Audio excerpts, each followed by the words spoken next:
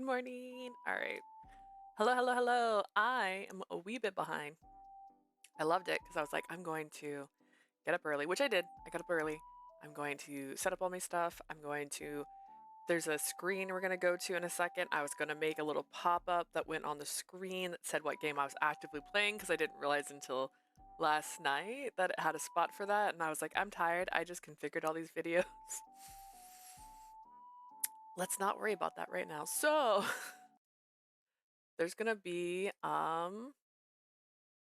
this screen today. This is the Choose Wisely screen, and hopefully I don't have too many issues. I have a schedule. I have my schedule popped up. I have chat on the opposite side of my screen though, because a lot of these games are bigger than my usual screen I keep up.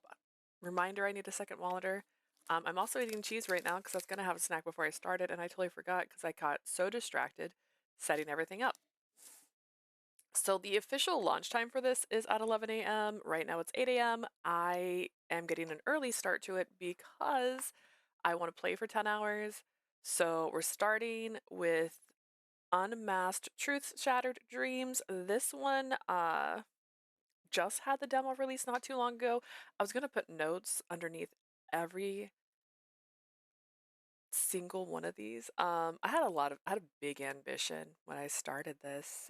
It's also really quiet. There's no sound right now in this game, which is fine. Let's see if I can find it. Oh my goodness. But yeah, this is going to be a full day of demos. And then I'm either going to slice up my videos and put them individually into YouTube so everyone can pick which one they want to watch, or I'll just have my normal notes underneath it. We're gonna see how I feel after I stream today, on how I want to do that. I'm gonna figure that one out soon enough. But yeah, I have my drinks. I have my caffeine. I have backup drink in case I finish my one drink. I brought some snackies because it's gonna be a long stream today. And then I also brought. There was one other thing I know I grabbed it. Oh, chapstick, chapstick. Keep not having this on my table, and it hurts my feelings. So, haha, I have it this time. I'm trying to see if I can find the email. Oh my goodness gracious. There are so many. So there are so many games right now. I have a list.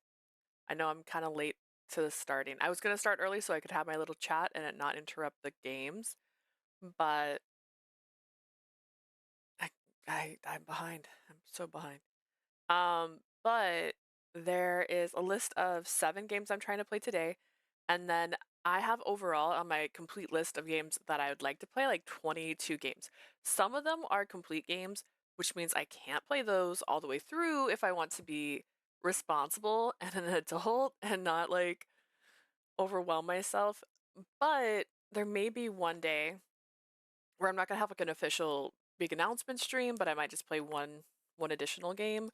Um, because I want to. I really want to. All right.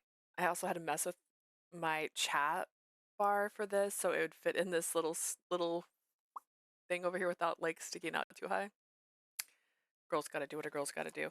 I'm also hoping not everything has controller features. A lot of these are demos, so we'll see which ones have controller features and which ones don't. Um, Everyone who knows me knows my preference pretty good. Okay.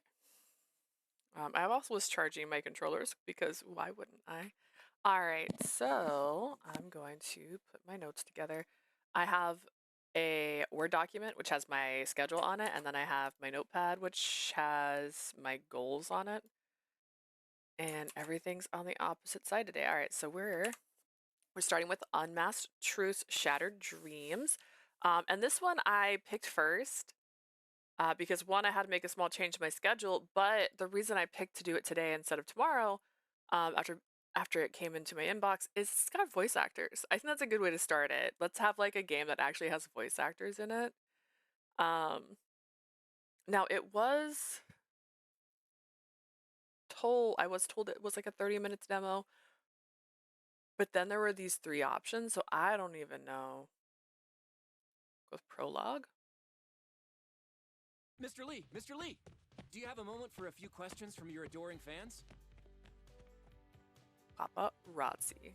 I always have time for my fans. Daehyun. Oh, and call me Daehyun. All my fans do. Thank you very much, Mr. Daehyun. I see you're here with the lovely Miss Izumi Sada today. You're quite the budding young power couple and are much beloved by fans worldwide. You're both highly accomplished individuals and world-class as well. Not to mention, we look absolutely adorable together. No one's more adorable than you, Izumi. Do you really think that, Daehyun? Also, I forgot the art style was another reason why I liked this one. The images they sent over had like a very large amount of like images like this that was in the stuff, and I was like, that's so pretty. Of course I do. You're the most adorable, smart, strong, kind. Stop! You'll make me blush. Truly, yours is the world-class relationship. Mind getting on with it? We do have a sling shuttle to catch. Who is this man? Wait, do I know Buttons? I don't know if I know Buttons.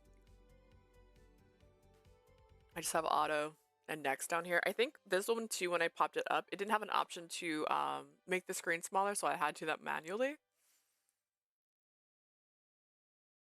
And who are you exactly? You're rather uninformed for someone who claims to be a reporter. I'm Lee Tae-hyun's manager. And you have 4 minutes before I suggest you get safely outside the launch area. Oh, well then. And that, dear viewers, was the most elusive face of Starstruck Entertainment. Oh wait, is that paparazzi and not the manager? I thought that was the manager, like, grabbed the mic. His brilliant efforts have in no small part helped to propel the internationally beloved Lee Dae-hyun's career into the spotlight and forever into everyone's hearts. It's long been suspected that Lee Dae-hyun's manager would be crowned with the title of world-class manager. We're gonna try auto.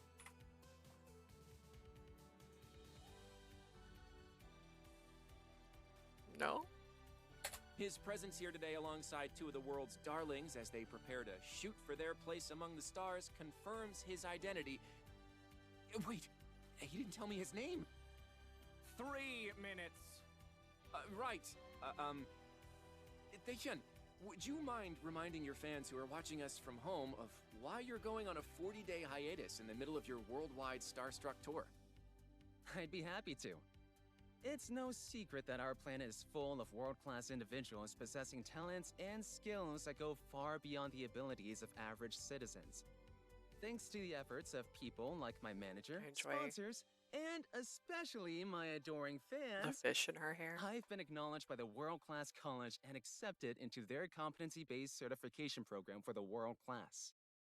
While the college allows its students to perform most of their course-related work remotely, we're all highly talented people without a lot of time to sit in lecture halls, of course.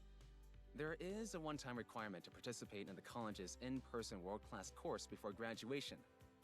This year, the course is taking place at the college's newly acquired and recently remodeled orbital campus. I'll be graduating soon, so we decided we'll attend the course together. This way, my darling Daehyun and I won't have to be apart for even a minute. They make me sick. That's right, Izumi. I don't like disappointing my fans, especially when it's on such short notice. But I couldn't possibly bring myself to disappoint my biggest fan of all.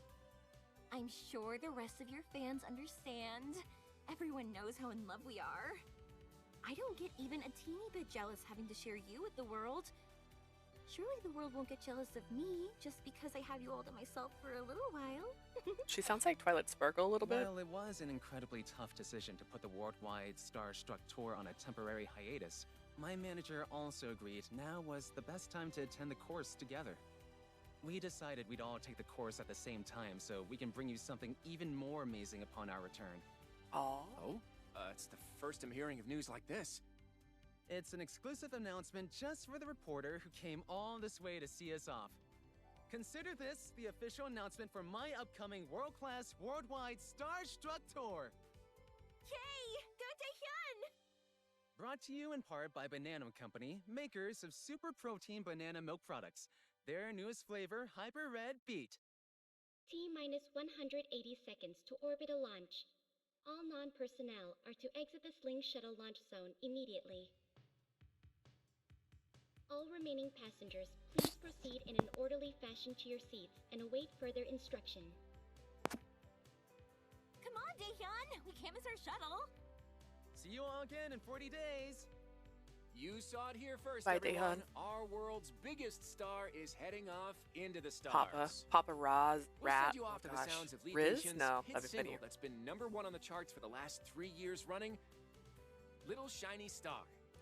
When we return after a few words from our sponsors, we'll be back in the studio and talking about the announcement of the upcoming world-class worldwide Starstruck Tour. What wishes will fans be making when our superstar shoots back down from orbit in 40 days? All passengers, please securely stow your carry-on luggage. Remember to also fasten your seat harnesses and power off all electronic devices. I realize now because they had For orbital so swing many in of these T-minus 72 beautiful seconds. pictures that they sent in the stuff they were showing. These That chairs are so It's cozy. picture from picture to picture, which is kind of neat, Comfort is less unless important than once we get past the safety. prologue, it changes. And I'll take the chair between you two. Now talk to... Izumi or Sardi? Sadia? Who do I want to talk to? We haven't met him yet. I do think she's adorable. I really like her outfit.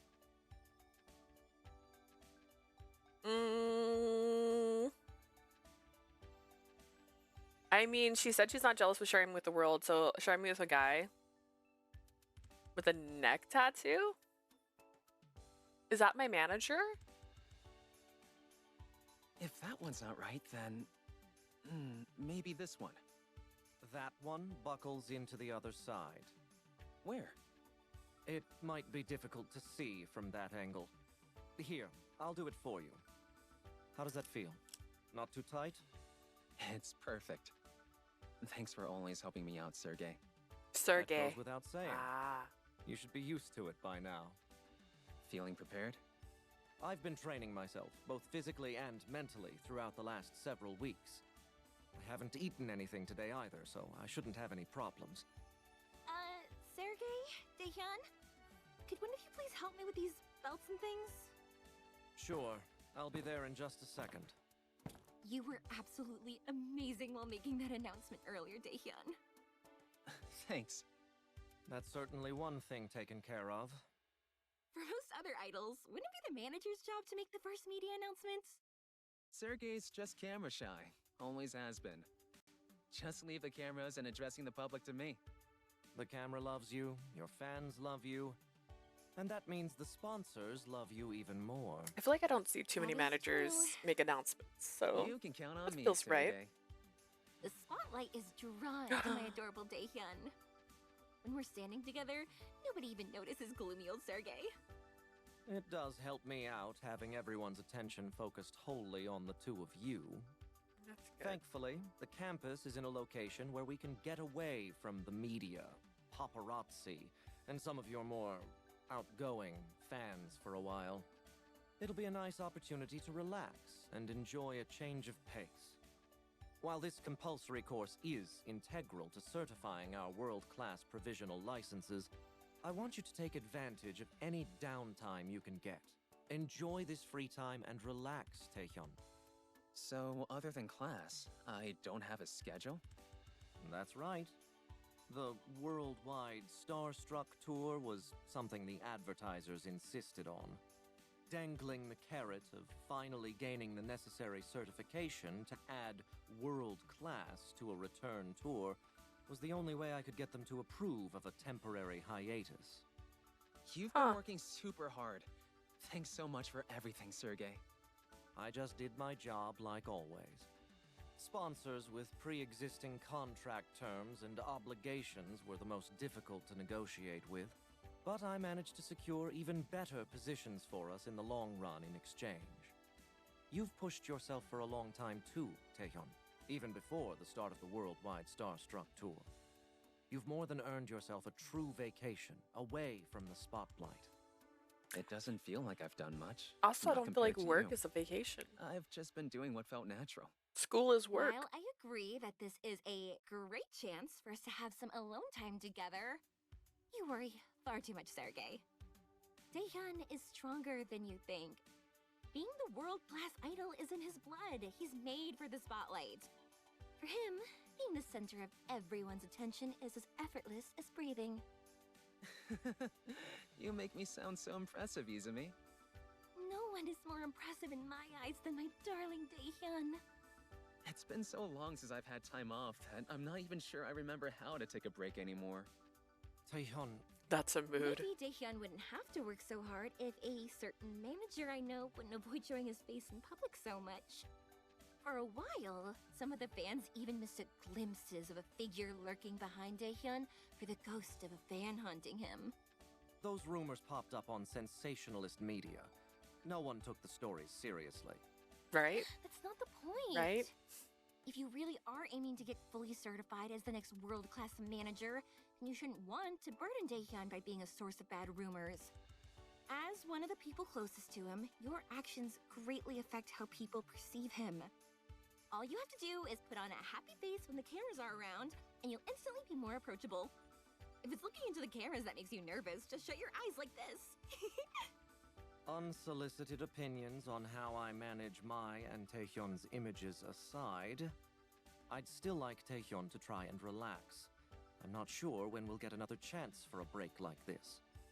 So, just do your best and... Slingshot initiating in 5, This is it. 4, 3, Oh, my hand, Daehyun! 2, Here we go! 1.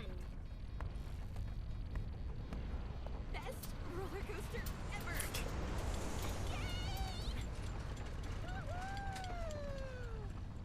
Oh, I think I'm going to be sick. What a rush! Ooh, I can't wait for when we go back down! You doing okay, Sergey? I'm fine.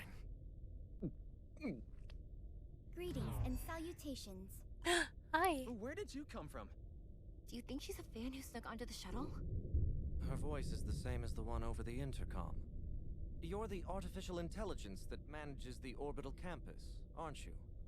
That is correct. I am honored to finally be meeting you all today. Lord Ivankov, Lady Sada, She and has Lord Lee. like a single bunny Only ear, Daehyun. just one, As you wish, Lord Taehyun. and then half a mask. Oh, she's absolutely adorable. Reminds me of when I performed alongside a Starlight And then singer. little bunny brooch. Except that those were holograms controlled by a human. This AI is supposedly completely autonomous. Oh. Please accept my apologies for any discomfort. I am currently optimizing the orbital sling process and have made some adjustments to the remainder of the flight path based on your individual biometric responses to launch. While I complete the adjustments, please allow me the pleasure of extending my humble gratitude for your willing participation in the orbital campus's closed beta testing. Feeling any better yet, Sergey? I should be able to withstand this much. Client Yeah. feedback received.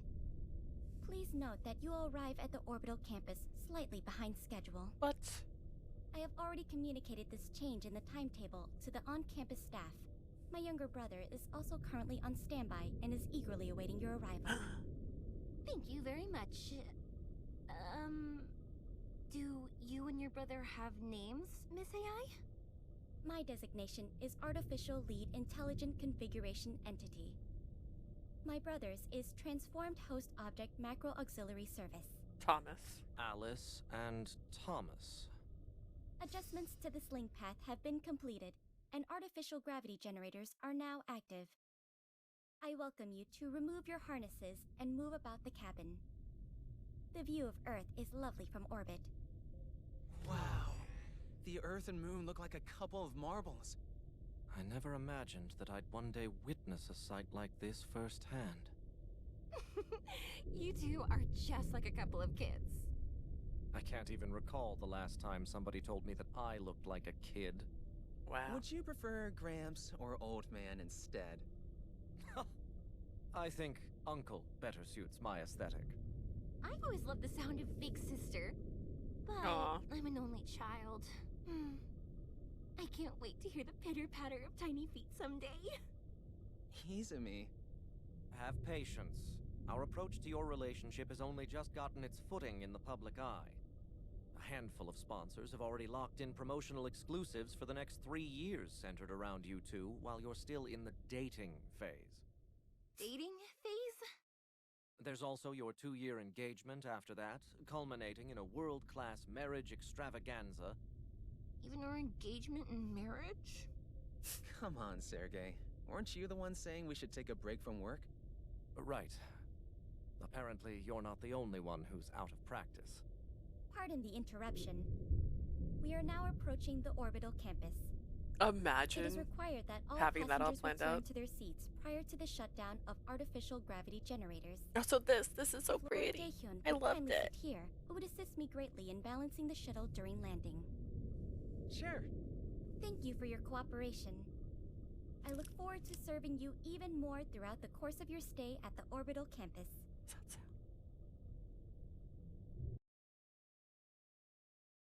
Yay! So I remember the logo, so I just realized that's the bunnies. That's Alice and Thomas. And yeah, it has a link to the wish list. Space. We're able to, I don't have, let's see, what's my schedule look like? Oh, no, we can do it. We have time. My next game's not supposed to start till 9. Perfect, perfect. We can click on a couple other things. And then we can get the next one at least loaded, which I'm also really excited about. Finally, some peace and quiet. Ooh. Mood.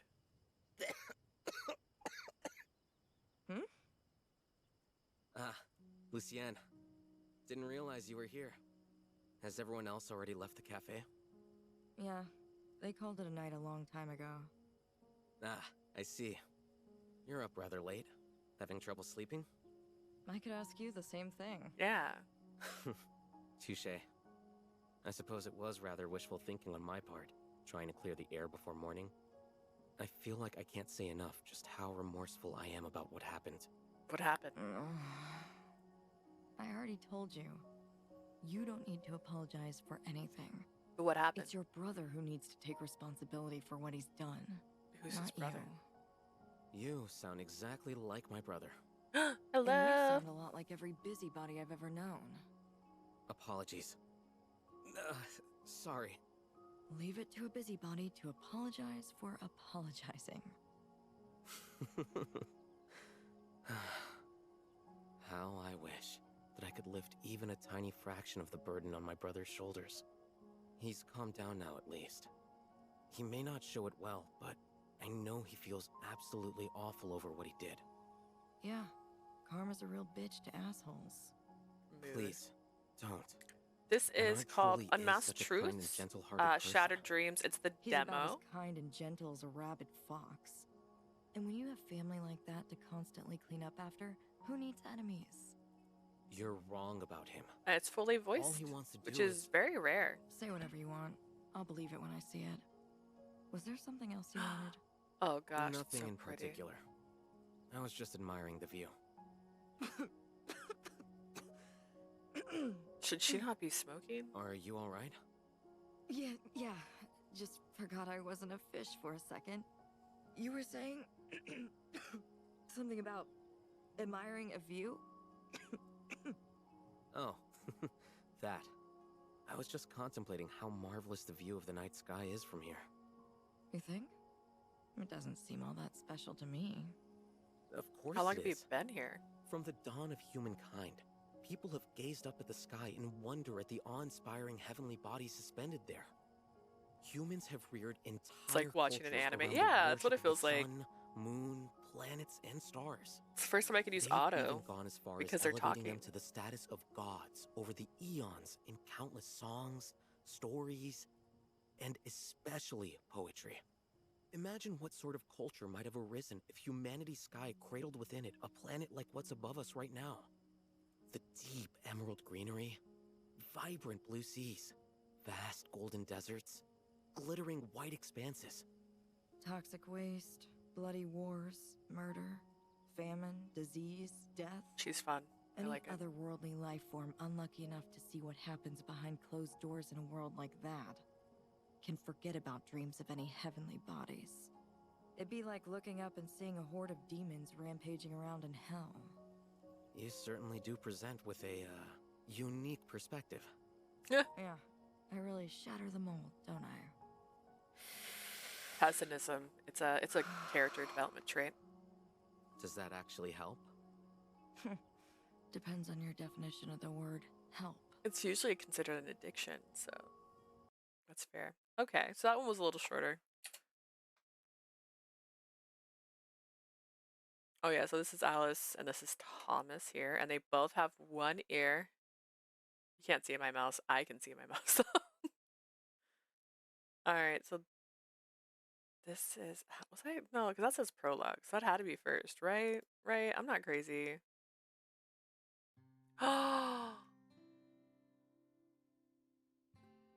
Okay, wait. Oh my gosh, wait. Okay. I wasn't prepared for this one. Dude, I run a cafe now. Baker Sim, best game ever.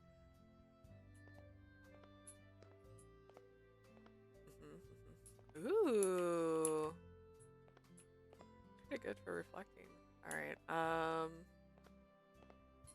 know what it wants me to do, but like... When have I ever done that first? Oh, this is so neat. I didn't really picture getting to explore. It's not very common in choice games, but it's a really lovely feature. Dang. It's very different styles too. Oh my god, she's stalking me.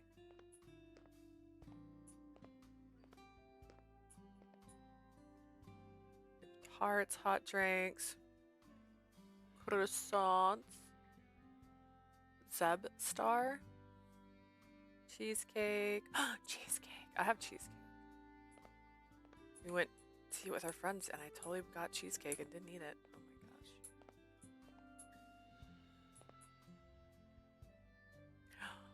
Abs. I'm clicking. I don't know how to talk to you. I hit space. A. No.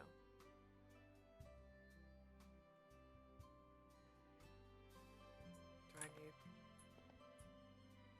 Reminds me of Beauty and the Beast. Oh. Enter? No. Right click? Left click? I would love to speak to her. I hit caps lock, not enter. Just going on and off cap lock. That didn't help though. Speak is part of the WSWBZ buttons. I actually don't know how to speak to her. Unless I can't speak to her from the side of the table, because I have to speak to her like a patron. No? Man. What other buttons are there? Oh no. Space? I only had space and A for auto all until this moment. It's a reminder, I'm a controller person. Let's see if it... View... No configuration. I don't have an answer on how to talk to her because all the buttons I imagined would work don't.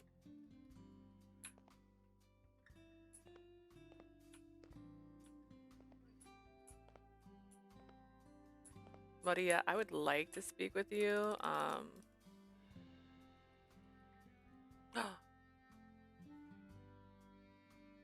I don't know.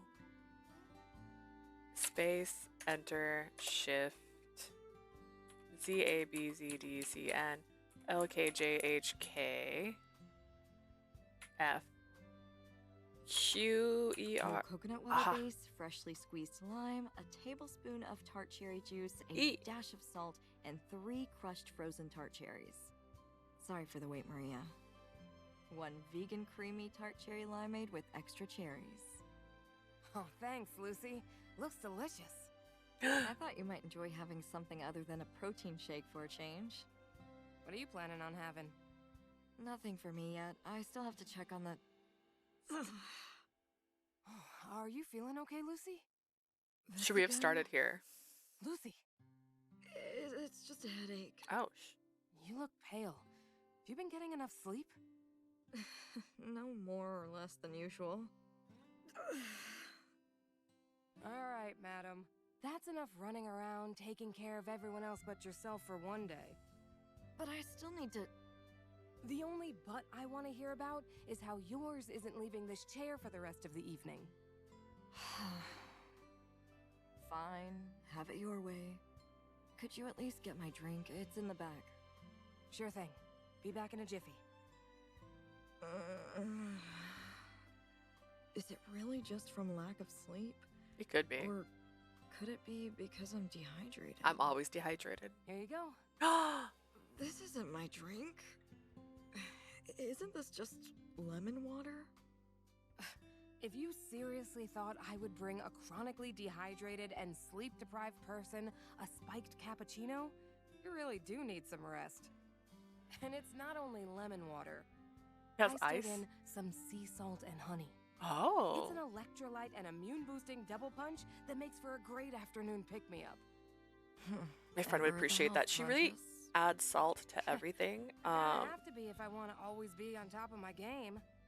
My body is a fine-tuned machine, so I gotta watch everything Actually, you I know put what it into is. it. Do you think you'd feel better if you laid off on the alcohol and caffeine for a while? Whoa. Sure.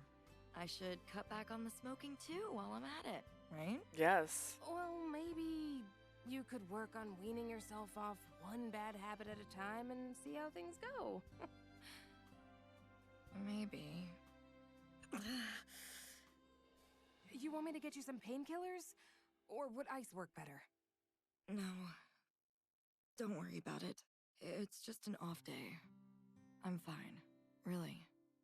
You could always talk to Izumi. I'm fine with listening to the troubles of others when they're in the mood to spill their guts to a total stranger, but I'm not about to share my own with someone I just met. Startled. Even if that person does happen to be the world-class psychologist. I know. I only wanted to remind you of your options. We talked for hours last night. Oh. All I did was tell her about the things on my mind that were stressing me out. She even listened to me while we took out the trash. Izumi's really helped me start seeing things from a fresh perspective. I can't continue on if I keep myself entrenched in the mindset I've had up till now. So I'm going to worry less about the past and my future and just face the things that are right in front of me head on. Sounds like some classic shrink advice, all right. Always acting like life can be all sugar plums and gumdrops if you just So classic. slap on a smile and think positive thoughts. Give me a break. The last thing I need to hear is advice like that from a perky little princess who's had the perfect life since birth. Whoa. I totally get what you mean. I used to think exactly the same way. But Izumi's honestly not like that. Sure, she encourages me to step outside my comfort zone, but she's never disregarded my feelings. She only helped me find the truth through all the noise. That's It's crazy. especially difficult letting someone in when you've hardened your heart because you're afraid of getting hurt again. Takes a lot of courage. Even more so when it's someone you know. Let me guess. Izumi told you all that too. She didn't need to say it, but she did help me come to that conclusion on my own. Even if you don't want to talk to Izumi, Imagine. and I know I'm probably overstepping by offering this, but if you ever find yourself completely unable to sleep, you're welcome to wander over to my room. I would Just take because that offer. I can't sleep doesn't mean you have to. You'd actually be helping me out, you know? I'll be putting in more than my fair share of all-nighters during the course. Instead of each of us being alone, we could stay up the whole night together. It'd be just like back when I was crashing at your place. I know you don't like talking about the things that keep you up at night, so I promise Naturally. I won't pry. Your company alone would be more than enough. Just prepare yourself for me to ask you the occasional question about our coursework. Yeah, okay. I might just take you up on that offer at some It's a good point while choice. we're here. Maria. Okay, so we don't ever find out who the brother is and why we're fighting with him. All right. But that's cool. I like the different versions of the settings. So like there's the story mode, there's the clear chatting mode. But yeah, what is free roam? This portion tech demo is not completely refined and optimized. It may lag on lower level machines. Do you want to continue? Yeah, let's continue because I had my next game slated for 9 a.m.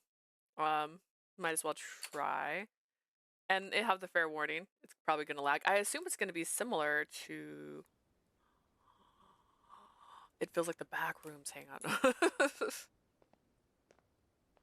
I was going to say similar to the cafe we were just at. Oh. Oh, well, this is beautiful. Can I keep going? How far back can I go? Ah, that's about right. I love the flowers. Oh my gosh. Oh, this reminds me of the flower manor. Not flower. Yeah, it was flower. She was a botanist. Oh my gosh. Wow. It is ever so unusual to be allowed to explore in this kind of style game and fully voiced. They got my interest. When I read that, I was like, maybe I shouldn't have done it first. I should have saved it for later when I was going to have a more tired voice, but I bet we run into somebody here that's cute. Oh my god, can we fish in this game? Any game that lets you fish is instantly better than other games. Oh, that's so pretty. We're gonna save going all the way up and looking at that beautiful statue up there. Last, we'll go over here next. But wow. Okay. Flowers, flowers, flowers. I'm seeing a vibe here. Oh, this is the cafe where we're just... I can't get closer. Okay.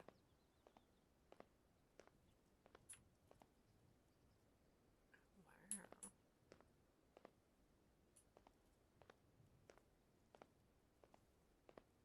This is so pretty. What the heck? It makes me think of, and I know it's not that kind of style, but like Story of Seasons or like Harvest Moon, where you get to, actually go about and meet people. I don't recall if I read it. This one has dating as an option. Mostly because I added it to my list yesterday, and I try to avoid reading too much, but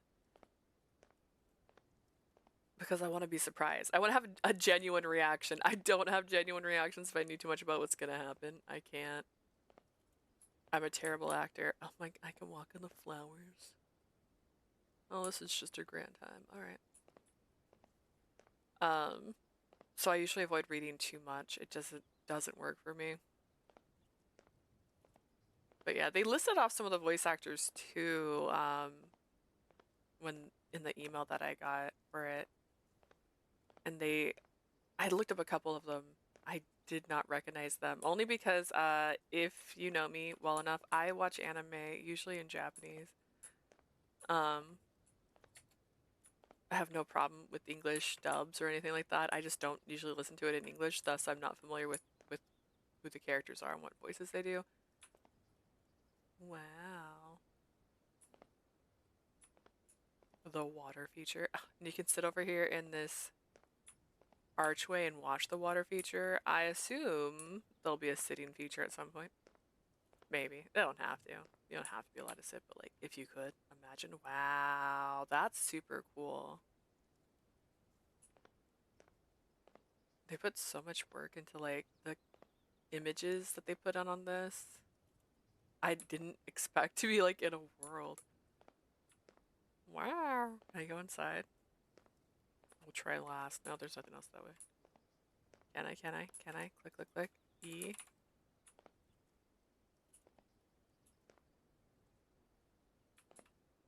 That feels like a puzzle, doesn't it? Alright, well that's everything I think you can do in the free roam part. I didn't see any additional. Well, there's a path over there. Wait, can I get to that path? We'll try and then we'll call it for this one. But yeah, I like this one. I like having the voices.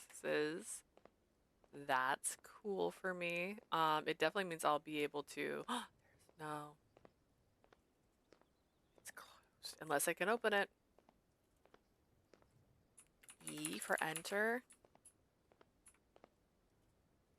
There's a place up there. That's really cool. I can see how this could have many different ways your story could go based on where you're exploring and who you might actually end up talking to. Especially if they have like a limit to how many people you can talk to in a day. That can usually affect like the overall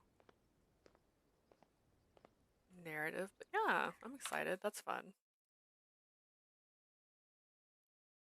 But yeah, so that's Unmasked Truths, Shattered Dreams. I think it looks really interesting. I think it said it was coming out next year. I meant to have a little sheet with all of the ETAs written down, but instead I fixed. I just realized I have a snack in my lap. I fixed the chat. My chat was taking up too much space, and I was like, let me fix that so it's not taking up the entire screen. When it has a little chat corner. And then next, this one I was really excited about trying out as well. There's a lot. Okay, I had like a list of like just straight up no's, and the ones that end up being the straight up no's list were basically tactics. I am not a tactics girly. I like RPGs. I do not like tactics. You can't make me. I refuse. Tactics are the enemy. I just don't want to play tactics. So those are basically the only games I put in my absolutely no, don't even think about it section. Why? Too many windows.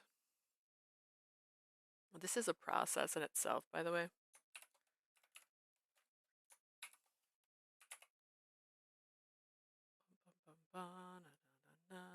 I can't remember if this is another one that didn't instantly go into small screen or not. Oh, we have a CG gallery. That makes me so excited.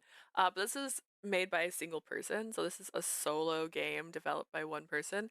It's called Night Shift 1999. If I recall correctly, you play as a vampire, which is exciting for me because I love vampires. I liked the design here too because it's literally just black and white. Everything is black and white in this one. And then we're going to play this until we get closer to the showcase. So the showcase is the official announcement of the show starting. I don't know. I started early. Again, I needed to. I also only configured the videos. I have not played any of the games, so there could be bugs. I might be struggling to make sure I have the buttons right. But look how cool this looks. Like, I can tell that's a train. Like, that's so cool.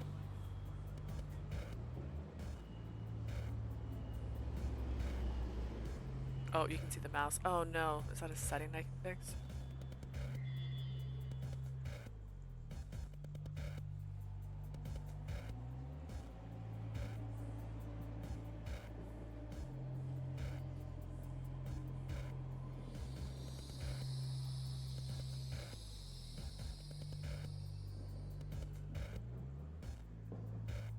I also love the logo being fangs.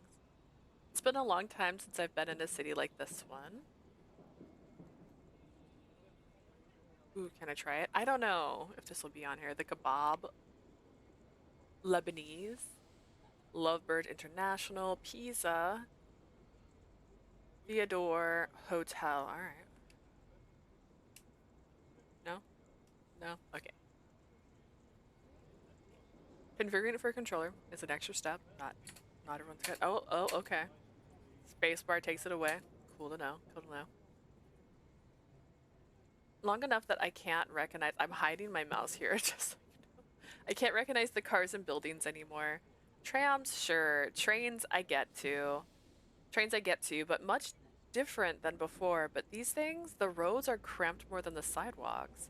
At least the pandemonium isn't anything different. In fact, the chaos seems organized compared to what it has been like in the past. There's still the odd fool to walk straight out into the street, but the braking is quicker and there's no horses to contend with now. I looked through the lease I signed a couple weeks ago. It wasn't easy finding a place that doesn't care if you're employed or not, so I don't really know what to expect from my new dwelling. Money. That'll be another problem soon, too. I narrowly pass through the bustling bodies of people wandering the streets. It's getting quieter the further I walk, but there's still groups of party goers clustered together. I wonder. Text, text. I just want it instant. I'm always an instant person. Ooh, font size, skip mode, read only. Default. That's fine. This close to people after, God, it's been too many years to count. All I've had is a crypt and a corpse for company. It's intoxicating. I turn a corner, there it is, my new home, dazzling with bright, shiny lights in every window. The building towers over the suburb for eons, the tallest thing in the area, and I can't help my apparitions. All of these apartments, this close together, how many warm bodies are packed in there like sardines? Maybe the crypt was a better option. I walk through the sliding door and get started. 10 floors is a way to go. Lofty ceilings, fully functional kitchenette, and plenty of room to grow. That's what the flyer had said when I picked it out. Apart from there being plenty of room to grow, it seems true to its words. I've had what meager I had what meager belongings I could scrounge together, sent over already. Boxes clutter the room, spread around without much thought or care. And of course, a new bed. Since I've been asleep, there's been a boom in the ease of shopping. I've never thought I'd see the day you could buy something over the phone. But humans are. Oh, actually, I totally just realized something. Whoopsie, I have this set to Fortnite. LOL. Can I? Night. Not every game, also. It do. All right, cool. I can actually change it to the game we're playing. Whoopsie, I forgot that there's a setting on here that tells you what game you're currently playing, and I've had it set to Fortnite for the last whatever. Because that's the last game I played last week. The hike up the stairs would be worth it if you could say good morning to the world each day. From up here, you can see all the boats in the harbor lazily drifting on the sea. There's tiny illuminated dots in the distance over the bridge, moving carefully as people make their way to their own homes. The city in perpetual movement, no matter where you look. I missed all the fireworks, having been underground while everyone ushered in 1999, but it's still so bright out there, full of restless energy and the type of exuberance you only see once a year. I've never seen the city so bright before tonight. Every corner I look at is lit up, rivaling even the bright sky itself. Actually, where are the stars? They've been dimmed in turn, turning the sky into a deep, endless blue. I wonder what it'll look like in another 20, 50, 100 years. Smog used to overshadow everything. Now new gases do. I know what certainly I know with certainty that one day it'll suffocate itself into silence. Nice. Though who can say for sure that I'll be there to see that. No matter how many times I go and come, I never feel any older. I've always I'm always just as Star Trekked as a newborn, forced to learn everything over and over for eternity. Here it goes, try number 5. I've come well prepared for this, grabbing the stack of papers from my backpack. I'll start sticking it to the glass panes. Goodbye, world. Hello, sanctuary. Beautiful. Nice. Perfect. While it's the first time I've done it in a while, it's nothing I'm unaccustomed to. Wherever I'm resettled, it's what I do before anything else. After all, there's nothing scarier than daylight. Bit by bit, the landscape is covered up by flyers for album releases, upcoming movies, and cleaning services. I can't help but eye the few job listings I've picked up along the way. It's hard finding employment when your academic references are over 100 years old and you've got a gap in your history just about as long as that. But it's sink or swim. Now more than ever, alone for the first time in my life, truly alone, I need to figure out how I'm going to live again. What is this? This is called Night Shift 1999. You are a vampire. This is the demo. Actually, let me see if I can break into my own emails and see if she put the ETA for it. It doesn't specifically say. Cool. It just says upcoming, which is perfect. Perfectly reasonable and fine. Even as acquainted as I am by now, there's nothing research can't fix. No, I just realized there's no sound, is there? Was there sound when we started? Does say sound. Voices volume? Does it have voices? Naturally, that's exactly what I did before finalizing my move. Stepping back, I admired my handiwork before reaching into my bag once again. Yeah, there's no sound in the. There's like a little bit of a bird chirp. I don't have a bird, so that's definitely the game. That or something's happening. A resume, my resume, nipply typed and printed. I don't want to put random sounds there and confuse anybody.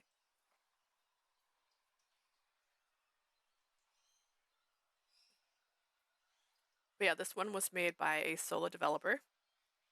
They made it all by themselves. There's a donut in this bag, which we can watch during the thing at 11.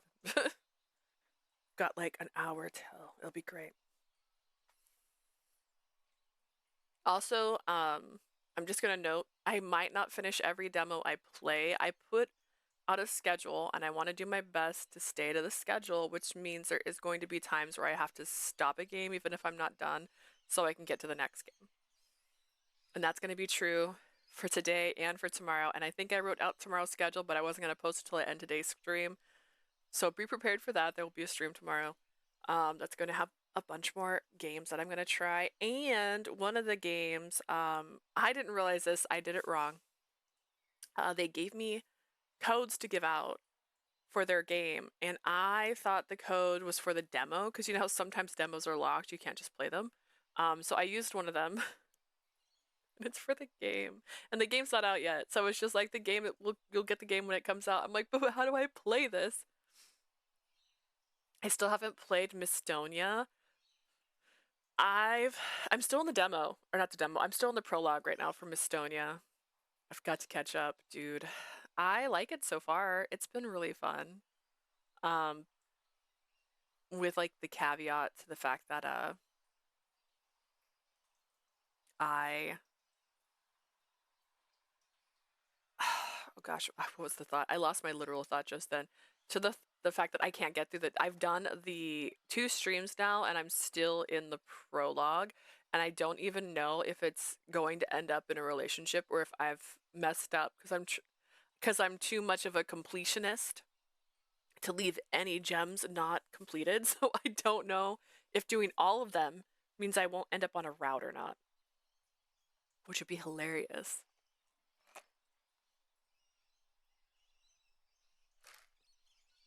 But so far, my favorite is Lucas. That's his name. It turns out that the typewriters have since been replaced during my absence, but I can't say it's for the worse. I'd rather like what I've seen on computers thus far. 100 years ago, typewriters. 1999.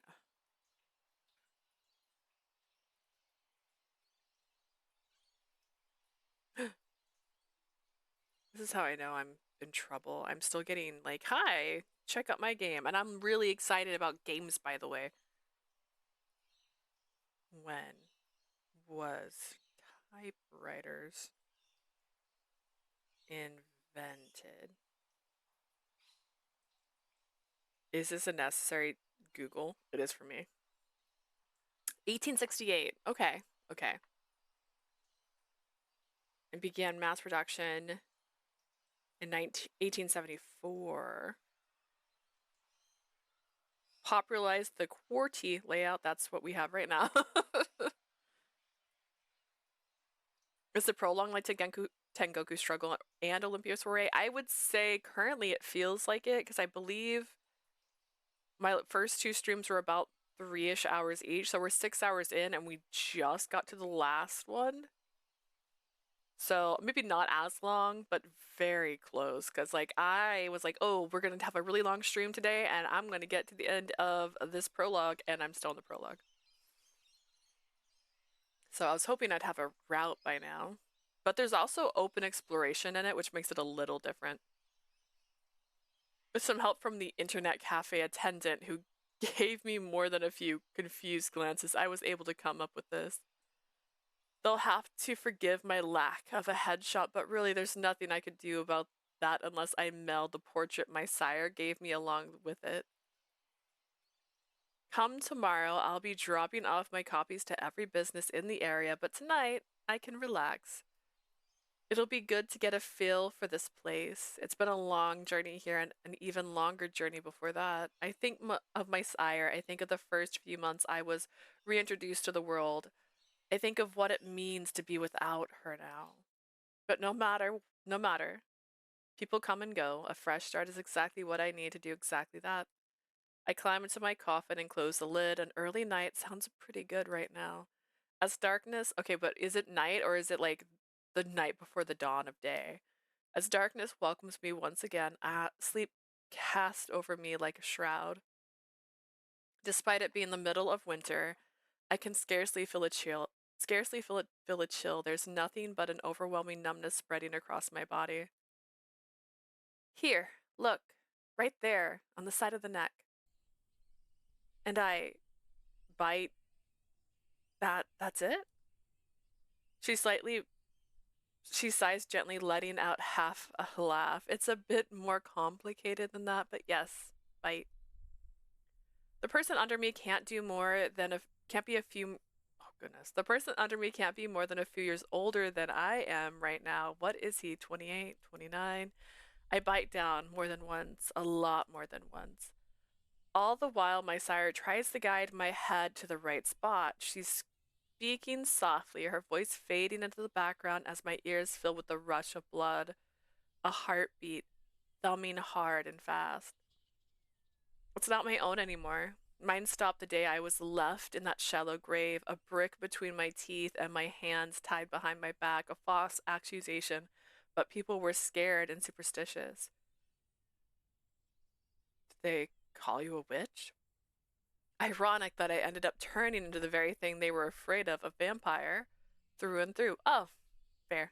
That's so fair. Now this is the closest I'll ever get to being alive again, when I'm taking someone else's. That's better. She hums, her hand stroking my hair. Next time, let's try not to take a chunk out of his shoulder, all right? She's so amused, so assured. It's like there's nothing wrong with this at all. Maybe it's true, it's only natural. The words echoed across me, and all I'm left with is the feeling of her tender touch. It never feels like any time passes at all when I'm locked away in my coffin. It stretches out into an eternal night. Oh well, no time to dwell on that. First things first, I should look at a map, or maybe the yellow pages, or both. That sounds best.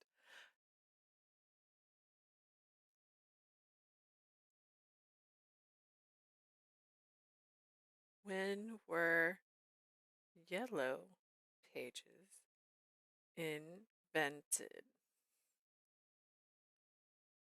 1883. Interesting. I'm learning things.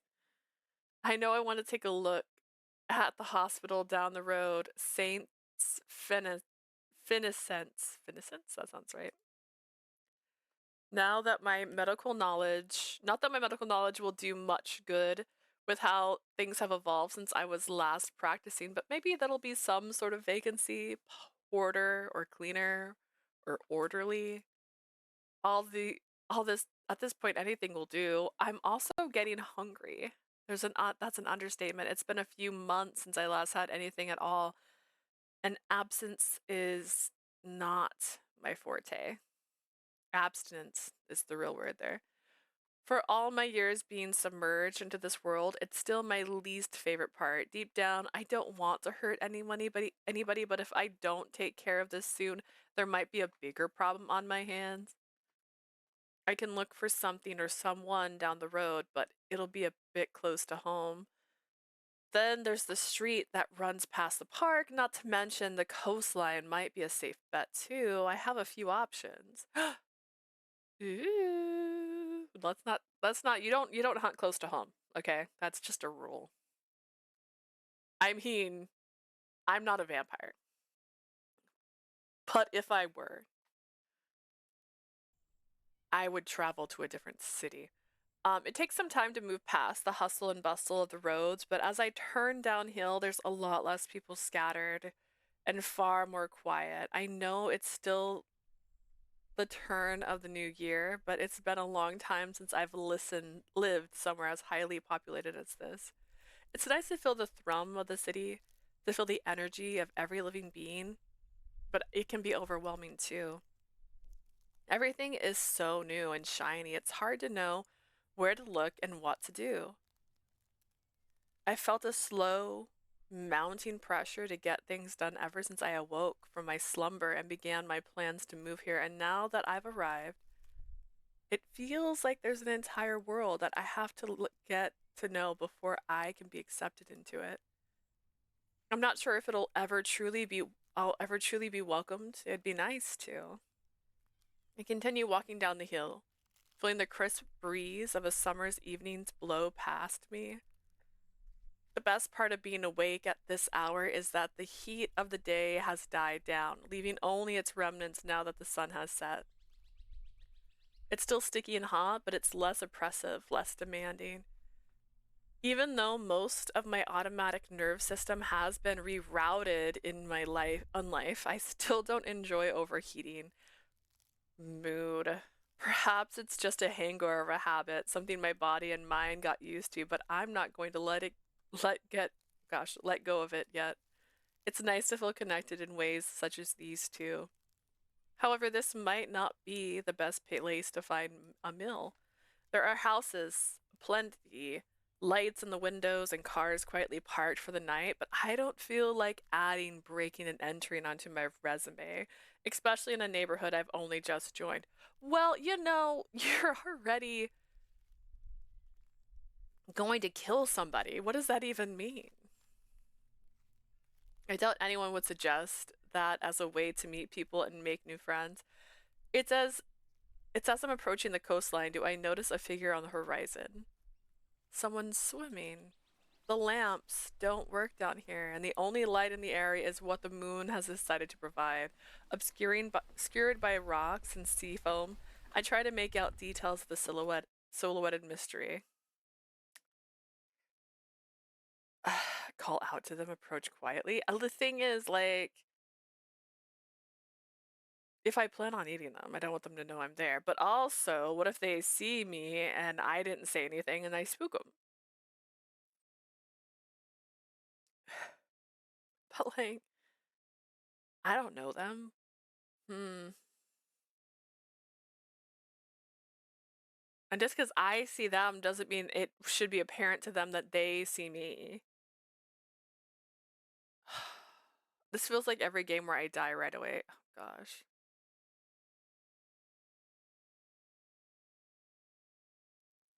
Everything about me has been carefully chiseled and honed to be a hunting machine, subtle and foreboding. Keeping to the shadows isn't difficult. The waves are strong tonight, crashing and lapping at the limestone and providing the perfect cover for me to slink closer. The person I found myself sneaking up to keeps diving underneath the water, her hair long enough that it stays near the surface, inky against the dark waters. I hadn't anticipated it, but perhaps midnight divers could be a new food source. It's been a long, long time since I last swam, longer than I can even count.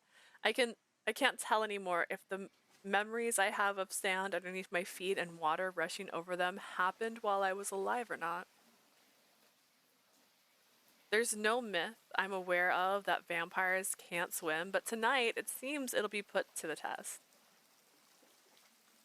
It's only as I continue closer, keeping as slow as possible as I move down the steps, does something else catch my attention.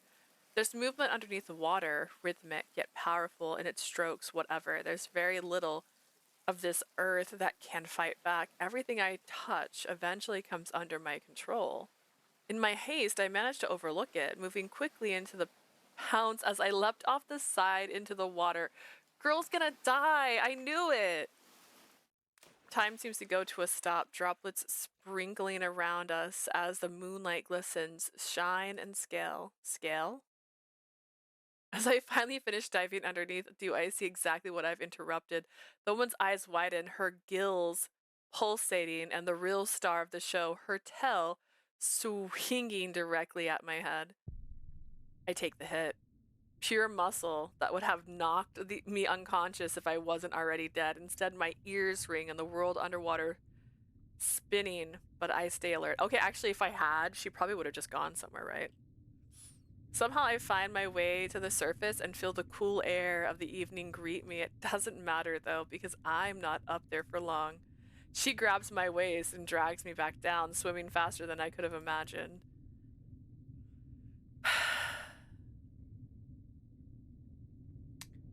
Would a mermaid enjoy eating a vampire? Oh, I also totally forgot. I changed the amount of time the ads are just for everybody to enjoy more. It's 30 seconds instead of a minute and 30 seconds because one, it's not like I make a lot streaming, so I don't care. They also raise the threshold. I don't know if you guys are familiar, but there's like a threshold of how long ads are that determine like what your revenue is going to be. And mine's was at the highest least, if that makes any sense. The highest amount grossed at the least amount of time. And they raised that higher, which means the ads would have to be longer to hit that threshold again. And I'm like, I'm not doing that. Let's just go down. So they're shorter now. Not that I even underestimated murder people, but I didn't think my first meeting would be an attempted murder. Touche. She continued to beat against the water as it turned icy, and the view of the sky overhead slowly fading. I can still feel her heartbeat despite it all, hammering violently against where I am pressed to her body. Whatever meal I had on my lips had been replaced by curiosity now, and a touch of dull fear. I won't die. I can't die. But the pressure around us continued to mount, crushing us. Me. It's as darkness, true darkness settles in, she turns to look at me, her unexpected prey. When she sees me staring back at her, my chest still, but my eyes blinking, do I show her a smile, all teeth, but no malice. Despite how our first meeting has been going, she stares at me and flushes and then begins our ascent. I gladly stay limp in her arms. Did you try to bite me? Oops, caught red-handed. At least she seemed amused. Yeah, I thought you were swimming. Uh-huh. Well, you weren't wrong, but maybe next time don't ambush people. Even if I was some human, you probably would have killed me. Then she looks me up and down. I suppose that's only natural for you, though. Ouch. You don't see me admonishing you for trying to kill me. You had no idea I was a vampire. You didn't care. Oh, Isra. Have they said her name? Their name? I don't know. The conversation had taken a turn quite quickly. I was only defending myself. You attacked me. Yeah, I'm sure going straight to manslaughter is a proper way to deal with that. What do you like doing that to unexpected swimmers? I don't know why I'm getting so defensive. Yeah, you like doing that to swimmers? Just like... For all intents and purposes, she's not wrong, and I've made an ass of myself. I'm not the only one who has to watch their back. Every person who lives on the fringes of society has felt the anxiety, knows how quickly friend can turn to foe. It's not wrong protecting yourself. She looks hurt and a little angry. I sigh and drag myself out of the water onto the pavement. Sorry, that wasn't called for. Let's start over. She takes a long look at me. Okay. Don't make me regret it, though. I'm Sune. Ooh. I reach out my hand and she takes it, emerging out of the water to sit next to me. Isra, it's nice meeting you. I didn't realize this was such a lively bay. I've moved in just up the road. Don't think it'll stay that lively if you keep that whole routine up. I shoot her a look, but all she does is smile back at me. I guess I can let that slide. I did start this after all. but it's nice to see a new face. Don't get many visitors around here due to all this. She waves dismissively at her tail, and yeah, I get the point. It's odd to run into a mermaid alone. Every tall tale I've ever heard of have always painted them as communal creatures traveling together wherever they may be. Completely unlike the existence I found myself in, rare to find another one of me, let alone get along with them. The most luck you often have is staying with your sire until it eventually ends in tragedy, whether at your hands, theirs, or some meddling hunter. It's not that unusual to move from town to town, never welcome and never quite at home. It's everything that Mer people are supposed to be the opposite of. Their home is wherever they are and whoever they're with. Why is that? Why is that? We know what they are. I don't think it's our place to invade their privacy and be like, hey, why is you alone, girl? Any tips for the new phase? Other than don't kill people and try to keep your head down, I think you'll figure it out pretty quickly. How long have you been... She waves her hand around like that. I wink. A lady never tells. Besides, I like to think I'm young at heart. Now you're sounding your age. Alright, I think I get the picture. I'll be staying here for a while. I hope. I can't say I hope for the same myself, but... She looks out into the distance as she trails her hand in the water. It is a nice place. Different. Different but nice. You really won't find many people down here. I'm serious. It's dead at this time of night, and I don't know the intricacies of your diet. But you do better further up the road. Duly noted. It's very peaceful. Not so much during the day. You'd be surprised. I have to swim quite a bit further out, and the boats are horrendous. She punctuates that with a noise of disgust, and I can't help but wonder if the bay looks the same as it does from my window. It's fascinating that from above, but I never thought about it from below. I've had a hard enough time blending in with the increased technology and industrialism. I suppose not even the seas are safe from them now. I suppose I must have interrupted your alone time then. Sorry for that. Sune scrunches her nose. Whether that's a good expression or a bad one, I'm not quite sure, but she does sound upset when she speaks again. It might have been a blessing in disguise, you never know. I have not spoken to anyone in a while. I was curious about that. Why? Did the tell not tip you off? I can't exactly talk to every passerby.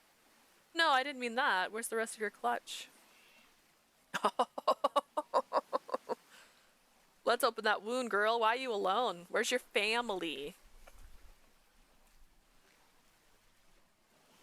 Why are you out here in Australia all by yourself? She looked a little stricken and a lot more apprehensive than I could have expected. I should have expected this to be a sensitive topic, but I'm not sure what I was thinking, really. Maybe I've been too straightforward with someone I barely know and who barely likes me. The vulnerability of being on your own, now that's something I can relate to. I'm not sure. I kind of lost them on the way here, but I'm bound to be heading back the way I came soon. She perks up at the end of that statement. I take this as my cue not to dig any deeper than I already have, even though that's definitely not the answer. Oh, I guess I won't see you again. Sorry for such a bad first and last impression. Sorry, Sune. The water on everything had started to dry in the remaining heat of the day, and I can barely feel the chilly breeze of evening setting in. I look up at the sky again, obscured by a canopy of trees and clouds slowly rolling in. The time for apologies has long passed now. You redeemed yourself already. Then she narrows her eyes. Maybe I'm still making up my mind about you. Well, I promise not to attack you again. Truce? Oh, she's smiling. Oh my gosh. Sune laughs as she takes my hand to shake it. All right, truce. I won't say it's not nice to speak freely to someone again. I smile at her, teeth expectedly not barred before leaning back on the pavement. Me too. It's been... I can't even say how long it's been. Hey, how long have you... A loud crash from nearby cuts me off before I can finish my sentence, and I whip around to see what could have caused the commotion. There's nothing in sight, but paws against concrete, a knocked over bin, decidedly non-human shuffling. Some sort of animal for sure. Nothing to worry about. Must be some cat. Anyways, Sune! Hey girl, hey girl, hey. I turn around to find no one there. I suppose that's my cue to leave too. Back the way we came. Festivities are still in full swing, it seems. It was bumper to bumper all the way here, and people have continued to loudly celebrate the new year, the last year of the millennium. Who would have thought I'd ever see the day? As excited as all of that is, it's been very busy on the sidewalk, and that does not bode well for what's going to be like inside the hospital. There's a queue of ambulances outside the ER, and that's not mentioning the horde inside. This is where someone who values their time might turn around, come back the day after, and speak with admin, but I'm on a deadline.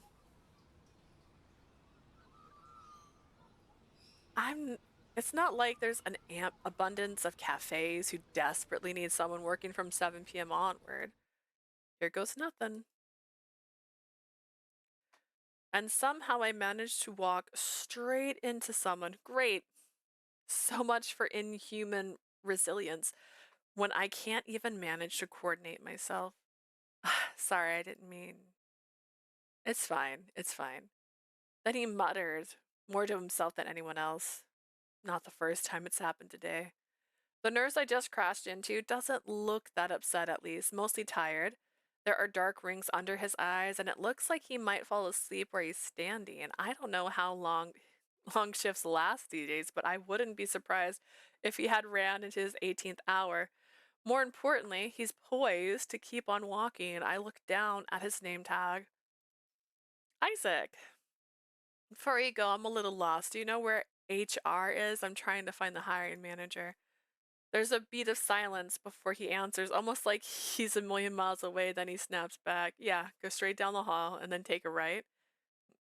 Hiccups. If you keep going, you'll see Chris's office. Hiccup again. And with that, he's off. I don't mind that. Better to get straight to the point and straight back to what I was doing.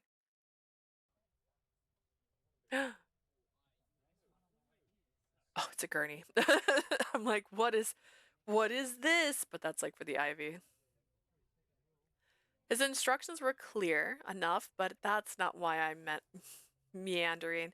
I had known this was a risk to get a job in a place so tightly packed with so many beating hearts, but I hadn't expected to be like this. There are a plethora of open wounds, bloody bandages, and more, even beneath the smell of the industrial strength bleach and I know how to say it. I know how to say it.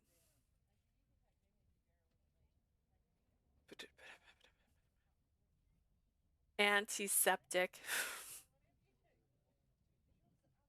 I can barely think right now, barely move a muscle as my eyes find themselves lingering on a patient that's been left in the hallway. I won't be having the luxury of feeding before every shift. Can I really work a job in an environment like this? I've only just managed to claw myself back from the abyss. Maybe it's wrong to surround myself with so many vulnerable people, so many humans at the mercy of my own impulse. I force myself to breathe in deep. No, this is going to be my life now. There's no better time than the present to turn over a new leaf. I'll have to learn to temper myself, but at the end of the day, the only thing that can stop me is me. I promptly moved past the patient laid up in the bed, deciding to dedicate myself in earnest to dropping off my resume and discussing the upcoming interview. There'll be time to ponder over what happens there, but I don't need to get caught up in this right now. What's important is I confirm my interview and get out of here. Too many temptations, too much chaos. I don't need to walk much further because there I am, face to face with the office I've been seeking. I rap my knuckles on the door and open it up after a bright voice yells, "Come in." "Hey, good evening." It gives me no chance to speak, already ushering me inside and closing the door behind me. "Now don't tell me." "Mary?" "No, I'm actually here to inquire about the orderly position." "Isra, I sent you an email."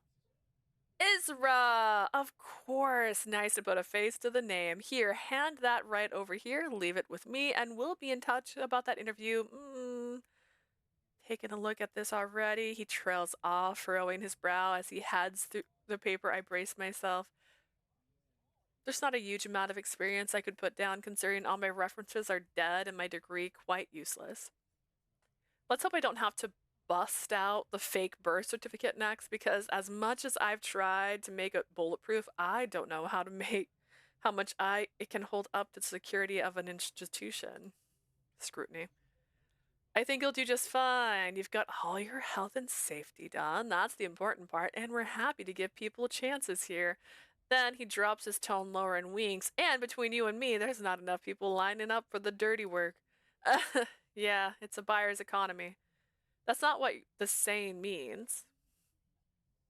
But he still chuckles along with me, my awkward laugh. "Same email address? Have you got a best contact number?"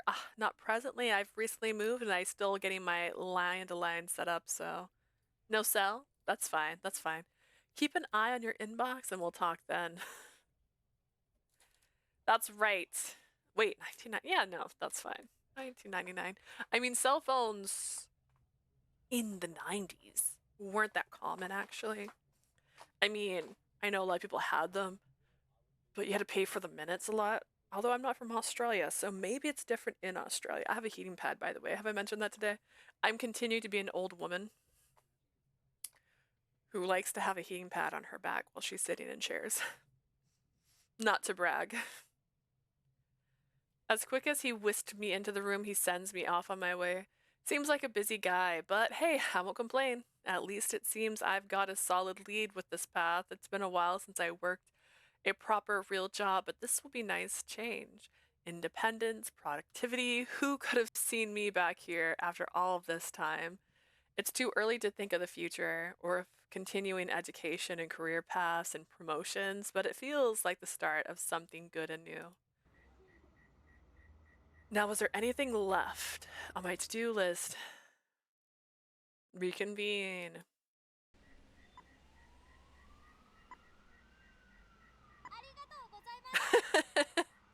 Hello.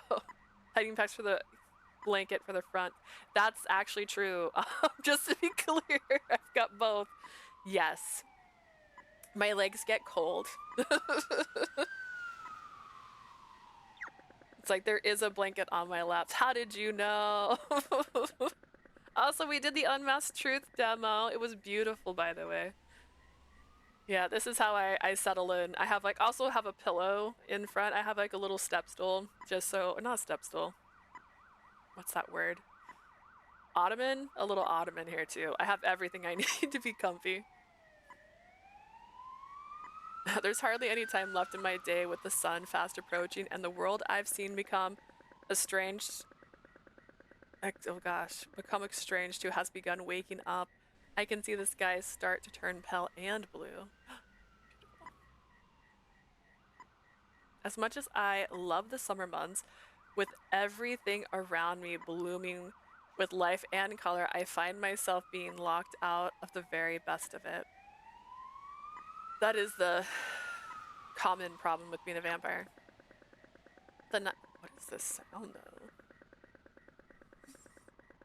The nights are short and the days are long, and even if my world teems with people of every kind, I'm not one of them, and I never will be. But even if someone in the position might find themselves overwhelmed with loneliness, I can't help but still feel connected with it all. It's hard to feel down when the weather is warm, fruit bats are streaking the skies, and the cockatoos are screeching as they squabble and swarm. Dude, okay. That sounds adorable. We have bats here, and it's one of those things where it takes a minute for me to realize it's a bat because everything is a bird in the sky to me at first. And then I go, it doesn't have tail feathers. That's a bat. I want to see a sky full of bats though. We've only had that happen one time at a rest stop where we saw a bunch of bats, and it took us a while again to realize it was bats. They were like swarming around a pole that had like a light at the top. And again, it's one of those things where you see flying, you go, it's a bird. Then I was like, man, wait, it was a bunch of bats. Lazily trailing my way back home, I watch as clouds pass me by and people on their morning commutes start to find their ways to cars, taxis, and the like. There's the few that were out late, tired and jovial, finding their ways back to their beds at the same as I. The day was successful. I don't have all the answers yet, but I at least know there are ways forwards out of this uncertainty. I could really see myself living a life here. There was a time where I never thought about money, sustainability, staying grounded in one place. Worrying wasn't something I ever concerned myself with, but now I'm intimately acquainted with it. I can't alienate myself though.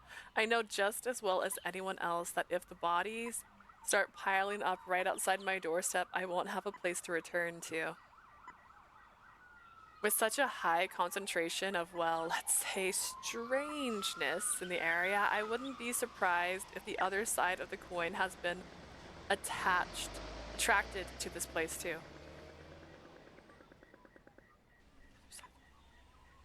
Hunters. Thank you. It's like, what's the other side of the vampire coin? Hunters, to be exact. It's a new world, but it's not that new. I'll need to keep a low profile and balance some of my accidents accordingly. I find myself at the entrance of the apartment building and brace myself for the hike upstairs. There was a book I read when I was a kid. I want to emphasize when I was a kid. And it was a vampire trilogy, if I recall correctly. And this is kind of made me think of that vampire trilogy. Book.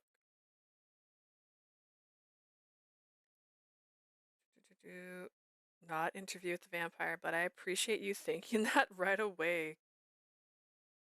Oh no, will I ever find it? Oh goodness. It honestly reminded me very much of um every single book I've ever read and every single movie I've ever watched I've just lost. Including the actor's name. I was like, I'll just say her name. I can't remember her name. But she was a cool lady.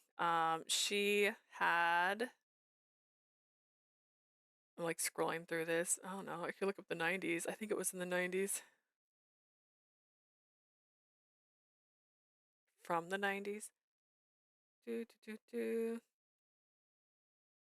that it? Oh, this looks right. This looks right. The Last Vampire. This looks like it. Christopher Pike. So she's in the first two books, I think it was the very first two books, she thought she was the only one left. Oh my god, it went to 5. I only read the first 3. Wait, there's more. But she would have to like redo her identity every so often because 1, she's leaving a trail of blood behind her. 2, she can't stay in one place for too long because she's eternally young, and thus people would start to realize, man, she looks the same as she did 10 years ago. So it's a reoccurring problem there. She gets hunted a lot, you know. It's pretty fun. It reminds me of Underworld a lot too. So Underworld, again, just a bunch of vampires. So many vampires in Underworld. So much story to have there. But they also have to hide their identity. They can't be too out in the open. They have their mortal enemies, which is werewolves. I don't remember there being werewolves in the other one, but I guess there's more I need to read from that one. I read 3 of them. I remember that much. Um, and I remember her having a boyfriend, I think, at one point in it. But she also had reminiscent moments where she'd talk about her sire and the past and the life she had before. And had a lot. I don't remember it as well as I did when I was a kid, a literal child reading this book. But it was good at the time. I find myself at the entrance of the apartment building and brace myself for the hike upstairs. That's right, she's got 10 flights to go. Here we go once again. She is getting her workout. Those thighs be burning. Maybe I should get started on these boxes sometime soon. After all, I want to become a permanent fixture rather than a transient one myself. As those final thoughts drift through my mind, I find myself being pulled into my slumber. Oh. Oh, it's a play. If there is one thing that eternal life has given me, it's the chance to see history come and go and be made once more. All around me does the world. Did I mention recently I'm dyslexic? Sometimes I just read a sentence and go like, what did I just say? All around me does the world develop at an alarming rate. Was it ever this fast when I was alive? All I remember are unending winters and unyielding summers, crops and ships and travel from the few, taxes for the many. Travel for the few, taxes for the many. Wait, that's great. That feels right. Oh, my entire thing froze because I did that. Oh, did I actually get it? The music. Okay, so if you're not clicked on the screen, it pauses the sound. So if I like clicked off the game, the sound goes away. I opened a screenshotting tool. My childhood seems as distant as a story that someone once recounted, as if it had happened to someone else rather than to me. What I've experienced since has filled 10 lifetimes, if not more. Okay. So like 1,000? Are we like 1,000 now? It's a new opera season and everything has changed once again. The clothes, the orchestra, the sound of the song. It's all different in the very best way. Earlier this evening, my sire and I got to see the Paris Salon too. Something that I can't have imagined happened a century ago. I'd found that the art, no matter what form they come in, are the very best way to stay tethered to humanity.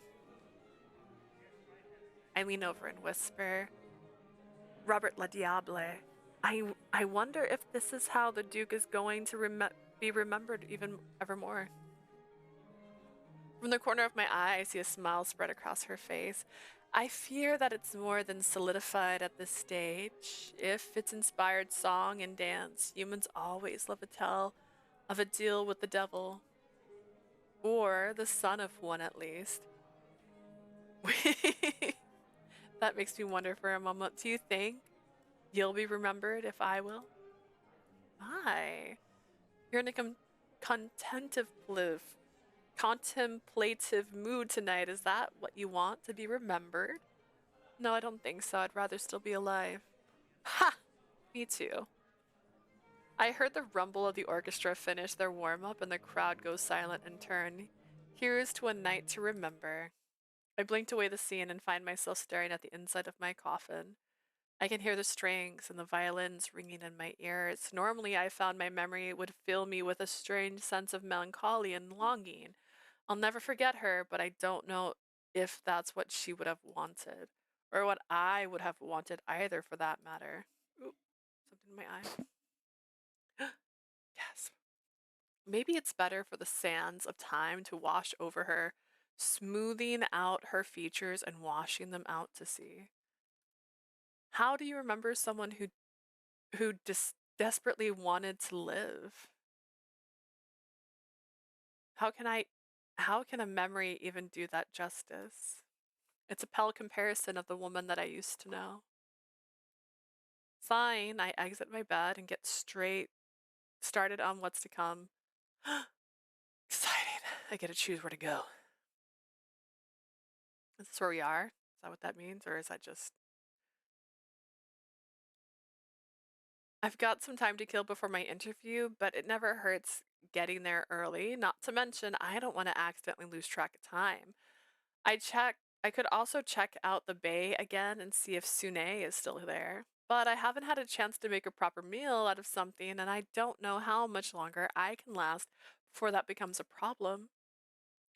I could pick up some supplies from the pharmacy that I passed by on the way home the other day. What kind of supplies? Are we looking for what? Like lidocaine? What do you want to do? There's a knot in my hair.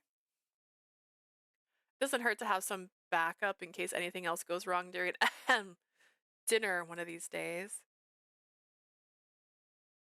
Sure, why not? Let's go to the pharmacy. There's plenty of pharmacies that dot the street, but there was one that had caught my eye, which seems to be the opposite of what it was going for before. An unassuming entrance, darkened windows, and a doorbell to enter. Thank you. The exact security might be questionable on any other street, but I can understand why the owners would have set it up this particular way. It doesn't take too long until I come across the same sturdy door. Standing out in the way of the locals on the sidewalk, I press the bell and wait. A voice crackles through the line, whispers quiet. My, what a delectable thing you are. That's not how pharmacists should talk. That's weird. Have I piqued your interest, little mouse? Come in, I have all that you require. A less trusting person would turn the other way, but am I a less trusting person? Am I? It's been a while since my instincts for self-preservation had kicked in, considering there is little that can harm me and much that I can harm instead, but I shiver, crawls it way down my spine. Yeah, because it's creepy. However, curiosity has always been my greatest fault. Arrogance and curiosity.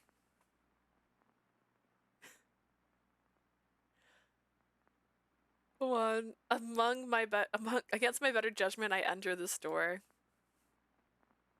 Listen, we came to the pharmacy. We're gonna go. We're gonna go to the pharmacy. It was unimpressive for the entrance, but inside, it's an explosion of clutter and mess. Not just one thing, two things. Listen. Oh, my camera's covering it. Hang on. I got a mortar and pestle here. A scale for powders. Look at that little mortar and pestle. How cute. Plenty of vials. Can I hide this bar and see the rest of it? Oh no, I accidentally clicked on the screen. It was unimpressive for the entrance, but inside it's an explosion of clutter. This reminds me more of the apothecaries that I'd seen in centuries past than any modern day pharmacy. Littering the tables are flasks and poultries, herbs hanged up and dry, and specimens of every sort kept in containers. I've certainly not walked into an ordinary store. What is most jarring of all is that the person that voice belongs to is nowhere to be found. I could have sworn they were right by the entrance, but looking around, it's almost like no one was here at all. Right as I'm about to turn to leave, I hear them pipe up from further inside. You hunger, do you not? A metallic sound follows soon after and suddenly I see a pair of bright glowing eyes coming from a slot in the wall. Another door? Some sort of spy hole? I instantly noticed their pupils. It would be hard not to. Pinprick slits instead of the regular rounds I'm used to. What are you, my guy? Let's think about this. All right, we have a yawn, a very big yawn. We have a mermaid. We have a hospital. And this is a lizard person, right? Have you forgotten your manners during your slumber? That's no way to speak to a host. Another chill travels through me. Whoever this is knows more about me than I'd like. Yawn confirmed sleeper is EP. Listen, streamer got up at 7 a.m. Streamer may be EPs. Maybe went to sleep at 2 a.m. But I had to get everything ready for today, so it's gonna be what it's gonna be. Could still be lizard person. I could argue you're not being a very welcoming one. Am I not to see you? I prefer my privacy. I'm sure you might understand why. Isra. That's the last straw. I stormed to the hole in the wall. And who might you be? Some middlemans who come here to lure me and kill me? No matter how thick the wall is, it won't save you.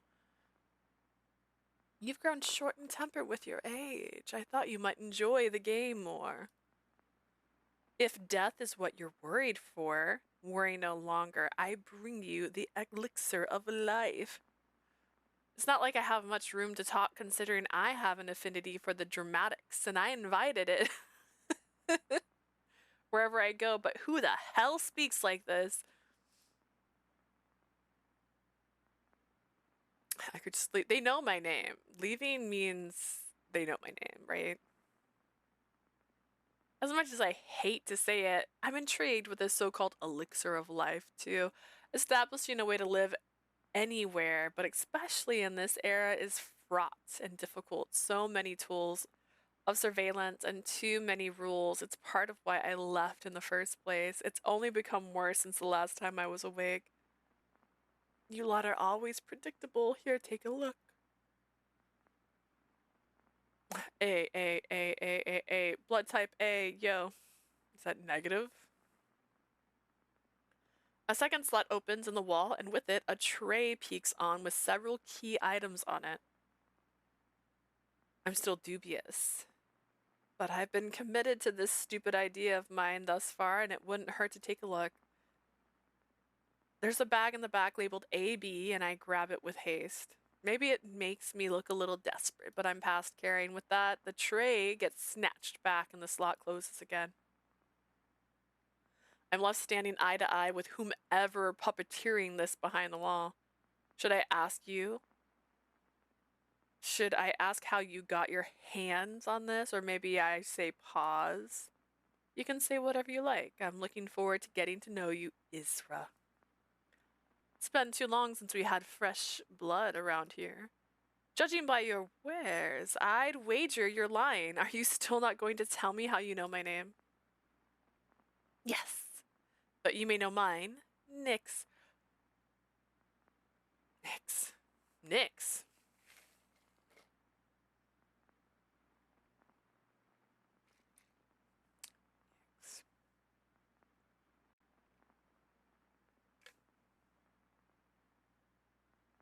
I swallowed wrong. That's as unfamiliar as this entire exchange has been. I doubt I'd be able to even find this place in the local yellow pages, let alone anyone of that name. Maybe someone else will know more about this mysterious person. I do not always have what you seek, but when you do, you'll know. I may not always have what you seek, but when you do, you'll know.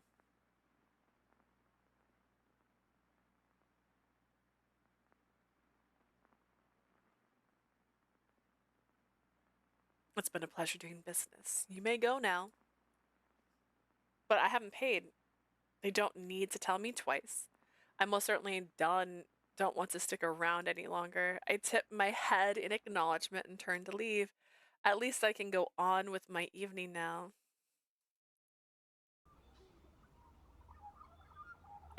I can't lie, I have pre-interview jitters. Not in the traditional sense. I'm invested in getting this job, sure, but they'll always be available if it doesn't work out. But above all else, I don't want my cover blown. These days, there's background check after background check. When they ushered in the 20th century, they brought with them added security too. I wonder why. What could have happened? As much as I want everything to align when I go in today, I don't know if it will. Is it bad to say I miss how nepotism used to work? I'd much rather integrate myself with someone to get a job than that way without someone looking up my driver's license details on a computer. Oh well, that time is gone. Straightening out my shirt, I take a deep breath and walk into the hospital. Oh, I might have clicked twice. This is our break room. Feels about right. I'm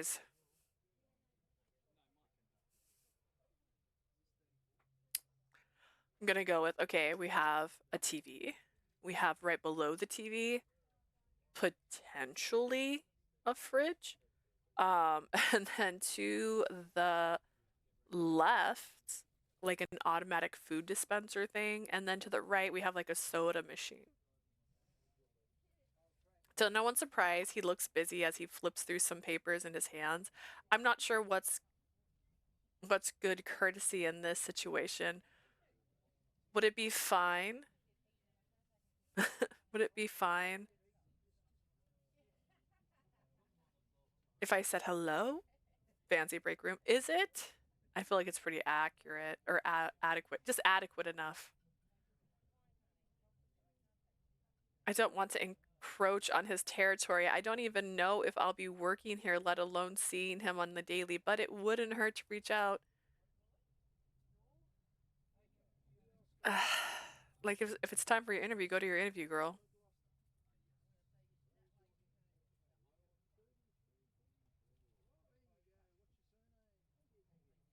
Hey, Isaac, right? Nice to see you again. Isaac looked up for a brief second, then back down at the clipboard in his hand. I remembered when this used to be me writing down notes and handing out scalpels. Then a few decades later, I was the one being handed the blades. There's a tinge of envy when I realize that's not going to be in the books for me anytime soon. It's a long ladder to climb, one that's a lot harder. Being back in this environment is bittersweet. All that seems to be lost on the man in front of me, who seems more interested in getting back to work than being interrupted by someone like myself, my plebeian body. Oh yeah, good to see you too. Just like, whatever. Hang on, I'm trying to... No, that was right. That was right. Straighten out the back of my chair a little bit. I have too many buttons. It feels like I have too much power. Dead air fills the space between us. I clear my throat and keep talking. Thanks for the directions the other day, by the way. Would have taken me ages to find the right wing hospitals, am I right? Right. Anyways, thanks. Bye. Isra, get out of here. It's too late. I've got that interview coming up in a few minutes, so hey, maybe I'll see you again soon. Ha! This time he puts the clipboard down on his reception counter and looks at me as he talks. Oh yeah, for sure. Good luck with that. You'll do great. He gives me an awkward pat on the arm and then turns to walk in the other direction because he's so ready for this conversation to be over. And instead of just being like, oh, thanks for the directions, bye, I decided to keep pressing him. Pat on the arm, that's got to be a step in the right direction. Girl, no. She doesn't know social cues at all, which is fair. Yeah. At the very least, we're building rapport. Maybe 10 more weeks of this and we'll have graduated to talking about the weather. Nice. Actually, weather is one of the first ones because it's the awkward conversation where you go like, "Do you like the weather today?" My current conversation with coworkers is, "What are you planning on doing for Christmas? What's your Christmas plans?" And I will let you know that my thingy stuck. My thing got stuck. A lot of people are not doing a lot. Is that accurate for everybody?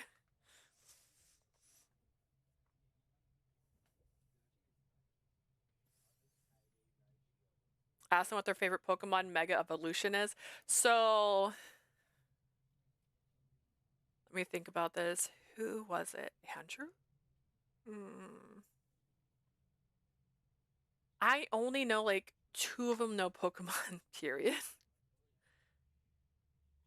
And I can't even remember which one was playing Pokemon. I don't even remember which one was. Someone got the game, they were talking about it. But yeah. Unfortunately, not the go-to. There are a lot of people like Hello Kitty, so I do sometimes ask what their favorite Hello Kitty character is. And then I have a really cool one, you know, because I like to keep things interesting and switch things up. I'm like, what's your top 3 favorite movies? That's a good one. That's a good one. I think it can tell you a lot about somebody. For an example, if I don't like any of their top 3 movies, I probably am not going to get along with them. And I don't mean it in the sense of like, oh, we're enemies now. I just mean in the sense that like we probably don't enjoy each other's jokes the same way, you know. Pat on the arm. We're going to talk about the weather. I gather myself and get going because truthfully, we need streamers' top 3 movies now. Again, it tells you a lot about a person, I feel, or I fear. Because truthfully, I don't have the time to stand around and chat. The lack things I want. The last thing I want, sorry, that again is the brain of mine. Last thing I want is to show up late when I've already here and ready. I started making my way down the same corridor once again to find Chris's office. This time, there's nobody lingering for me in the hallway. At least I don't have to worry about temptation before heading in today. It wouldn't be well to lean in for a handshake and worry about the blood on my breath. Would I even notice? Would I even know? Like, would I be like, oh, they smell like blood? Would I know that?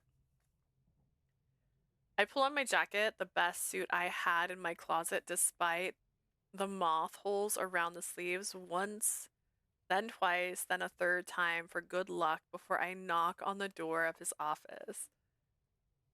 Once I hear him shout out, "Come on in," I spend a second mentally preparing myself. Keep it vague, keep it brief, and keep it on topic. Me every day at work. I know I can do this job. All I've got to do is make him see that too. I open up the door. Let's get this over and done with. One relatively straightforward interview later, and I've got the next year of my life sorted. It's not the most glamorous role, but I've never been one to shy away from dirty work. It's respectable, it pays, all right, and it's it pays. All right. And it's not all that, it's got all the right hours.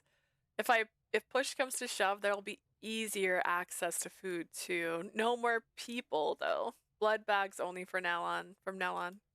Maybe. Not like it's much better considering how they're in short supply and patients are the opposite. That all to say, it ticks my every box. Now that I'm in the system, who knows? Maybe I'll be signing up to the next class, signing up to night classes next year. There was a bulletin in Chris's office, nice and supplied with nursing courses, phlebotomy classes, and something called radiology. First, though, I can't wait to buy a chest of drawers and a bedside table.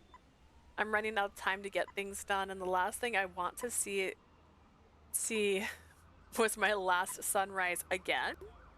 I take my time to walk back to the apartment, surveying my surroundings. This will be the route I take from now on, night after night. Although the sun is set to peek up beyond the horizon any minute now, it's still dark and could and cold in the back streets of the suburb. The trees obscure the sky and there's wet in the air. The ever-present humidity cloaking the world with the oppressive force, just fighting me. There's still a sense of apprehension that punctuates my every thought. I've not gotten to know anyone yet, not really. There's been a brief introduction, sure, but it's hard to break into someplace new when you're as much of a stranger as everyone else is. It's in my quiet moment, the ones where I can no longer occupy myself with a mental checklist and the usual worries that I find myself thinking of her. Even when we moved from the city to city, town to town, I felt invincible. There was not a single thing we couldn't do or tackle. Life is so much easier when it's two against all. Now that I know I'm being watched as well, the world seems to have come closer and just a touch more.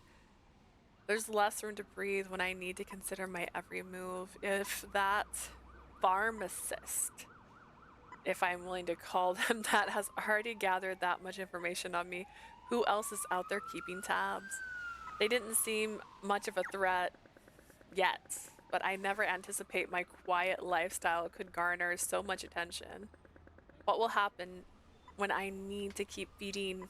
The cameras in the hospitals can't pick me up, but watchful eyes can. Oh! Okay. Hang on.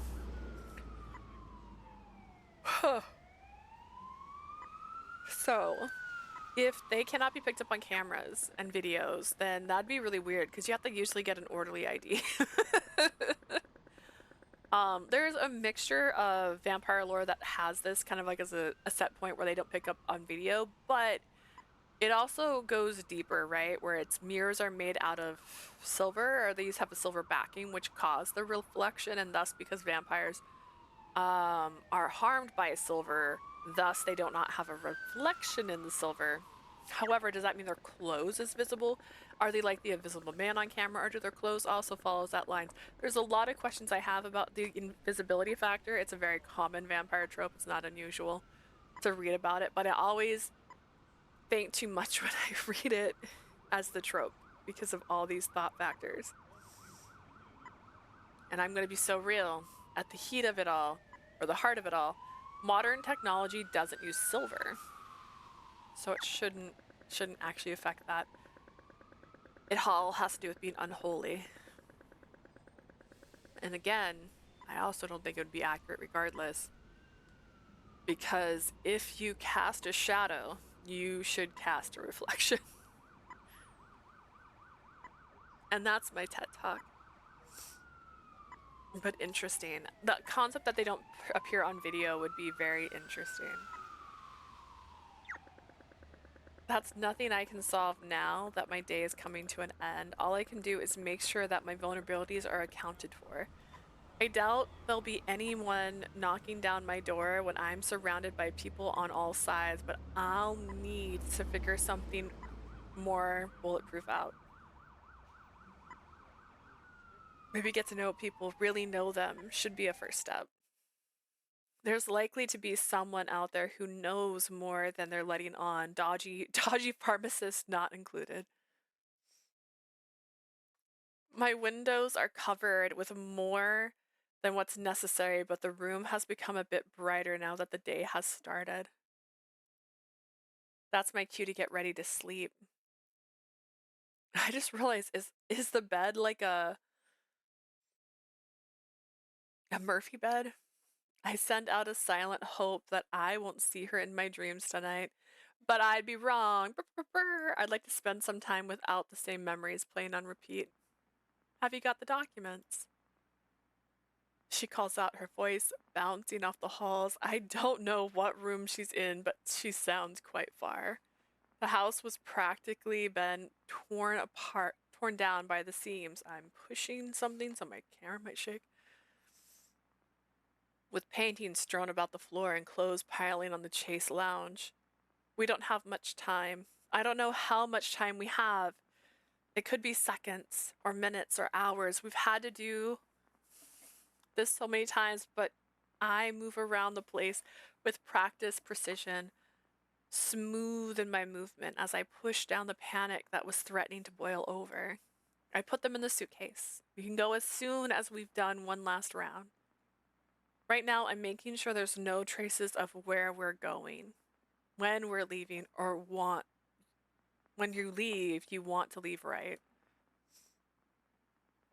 I don't know what changed this time, but all I know is that they're coming, and there's nothing we can do about it. It almost seems like it had been working here, but it was too much to hope for. Ah, that's so fair. You never know what's gonna go bad.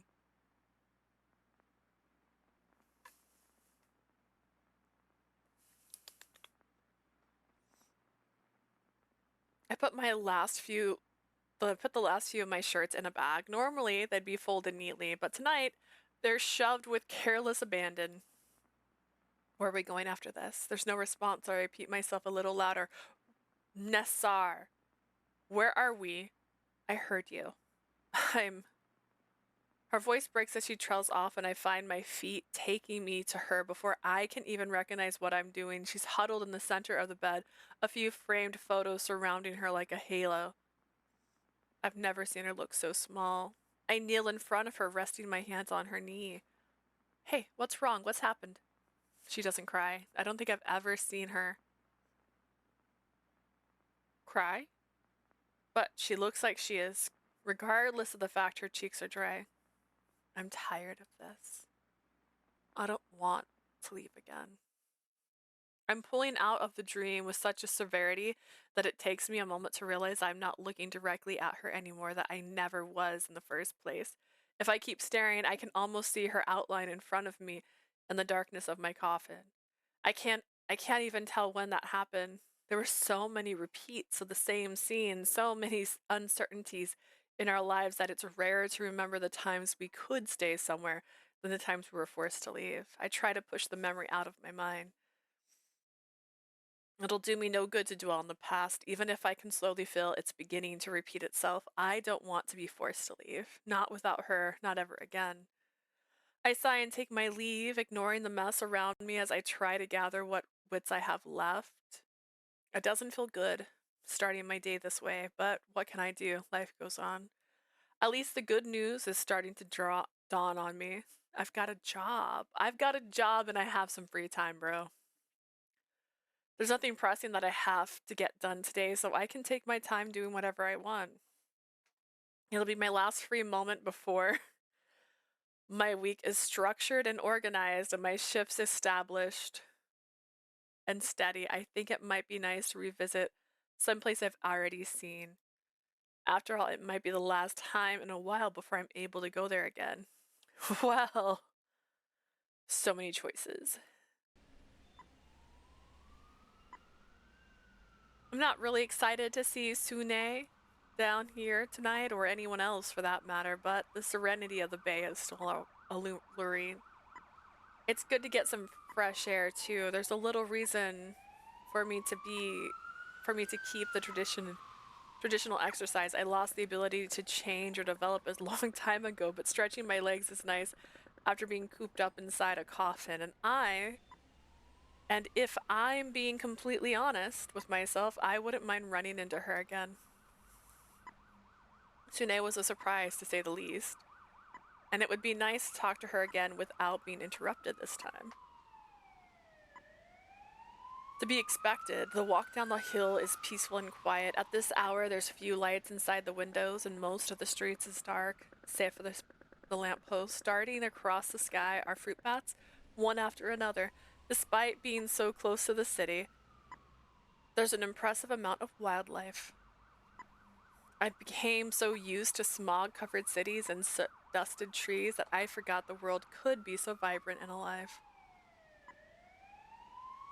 When I finally reach the bay, I look across the water in hopes I might find her. It doesn't take long for my hopes to come true. Tonight it seems she's basking in the moonlight as she's laid flat against the rocks. Her tail has more sheen to it than I expected, with little freckles dotting all the way down. She must be getting some sun during the day. At least one of us can get a tan. I decided to make my way down to her with less urgency and surprise than before. Sune! She still looks startled, but before long, she spots me and waves me over with a smile. I didn't think I'd see you back so soon. I didn't think I'd see you at all. I thought you were on your way back home. I'm no expert in reading people, but I see her stiffen, darting her eyes away from me. Clearly there's something more that... Yeah. Yeah, there's something more. Clearly there's something more to what meets the eye, but I'm not sure how to approach that subject. Whatever brief lapse she went through seems to be over now anyway. Ah, the water's too choppy, so I'm waiting until it's a bit clearer. Sorry, that was Sune, not her. The water's a bit too choppy, so I'm waiting for it to get a bit clearer. Better safe than sorry, you wouldn't want to get disoriented again. She shoots me a bright smile. Those were my exact thoughts. What brought you back down here? I wondered distantly if it's a polite way of saying, why are you here if there's no food to feast on? But surely that's simply my mind jumping to conclusions. There's an air of guilt around everything I do, as if I'm not supposed to be doing them. I suppose I shouldn't be. I should have been dead and buried long ago. Now everywhere I go, I'm destined to feel like a trespasser. There's no way Sune is privy to any of that, however. I don't have much else to do, you know? I have quite a limited itinerary. I can sympathize. It's been a long time since I last had something to do. That reminds me of our conversation the other night. Speaking of, how long have you been stuck here? It can't have been easy spending all this time by yourself without anyone to talk to. Do you even enjoy the company of nothing? She shifts on the rock. She's propped herself on, uneasy. She's like, listen. I suppose I found myself in the crossroads where whatever I say next could either scare her off or garner results.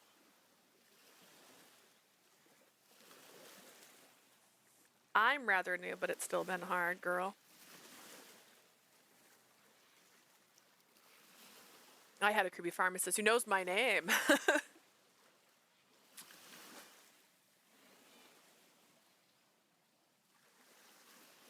I find myself lamenting the empty apartment I find myself occupying, hearing the sounds of life outside my window without being a participant in it myself.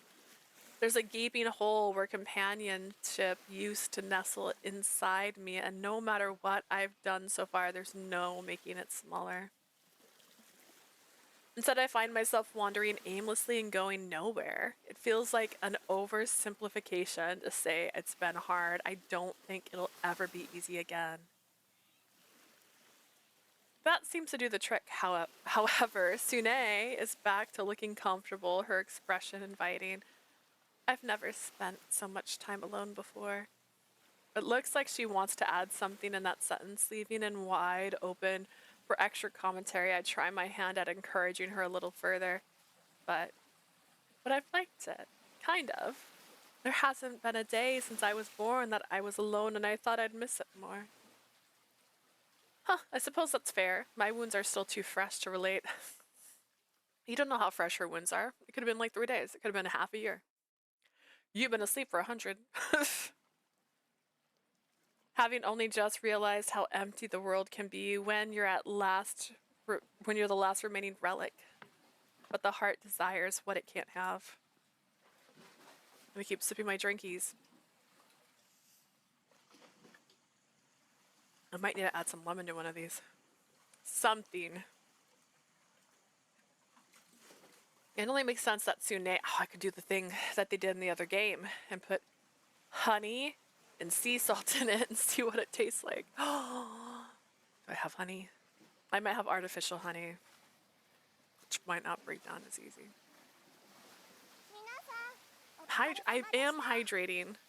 That doesn't change the fact that I'm talking.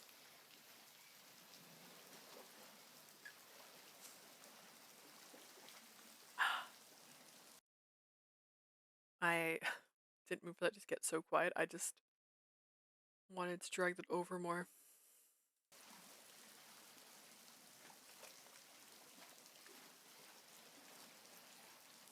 It only makes sense that Sune would want to escape from her own life, seeing as she's never known anything different. Is that why you don't want to leave yet? She pels like she's been caught doing something reprehensible. It was not hard to come to that conclusion that she's voluntarily sticking around here, but it's not like she has to justify herself to me. I've no investment on whether she stays or goes. In fact, I'd much rather have her story stay a while longer so that I can have some sort of social life. It's selfish, I know, but the point is that she doesn't have to look so shaken. You'll find no judgment from me, but you have to admit you're not made much progress towards going. I don't want you to think I'm grateful, but I see. She's trying to find excuses for her own behavior. I think I'm going to sound ungrateful no matter what I say next. Don't worry about it. It's your own business.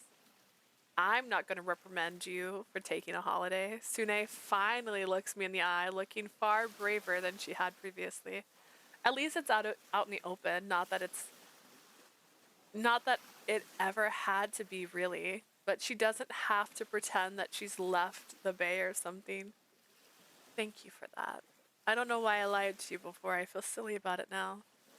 I lied about far more inconsequential things than you'll ever know. You had no reason to tell me about it before. I decided to add one more thing considering this mystery is far from being solved, even if I do have an inkling of what it all boils down to.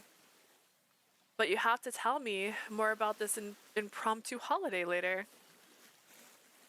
Buy me a drink first and we'll talk. You got it, lady. She shouldn't make frivolous offers when they're the type I'm keen to fulfilling.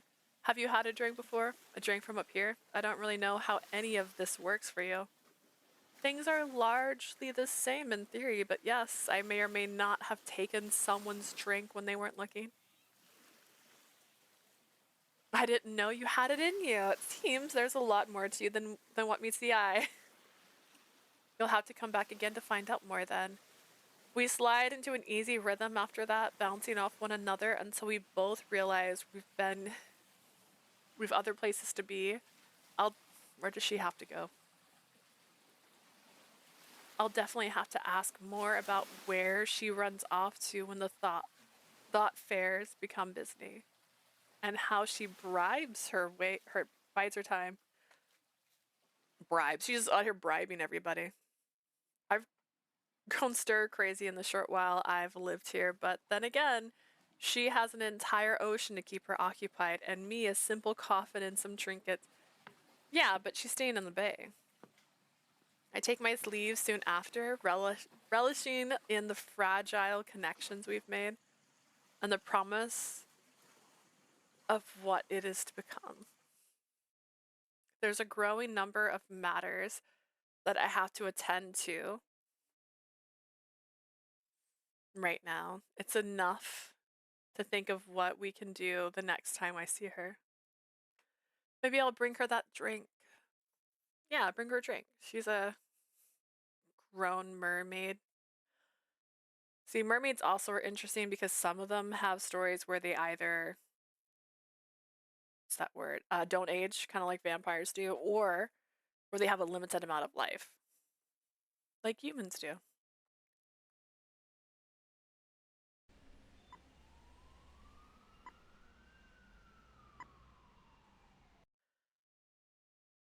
Every time I click off, bro. I'm not doing that intentionally. It's just the only way I can mute things.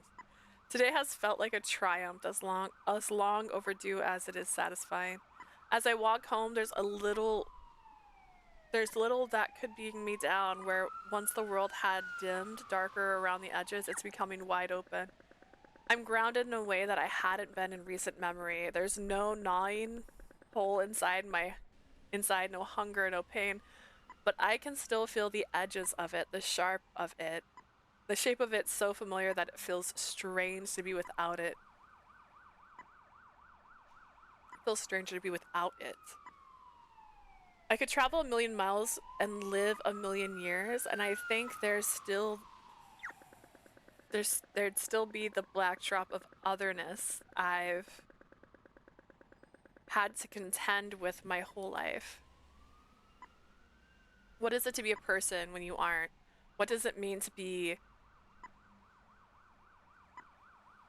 what does it mean to be with when you're without? How can I ever fully leave the past when it's all I am? I try to shake the thought away, but they still simmer quietly beneath the surface, lying in wait until I close my eyes to rest. For now, though, Sune's laugh, her smile, her quiet doubts, and her hidden secrets, they keep me afloat long enough to travel back up the hill and into the boundary between awake and asleep.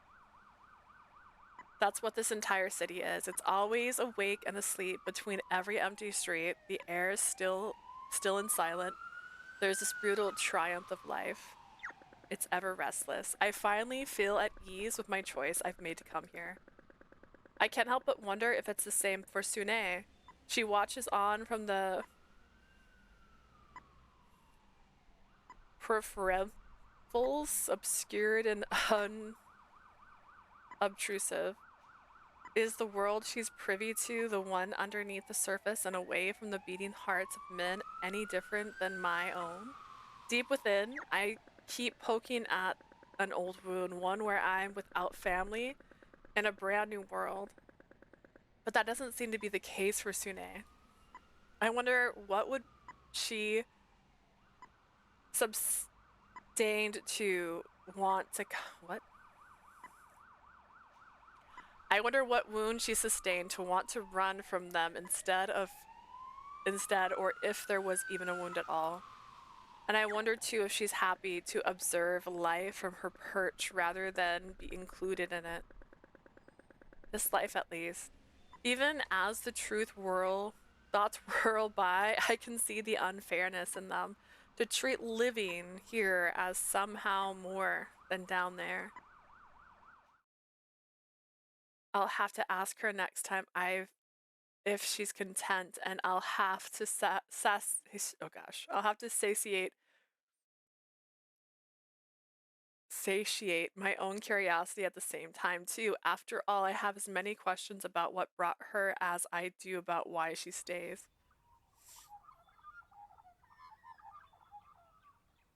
As I enter my apartment, its state of repair more comforting than I'd hoped it would be, I come to an agreement with myself. I've secured my place here, and now it's time to secure my life here too.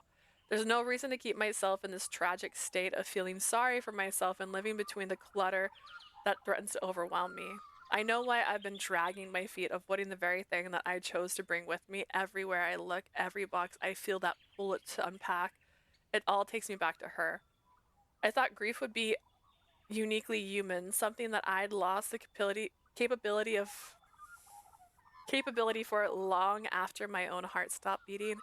But every day that passes since I woke up, it's been the undercurrent of my every thought. There's no more moving on without facing reality. I could have done away with every last remnant of who I was before, but I didn't. I decided to remember her, remember our life together, remember everything that I'd lost, so now I must come to terms with it. For the first time since I moved here, Sune is the last thing on my mind as I stare at the inside of my coffin, total darkness wrapping around me and turning my confines into an endless oblivion. Even though the confines of her own feelings, she still seems to be content. I want to feel content too. Wow!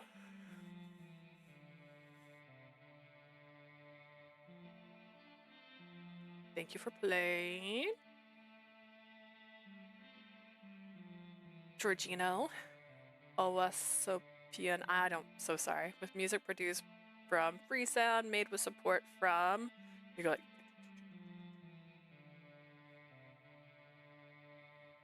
Australian government and Screen Australia. Oh! Huh. Coming in 2026. That was cool. I liked it. I like the style because it's very simple, but it's still very well put together. Let's see if there's anything else at the main screen. Because we still have 30 minutes before. Click question mark. A house on fire. Perfect. A church on fire, maybe? I don't know. Just a church. Oh, wait. Oh, we have locked ones. I could go and make some other choices. Theater. Because this is probably choices. Ooh. We still have a little bit of time before that one next thing we're going to start. The next thing's actually timed. If it wasn't timed, I'd just start it. But it's timed. And it starts at 11 my time, which is in 30 minutes. So I could click on new game, fast forward, and make some other choices. Because there's other places to visit, and there's probably where those CGs are hiding. Maybe.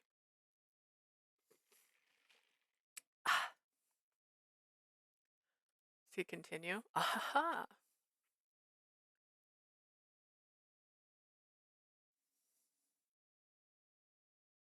Who dat? I don't know who dat is.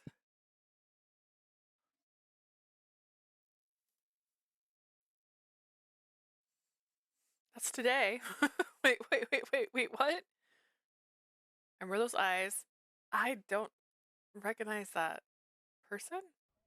Oh, okay. Scoop.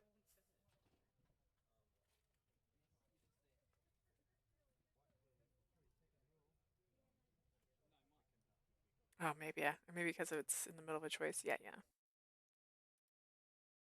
Does it have red? We'll try. We'll try 1 second and see.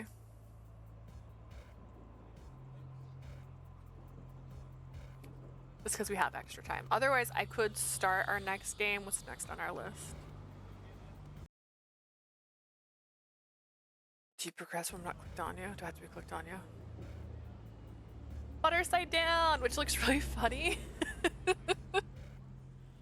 I'm curious if I'll even succeed in it. It's a game basically that looks like you're on a PC and you're like clicking on options and stuff on your computer. It looked really cute though.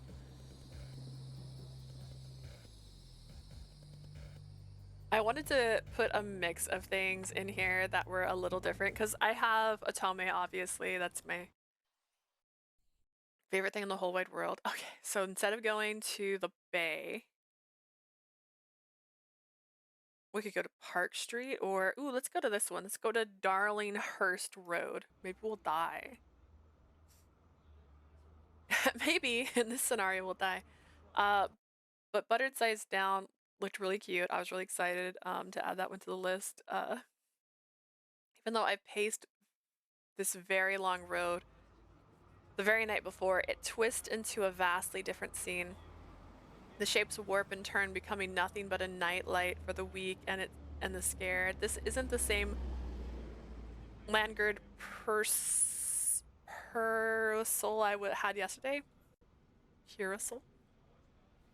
While the humans might walk around with their sense of purpose, acting as if they're in charge of their own destiny, I can outpace their any reflex and thoughts, any sense of control.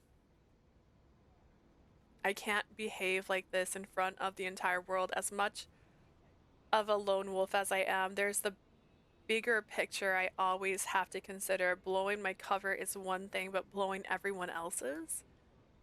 There must be hundreds of creatures in this area alone, all suppressing and hiding and pretending as if they were no different than the thousands of humans to match. But in the end, there's always going to be them and us. People fear what they don't understand. Why is it always up to us to prove them wrong? Something veil is beginning to bubble up, seeping into my view and into my mind. As lampposts whirl past me, I take to the alleyways and lance snaking behind the many buildings that line the street. There's no sense of urgency, but there is an anticipation that grows deep inside me. Anticipation. Anticipation. I didn't mean anticipation. I emphasized on the wrong letters. I've been asleep for years, 100 years, and the acting I've had to do to get here, it all melts away. There's nothing between me and the elements. Nothing to stop me from realizing who I really am. Whatever petty argument I played it to myself earlier tonight, about wanting to harm, about not wanting to harm, has long been lost, released to the very windows that I can move in tandem with. First comes the release. I can wait on the guilt until tomorrow when it will inevitably reach its crescendo and force me back into this ill-fitted bindings. I can pretend that I'm somewhat other than a hunter, but a hunter is what I am. How many letters is that? No proselytine and justification will ever make a difference. There was a comedian I saw recently that was doing this thing about how, like, you know how sometimes you say a word in your head and then you say it out loud and you're like, that's not right. And it was macrame for him. He's like, I've only saw it written and I never said it out loud. So I went to the store and asked for it and I was like, do you have makime? And as soon as I said it, I knew I was wrong. This is what the world sees me as. So that is how I shall behave. Somewhere among the tirade have I found myself way up higher than the apartments I confined myself in on this soon-to-be doomed journey of self-discovery, higher than the moon itself. I'll give them a bit of credit. They know how to build a tower. They try so hard to harness themselves. Is this me getting depressed? Like, why am I so preachy? The world, but there's nothing beyond their comprehension. Things they'll come to know very soon. Looking down, I let my instincts choose who I'm going to pick off tonight. There's a thug from the corner of my mind, a little piece of conscience. It doesn't have to end in bloody murder. As I begin my descent, I close my eyes and allow myself to feed until I'm satisfied. I can tear myself away with more ease than I thought. Of course I can. I've played through this same routine countless times before. Within me there is every bit of governance and restraint that I need to move through this world. No matter how many times I've been hurt, they will never amount to the reason for me to inflict it on everyone around me. It hasn't been easy. Life never was before and after I turned. I've had every book thrown at me. Every excuse used to look down on my presence. The anger can be too much sometimes. It's worse when I have the ball in my court. In an instant, I can become just as cruel a torturer than the torture those have been to me. Not tonight, though. I lay the person in my arms down on the ground, heart fluttering but strong enough to survive. These past few months have been difficult as I've tried to situate myself back into humanity. I know I can't leave the next time I feed as long as I have. This person will be found. They'll wake, not entirely unscathed, but alive. They'll think they were mugged, with their wallet still miraculously in their pockets and a pain in their head from where they were knocked out. Now, hang on. We could take their wallet. Let's make it look believable. You know what I mean? Plus, you need money. You just talked about how you're looking for a job. Like, being a thug. Being a thug wouldn't be the worst idea for you. It's not ideal. A pang of guilt still hangs around my heart, but it could be far worse. I've been there when it's worse. As I'm putting distance between myself and the proverbial scene of the crime, I manage to slam into someone. There's an apology on my lips as I stumble back, but not much of a chance to actually verbalize it. I had put a hand between us only to find the figure in front of me, forcing a card into it and abruptly leaving. So much for manners. I looked down at the calling card, the name, no explanation, only an address printed neatly on it. Surely this hasn't become the new norm, right? Strangers throwing cards at you and running? I've seen less plausible before. Without whatever this is, it seems a little too well-timed. I have cards. Do I? Do I have them here? I do. I don't know if I showed it, but I got I got these so that when I do like conventions and stuff, I can hand them out. But It's very simple. It's ridiculously simple. It's just the ever popular bunny drawn by Palm, and the little Chomper and Gabriel also drawn by Palm with a QR code that links to the Twitch. So simple. Just so if I do more panels in the future, I can just give them out. Or more. Who knows?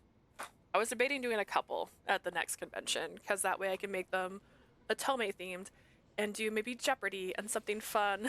Streamer items.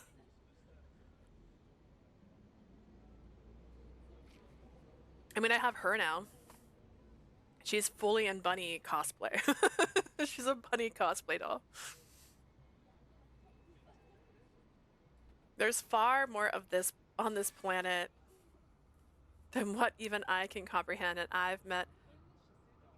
But imagine me going around just giving those to people. That's what my thought was. Like, what if I just started shoving those people's hands? Take this card. Take this card. Good for you. And I've met much of them over the years. I've been alive, finding me right after I've finished my meal of the evening. At least it's not some kind of wannabe vampire hunter I could do without a stake in the heart or my head lopped off. Oh, we are going to do Christmas cards this year, by the way. It's not going to be like last year's where I had them custom made with like a logo picture. I'm just going to find some cute bunnies. It's going to be the same as last year where like if I get too many, there'll be a raffle. I don't think that's going to be the situation. But it's again, another thank you, because I get, I think every 3 or so months from streaming about one payout from Twitch, which is like $50. And so that's what I use for things. I used this year's payout for this. This was more than that payout, obviously, because it's a custom-made dress. But that was my splurge of the year, which I'm proud of because I love her and she's beautiful. I gotta fix her hat so it actually stays on her head better and not like falling off. But we were also thinking about making her a wig, so she has Bunny's bangs and stuff. But I don't know if I really want to customize my beautiful girl into looking exactly like Bunny. It's just an idea. Honestly, I have a Madeline Hatter. We are so proud of you for all the streamer hype. Thank you. Thank you, Ninja. But yeah, so if I do more panels and stuff at the conventions locally, I have basically her. I bought a banner that is just the bunny logo as well, drawn by Palm. Something I can attach to a table, basically. So I'm slowly putting together stuff, so if I wanted to have like an Otome channel, panel, or if I wanted to possibly even buy a table to promote myself, I have that stuff put together slowly. If I did a table though, I would have to like I want a t-shirt. It will not sell at all if I made one right now, but I just want it to be like the common Otome tropes that we all know and love. Like, I steeled myself. Just like, you know, like, why is that in all of the Otome games? Why is it I steeled myself? Or not like other girls? You know, I'm not like other girls. I read books. I'm not like other girls. I don't like wearing skirts. I'm not like other girls. I love wearing skirts. Like, you know, whatever vibe we're in. Psycho Bunny will be the face of Otome soon enough. I highly doubt that.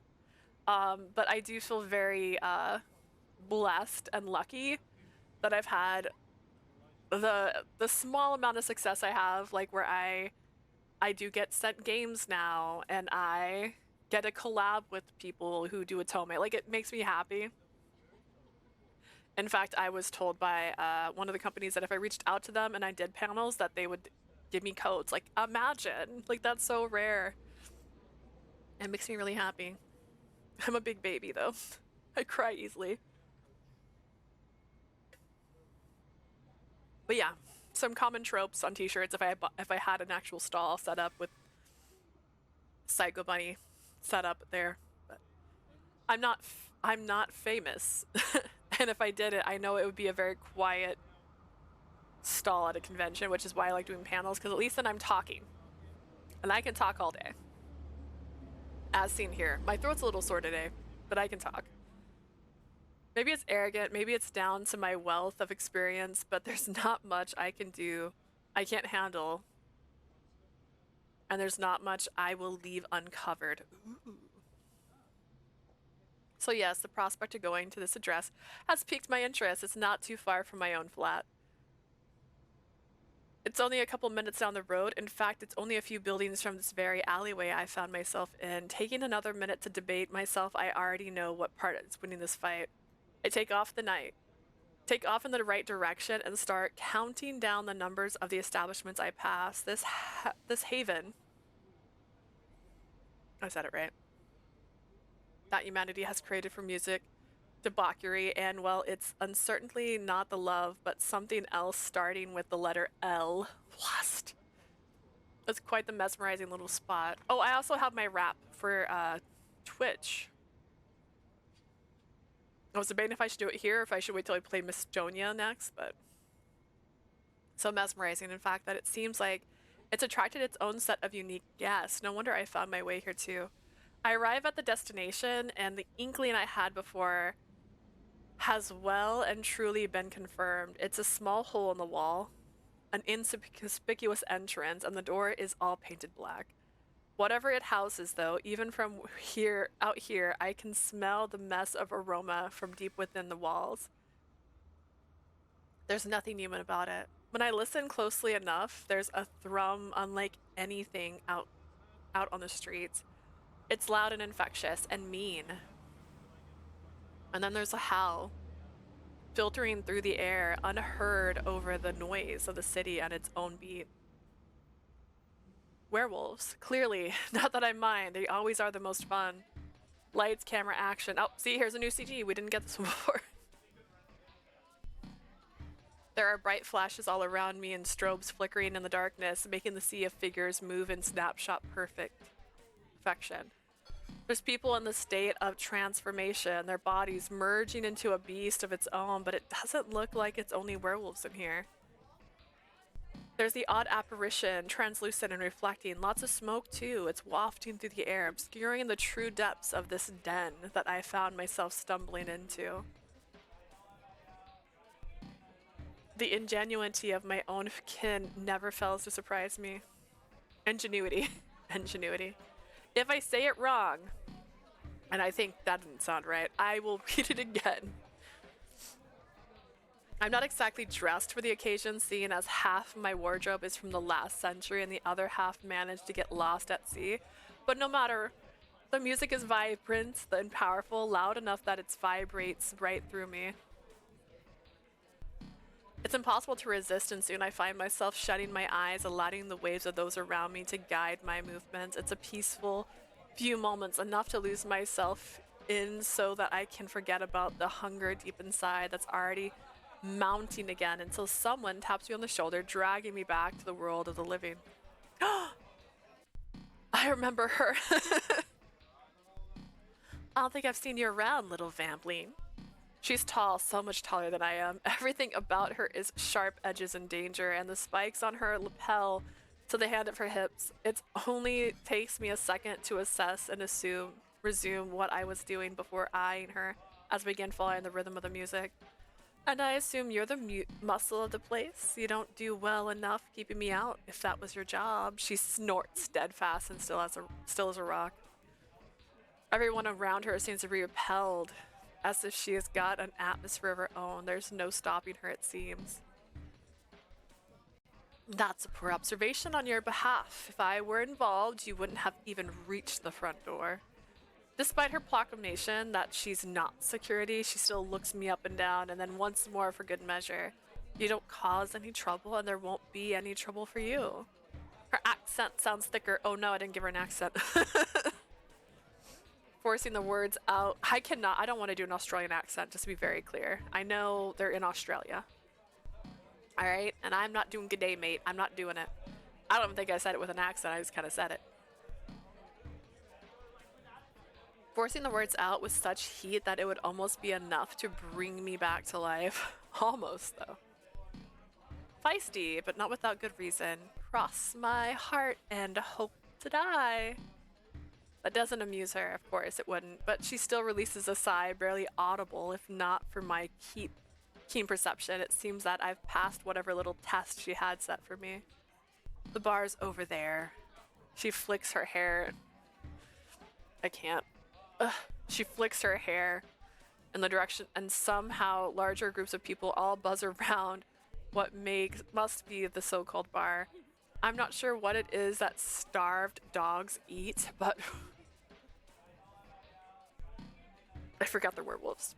But what better time to find out than now? It's not the only one with a penchant for blood. Penchant? Before I take off, or more accurately, before my unexpected guest can, I reach out my hand. Isra, I'm sure I'll be seeing you around. She doesn't take it, why would she? She narrows her eyes before answering in turn. But before she can return to whatever she appeared from, she still decides to add her name, quiet and firm, then she disappears into the crowd. I don't think we will, if you know what's good for you. Alex? Huh, suits her quite well. I love them. The bar exactly where she said it would be, but my oh my, I couldn't have never expected what or better who was manning it. I never seen a reanimated skeleton before, but this one's slinging drinks like nothing else. It seems they're really carved out of a sanctuary for themselves here. Eventually, the hollowed eyes of the skeleton skull finds their way to me, or at least it becomes evident that they have when he addresses me as a guy. There is a little name tag hung right on his collar. Now that's a name I haven't heard in a couple centuries.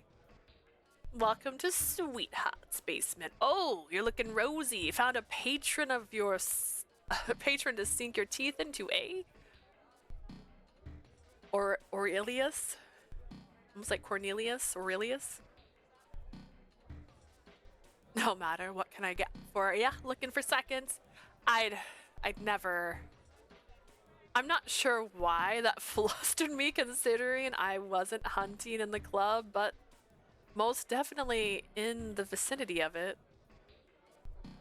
I seem to want to save face. Come now, don't be shy. We're all friends under the darkness of night. There's plenty of people that wouldn't mind a bit of fang. There's a pregnant pause. I'm not dignifying that with a response. Although that information might be useful in the future. I'm winking if you can't tell.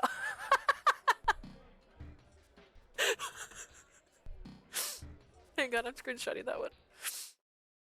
That's beautiful. I love him. It's like the music's gonna stop because of the screenshotting. Oh god. I'm winking if you can't tell. Anyway, tell me what tickles your fancy and I'll get you set right up. Ooh, ghoul's blood, the gravedigger, liquid web, sweet poison. Death in the afternoon. Oh. Not a bad break. It's not like I can be going out each night as well. Party. Partly because this will be an easy supplement. Not much need for hunting when you can just buy it, huh? Convenience in a bottle. The next rush of people crowd the bar and I have to shimmy past, accidentally slothing the decayed skin of a ghoul. I muttered a quick sorry as I keep moving. Yikes, that's worse than spilling a drink on someone. Back on the floor in earnest, I start to sip my drink in my hand.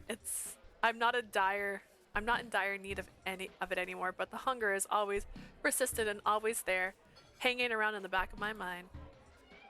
I'll never be able to quench it, but I feel even more alive than usual tonight. Vibrance thumbing in my veins. Everything moves quicker, it feels better, and there's a warmth underneath my skin I rarely get to experience. Sometimes I forget life can be more than surviving. Somewhere along the way, I'd become too used to a thread bar life. Now that evening is mine to seize, I wonder what I should do while I have time to kill. Mingle with, oh gosh, Alaris, or find Alex. Listen, Alex, didn't seem to like me. Okay. And I like Alec. I think they're great. But I like the skeleton. Why not talk to the bartender? That's usually what people do when they want to get the lay of the land. Besides, they hear all the best gossip. If Arlius doesn't have any tips, then at least I might be able to idly listen to some drama. As much as I like to think myself above it, there's a little I have for entertainment right now. Note to self, buy a TV once I get my first paycheck, if I can't afford it after rent. It seems it's settled down again with people slowly rescinding from around the bar, and I take my opportunity to slide back in again. No refunds. It's hard getting that blood, so you best appreciate it. Oh, no, I wouldn't dream. I love it. Thanks.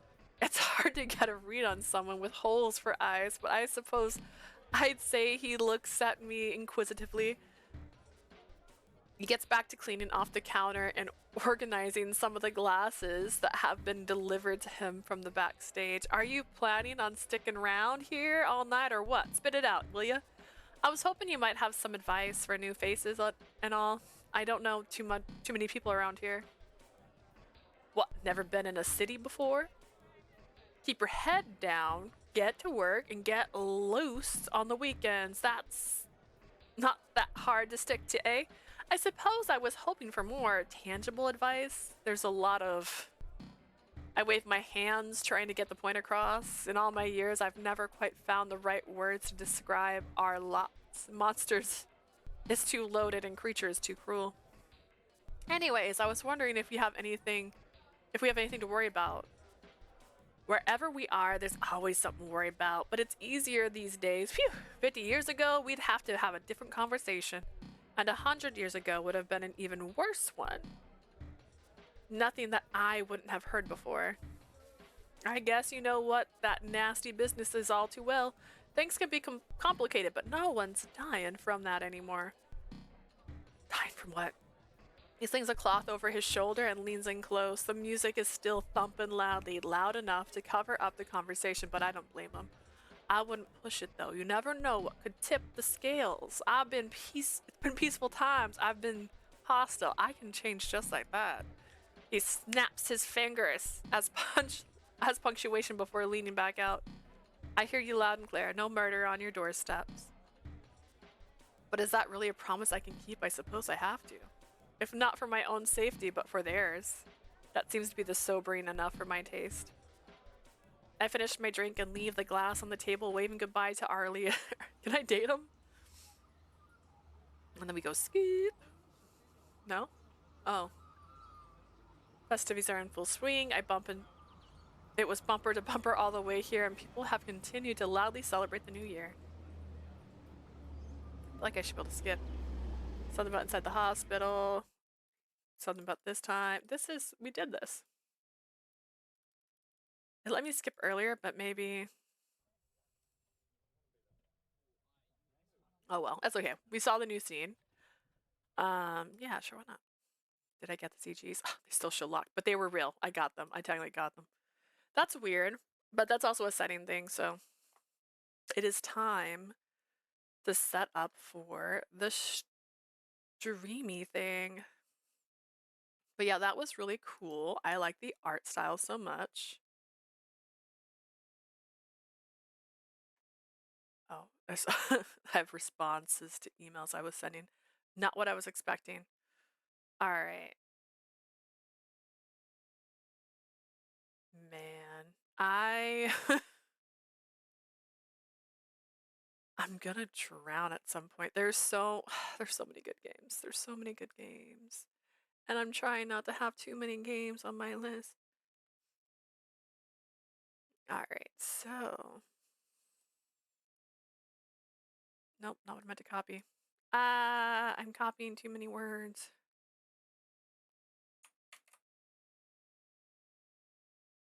Have you looked at Dispatch? No, I have not.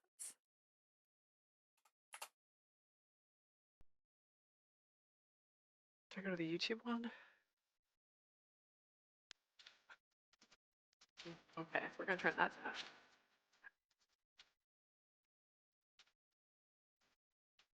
play on TV. Wait a second.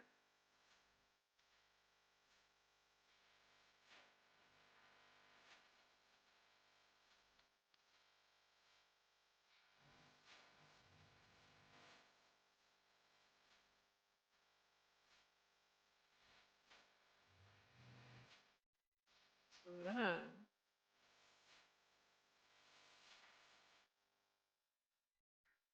I usually have one of these set for not. Let's see, can I change it to that? Let's find out.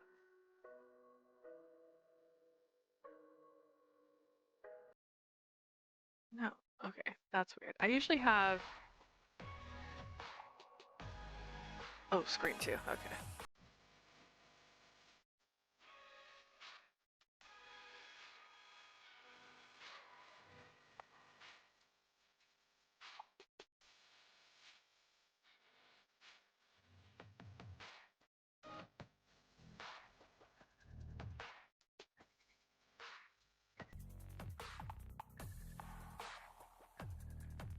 Probably have to mute it temporarily. What I could do is I could try to. Does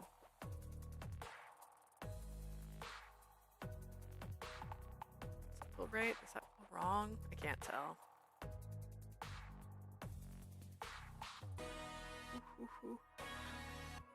Oh, I'm revealing myself that I always have subtitles on. Alright. Well, that's got time.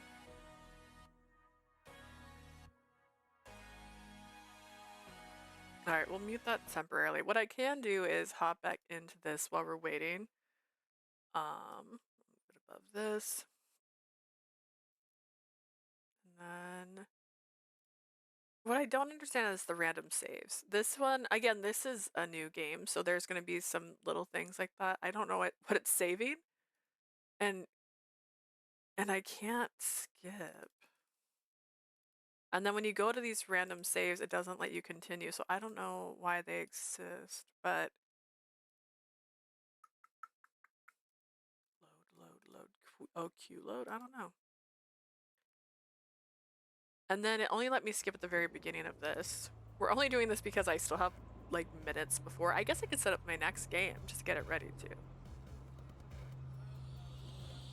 While we're waiting. Instead of going through this again. I wanted to save my things. I know it's a demo. I wanted to save the CGs I got. I got them. They're mine. But it doesn't let me skip after. I wonder if there's a setting. Maybe because technically I had one part that was new. It's like you can't do it. Got 6 minutes before the opening showcase begins.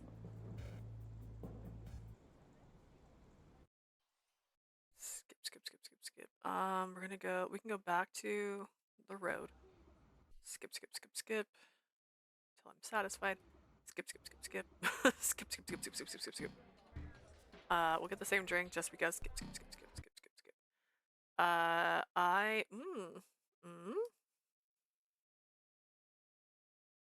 Return. Find him and then skip. See, this is the part where it should let me skip again. Okay, now it is. Huh. Maybe there was just like an error. I don't know. It did let me skip for a second though. We saw it. It really did happen. Talking to this guy. Better contact numbers. Skip. Settings. Text. Sound. No. Return. Skip. Is it frozen? Did I break it? Am I trying to skip too much? It's not even letting me click right now. I cannot hit anything.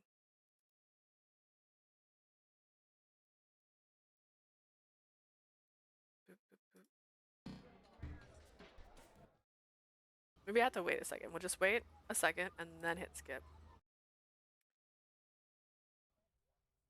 Okay. Convene. Wait a sec. No. It should let me skip right now because...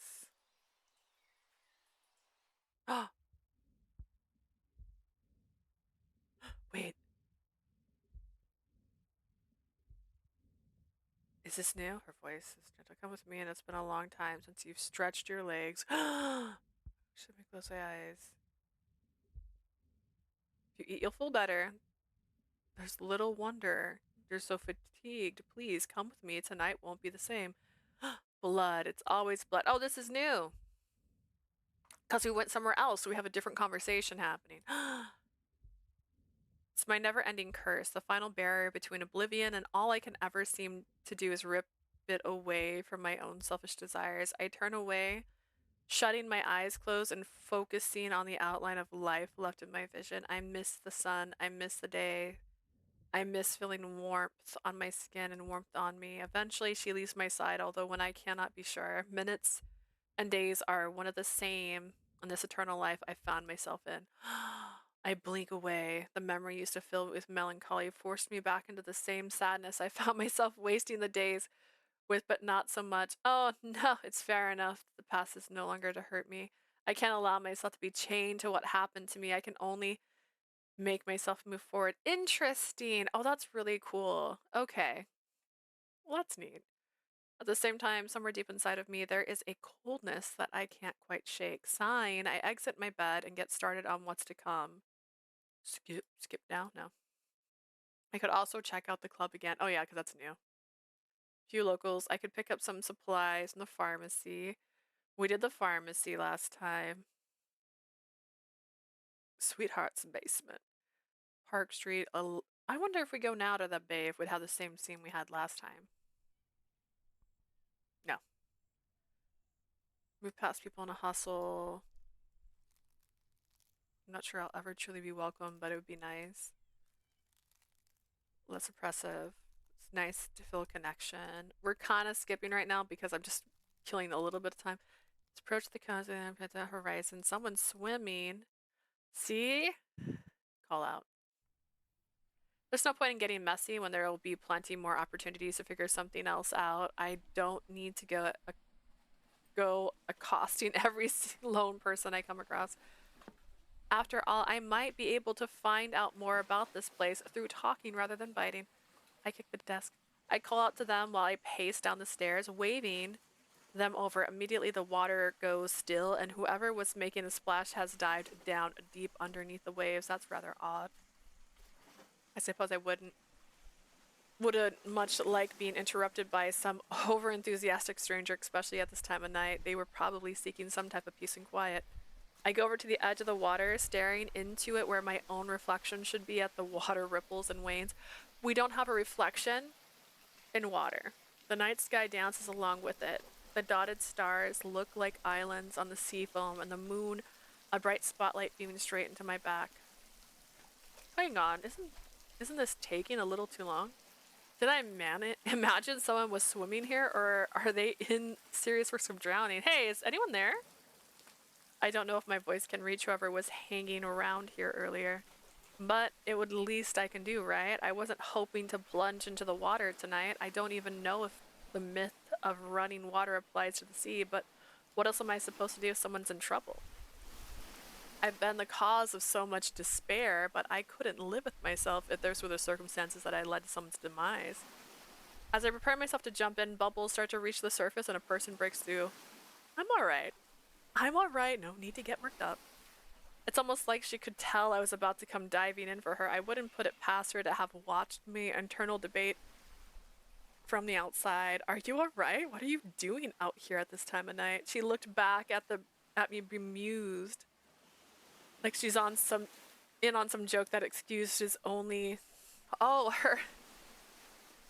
her legs are covered right now. And so she's on a joke that excludes only me. I promise this isn't unusual around here. We're living in the bay after all. I'm just wondering why a stranger was so intent on interrupting me.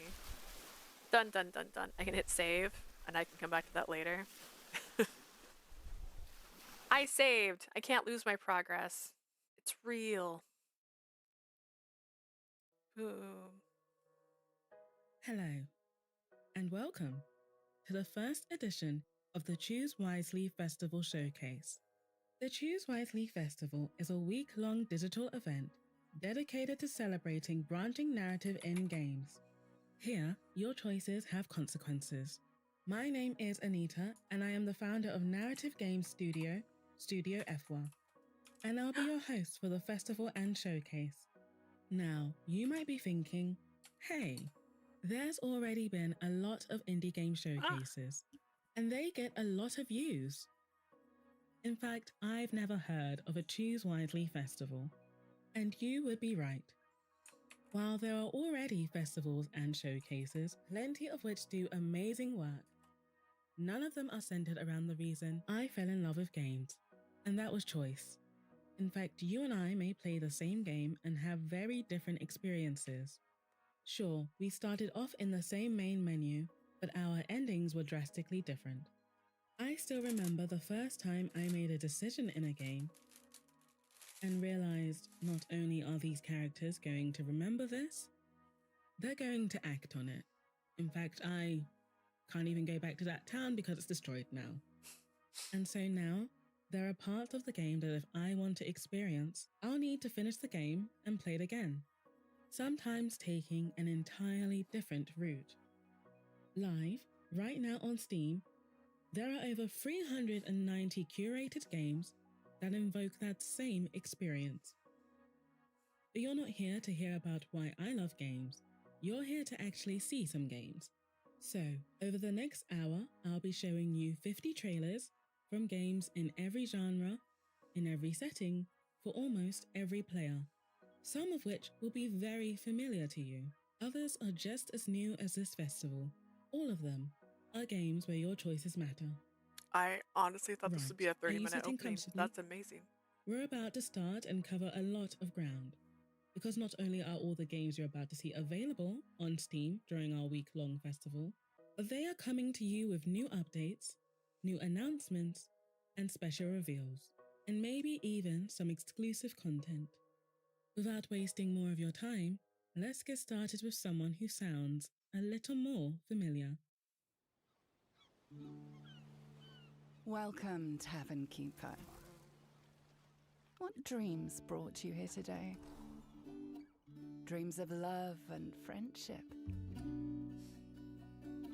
Or adventure, perhaps?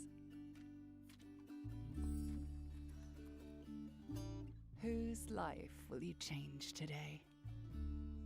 Whose dreams will twist into nightmares?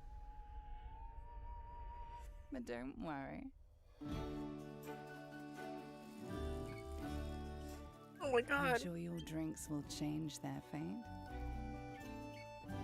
I For want the to be. Or for worse. Wish list now.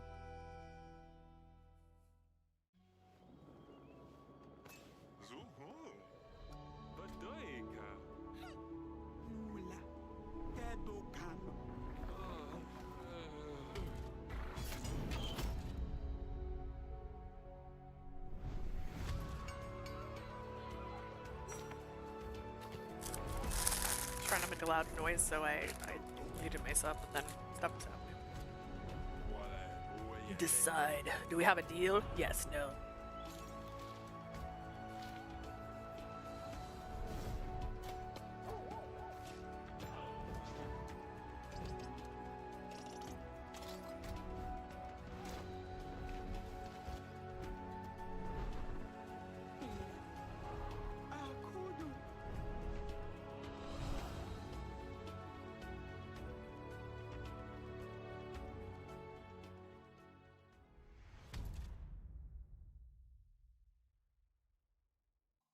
Howard Thornfield. Oh. You bastard. Oh! Christ on human flesh. Oh, he looks cool. The world isn't broken. It was built this way. Useless. Unless you wrought like its designers. Those were your words, right? Bravo. What a fucking poet. So it's like cyberpunk? Uniforms, hating systems, hating society. Tell me, Howard, what does that leave? Anything to love? Or just Yourself to hate. Yourself to hate.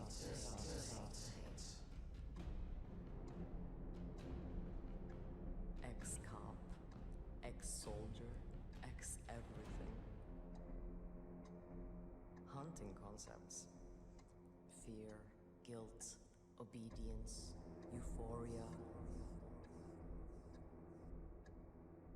Drifting, wasted potential, but still standing, ever burning.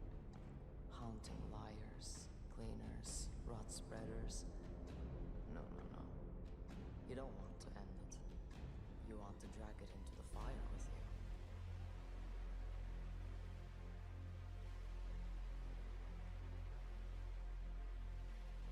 you. In your celestial, pathetic return. Celestial Allow return. me to welcome you to the Smyrna Corp family. All we need is a signature and blood sample to finalize your contract. Oh. Can't spell NDA without DNA. Now I'm sure you must be a little intimidated. It's true, but rest assured, you've made a great decision by joining Smyrna Corp. He looks like You'll join a team of passionate the guy professionals. from Repo. That's evil. Work with That's passion. industry-leading technology. Explore a vast, newly renovated office. Enjoy generous dental benefits. Oh my gosh. Oh no. And much, much more.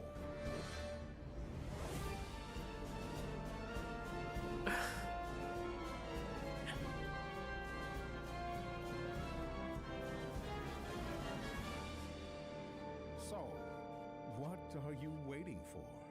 In human resources. A literally vaccination? Oh my gosh. The mystery games look great. There's a few on my list that are like Sherlock-y style. And then there was quite a few that are like AI Somnophiles and like 999 or Ace Attorney 2 that I added to my list. Oh man.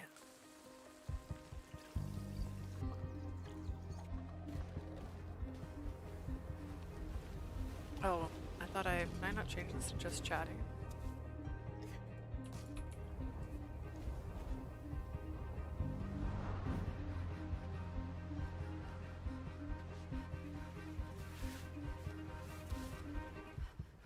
Exploration is always fun, always a good time. PS5 and Steam. Low birth games. Hey.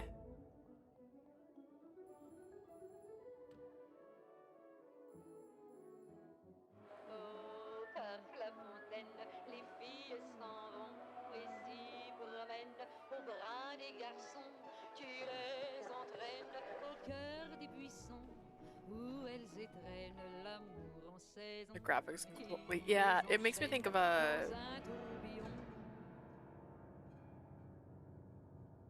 horror anthology collection.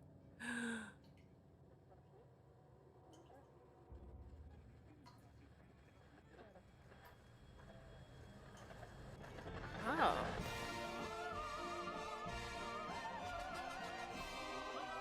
Are you being haunted, girl? Behind every door. And they were roommates! Liza Mystery.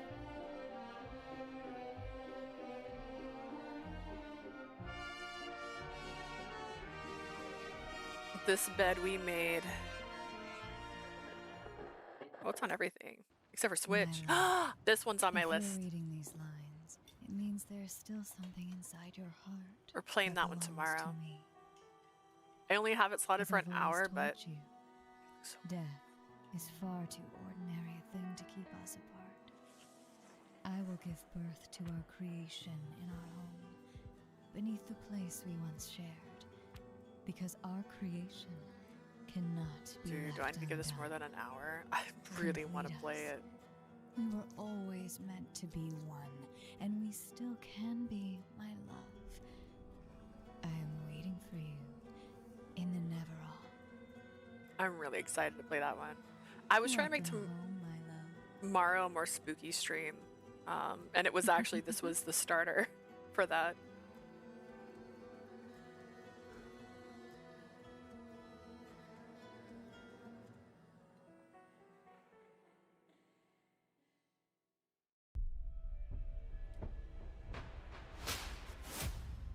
Leah, what have you done? Everything. I peeked over the veil, and there was no sky. Oh. There's a spectre haunting the fiefdom of London Stock. The city has been locked down for 57 days. The mind grows parched when each day feels already lived. Comrade, what if I fail? Anyone who doesn't dream in our language will be an enemy. Why? Why did you kill them? We play rock, paper, scissors. More than what has been wheeled, and you know it. I will not be guilty of my hunger.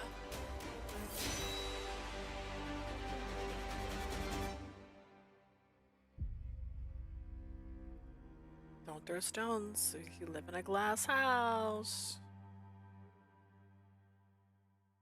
Alpha footage. Oh, cute. I bet I know what you're thinking right now. Did I disappoint my parents? It's okay, we all did. But also, what the hell is this thing? Some sort of rhythm game? A visual novel? A management sim for furries? Well, it's a tad complicated, so let me walk you through it. It'll take He about sounds a like minute or BoJack so. Horseman. It's a lot to ask, I know. We're all busy scrolling shit, but you can do this. So, here goes. Ready? You manage a band, plan their gigs, pick venues, sell tickets, and then you deal with the ungrateful little shits who are supposed to be your talent. Like all artists, they need constant reassurance, adoration, and managing their self-destructive tendencies. Assuming all goes well, you do this again and again, and the little shits get somewhat better, and eventually, you get to play in the big leagues. You negotiate and sign deals, get awesome gear, record new songs, celebrate, wake up with a massive hangover. Because success doesn't mean happiness. People are complicated that way, and your choices Oh, Dispatch is on the list of featured games. Oh, that's cool. There, Maybe you I made can it. find it. You deserve a reward. Summer love, ooh, ooh, baby, you drive me crazy. Is this made by the makers of BoJack? Makes me It want to feels put like a it. needle through my own eardrums. The post-harmonious investigation. Oh dear.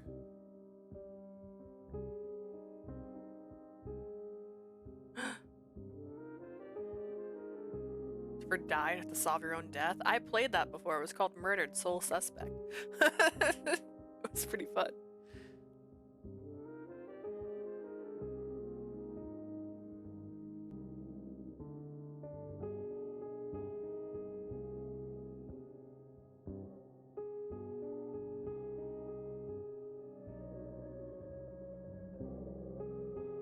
Oh no.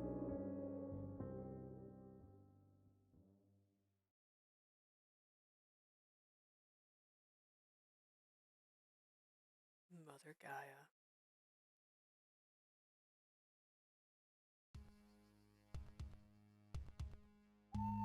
Night special.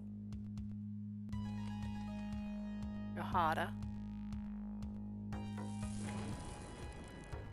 Enter the mysterious manor.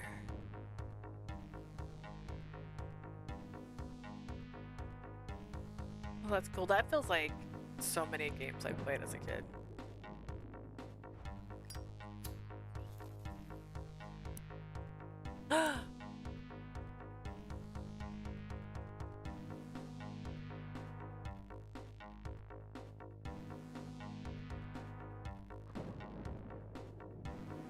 Heed the whispers of the phantom. Oh. Oh no.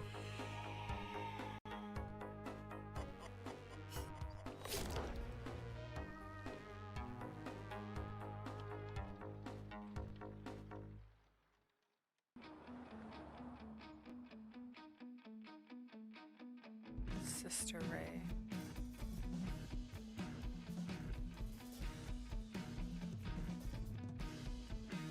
Okay. It feels like Life is Strange a little bit, like art style wise, and Little Miss Fortune a little bit. Oh, cute, cute.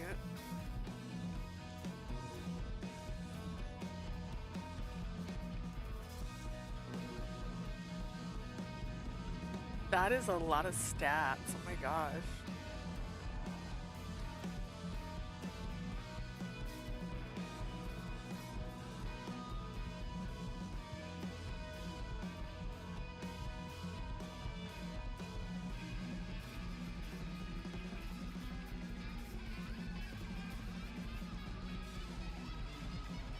Okay, okay. Monkey Island vibes. I don't know if I've seen Monkey Island. Sister Ray. Ooh, or that there was a book called Candy. And it's about a girl named Candy, and she was an addiction. Addiction simulator, as someone commented.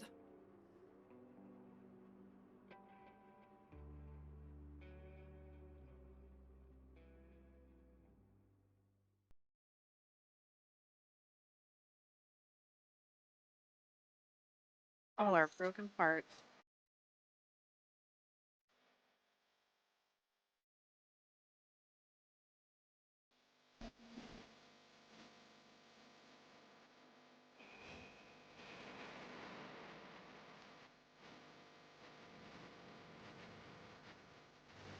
The hidden truths that define them.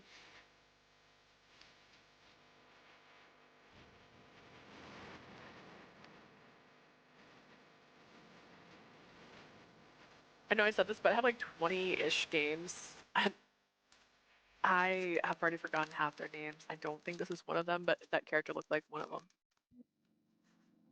So, what kind of job are you looking for? I want to sing. It's the only thing I've ever been good at.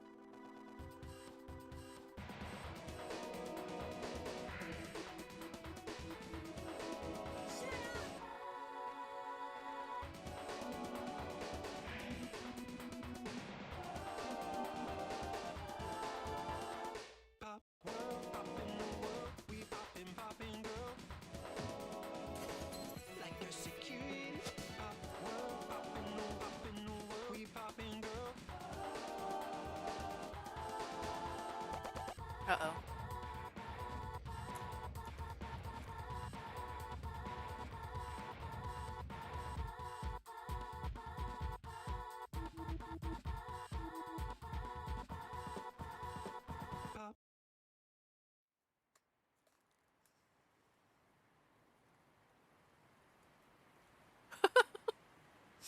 Take his hand. Oh my god, I love it. What? Truescaper.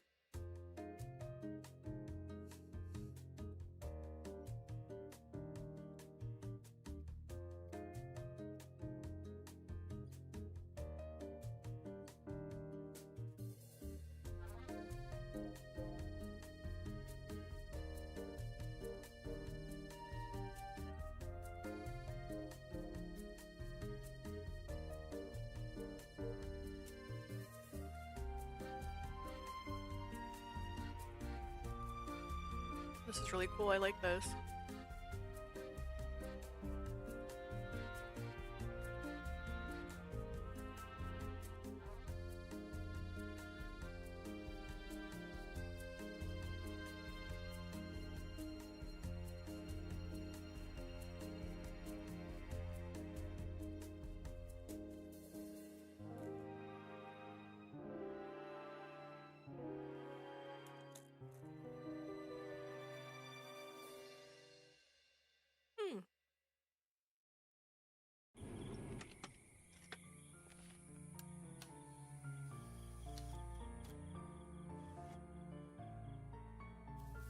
What have I gotten myself into this time?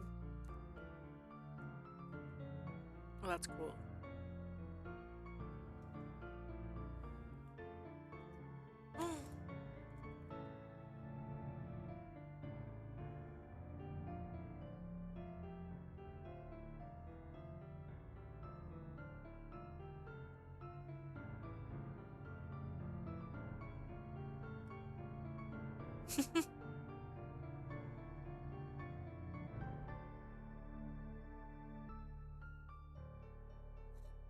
That remind me of Yomawari.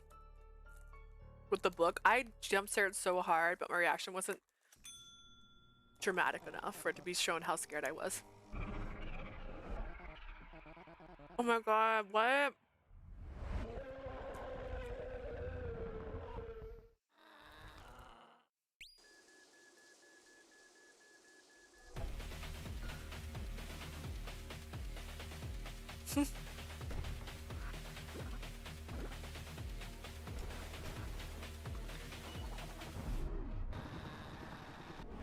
Real good choices like get a job or save the world. I love that. An existential platformer. That sounds cute. When Ela became a vampire, they didn't expect to spend their nights cleaning floors, hauling boxes, and selling moonshine to drunkards. But in this forgotten northern town, every vampire has a role to play. A night shift doctor, a crooked cop, that shady guy who runs the nightclub. Very similar to the game we just played. Literally. You drink blood, and their secrets flood in. Pain no one dared to name. Oh. Guilt no one ever claimed. What will you do with the truth? You steal their energy. Oh, this reminds me of the one we played. Watch them fall for it. That was about And psychosis. crush it and drink it dry. And when the dream is gone, what's left of them? But for now, back to vampire life. Plan and execute a grand birthday party. And pray no one executes you.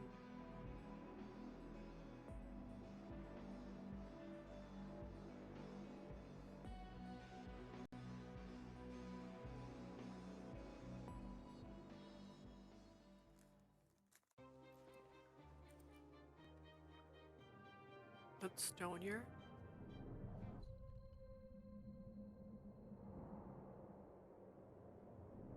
First, aggravated vandalism.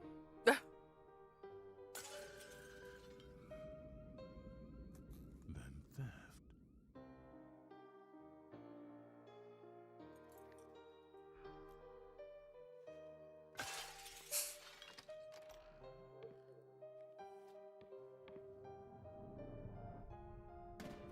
Such a nuisance.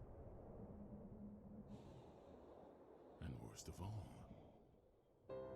you've tried to flee. And it pains me deeply. But a lamb that's always lost has to be cold.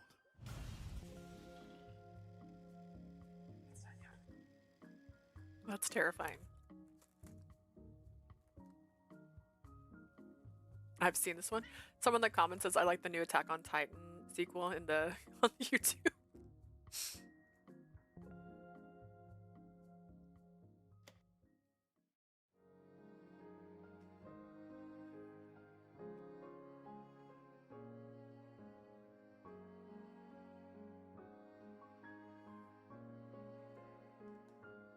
Pardon me, but are you Mr. Brooks? Oh, why, yes, I am. And you are?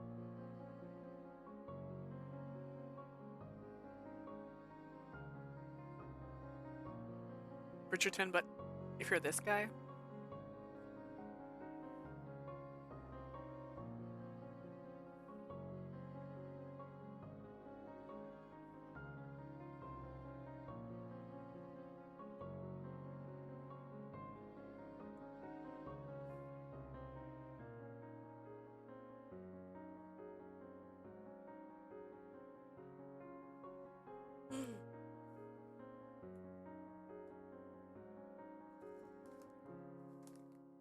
I apologize if I startled you.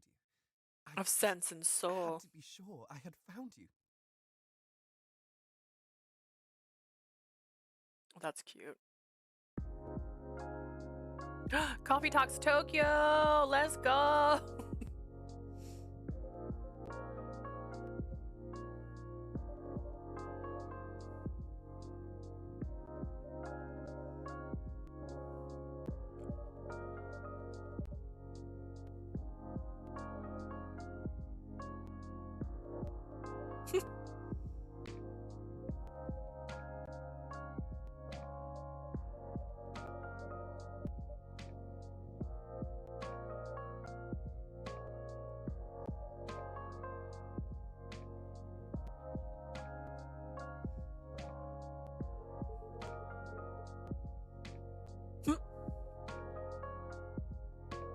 He's in lecture mode again. Nothing, sir. Zahe. Tupac. Ice. Royal milk tea. Hell yeah.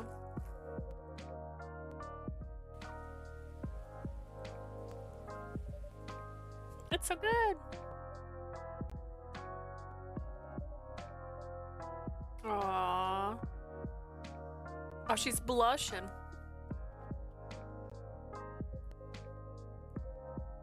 Rather run an udon shop. You could do that too. You just wouldn't have little light conversations with your patrons like this. I mean, you could, but like this version specifically. March 5th, 2026. Nice.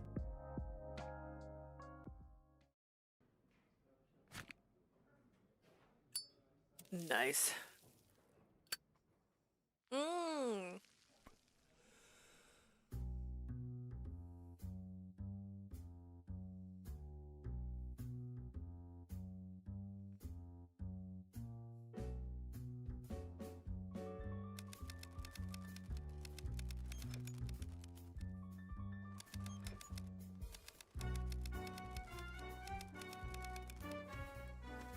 So this is like Papers, Please, but it reminds me of a game I played a long time ago where everyone was like those little stacking dolls.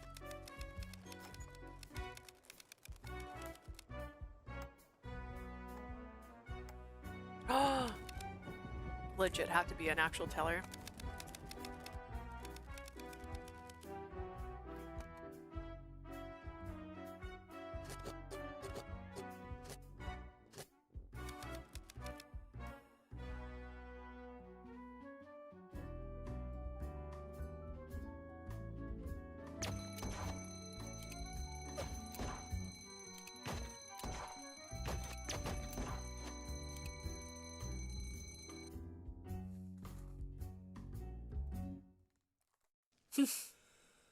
The cutout style. Yeah, it reminds me also like Paper Mario in a way.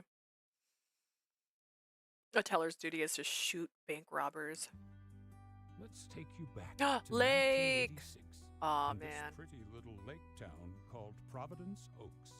You ever wanted to be a Weiss lives postal service 3,000 person? miles You can away, be. But she's coming back to her hometown to fill in for her dad, a mail carrier. Do you really have to? 2 weeks is a lifetime. That's her boss. Yeah, Steve, I really have to. It's quite a change from her big city job. Different pace, different people. I think it's a toy bear. That's local cat lady. Ian Mildred played Jenkins. this, and it was fun. Bit of a nosy posy, aren't you? That's Robert, the lumberjack. And then there's Maureen, who runs the diner. Ashley, it's pancake time! Meredith's 2 weeks in Providence Oaks are quite relaxing. Or are they? Will she reconnect with her best friend Kay? Brings back memories, doesn't it? Any memory in particular you're thinking of? Will she get into trouble? I advise you to answer the following 3 questions truthfully. Will she fall in love? We could have a cup of tea at my place. And what will she do after her job is done? Go back, stay, or something else? It's all up to you. So return to the 80s and spend 2 weeks delivering mail in a town by a lake. Yeah! That's a pretty chill Hallmark movie vibes. It really was, yeah.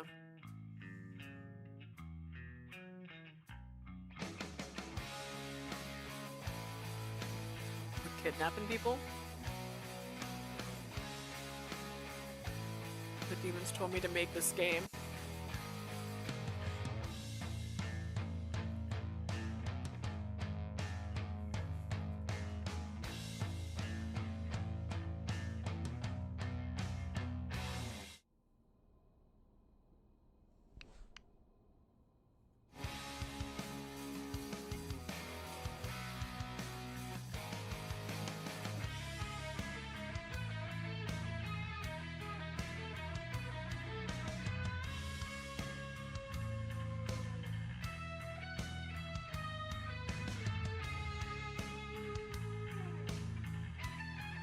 This reminds me of a book where they have like powers and they glow.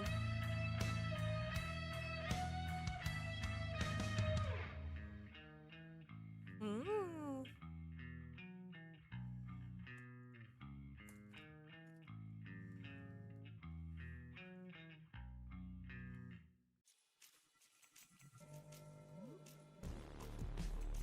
Cute. Fear bonding. Tame the yandere. Tame the yandere.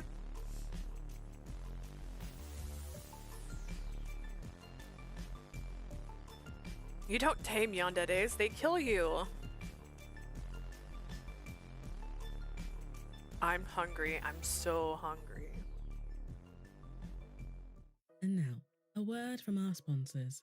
I'm just kidding, there are no sponsors. No, this really is a festival full of just trailers. The only reason I'm here, briefly, to interrupt your viewing is to let you know that the next few trailers you're about to see are a little bit special. These trailers have been sent in exclusively for the Choose Wisely Festival. In fact, this may be the very first time some of these games are being shown. These are our exclusive trailers.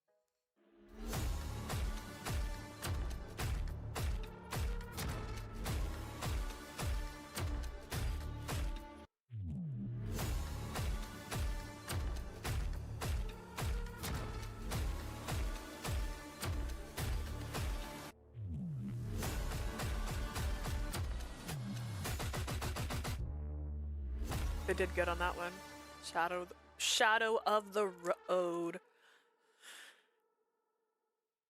Wasteland vibes. I don't This know place if I played that one. There are dark forces. A gap year. You're being silly.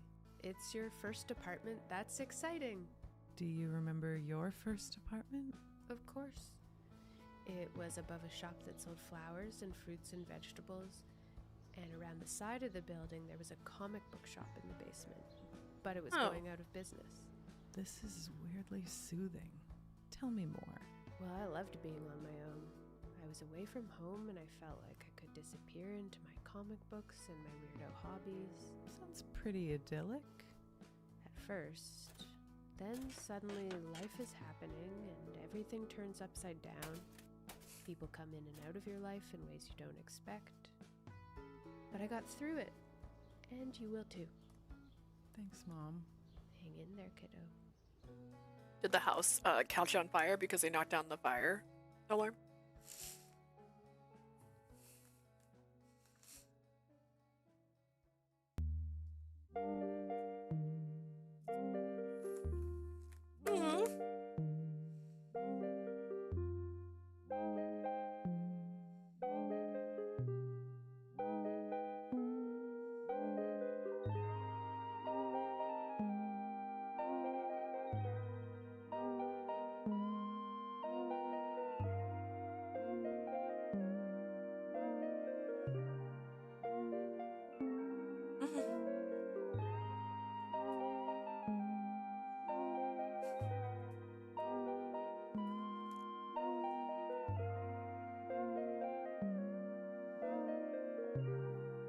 Oh my god, what?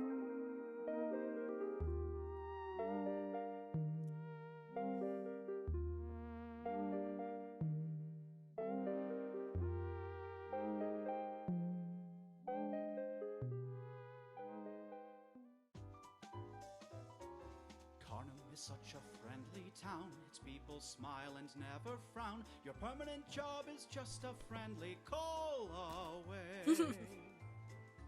Carnum is such a normal place where evil never shows its face. Your forever job is just a normal call away.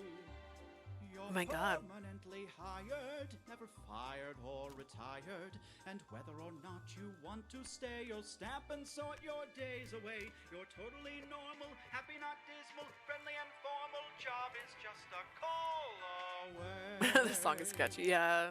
It's also creepy. I would love to play that one. That one looks really cool. P-Cube! Love P-Cube. K-pop idol, what?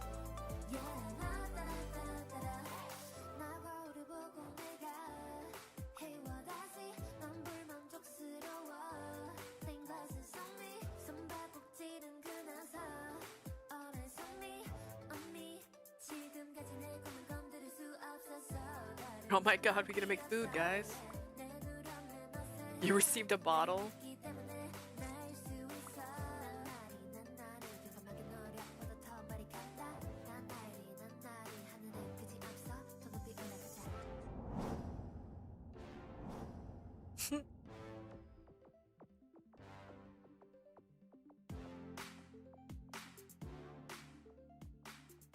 That's super cute, oh my gosh.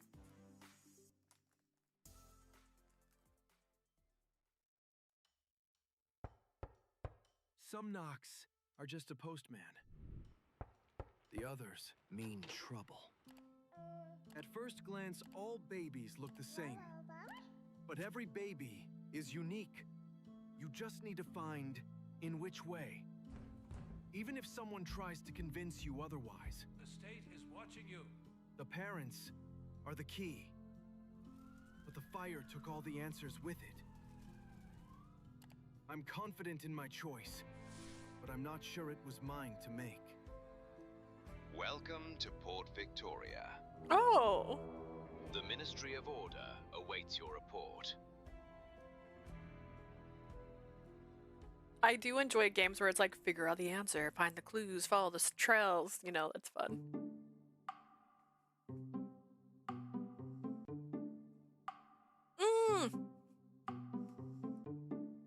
I'm playing this one next week.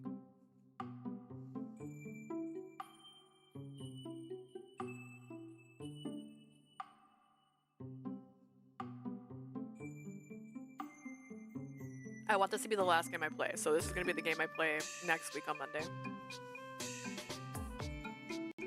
I'm so excited for this one. You can choose the gender of the people you date. Yours and theirs.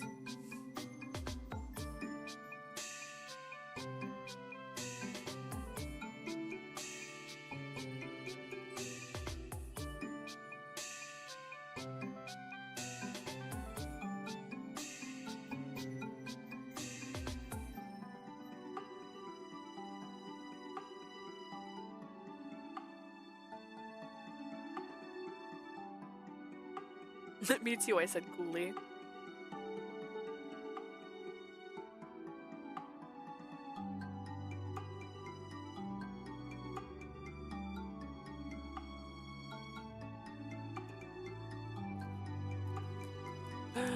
So exciting.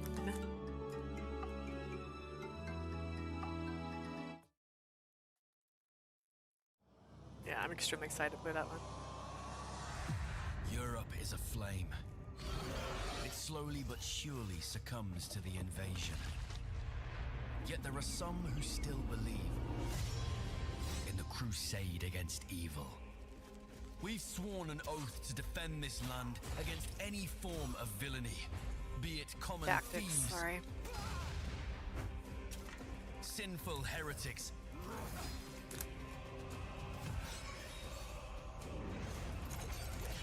or demons from the depths of hell. Our strength lies in our brotherhood. To stand a chance against Beelzebub's spawn, we train together, we eat and pray together, and we welcome new brothers to our order. The demons may outnumber us. As creatures of the abyss, they may thrive in darkness. But our ally is light. And we shall soak our enemies in that light. We believe that Hellkind can be purged from these lands. And we trust in the strategic mind of our Grandmaster. We believe in you. That was terrifying. I love a game featuring sinful heretics. To be sheriff of Asbury Pines. Quiet town with folks who like black coffee and good gossip. But today, evil happened. The kind of crime that cuts time into before and after. Oh. And I know that our lives will go on. That the town will wake up and go to work like we did yesterday and today and will tomorrow. And we'll keep learning ways to improve. We'll even make unexpected friends. And across time, we'll grow together, as we always did. But still, we'll return to asking ourselves, how hard do we have to work? How deep That's insane. do we have to look?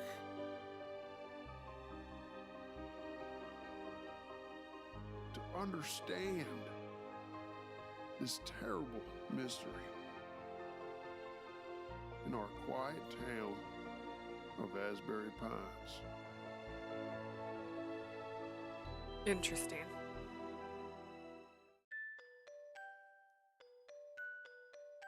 A year of springs.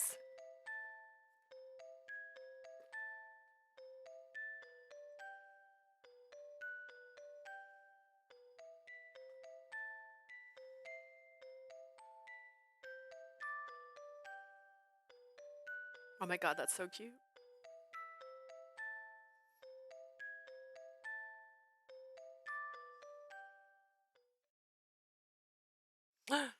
Now available as plushies. Wait.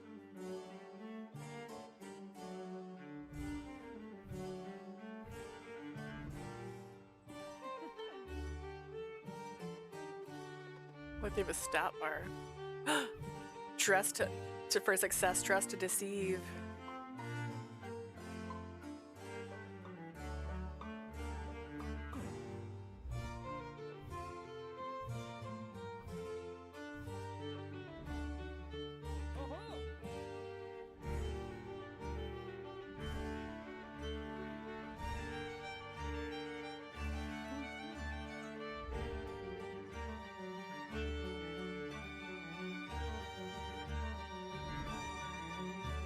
Oh my. Avoid prison. Avoid the guillotine first off. That looks cool. I like the art. It kind of gives like a creepy Disney. Creepy Disney.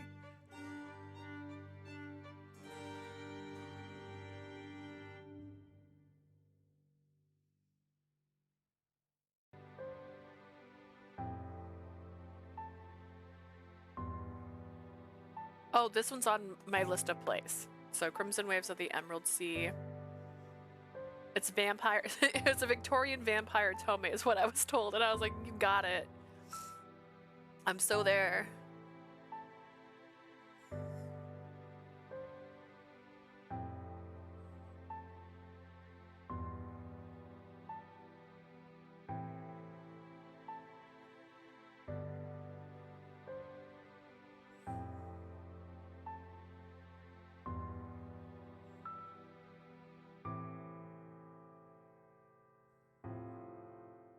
Demo out now.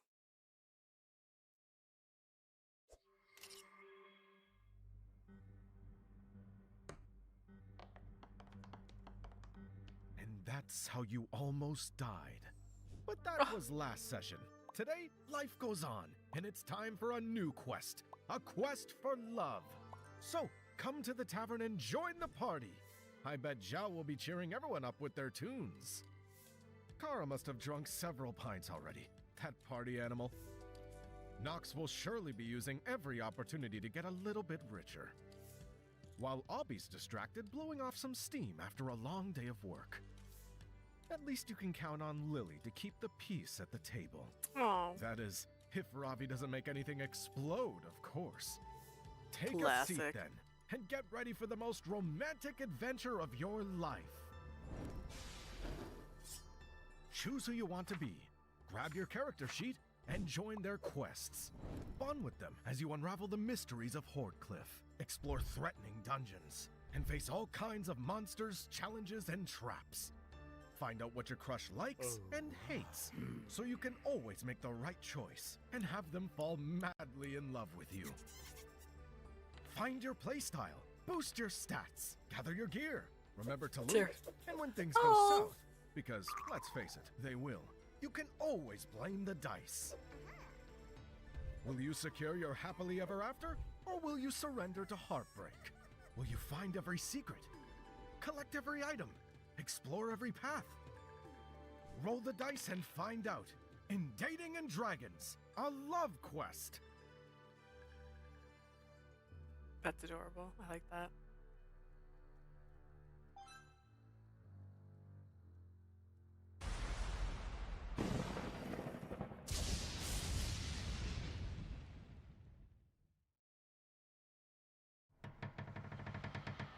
Killa.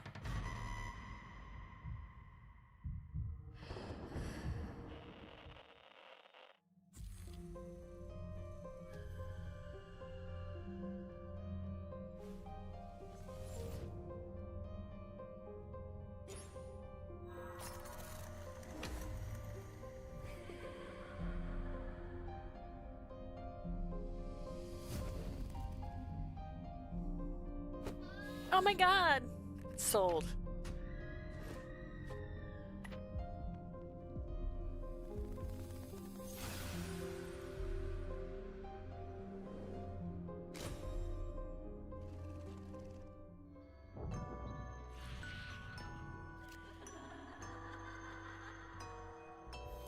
It looks cute, I like that one. Consumed by revenge. Ladies and gentlemen, all aboard! Boring! Moses Get and to the Plato, point already. last train to Clawfield. What happened here, Moses? To the wild ones. It's murder on the Orient, but it's animals? You're paranoid. Have a sip of brandy to calm you down. Don't you tell me to calm down. Hey! You're the detectives, aren't you? Detectives Moses and Plato. Yes, that would be us. And who do we have the honor of speaking to? Rumor has it the ambassador's about to be assassinated. That's interesting. Please tell me more about it. Ah, the detectives. What a pleasant surprise. Oh, that's exactly how that cat would sound. Your work? This is some kind of interrogation. An assistant to the ambassador of Torogo, and yet you don't know how to behave in a classy place like this? I hardly think so. Puzzles. What? I said buffalo. Water buffalo. Not a cow. But let's not get ahead of ourselves. We haven't even started this journey. And we might just be in for the adventure of a lifetime, huh? Oh, but every day is an adventure with you, Plato.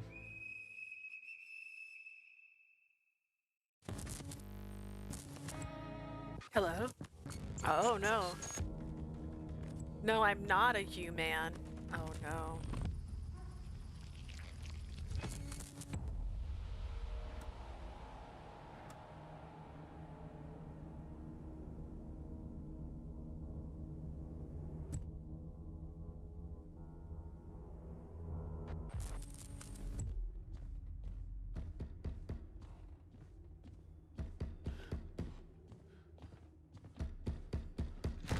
Joke's on you, game. I already don't go outside. I mean, honestly, it's not safe out there.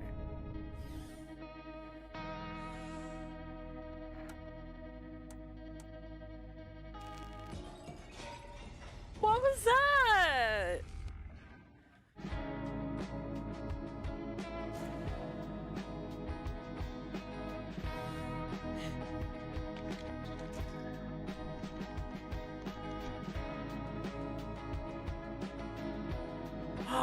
Oh, I've seen that meme. That guy.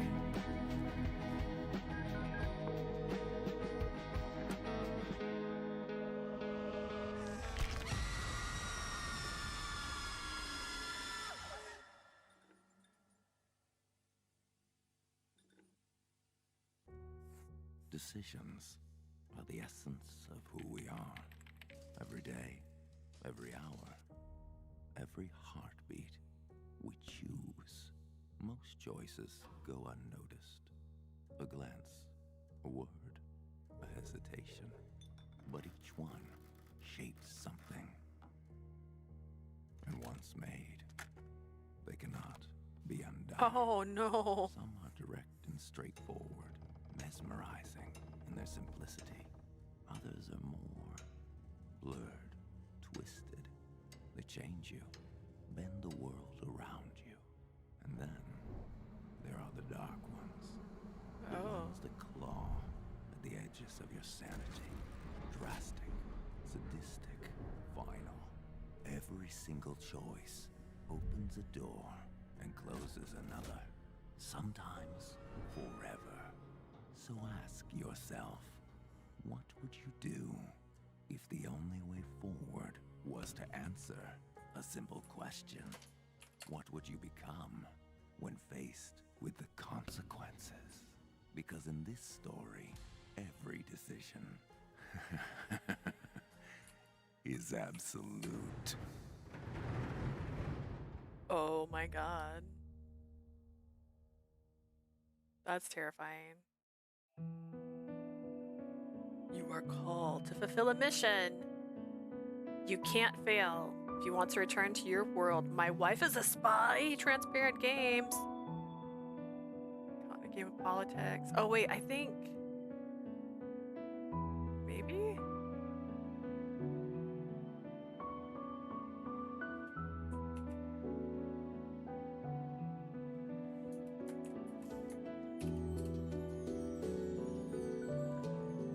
This one? Okay, yeah. Yes. You can never betray has banned out. So this game I actually had sent to me a while ago, and I just never got a chance to play it. No. The demo, at least. The Wolf of Dervenia. I guess I could play during this if I wanted to. I have it installed already, I think.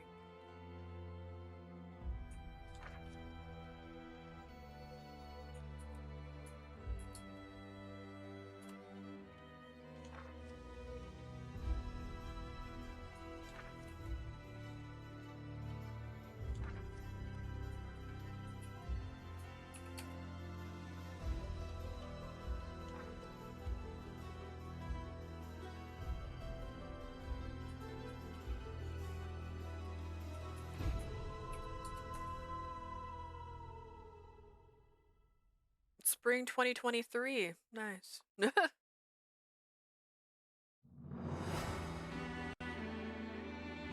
unexpected. Ooh, this is pretty. Studio Ethia. Oh, this is the company that's doing this.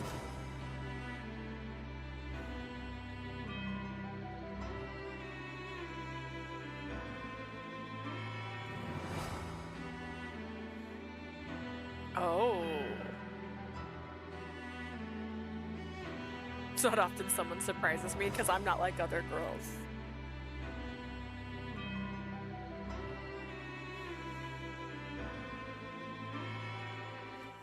What kind of hero will you be now? In ashes. Dun dun dun dun. I'm just some guy who got lost. As for the kid, hey, you remember your name yet? How about Ren then? A butterfly told me. Sounds nice, huh? Aww. How do you know about the curse? Are they dead? Hey, Grandpa, what makes a photo good? You have to care. When you care, the picture knows. But I care about everyone. This looks like the art for like Catherine. Use the camera. Come on.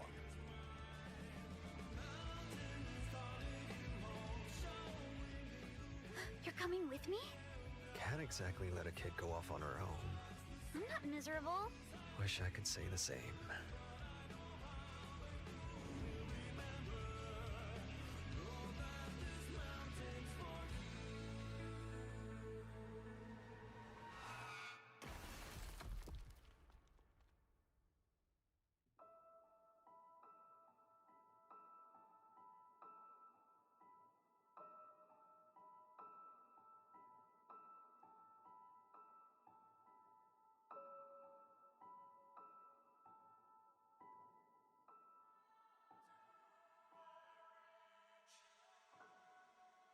How cute.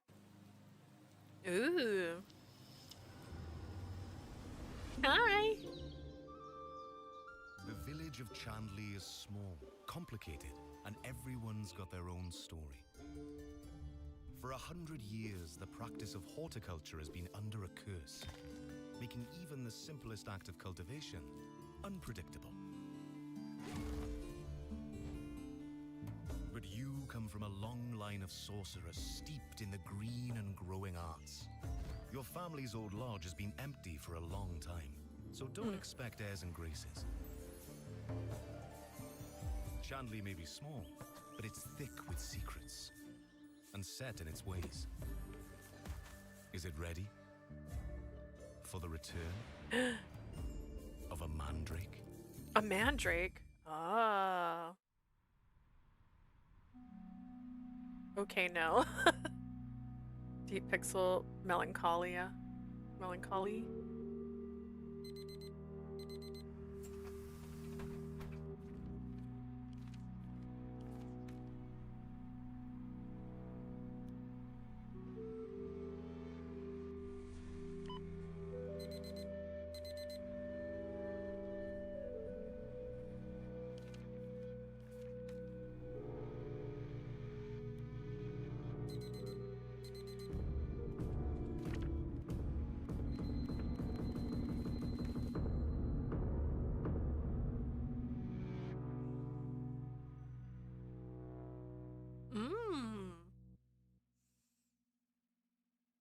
Like we're in Groundhog's Day. Oh, from the craze of Slay the Princess. Welcome home, Scarlet Hollow.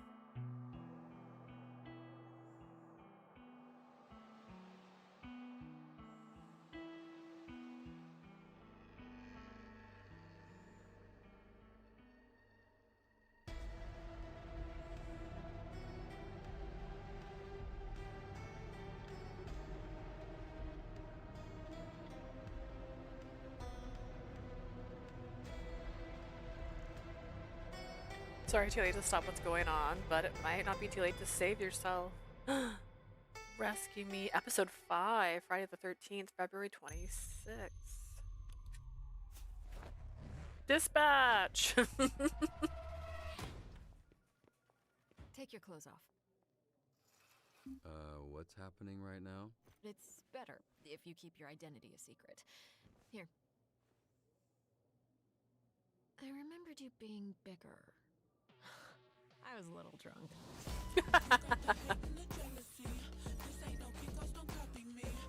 I work better alone. The hell, man? Adopt a kaiju. Hello, Robert. How do you move so quiet? I float. Valid. Jacksepticeye! Voice critical. Wait, you didn't let him talk. What the fuck?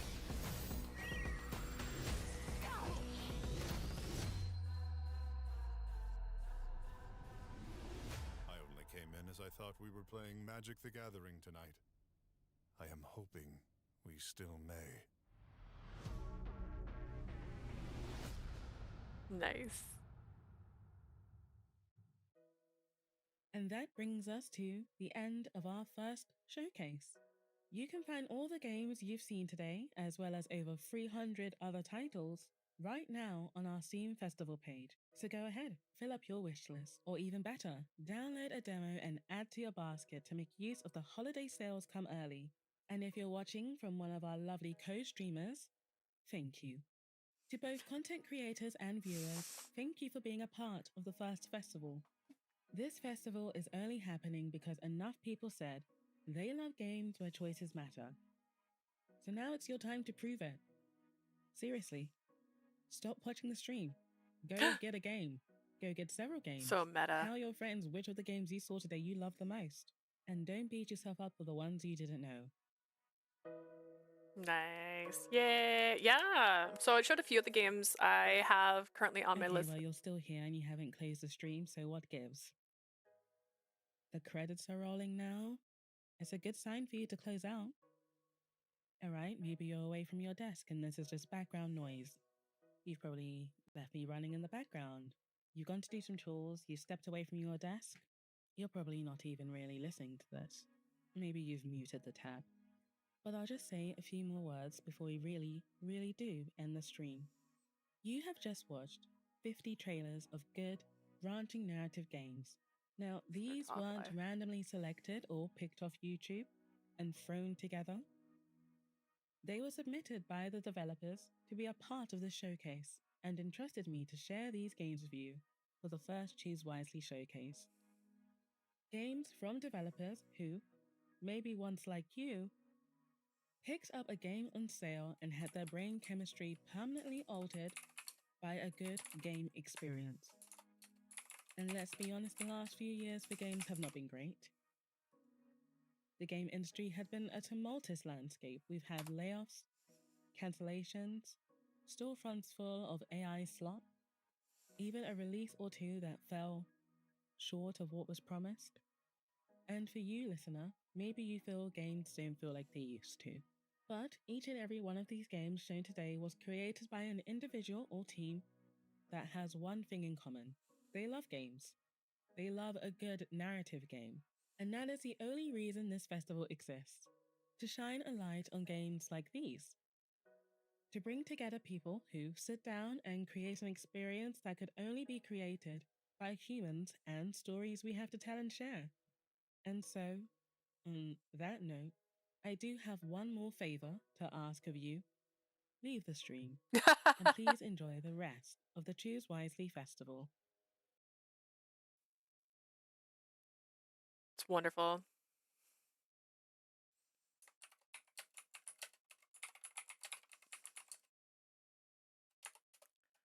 All right, Steam is officially open. I totally forgot I restarted my computer.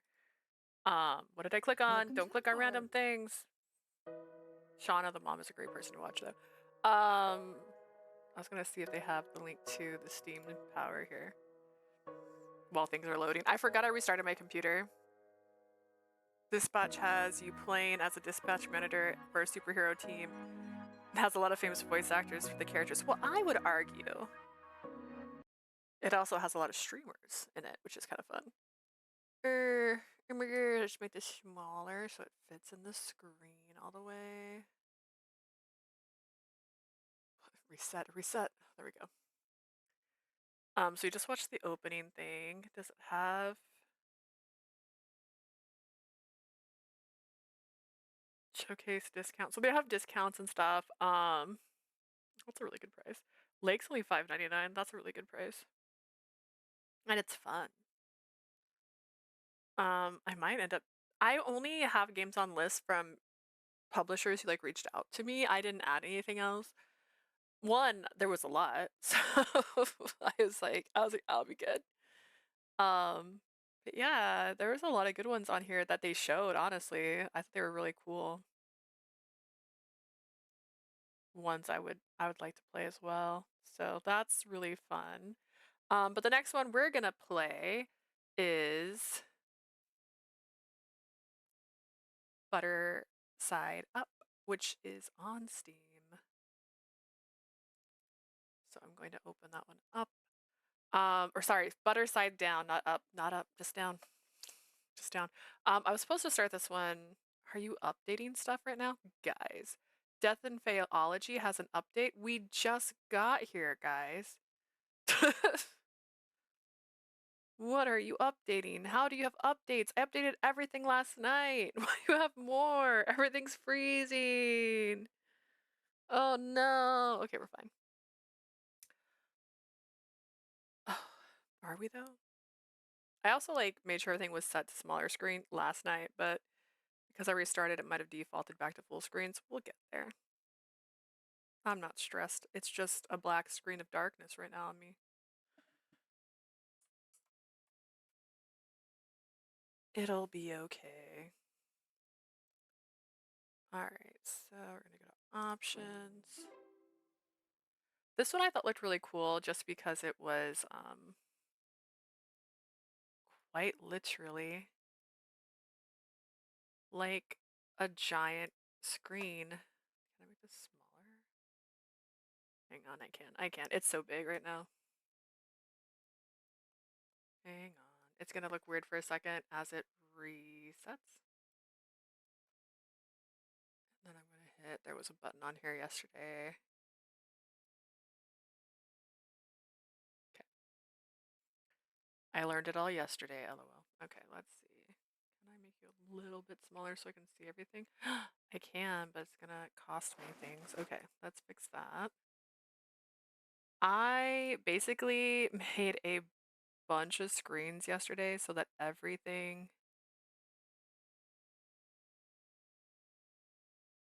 would just automatically load when I opened it today. So I tried really hard. I favorited quite a few games from the stream, lots of new options. I know, it's a problem. There's too many games. Like, I can't. There's just so many games.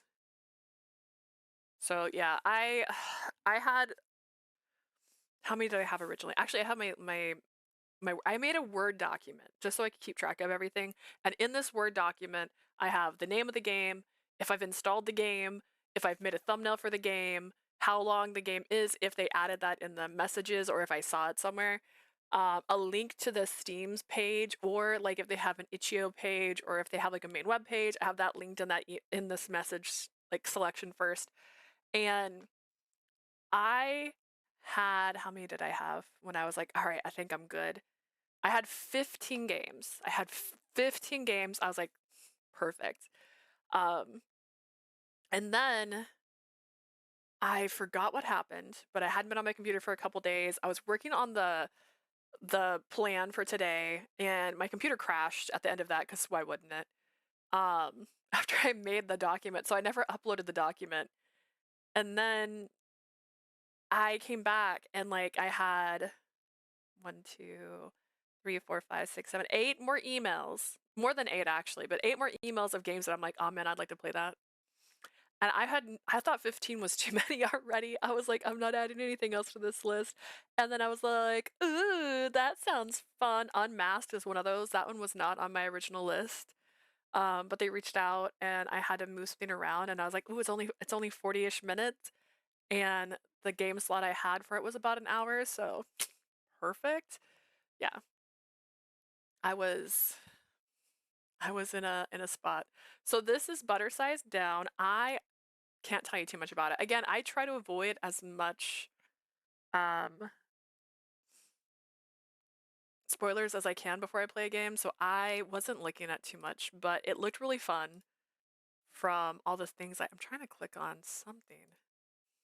Ah, no. I see. No. Oh, wait. I still see some of my screen up back there. Hang on. Boop. Looks perfect. All right. So oh, no, give me a minute, actually. Hang on. The truth. Oh. Warn.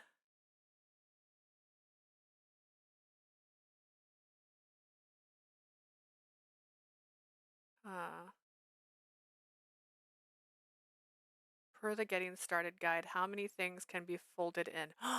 Getting started. Wait. Manual. Oh, linked with. Okay.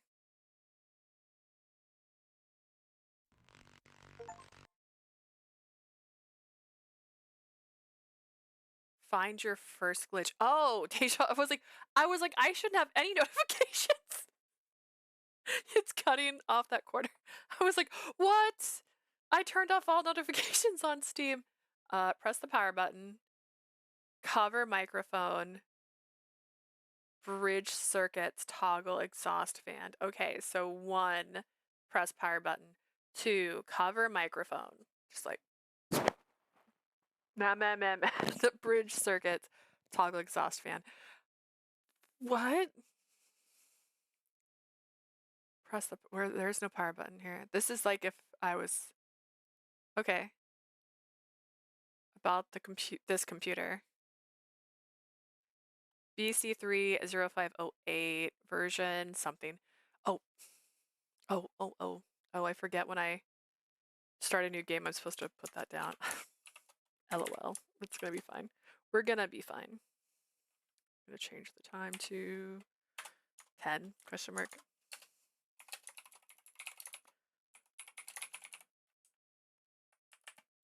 before I get too involved and get too confused. All right, storage 50 gigabytes. That's not a lot. Unused storage 26, which means I'm using 24 right now. Computer's name, Spargo replacement -3. Soundscape 305. Okay. Storage. Ooh, okay. We got Earth is taking up 7 slots. The ocean over here, what is this? Atlantic? No. No, maybe something ocean is taking up 10 spots. The moon, the moon is utilizing 6 spots, and a space satellite's using 1 spot, and we have all this rest not being used. So, interesting. Okay. Camera, antenna misaligned. Hi! Oh, you feel peace as Tianan enters your dreams. The dream sailor is here. Why? Thanks for joining, guys. Oh my goodness. Oh my gosh. Oh wait, misaligned. Control server, return to system. Ah, I don't know what to do here yet. Command line. Oh. That does remind me, that does mean that'd be a good thing to raid people when I end my stream later. I'm so excited. Hi, what have you been playing tonight? Or day? What time is it? It's noon here. Okay, learned that I'm like terrible at this. Delete the game. It's right there. Credits. Here's the create credits. McDonald made this. All right. We have slap, wager, and money, and then there's actually logging on, which guess I could play the game. What's the point of all this? There is an icon on my desk called question mark, question mark, question mark, found strange glitches, tagged, bridge, circuit. Oh, okay, I have notes in here. Perfect. Call base, Beatrice, Jeep Johnson, Rotten, Regular, called Adam Spargo. How much did you get paid?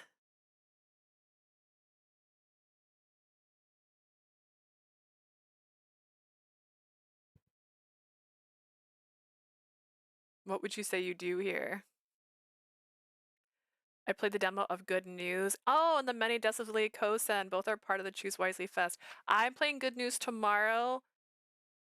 And Many Deaths of Lee Kosen. I don't know if I'm playing that tomorrow or not, but Good News I have for tomorrow.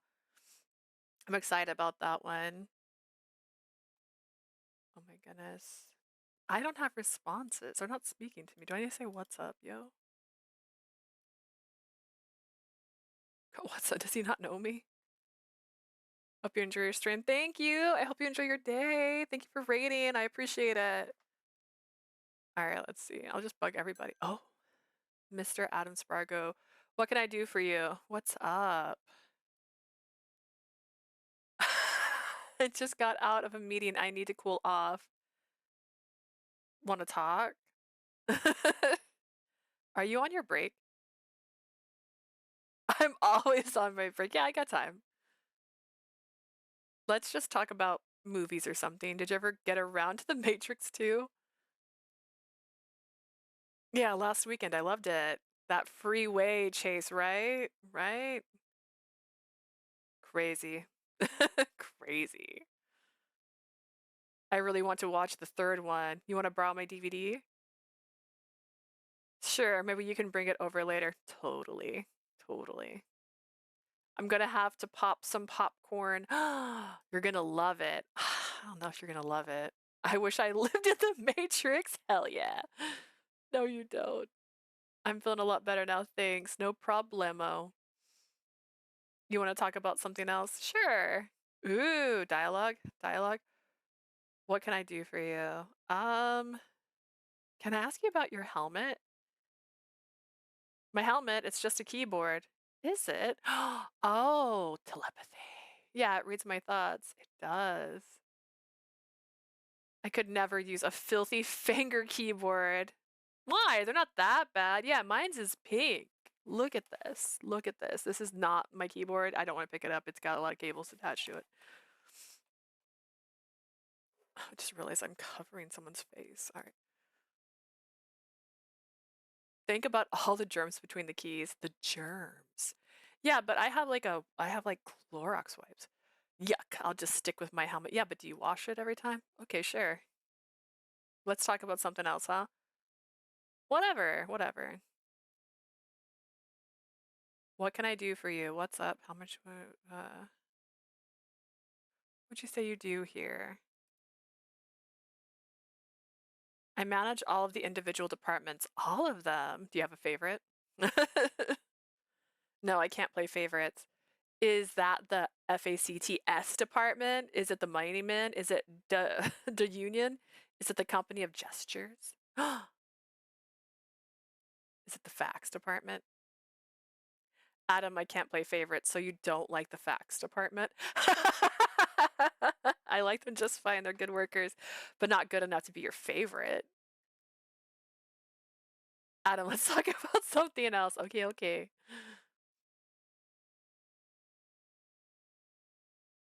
How much do you get paid? Let's just ask him all the questions. Not nearly enough. But actually, though, how much?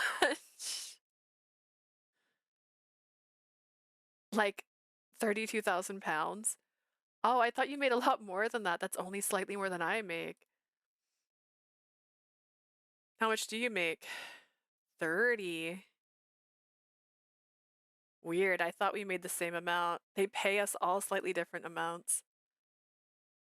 Really? Why? They said something about aprophenia. Aprophenia. Seeing patterns in random numbers, something like that. Oh. And that means you get paid paid less? Yeah, it's not great. Oh my god, that's so cruel. I'm gonna talk to Beatrice about this. That'd be nice. Thanks, Basil. Thank you, Basil. Now let's talk about something else. Sure. I asked all the questions, right? I did the what's up, how much do you get paid, what do you do? Nah, we're good. We talked to him. All right, Basil's cool. I like him. He's my favorite. I'll call other people in a second. Let's play Slap.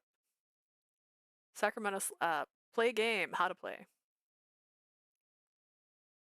An ace is worth either 1 or 11, naturally. Face cards are 10, number cards are their obvious worth. Slap adds a card to your hand, and the round continues. Stand your ground, maintain your hand, and the round ends. Win the round by scoring more than the dealer without going over. Oh, it's 21. I've never...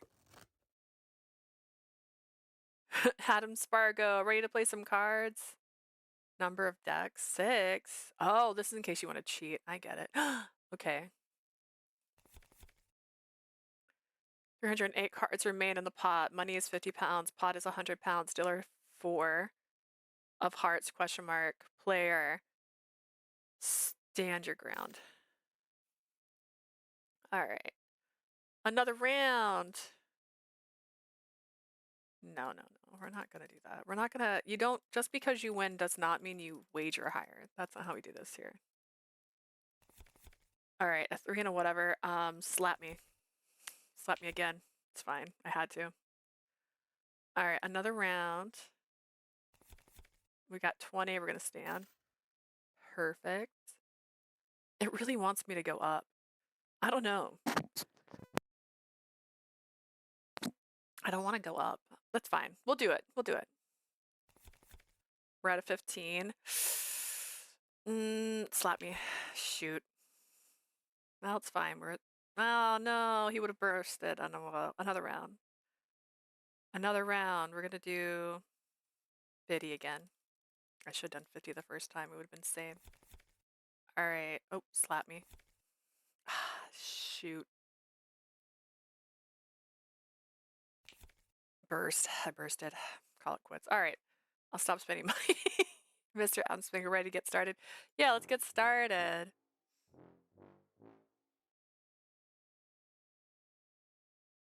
That was the game, right? A matter of debate for decades. It's time to finally put it to a rest. What is the best way to eat an ice cream cone? There is no best way to eat any food. I like to push the ice cream into the cone so it can't fall out, and then you have a nice ice cream filled cone to eat after with a fork and knife. I'm not gonna lick it like a filthy dog. You should always try to eat it as fast as possible. Any melted ice cream devalues your original purchase. It's not a best way. Bobby B. Briccolini. That sound is getting me. The Stapler, Robbins. Who you got? It's just a bit of harmless fun. I bet Briccolani takes it. These guys are so red. I bet one of them is going to die. What game are they playing? I don't know this one. They're arm wrestling again. This isn't the great way to use company time. Be nice. A local child walks up to you holding a fresh apple, but it has a worm sticking out of it. Gross. How do you help the unlucky child? Grab the apple and suck the worm out of it. Problem solved. The worm has contaminated the apple. Throw it away. Huh, that's kind of cool. I'll just buy the kid a fresh apple. There's still a lot of good apple there. Just cut out the wormy bits. Wouldn't want to waste. No. No. No. Also, you don't want to throw away someone's food. Is there anything in the world that's better than a slice of pie and coffee at a local diner? Probably not. After a long day, it's basically heaven. There is probably something better. Oh, notice this is all caps. TIPSBTDNS. There's probably something better than diner food, yes. How pathetic. A local diner? You've clearly never spent 10,000 pounds on boutique pies and illegal offshore coffee at Macaw. Better than pie and coffee? How about learning ancient parkour from the real French master in the alley of Paris? There is probably something better than diner food, yes. The jellyfish, the most mysterious creature on Earth. How do you feel about this animal's enigma? Jellyfish are not that mysterious. See, these are all, like, is this a sign? Battered and fried? Ooh, no. They're pretty cool. They just float around all day. Hey, I've pissed a lot of friends because of these guys. That actually doesn't help. Don't do that. You are walking down the street in beautiful downtown Los Angeles when suddenly this guy launches out of a manhole cover, lands on his head, and starts a one-man protest against God himself. Do you join in or do you battle him? Is there one that has every... Based on the description, this is actually the Christian devil. This is one that has all of the capitals for every word. I take out my concealed T-ringer and put it into a soft part of his head. Instant martyr. I support your rights to protest, but I don't support falling on your head like that. It's just not right. Guerrilla marketing. This guy's gonna make a lot of money. Your friend Tony has given you... I'm picking the one that has all caps, but I don't know if that's right. Your friend Tony has given you stock market advice leading to the investment in a failing fast food chain Kitchen Hut. You're down 5,000 pounds. What's your next move? Most people lose money like this. I need to stop. This is why I don't do stocks. It's worse than the casino. Seek retribution of Tony. It's his fault. He needs to die. It's only 5,000 pounds. With some key marketing manipulations, we can still turn this around. It's giving me a score. Perfect. That has a 5 now. Green has a 5. I don't know. So I'm right. This does have a theme. I just didn't pick the right ones the first time. How many questions are there? 10 maybe? It is said that when you die, Anubis will weigh your heart against a feather. If your heart is heavier, your soul is consumed by Amit, and if it's lighter, your soul ascends to the heavenly existence. What is your fate of your heart on this scale? I just slip him a few gold coins, lighter, heavier, whatever. I do not know enough about his system to guess the results. I never lost a fight against a dog before, and I won't start now. I'm getting into heaven. I've got jokes for the big man. I hope it's lighter. All you can do is try your best every day and hope it all evens out in the end. Listen. If you wear contact lenses, it's particularly important to wear safety goggles in the shop because particles can get under your contact lenses and into your eyes because safety your goggles eyes and contact lenses contact your eyes. Hydrate. No.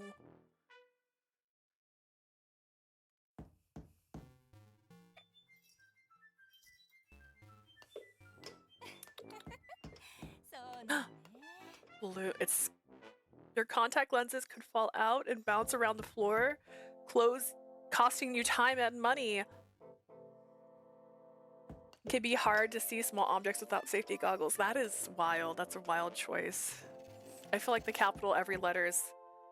Oh wait, maybe it's supposed to be my 3 friends or the coworkers.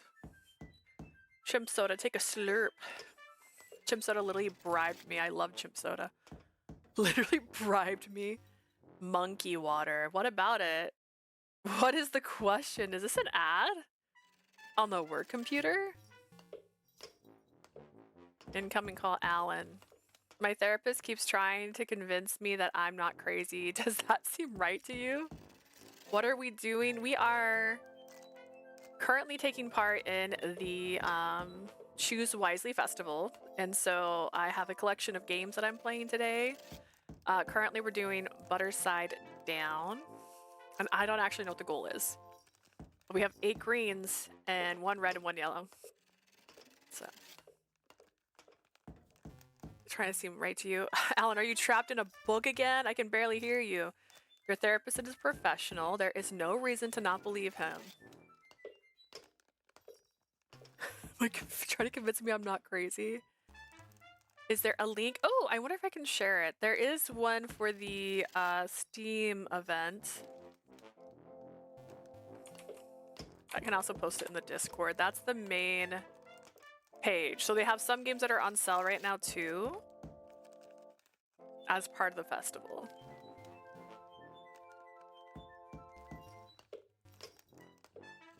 Alan, you're yelling. I can't understand anything you're saying. You're yelling again. You need to calm down. Stop going to him, Alan. You don't have to have coverage, and those appointments cost a lot of money. Oh, that's so sad. This is professional. We got 9 now. 9 in green. You walk down the hallway towards the dining room. A large, vicious dog stands in the way. What do? Bribe the large, vicious dog with something nice. Little treat. That's not a bad dog. That's just a little guy. He's alright. Puff up your chest to appear larger. It may scare him off. Run. Run for your goddamn life.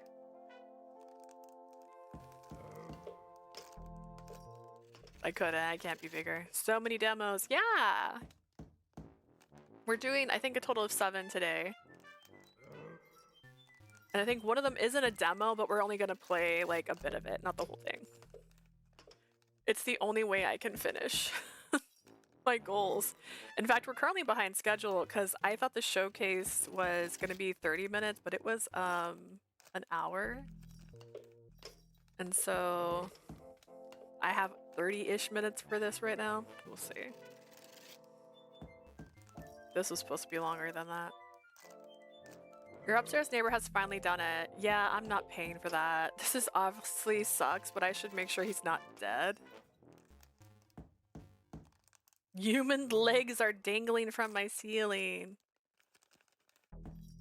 Pull on the legs. You're in my world now.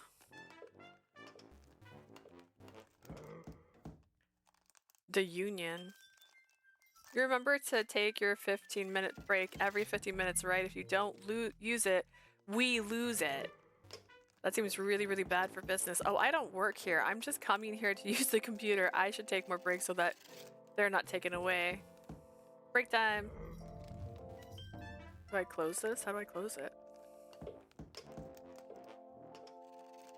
You see this man step off the curb and go directly under an ambulance's wheel. Most of his whole body goes under at least 2 tires. When you go to check, he seems hurt but totally fine. Why did he do this? Surprise vehicle inspection. It's very, very common. Getting injured near an ambulance is actually very safe. Why does anyone do anything? Just check to see if he's okay. Textbook's insurance fraud. He was looking for a big payout.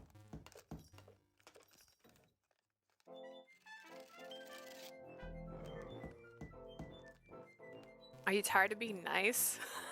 Don't you just want to go ape shit? No, being nice is good for business. No, I don't know about going ape shit. What going ape shit is. You can be nice and also go ape shit. I do it all the time.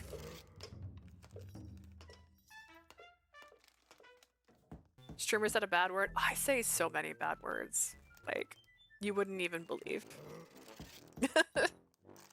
The snake god, Rel Kolarclar, opens up the night sky with the hypnotic snakes on his tail. Hypnotic state of his tail. True or false? False. This is just an old children's tale. False. Rel Kolara died a million years ago. False. Rel Kolar has a lunar god of currency and debt. True. I watch this happen every night when I make swirls in the sky with my electronical torch. Yeah, why not? I don't know what these times mean. You wake up midair with with a parachute strapped to your back. Think fast. What do you do? Remember your training and attempt to land safely.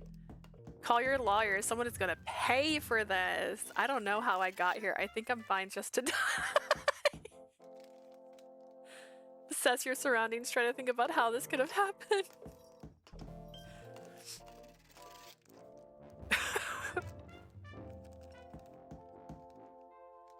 You finally caught him. The Destroyer, the World Ender. Do you strike him down and stop the chaos forever? No. We should find a way to profit off of his godlike powers. No, there's no reason to believe that striking him down will end all chaos forever. Oh my gosh, hang on.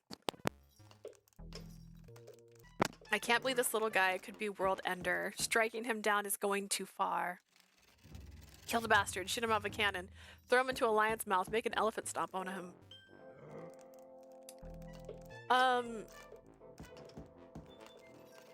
No. He's just a little guy.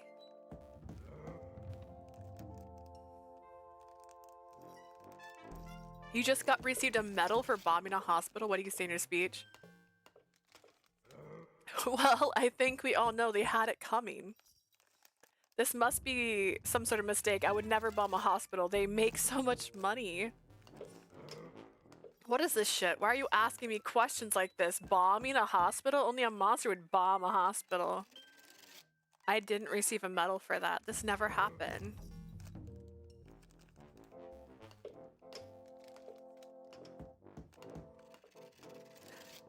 No, it's a mistake. I would never. A New York engineering firm is about to release a new building material which claims to be able to do all sorts of miraculous things that other materials cannot do. You get your hands on a vial of the stuff pre-release. What do you do with it? Test the material to see if the claim is true. Give it back. It doesn't belong to me. Inject it into my skull for profit, corporate espionage.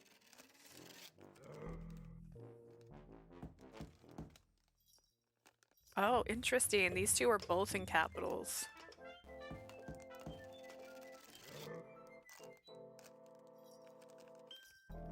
Dear office worker 0451, we value your employment. As a reward for your service, we have decided to assess you, your coworkers, and anyone you associate with. Today, you answered 12 questions for the facts department, 2 questions for the moneyman, 4 questions for the union, and 3 questions for the company of gesture. You skipped 0 questions. As a result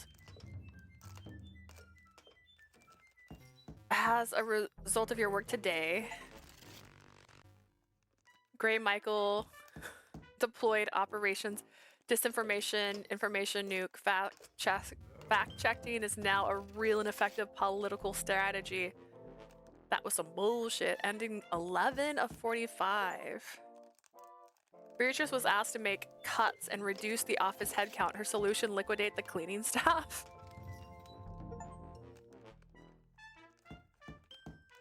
Jeep Johnson and the union successfully ratified a new contract. Employees are now entitled to a 15-minute smoke break every hour. Smoking is mandatory.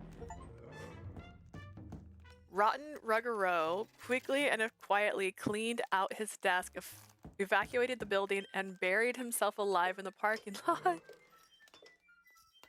But for you, it was just another day at work.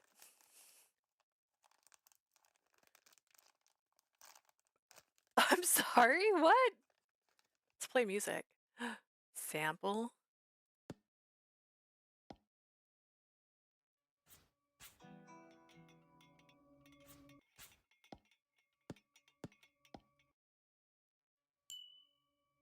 $305 sounds. Am I reading that right?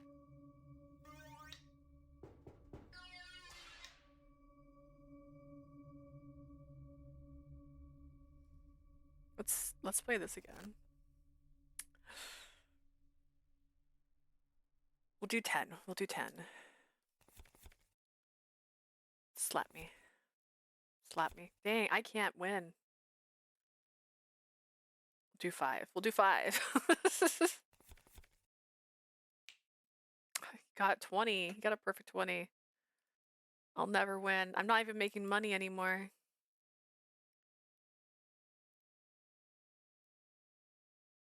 How do I? Okay.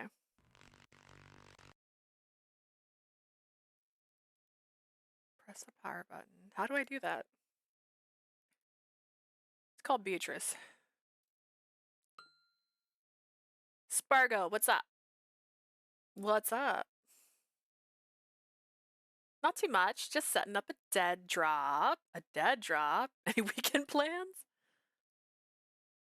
Oh yeah, Blood Rave. That's a vampire thing? Yeah, you want to come? I'm not a vampire. But you could still come. I'd protect you. I don't know. I'm just gonna keep asking, Spargo. Sorry, Beatrice. It's okay. You want to talk about something else? Yeah. What's up, yo? How much do you get paid?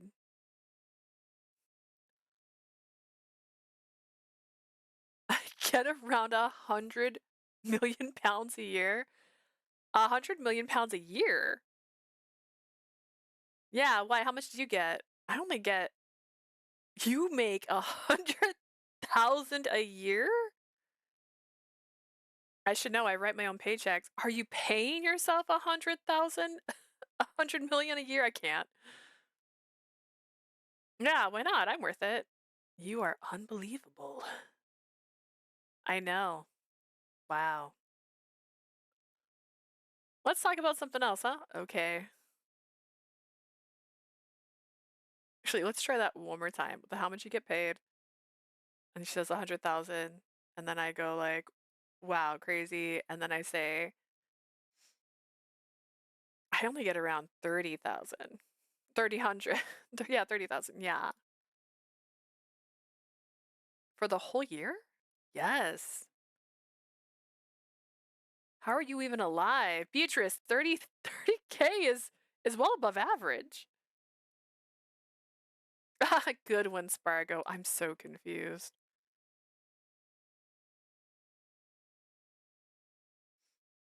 I was hoping at some point I'd get a raise. What would you say you do here?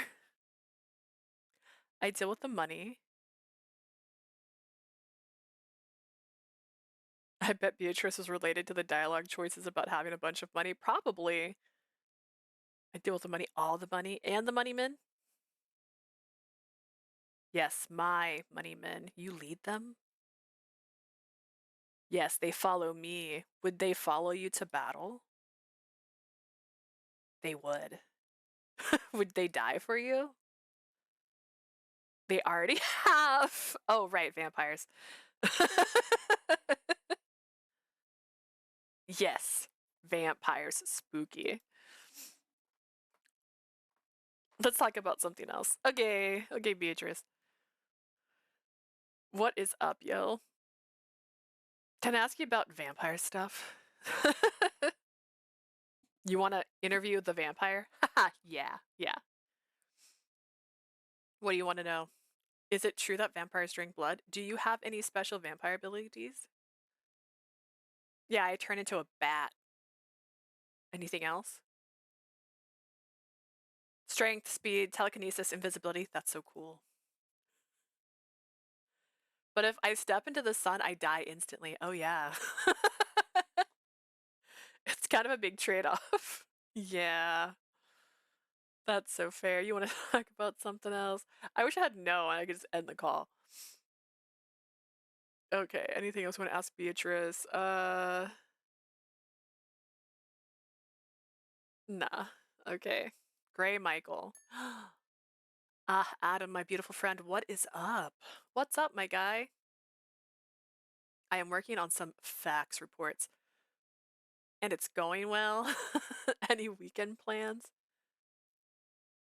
Oh, I see. So the fax are aliens, and that's why the fax ones do capitals for every word, because it sounds weird.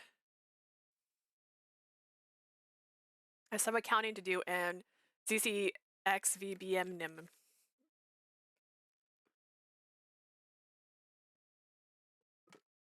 Yeah, it's a sport that I play.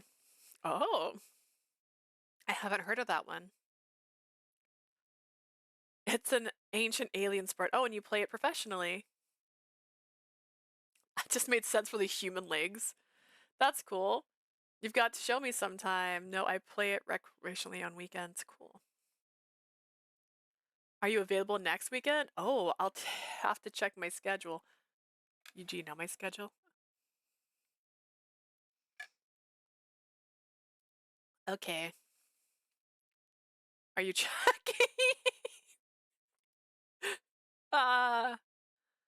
Would you like to talk about something else? Let's talk about something else. Oh my gosh. Are you checking? What does it look like? How much do you get paid?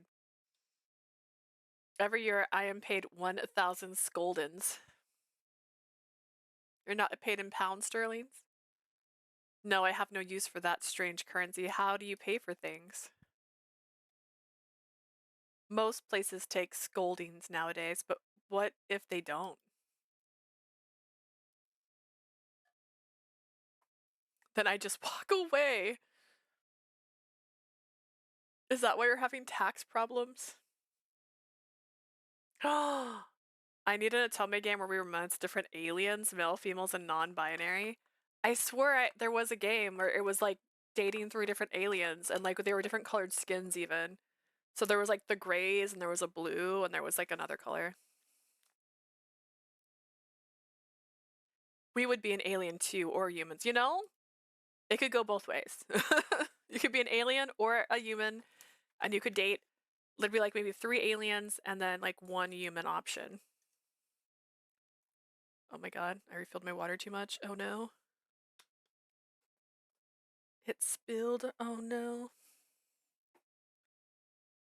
The good news is it's absorbent, so it's okay.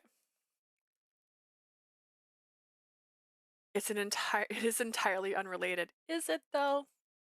Is it? I do not like what you are implying. I shouldn't have said that, sorry. Would you like to talk about something else? Yeah, let's talk about something else. LOLOL.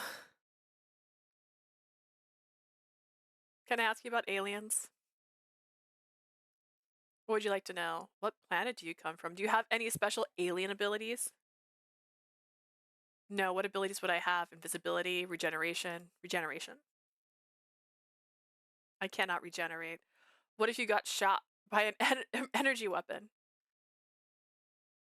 I cannot regenerate. Are you sure? Yes. Okay.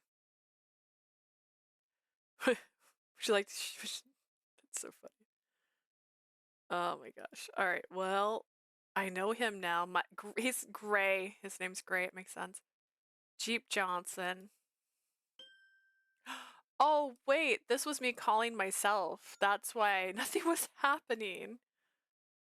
Why can't I call myself?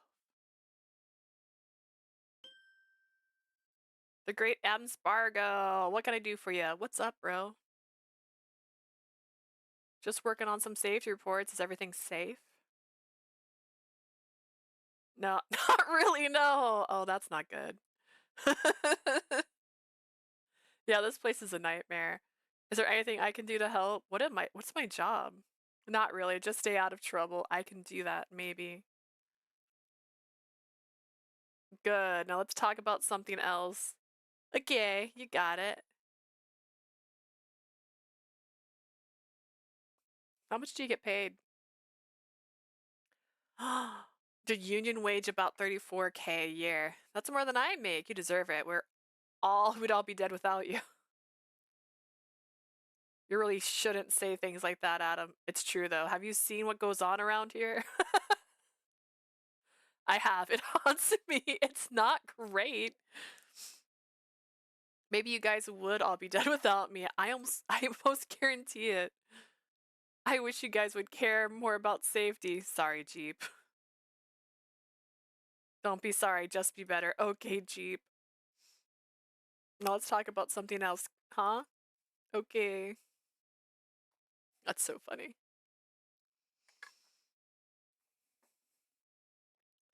Can I ask you about the union? The union. Right, the union. What do you want to know? Do you guys always wear hard hats? Can I join the union? I would be like, do you have any special powers? No, you're in another union, admin. All right, right. You forgot? No, I was testing you. You passed. Right. Nicely done.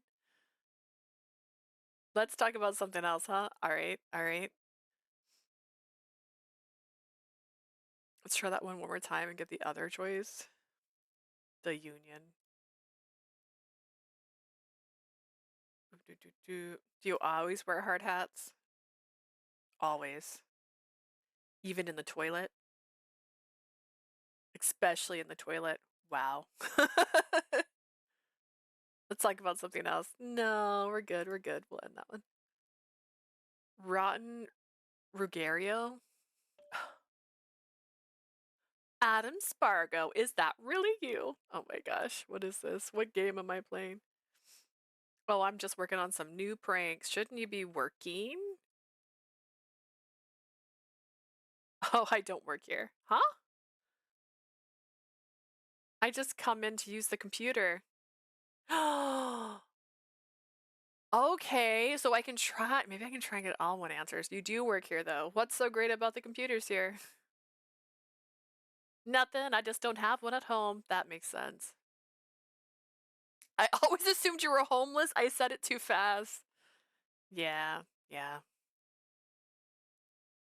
Adam Spargo, Adam Spargo, Adam Spargo. How much do you get paid? Oh, I don't get paid. I don't really work here.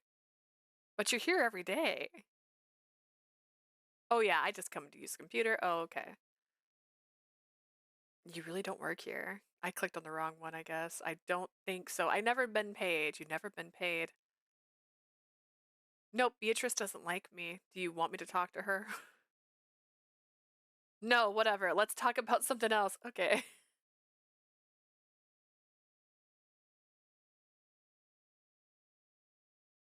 Can I ask you about purple elf gestures? What do you want to know? Tell me about elves. Tell me about gestures. Gestures, jest. What more can I say? Do you ever answer questions normally? Not really, no. I didn't think so. Normal is not my middle name. Right, right. My middle name is Vern. Vern, whatever.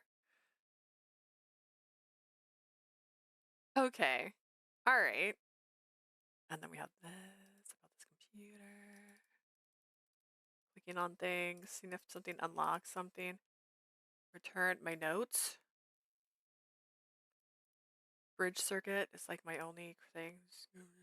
No. Or, wait, this is change. Trying to figure out if there's trash. Passwords. Basel Bonzo. Reason never write down your passwords, Adam. Pi numbers. 3.134. Shit. Notes. Ooh, let me open it. I have to blink because my eyes get really dry if I don't. That happens to everyone. Who is this man? Fell asleep with the TV on last night, and this guy was on the screen when I woke up. It's Oz, the great and powerful. 1-0. Return to trash. Okay. I'm trying to see if like there's something I'm supposed to click on. Can I click on buttons? Nope. Doctor's note. You can go to the dentist and they'll make you bite a piece of paper.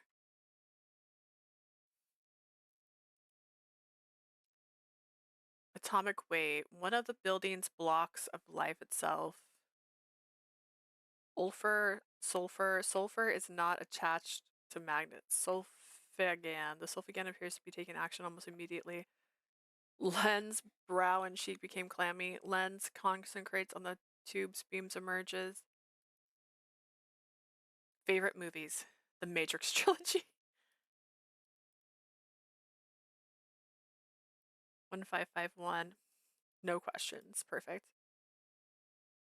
Bugged questions. Does barn floors have any effect on fitness or of a horse? Yes, no, maybe. What does this road sign mean? Oh, okay. Oh, there's so much. My haiku. You have no money. The room fills with poison gas. Great disappointment. Harvey. Check spelling. Green beans. Why does that look wrong? Green beans. Check spelling of green beans. Steal a car. You wouldn't steal a car. The heck? Quotes I like. Bye bye life. Bye bye happiness. Hello loneliness. I think I'm gonna die. He'd kill us if he got the chance. $40 a month is a shiny tin star. Sometimes it's gonna happen. Something's gonna happen. Something wonderful. There is no spoon. Matrix. Getting started guide.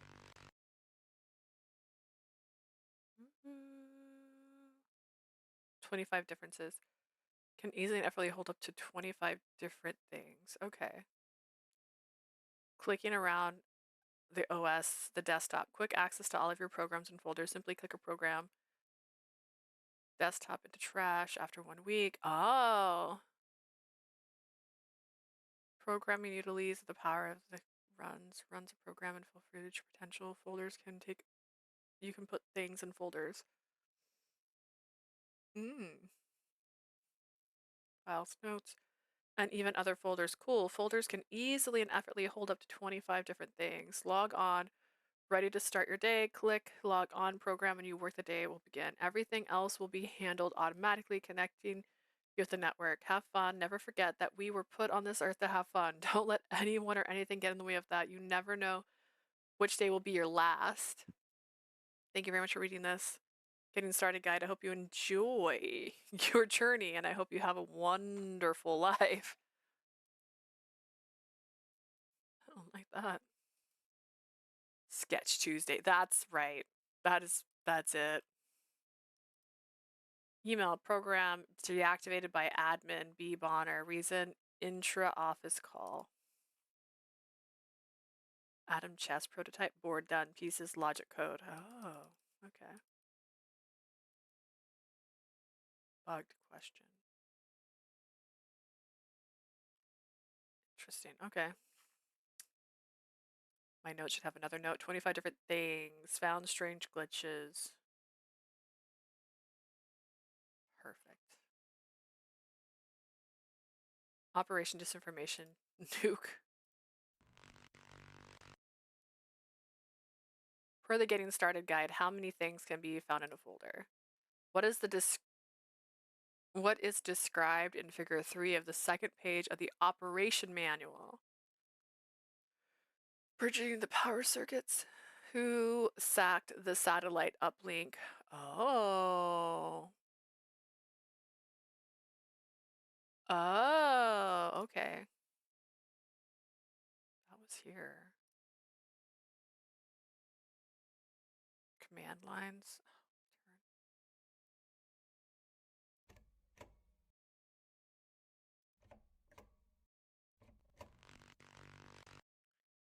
Viva la France. This alligator. French alligator. Hey, it's our friend. Oh look, it's her. Oh, the gray's here.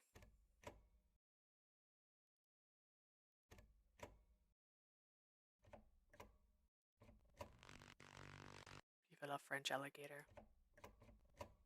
Interesting. Okay. Hmm.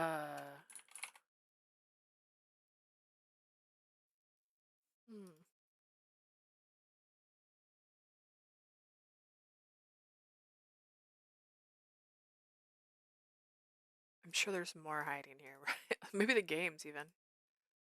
How it's played. Money. Guess Mark's card, and he will give you 1,000. Oh no.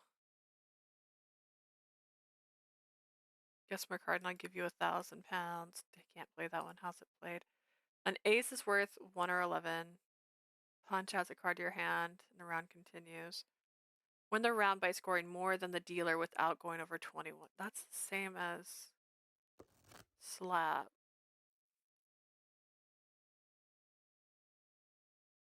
Am I playing cards with the Adam Spargo? Alright. I forgot my special tooth at home.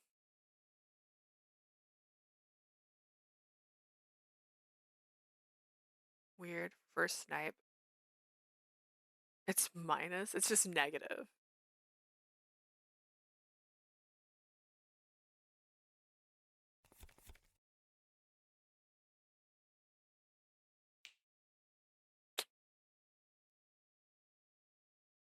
I'm so lost.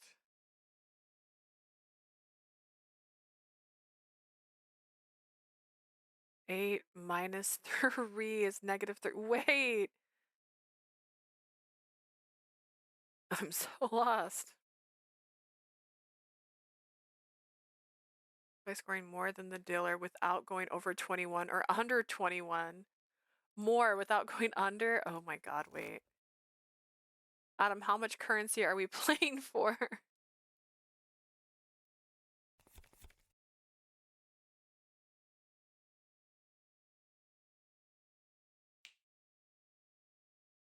I don't understand. I need to be closer to 5? Okay.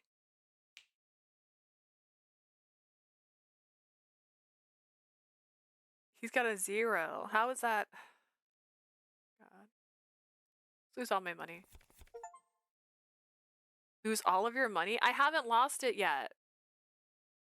I have an 8. He's got a -10.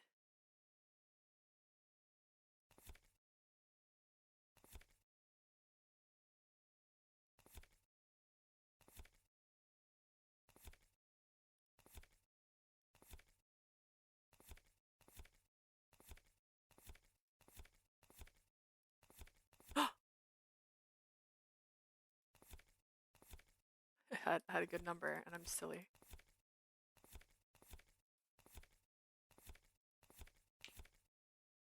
-29. Dang it! I don't know what the goal is. Alright.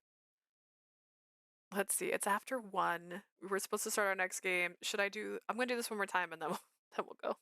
I'll see if I can try and get, like, all the right answers to one of them. Winston Fortenberry. Every day I wake up, call my zone priest, and recite him my new poem. Bahi Pristimi. Are you a famous poet? Do you make a lot of money? I do not understand any of this. What is a zone priest? Are you okay, buddy? Do you work here?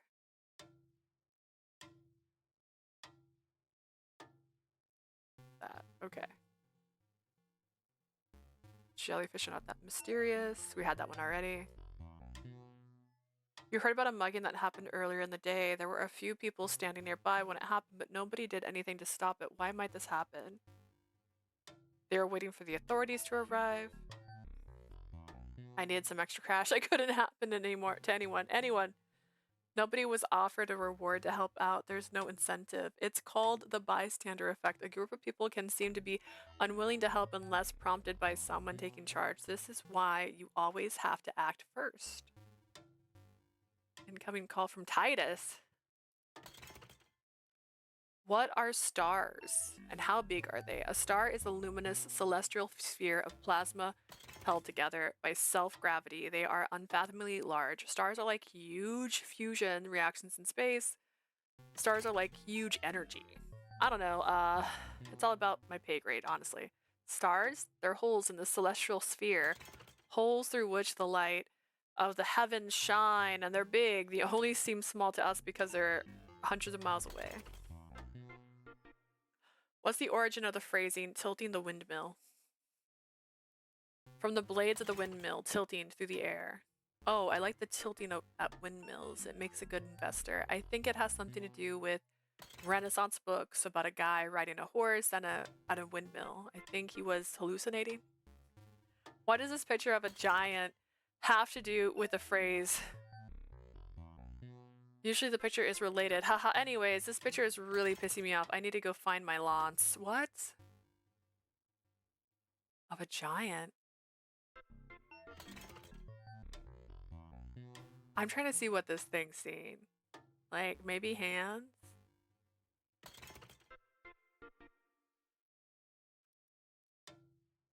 Lawrence.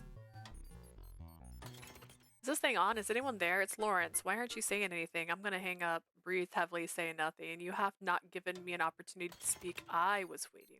Hang up then. Every second spent on this phone cost me money.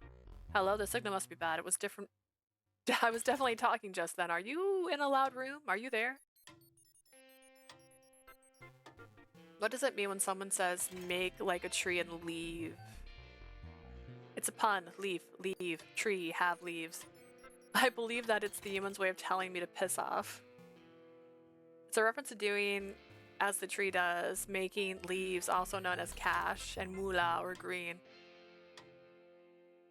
You have to leave the situation like the tree would, fall over and roll away. Like light on fire and burn to a pile of ashes, beaten by bugs and insects. Oh my god. Your electrician has just received a large electrical shock and fallen to the ground in the basement of your house. What do? Turn off the source of power. Ask him if he's okay. Information is needed to solve problem. Do not touch the Sparky. Call your lawyer, your banker, your second banker, your insurance company, and your emergency services. Is that in that order? Hit him with an opposite reverse polarity electrical shock to bring him back to his feet.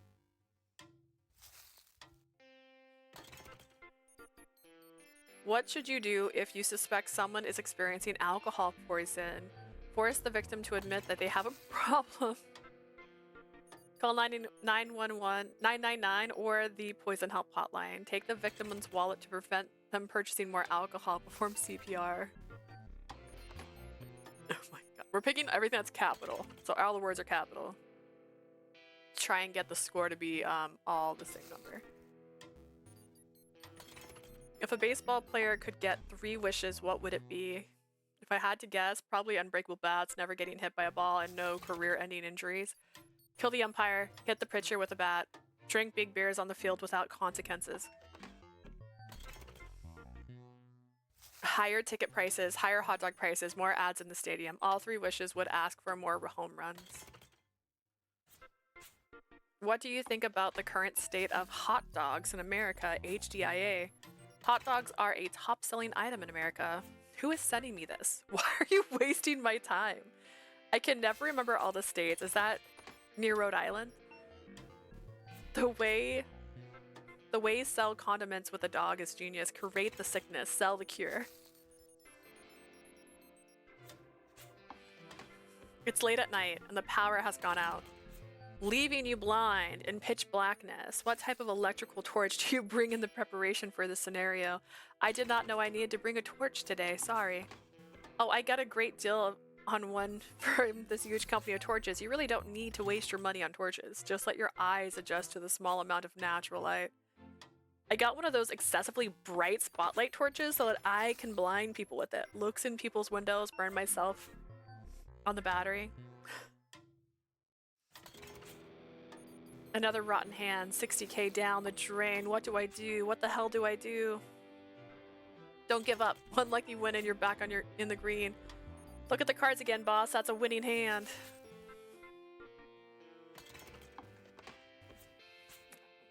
That is a flush. Oh, they're all franked. This is not a rotten hand. Yell as loud as you can. Your mechanic tells you that your 6-speed hydrazine carbon-fueled re-accelerator has blown out and needs to be repaired. How do you proceed? There is no such thing as a 6-speed hydraulic card. Pretend you didn't hear him and run. Sounds expensive. Tell the mechanic to skip the repair. Get a second opinion. If the problem is real, it will require a significant skilled tradesman anyways. Mushy Melvion. How you guys eating burritos these days? We doing side to side like corn, or just cramming them down end to end? Humans eat them vertically, end to end, as you say. What happened between me and my burrito is none of your business, thanks. We eat them normally, starting at the top. With a fork and knife, we need to make at least a couple meals out of it. Your buddy Eric was carrying some boxes down the driveway and accidentally impaled himself on a medium-sized branch. What do? Call emergency services. Do nothing. You will see him again at the gates of hell. Check if the wound was fatal. More information is needed. Call your lawyer. It was just an accident, sure, but do you still need to protect yourself and your money? Your cousin Lenny has been coming over on weekends and working on his archery. He's actually getting pretty good. Too good. What do you mean too good? Why did you say it like that? I don't have a cousin Lenny. I do not. William Tell has been reborn and his name is Lenny. Tell Lenny he should participate in competitions. We can make some real money. All the things with money in it. The mask cowboy. Mass flash quiz. A to the second power plus B to the second power equals C to the second power is an example of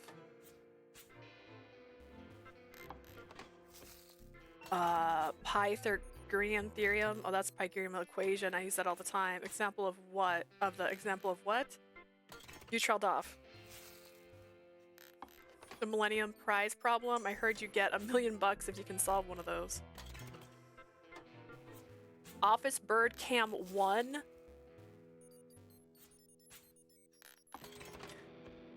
Don't ever talk to me or my son again.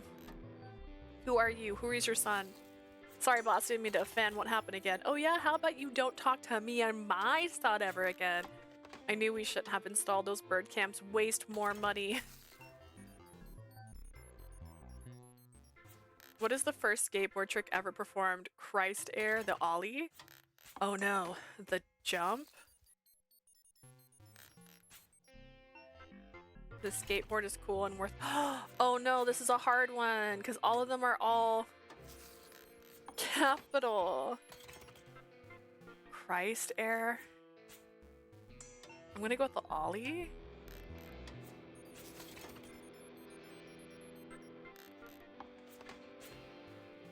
Hen Omoji is a face known to be drawn by Japanese school children using hiragana characters. With that being said, local police are looking for a suspect with the exact same description and characters as those drawings. I've never seen a person who looks like that. Is there a large cash reward for catching that character? This is hilarious. I saw a guy who looked exactly like that headed directly for the Parliament building with huge bomb. I think you got your suspect's drawing mixed up with something. A person couldn't possibly look like that. Dear Office Worker 451, we value your employment. As a reward for your services, we decided to assess you and your coworkers and anyone associated. Today you answered 21 questions for the facts department, 0 questions for Moneymen, 0 questions for the D Union, and 0 questions for the Company of Gestures. You skipped 0 questions. As a result, for your work here, Gray Michael deployed Operation Disinformation. Okay. The Moneymen failed to balance the books and were forced to sell the blind to pay off their debt. Beatrice is almost instantly turned to ash. Jeep Johnson died from eating an unclean salad. Rotten Ruggio wrote a letter of resignation, took off all of his clothes, and walked out of the building. He was never seen again. But for you, it's just another day at the office. Interesting. French alligator. Hey, so we got all that and people died left and right. Let's see. Notes, not notes. This. 25. Bridging. French alligator.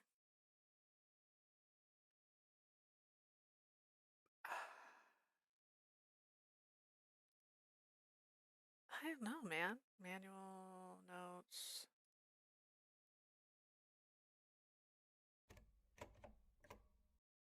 French alligators. What's he doing here? He's just drinking water.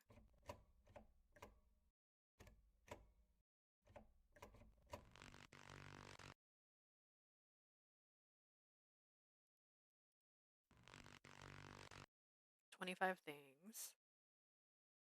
Bridge the power circuit.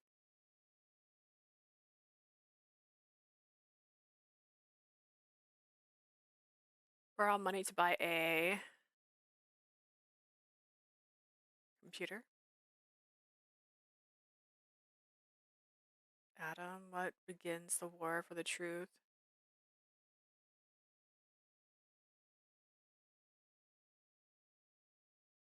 Operation Disinformation Nukes. What precedes the Eternal Night?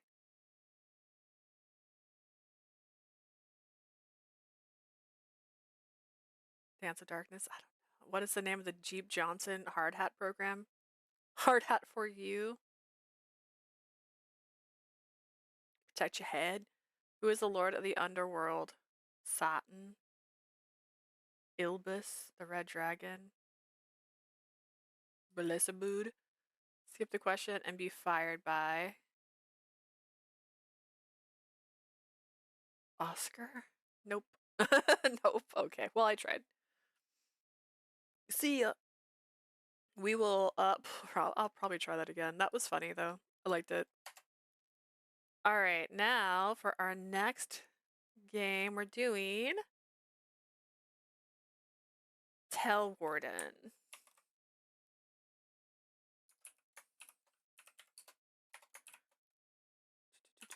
Let's see if I can get that open.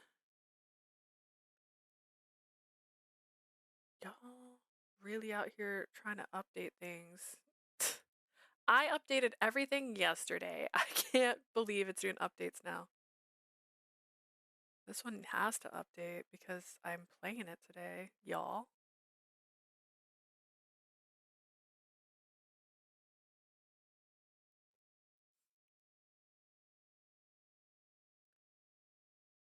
To be clear, I could have kept playing Butter Side Down. I enjoyed that. That was a lot of fun.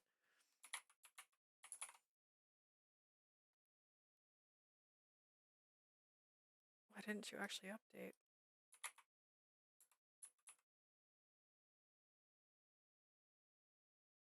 Perfect. It's updated for real this time. It's currently loading. Blender. Why is Blender updating? Why would you be updating?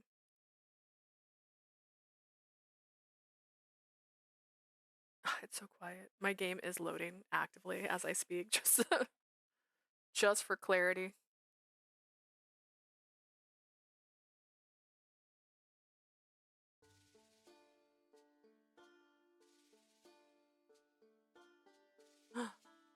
Feedback form.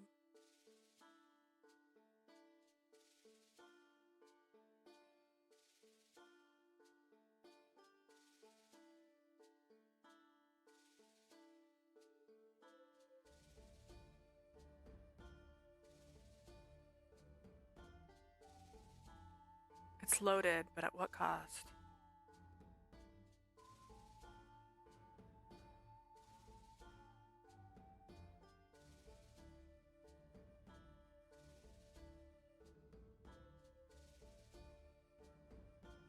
There it is. Alright, it should be the right screen size. I'm checking to make sure. Yeah, everything's good. So this one was actually, I think, one of the first games. sent to me as a would you like to try our game? And it is a branching narrative story, similar to an Otome game, except it's more about character than it is about dating, although it did state there is dating available, it's just not a high focus, and they also have non-binary characters in the game as well, and I thought this person right here was beautiful, and I was like, alright, let's try it. But this is Talewarden, Riders of the New Day. Alright.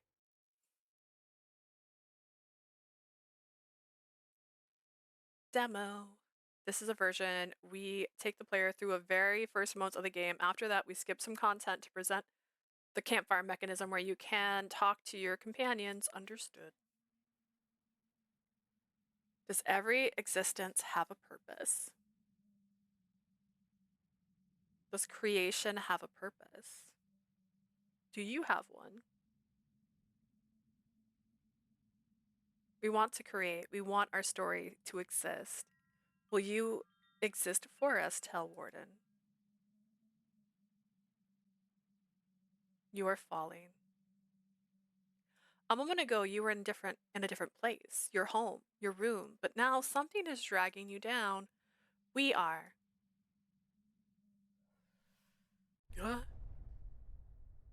Then there is darkness. You wake up gasping for air as something floods your mouth. Oh dear. It's cold and dark, and there's pain, but when the liquid floods on your vision, the need to fight it, some instinct smolders in you. It takes ages or seconds. You're not sure anymore. You jerk not to drown and expect more pain, but when you get up, it's gone.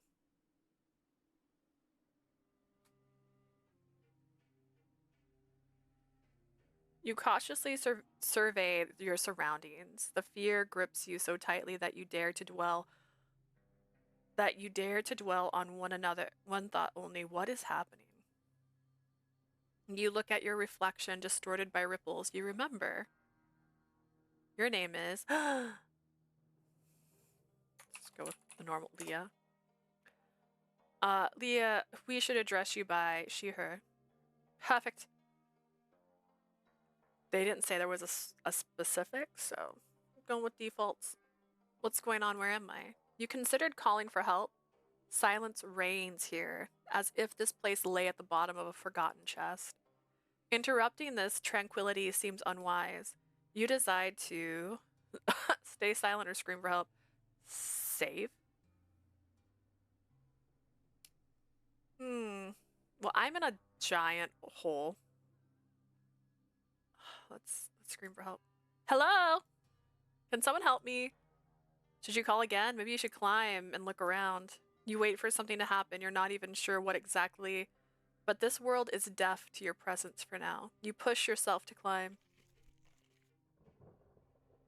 You're greeted by a hostile desert drenched in weary sunset. It's an alien world, a dystopious world. I don't know. Instincts whispers to you that you are not welcome here, and it's right. Look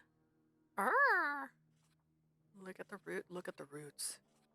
Look at the storm. Look at the mountain. A dark band of thunderclouds connect to the sand and sky. They curl up with unnatural grace and speed, forming a confined shape as if they're sealed in the glass case.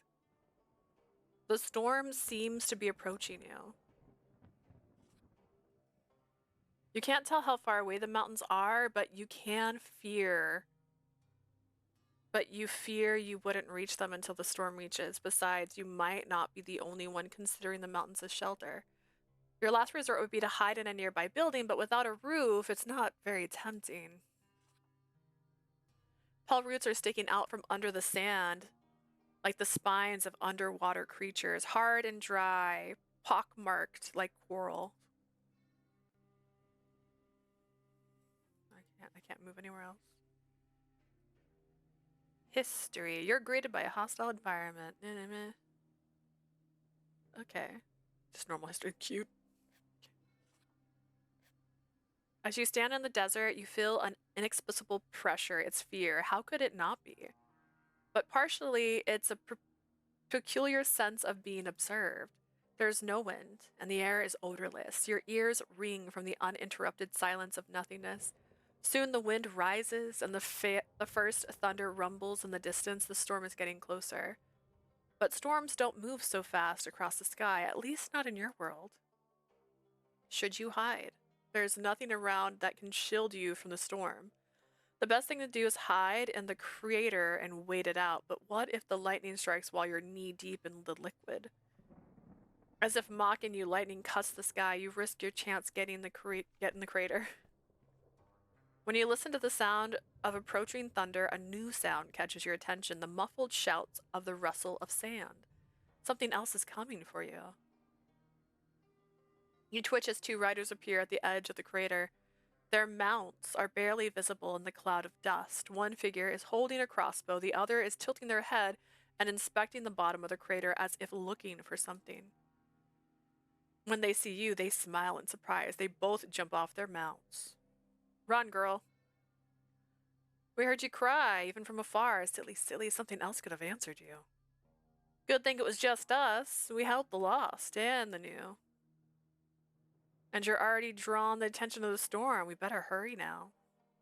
The rider gives a nod to his companion. They untie something attached to their saddle. Then they drag it along the sand with one hand while aiming it at you with the other. Do you know what's going on here? Where am I? The rider examines you in silence, then he smiles. You're in the world called Notoria. I am. Where? There will be time for all your questions soon. You can call me Ghost, and this is Lemire. The world is indifferent to courtesies, the more reason to keep them. So what's your name? Courtesies. I mean, they're faceless. I shouldn't have screamed. Tell me what's going on. Their watchful stares make you anxious. You feel like vermin caught in a cage you have entered by yourself. Who the hell are you people? Ghost stares at you. Lumiere raises his crossbow slightly. The silence between you is extremely fragile. Say the wrong thing, and a bolt will pierce your chest. Fine. My name is Leah. Well, thank you. See, you don't give... Okay, right. All right. Fays? Use your name against you. You don't know these people? They could be Fays. You just gave your name to a Fae. Ghost nods and points to Lemire's crossbow as if by boredom. You can hide it for now. Lemire glances at him but follows the order. Ghost gracefully runs down the crater wall and his hands tucked behind his back. He stops in front of you, studying your attire. Huh. He looks barely in his 20s, yet he wears an expression meant for someone older. He exudes doubtless confidence. Oh, I have a right click. Okay.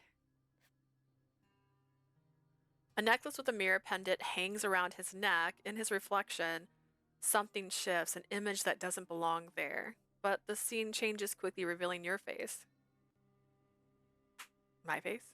He nods quickly to Lemire and shifts from foot to foot. Despite his smile, he glances uneasily as his companion, then at the sky. Lemire slides down after him with the device tucked under his arm. The ease and efficiency with which they move suggests they've done this before. Their jaws are replaced by metal implants. I see. Not plural. Just this one person. Okay. And their eyes are not human nor animal, but are in fact two sparkling lenses. They look at you at not blinking ones. Who are you two? Oh, I didn't try this yet. Does this work on here? I'm always curious. We are two residents, but we once fell here, just like you, many, many sunsets ago. No, doesn't work. I tried. Here, which is where? Here, nowhere, everywhere. As I said, we call this place Ntoria, and we'll protect you from it for now. I remember falling. Am I dead? No, you're very much alive. You cheated death. Cheated? I don't understand. Well, have you ever watched the Loki show? What's it called? Is it called Loki? Is it just called Loki? You know, there's that place you go when you're a problem and they send you there. Kind of like that's what it feels like. Cheated. You will soon. You have a few moments to chat now. Hole. Did I really create this by a comment? Do you asking because you don't remember falling or because you don't believe it's real? Both. All I remember is something pulling me out of my chair, then the ringing in my ears and the ground coming at me really fast. And now you are standing here. Lemire saw you fall from the observation tower, your comment, if you will. We came as quickly as we could, so it's real. Ghost gives you a sympathetic smile. It's more sad than pitying, which makes it seem sincere. You wrap your arms around yourself more tightly. It's been a long time since someone new has fallen. I'm glad. Suspicious liquid. Lemire gently lowers the device into the liquid. They remove a syrup-like object from it. As weight causes it to sink to the bottom. A flexible black tube links to the syringe to the device as Lama pulls the liquid, the canteen gradually fills with the shimmering goo. What are you doing? Gathering special resources. Those resources had almost drowned you a moment ago. Now, however, there's no trace of the liquid on your body or clothes, as if it had been absorbed immediately. You lean over and dip your hand. The liquid flows down your fingers. Somehow, it's both pristine and thick as honey. Oh, hello, I'm one of the creators of Talewarden. Thank you so much for playing our game. Oh, yeah, I'm really excited to try it. Thank you. Welcome, welcome. I think it's so pretty so far. We're still very early in, but I'm excited. What is this thing? Oh. Leave it. It won't affect you now. I can touch it if I want to. When you lift your fingers, the liquid has completely soaked into your skin. Lamar ignores you and Ghost looks up at the sky. They have no intention of answering you. That's kind of mean. I saw their roots on the surface too. What are they? A keen eye. I try. I can do that too. They resemble roots, so that's what we call them. However, I don't know anyone who knows exactly what they are and what they grow from. They cover most of Notoria. How come they weren't destroyed by my fall? They're completely intact.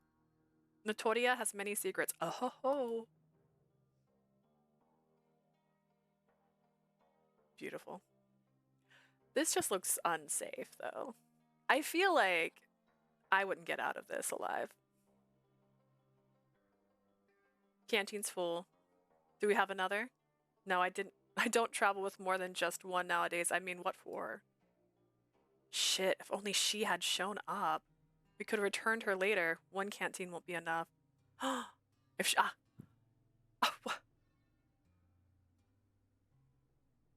It has to be. I'm a problem. Ghost leans over and pours the liquid into a small bottle he keeps in his coat. Leah, we must hurry now, so allow me to make you an offer. You can go with us, or we will keep you safe. Or you can stay here and see what fate has to offer. I dare say that would be brave of you. Huh? That sounds like a challenge. Are you trying to trick me? Lightning strikes in the distance. The mounts on the edge of the crater lift their heads and wail. It's almost a human cry. She's coming. Oh, she's not me. Okay. Oh, good.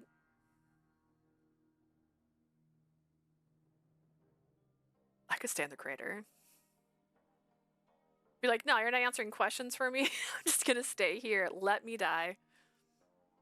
You see a strange recognition and Ghost smile. Good luck.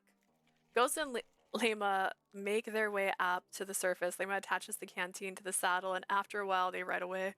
As the storm rumbles on, the thunder reverberates through the crater, causing a small ripple to form on the liquid. The ground quivers as if it's about to split open. You squeeze into one of the grooves in the crater wall, dirt and pebbles falling on your head. Hey, I'm strong. On the surface, you saw some ruins. Maybe it'll be better to hide there. You should have gone there. As thunder rumbled nearby, you push yourself to climb. Sand stings your face, but you squint and focus on the desert. The storm catches up. Oh, goodness, it's bigger now. Catches up with you, roaring with rage. You can almost make out words in the well. Rather than rain, soft feathers drift down around you as clouds cover the sky. Oh, it's beautiful. I love this. You run towards the building, but just before you reach the cracked wall, the lightning strikes the house and stuns you. You bend down, covering your ears. The wind pulls and ragdolls you around ruthlessly. Just before everything goes black, familiar yellow lenses track you among the clouds. Well, did your wish come true? No. Can you hear us? You wake up when the warm air blows into your nostrils. You open your eyes. One mount leans, its head over you, caressing your cheek. Don't look Jara in the eyes. You hear Ghost's voice and you rub your eyes. You decide to look at the mouth. I guess. You look away to face Ghost. What happened, bro? Oh my gosh, look at the puppy. I know it's a horse. Or something like that. You're watching you from a distance. Lemire made a bet that you wouldn't make it. Well, you didn't let me try. You hear Lemire scoff. Lime. Am I saying this right? And well, they almost won the bet. You're trapped within four walls with a single window next to you to a pocket door. Someone is watching you from the other side of the glass. The air here is musty, and the smell of metal makes you nauseous. Loud knocks echo against the metal door behind you, yet the door remains closed and only the latch trembles with each subsequent strike. It's the storm. She's trying to come inside, but she won't succeed. She'll get bored soon and leave. Doesn't sound like she's... When you try to stand up, an intense and sudden pain pierces your leg.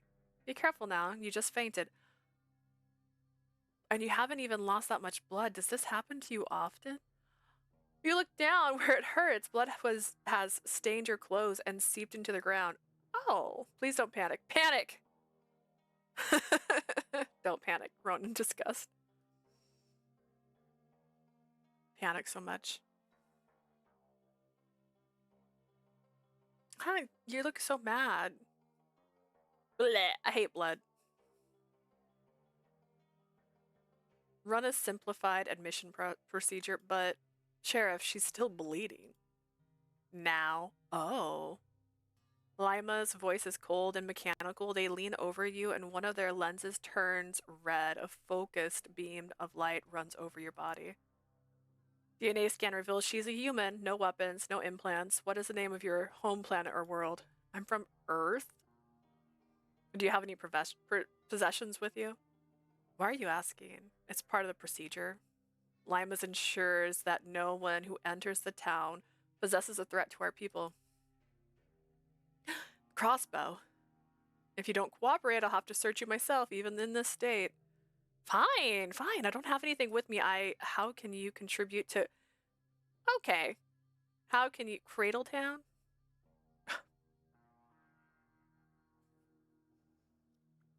I just got here. I have no idea what you need. What do you need from me? Also, your pony looks mad. You can only focus on pain. You feel the sand sticking to your wounds. The only response Lema gets from you is a grumble through your teeth. Can you fight? Do you have any powers? Any particular skills? I'm great at procrastinating. I'm really good at eating food. Gosh.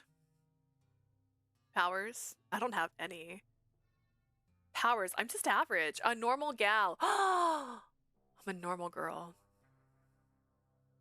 What were you doing before the fall? I was starting the computer. I wanted to play... Are you a scientist? Technician? Can you control technology or weave data? Weave? No, I just wanted to turn on a video game. I just wanted to play The Sims. In what purpose? Just for fun. I turned on the video game because I wanted to play. A moment later, I woke up in the desert. They're just like, dude. Lima and Ghost exchange confused glances. Please take me to a doctor. Help me, damn it. I can make you a pretty dance, but I need a healthy leg for that. Funny. The silence that falls is piercingly cold. Please? He's got so many rings on. Ghost reached under his coat. He noticed a golden badge hooked onto his belt right next to the holstered revolver. Yeah, he's the sheriff. I approve the I've read that as assassination. I was like, oh my god, they're gonna shoot her? Assignation? So soon, but Jacomir has to perform the second test. We will continue the procedure later. Ghost ignores them and hands you a small bottle that he has filled with a shimmering liquid back in at the crater. Oh, I like it. I have these in my kitchen. They're just full of powder. I don't know what the right word is. The shimmering powder. Pour it on your wound. It'll help. You are in too much pain. You take the bottle. First off, you don't trust him. You don't take the bottle. Okay, you were in this liquid already, right? So even if I didn't trust, I know it's at least safe. Like I was swimming in it. I almost drowned in this liquid. That being said, I also like that the lid's a crystal. That's cute. That's cute. That's a cute feature. Wow. I'm turning my heating pad back on because I'm just continue to be an old lady in here. In this living room, it's not a living room. You can't tell if his words are genuine or if it's a trap. The pain makes the choice for you. Without even rolling up your pant legs, you grab the bottle and pour the liquid over your wound. With the bottle empty, when the bottle is empty, Ghost takes it and hides it in his coat. It will not heal otherwise. You blink a few times, your nerves and are stunned as much as you are. Your wounds have sealed. When you stand up, the pain disappears as if it was never there. What? How is this possible? Lima and Ghost exchange amused glances. Rookie. Well, yeah, I just got here. Wow. You only survived the fall because this liquid began regenerating you the moment you hit the surface. We call it Nysa? Nysa? So it's underground? Not quite. Whenever someone falls, the creator feels with it. Just enough to save someone's life. We did dig for it, but never found the source. It's our most valuable commodity and the only natural remedy here, whose effects you have just seen. We use it as currency and medicine, but each resident of our town can only request the amount of Nysa they are entitled to. You will get your share after you've proven yourself useful. That is if we decide to keep you. Why do you even want my help? Well, first off, we help all who seek refuge. If they abide by our laws, we welcome them here and reward them for their work. And where exactly are we? Cradle Town, the safest place there is. The lightning strikes at the door and sound echoes throughout the room. Even Ghost and Lima step back.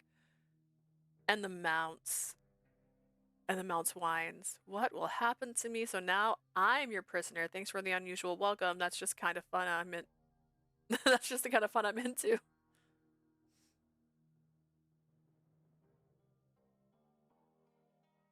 The fun was just beginning, I assure you. Now I am awaited inside. Please follow me. I will take you to the ship. Ship? What about temporary quarters? Oh. Wait.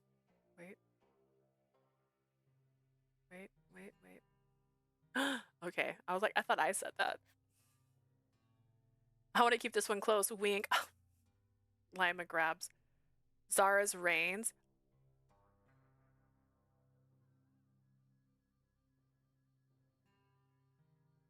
Zara's the horse. I thought Zara was the storm. Wait, am I wrong?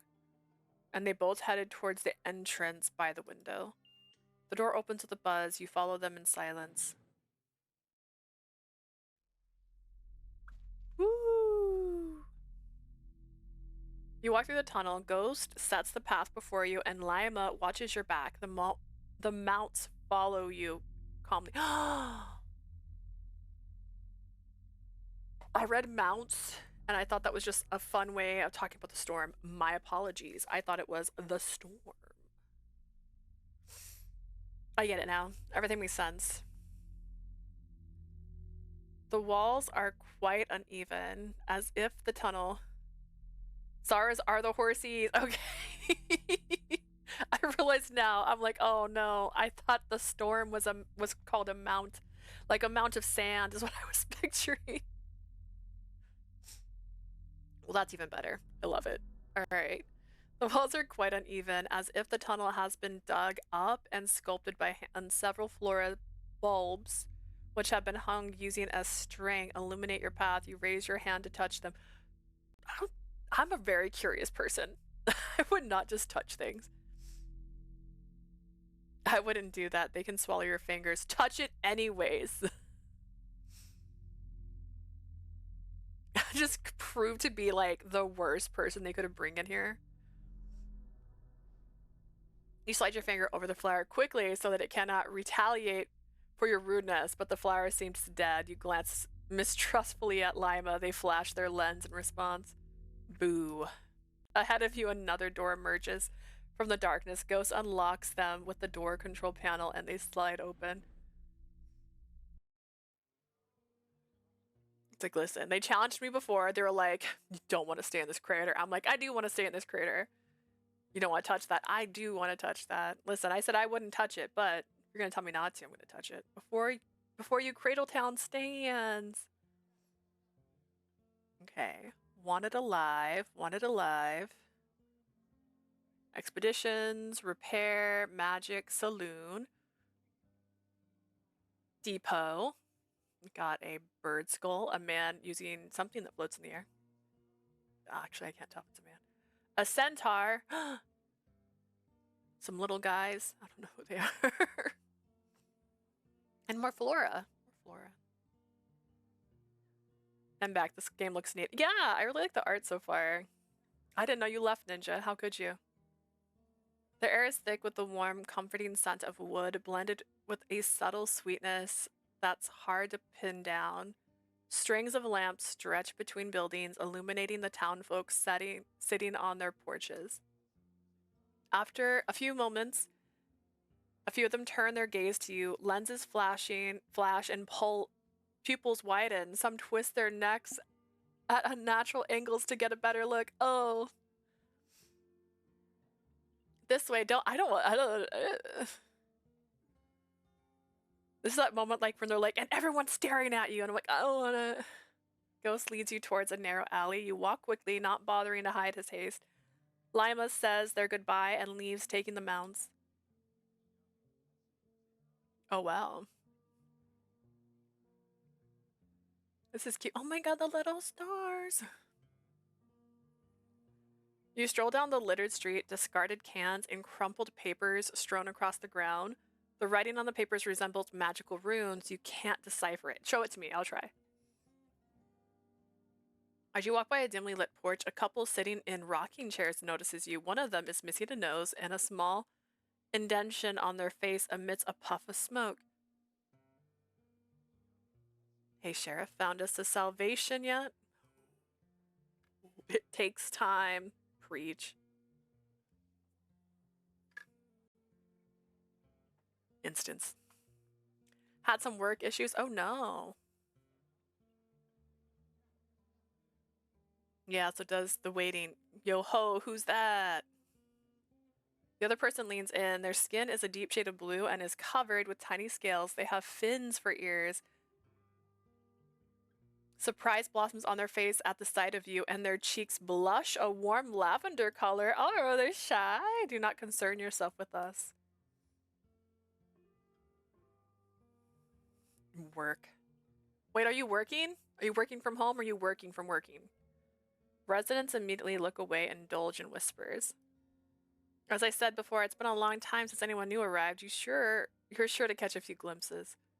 As you follow ghosts through the labyrinthian streets, your eyes dart around the houses that line the way. At times, you catch sight of someone's eyes catching you from the window, but they disappear as soon as you look closer. You're not humans?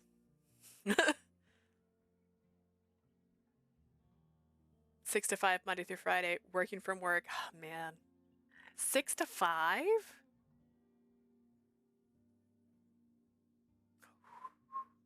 Is it hourly or salary? Wait, I don't remember I've asked this before.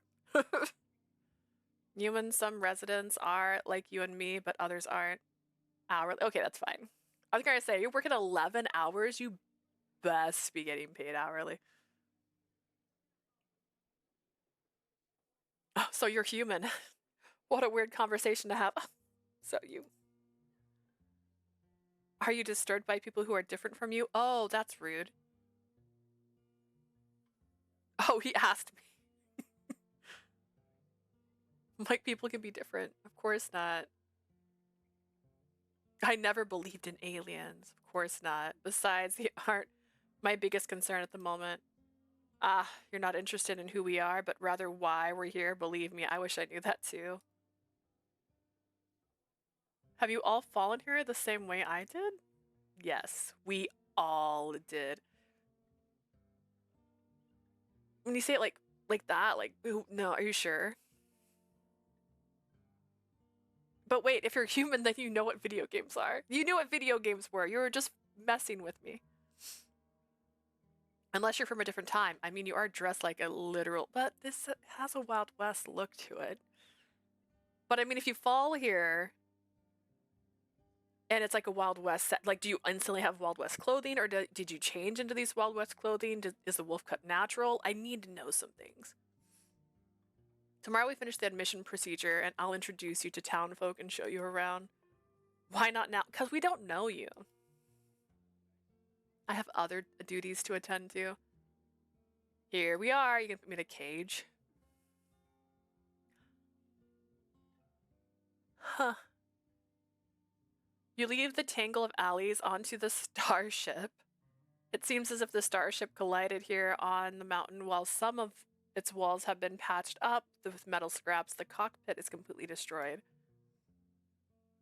It leans against the wall in a slight curve, unfit for any use other than accommodations. Is this a real starship? Did someone crash it here? Like that light. How lovely to see someone startled by our town. Yes, the starship has fallen here with one of the residents' town's creator, to be precise. So we talking. He's silly. He doesn't know what video games are. Sad. Oh my gosh. That's so depressing. Now it's home to me and my subordinates. If you ever need to visit a clinic, it's in the building on the right. There's a passageway that runs directly through the ship and leads right to it.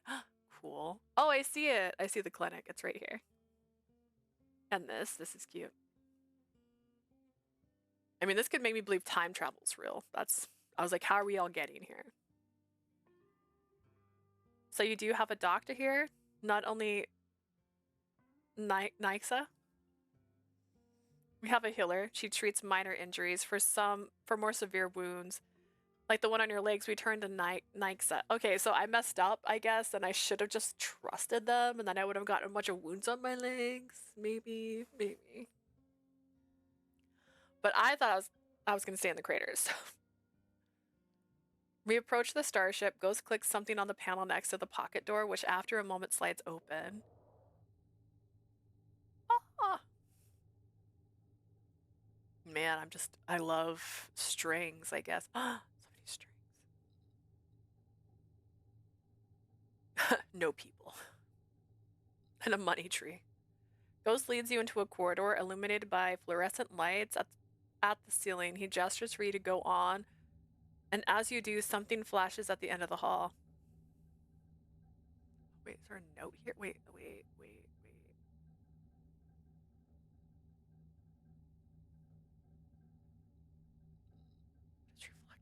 this a window?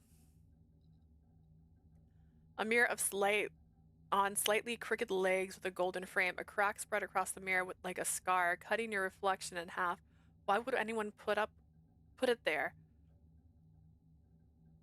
Your cabin is on the right. The sound of accelerated footsteps interrupt him. Someone is running through the corridor towards you. Oh my. Ghost, it's the woman. She. Oh no. Take me to her. Okay, he's Plague Doctor-esque. I need to see the legs. I like the hair. I like the hair. I like the tattoos. So many scars. And a little birdie. Wait. Before running away without any explanation, he reaches under his coat, his hand slightly shaking.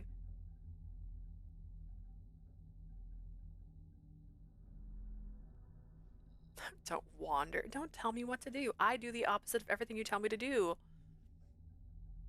I'll meet you in the cabin later. Take my journal and study the town's map. Don't wander anywhere. Oh, look, they got tail. I don't know their gender. That's a cool character design. Love the sigils. Yeah, they run down the corridor and turn left to the clinic. They go, boop. You're left alone. Fluorescent lights buzz quietly above your head. I feel that. And you stare at your crooked reflection. More and more questions form in your head. Before you fell, you switched on a game and played many times before. Everything else is a blur. What happened back there? Did someone do this to you? You ponder the faint memory of someone's voice as you were falling. Did a bear attack this door? As you stand quietly, a creeping sensation starts to take over once again. You tense up at the feeling of someone staring at you, perceiving you. Yeah, I don't like being perceived. Maybe it's your reflection, or maybe someone is peering at you from their room. You shiver. With Ghost gone, you can either comply and stay in your cabin, or disobey him and explore Cradle Town. You acquire a journal. The journal tracks mysteries, and character information you gather in all the items you found to open the journal. Click the icon in the upper right corner. Okay. If you're able to explore the area, the journal with a map will automatically display from there. You can select the destination you wish to travel to. We wonder what you will discover. Okay. Oh, my cabin. Okay. Clinic. The market. The saloon. Main Street.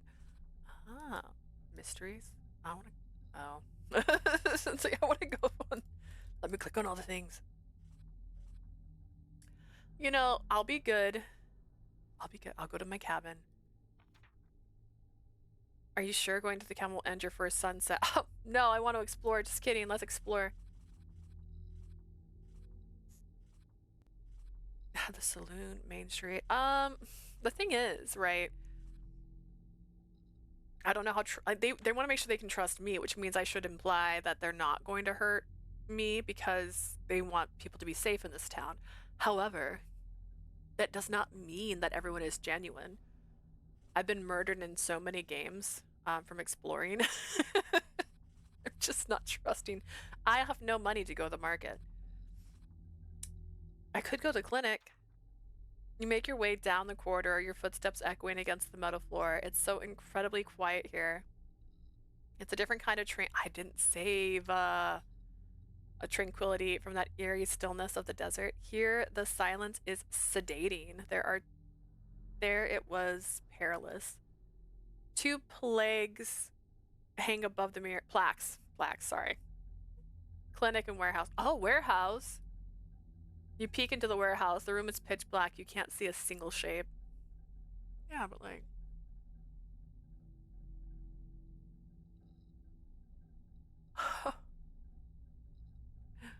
Bird, sword, bloody handprint. You know the code. Jaco. Like almost Jacob, but an H instead of a B, and the H is at the beginning.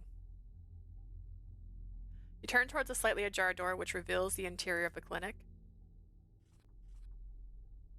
Red fingerprints stain the control panel. A metallic smell wafts throughout the entire corridor. You feel a lump in your throat. So where is it? In your cabin. It's sleeping for now. Muffled voices are drowned out by the sound of some kind of machine, and you can faintly smell disinfection. You listen carefully but cannot make out any words. Someone moves behind the next door, and an argument breaks out. It's hushed to a whisper, but still full of tension. Is this our fault? I want to use more, but we ordered more. But you ordered more. We must save those reserves. But why? If you'd only explain to me why, I don't doubt you, Sheriff, but I know when you doubt yourself. Just tell me, why did you order me to uphold our reserves? We have so little left anyways. Just follow the orders you were given. What about the canteen Lemaire brought? Save it. Just tell me, could you have saved her if you'd used more? I don't know if that would have made a difference. I had to perform a C-section. She was unconscious and losing too much blood. I couldn't save her or that. Or the baby. I could save her or that. Or the baby. Oh, okay. As you approach the room to hear better, you bump into boxes stacked against the wall. I am not sly. You quickly retreat and hide behind the wall. You hear movement on the other room. When they resume their conversation after a moment, they speak too quiet for you to hear. They're like, God, this girl. You can smell it before you see it. Blood spilled on the ground further on. You instinctively step back, sensing danger. Whatever happened here, someone lost a lot of blood. The sight was not meant for your eyes, so you know, and you know it. You return to the corridor. Listen, they're busy over there. We're not going back. Let's see. What's the next close? The salon.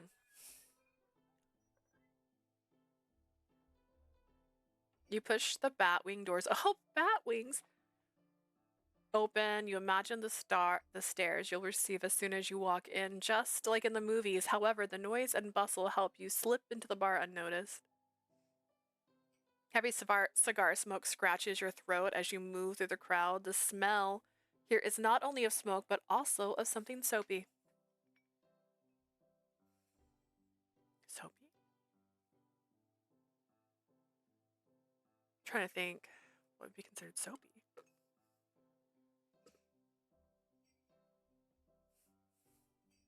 Some tables are covered with cards and glasses filled with white, clear liquid that looks like diluted milk. The liquor shelf seems mostly empty. You stop by the bar. Skulls. So many skulls. Large enough to curl up inside are thinner than a thimble. Some have multiple eye sockets. Some have horns and rows of sharp teeth that could cage you easily. You don't want to know what they belong to or why they ended up here. There's even more of them on the wall near the bar. Old-fashioned mirrors, similar to the ones you saw on the starship, hang between them. Under the skulls hang a notice board pinned with handwritten messages and posters. Yes, those notorious wanted posters. Like in One Piece. All the drawn faces seem to mock you, and there are a lot of them. I feel offended by paintings, like portraits. I got nothing in my inventory. Characters, ghost. Oh, cute. Distrust, friendship. I know where he's from. Hobbies. Talk to ghost to learn more. But shouldn't I also have, not him. Lemire? I enjoy that I would get a notepad and the first thing I would do would draw the person that's walking me around the town. You look at one with the highest reward quoted in Nixa milliliters. The condition is to bring them alive. Oh. Oh. The faceless musician. The Poet of Cradletown. The Storm Sailor, I like that. The Shepherd of Fortune. I love Mia. A little satyr, oh my god.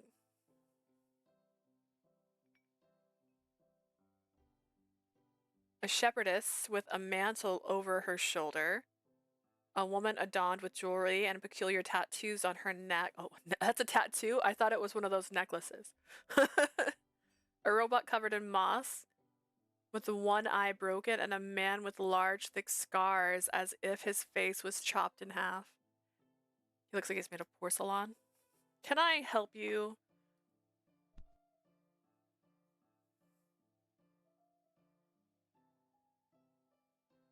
Yes. The bartender wipes a glass, his beardy, shining eyes focus intently on you. As you stare back at him, he snorts with amusement. So what do you need? Look respectful. Listen. Glass of water. I don't have any money, so like I shouldn't be drinking. Why are they all so cool? Because they have to be. Because that's how wanted posters work.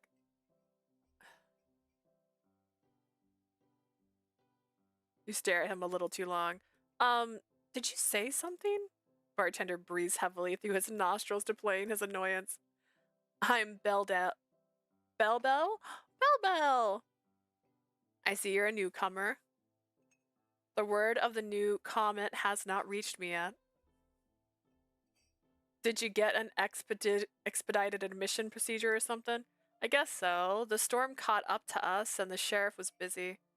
Great. Then they won't send an expedition to gather more Nyxa. The storm destroys everything in her path. Did you see how much they collected? One canteen. What? So little? They said they weren't prepared. They should have been. Doesn't matter. It's not your problem. Whoa. Whoa. Okay. You meant it dismissively, but I took it aggressively. I apologize. Are you even allowed here? Sheriff permitted you to wander only by yourself. Sure he did. Mm-hmm. Just don't cause any ruckus here. Ask about skulls. Skulls, Cradletown. Bell-Bell.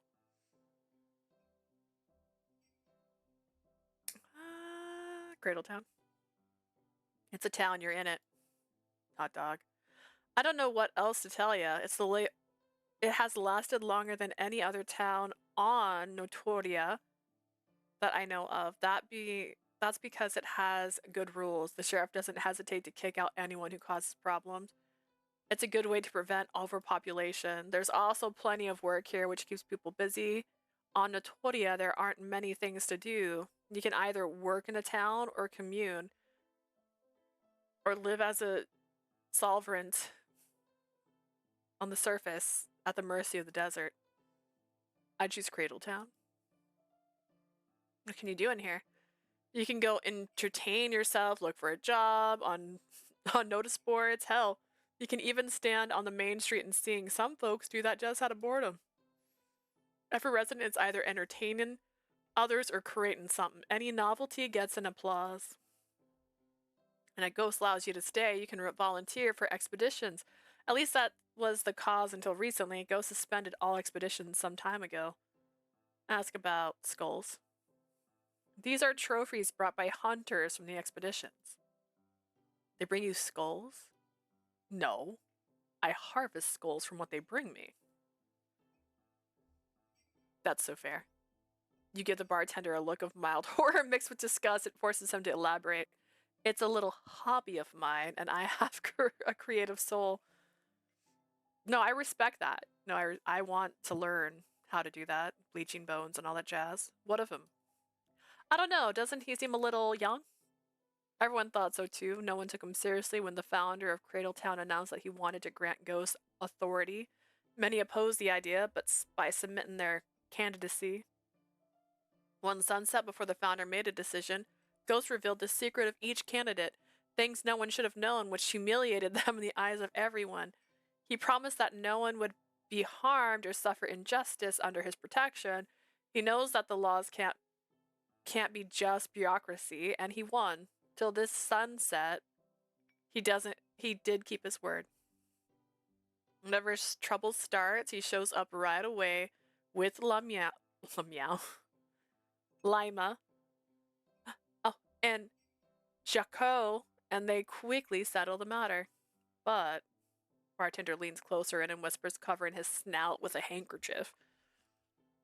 He promised that he would find a way back home, but that promise has aged like milk. Many believe that he says he's still looking for a way just to keep his badge. Ask about Bell. That's me. How long have you been here? No idea. It's been so long that I barely remember my home world, but there was no sand. Here, there's a lot of it. It gets everywhere. Since the sheriff's old squad found me, I haven't surfaced once because of the sand. I get it. You're like Anakin Skywalker, I understand.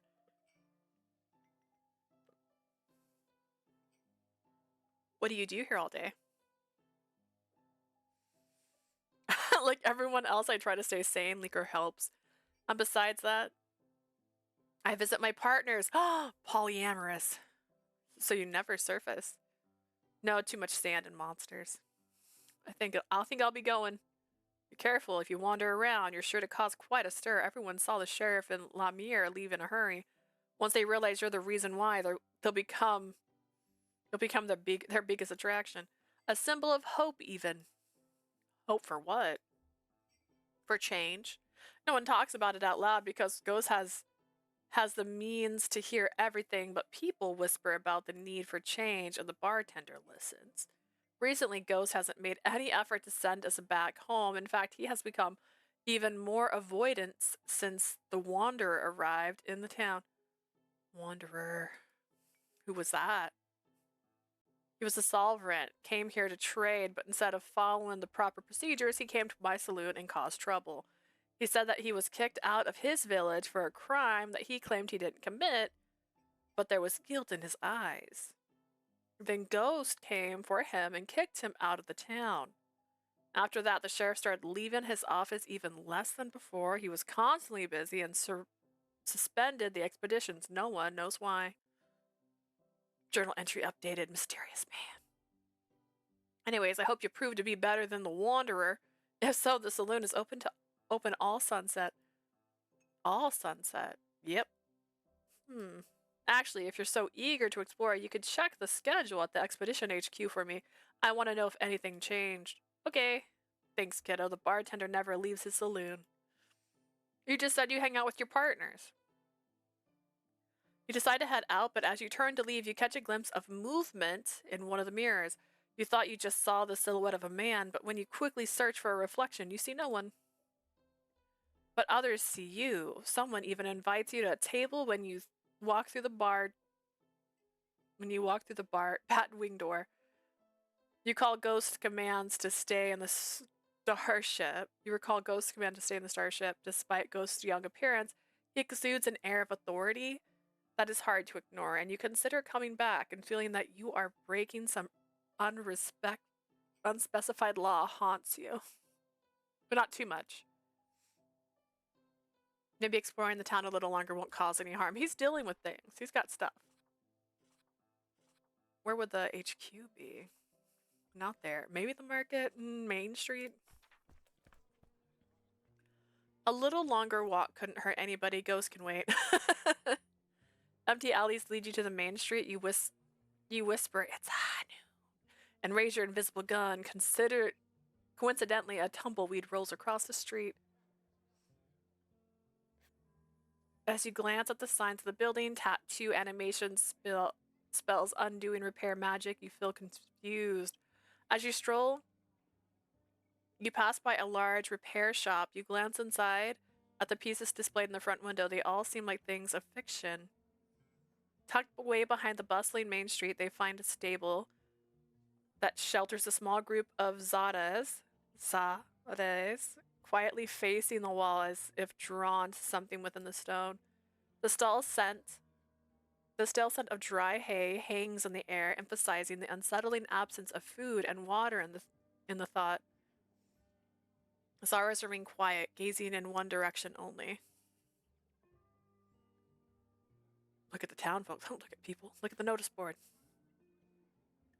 Notice of missing items and job offerings are posted on the board. Someone even announced a request to clear their haunted blood. Another person wants to organize an evening of poetry. Only 2 people signed up. Hey. When you walk, oh gosh. When you walk up to the board, you see wanted posters you saw at the saloon. There's also expedition schedules pinned to it by now. A big red line crossed out the date. Contract Lima, if it's urgent, and says at the bottom. Guess it didn't change. The stone walls are patched with mismatched materials and pieced together haphazardly with scraps of metal and wood. Fortified, the walls hold the town in a stranglehold. They also resemble the wall carved by your fall. Tall legs of sturdy framework encircle the town like the rungs of a protective cradle. Place seems safe, but you can't help the strange feeling that something is watching you. Just watching me wherever I go, huh? Some townsfolk are busy trading goods, while others sit around barrels chatting, playing cards, or watching twitching holograms images on small portable monitors, or ethereal smoke-like figures moving in some of the palms. There's a low hum in the air. Some of the residents are lifting objects around them without using their hands. You don't know if it's magic or technology. Here they are intertwined. They couldn't be more different from each other, yet you notice one thing they all have in common. Their faces reflect the same wariness and a strange indifference. Something in their eyes ages them, perhaps the seclusion of this isolated place. Most of them wear cowboy hats. Newcomer? It's been so long. Another human. People's interests grow with repeat rumors of your presence, but no one welcomes you directly. You walk away to avoid their stares. And go back to the saloon. Return to see Bell still wiping the glass. What you need, tell him about the expedition. Expeditions are still canceled. Figures, I'm running low on supplies, you know. People will get angry with this soon enough. Never mind, I'll give you things for the trouble. Bartender grabs you something from under the counter that looks like a cluster of berries. The fruit are transparent with little darker orbs inside. Glass berries. No one really likes them, but I heard that they taste sweet to humans. Yeah, I can smell that you are one. Well, don't try to eat them like that. I don't want you to throw up your first sunset. Squish it so that only the inside is left, then you can eat it. Okay. Thank you? Sure thing, kiddo. What do you need?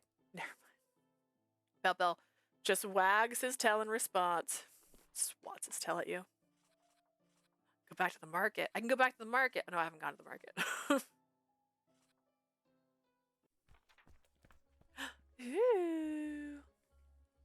See, the problem is I don't have no money. I can't buy anything. But I see magic in the air. I see what looks like an elf. I see a book with an eyeball. That seems fun. You wonder if Ghost has already noticed your absence. Your silly anxiety persists even though you were only gone for a short while. Maybe you should go back soon. You walk up to the row stalls and look at the laid out trinkets. Petite bottles filled with suspicious boiling liquid that promises to alter mood and thoughts. Seems right. Handmade weapons, jewelries, prosthetics, and implants with coupons redeemable at the nearby mechanics. You pass a food stand with food looking rather overcooked, and it's hard to tell whether that skewered on wooden stick was once a root or a rodent. The smell of spices and burnt oil irritates your stomach. Hunger strikes quickly. You hope someone will give you a meal soon. One merchant notices your interest and waves at you. A light symbol scars their face and a tree cross-section pattern. I see it. But they look like a sheriff themselves.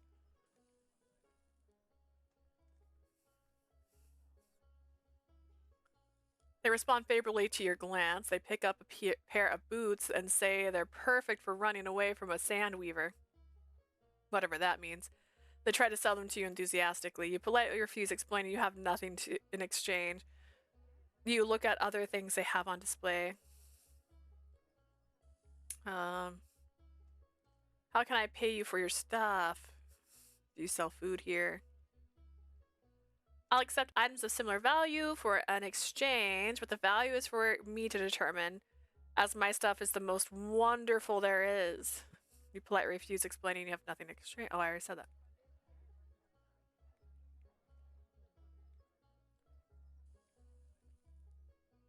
But you can buy crystallized wishes, chewable bones, or even fried cacti there, right there. If you're looking for something more concrete, you can pay me now and I'll ensure it's delivered on the next expedition. I heard from Bell the expeditions have been postponed lately. Well, yes, but that makes the offer even better. Once the expeditions deliver the goods, their prices will increase, and I guarantee that I won't take any extra payment from you. I think I'll pass. Where you get the stuff. All my goods are from the last expedition. Do you know the hunters found an abandoned backpack? There was so much stuff in it, these boots included. I'm telling you, you wouldn't find such boots anywhere else. They have been checked by the sheriff, of course. I saw nothing dangerous. Hunters, expeditions. Well, yes, expeditions who hunt for goods. What's it going to be? Would you like a patch of bulb flowers smeared with tarry saliva? It won't heal big wounds, but it's good for small cuts. We have to manage somehow since we cut our Naxa rations, right? Or some jewelry. Everyone likes jewelry here. It's quite pretty. It sure is. I could take the hoodie from you. It doesn't suit you, neither the color nor the texture. Trust me.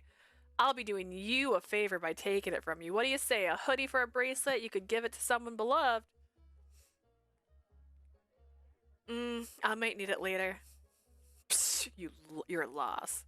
Oh, how about they lean closer to you and add in a whisper, raw mutton root, huh? I assure you they deliver extremely strong, much stronger than that diluted liquor Bell sells. But I still don't have anything for exchange. I see. Then maybe you could go to the salon and bring me my glasses. I left them there last sunset. If you do that, I'll give you a sample of Munin. Might even add a little hot gossip to it for free. Sure, yeah. Splendid. Once again, you get the feeling of being watched, as if someone or something was standing right behind your back. I mean, I could go to the salon, or I could just go back. It feels rude. You return to see Bell still wiping that glass. What do you need? The pink-haired merchant wanted their glasses back. Good, I wasn't going to leave my saloon just to return them here. Perfect. Bell just wags his tail. He just keeps wagging his tail. In the corner of your eye, you notice the dark silhouette again. You feel their gaze on your neck. That's when you turn around. They are gone. You shouldn't be here. You return to the market. The merchant doesn't seem to see you, but when you come closer, they immediately smile. Do you have them? Give the merchant her glasses. Yes. The merchant takes the glasses and wipes them. So, I promised you gossip, didn't I? They want you to come closer to their stall. I went to higher ups to resubmit the request to demolish the theater. I mean, who needs it anyways? We need more space to expand the market. That's what I said, but they dismissed me, just like that.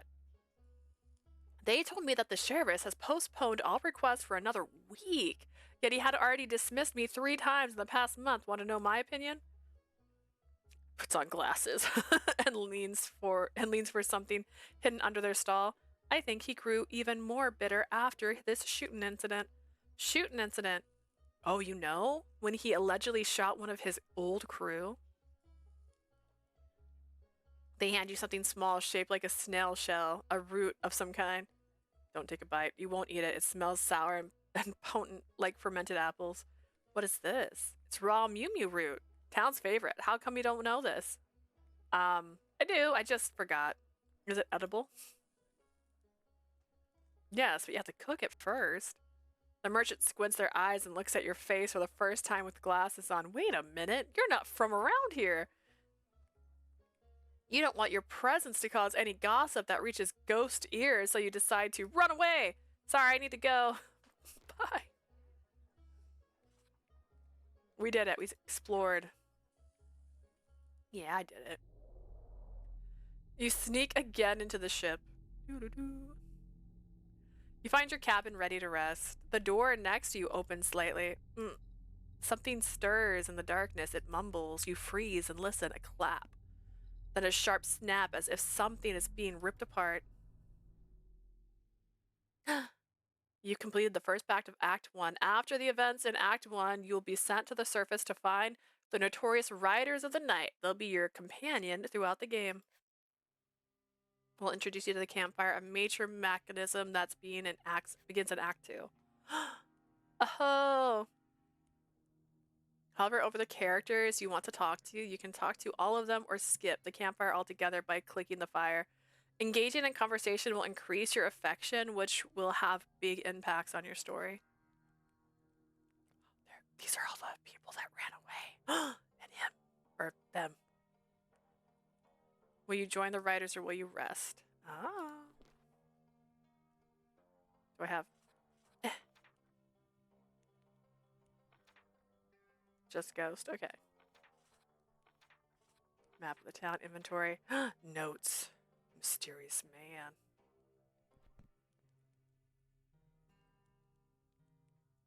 Talk to Daedra. Like the toesies. What? Talk to Finch. Baddest. Did they say their names in the posters? I don't think it did. Talk to the poet. Well, I know it said the poet of. As you approach, you hear music and a bird chirping. Finch sits near the poet, with Lassie on his shoulder, singing to his tune. He plays using his finely sculpted fingernails. Nice. Shaping the melody into a characteristically sharp sound. One string is broken and curled up like a serpent. Cute. As you approach him, he stiffs and puts down the guitar. When he gets up, he stumbles over it. You wouldn't think a statue could reflect embarrassment in such detail. Finch tilts his head so that his hair covers his face and sinks into his poncho. I'd like to talk to you. Finch nods bashfully and pulls out his notebook before approaching you. He caresses the poet's shoulder as if to say goodbye. Finch hands you his notebook gently. He adjusts his hair, appearing as if all he wanted to do was disappear beneath his hoodie. Or his hood. I feel that. Can you tell me something about yourself? Ask about the world he's from. Nothing appears on paper for a while. Finch escapes with a look and just shakes his head. Finch does not want to talk about this now. Sorry. Ask about music. What about my music? You don't like it?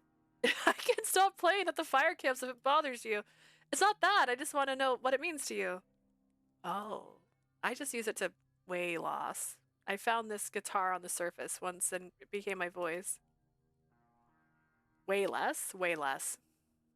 When people see me, they mostly assume that I'm tough and cold. I'm not. I'm delicate. And though through music I can express it. And when I first played for Cradle Towns folks, I felt that others saw my nature, saw real me beyond this rock. What was it?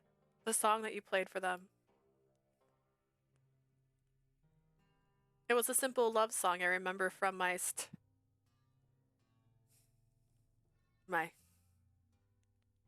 past, from my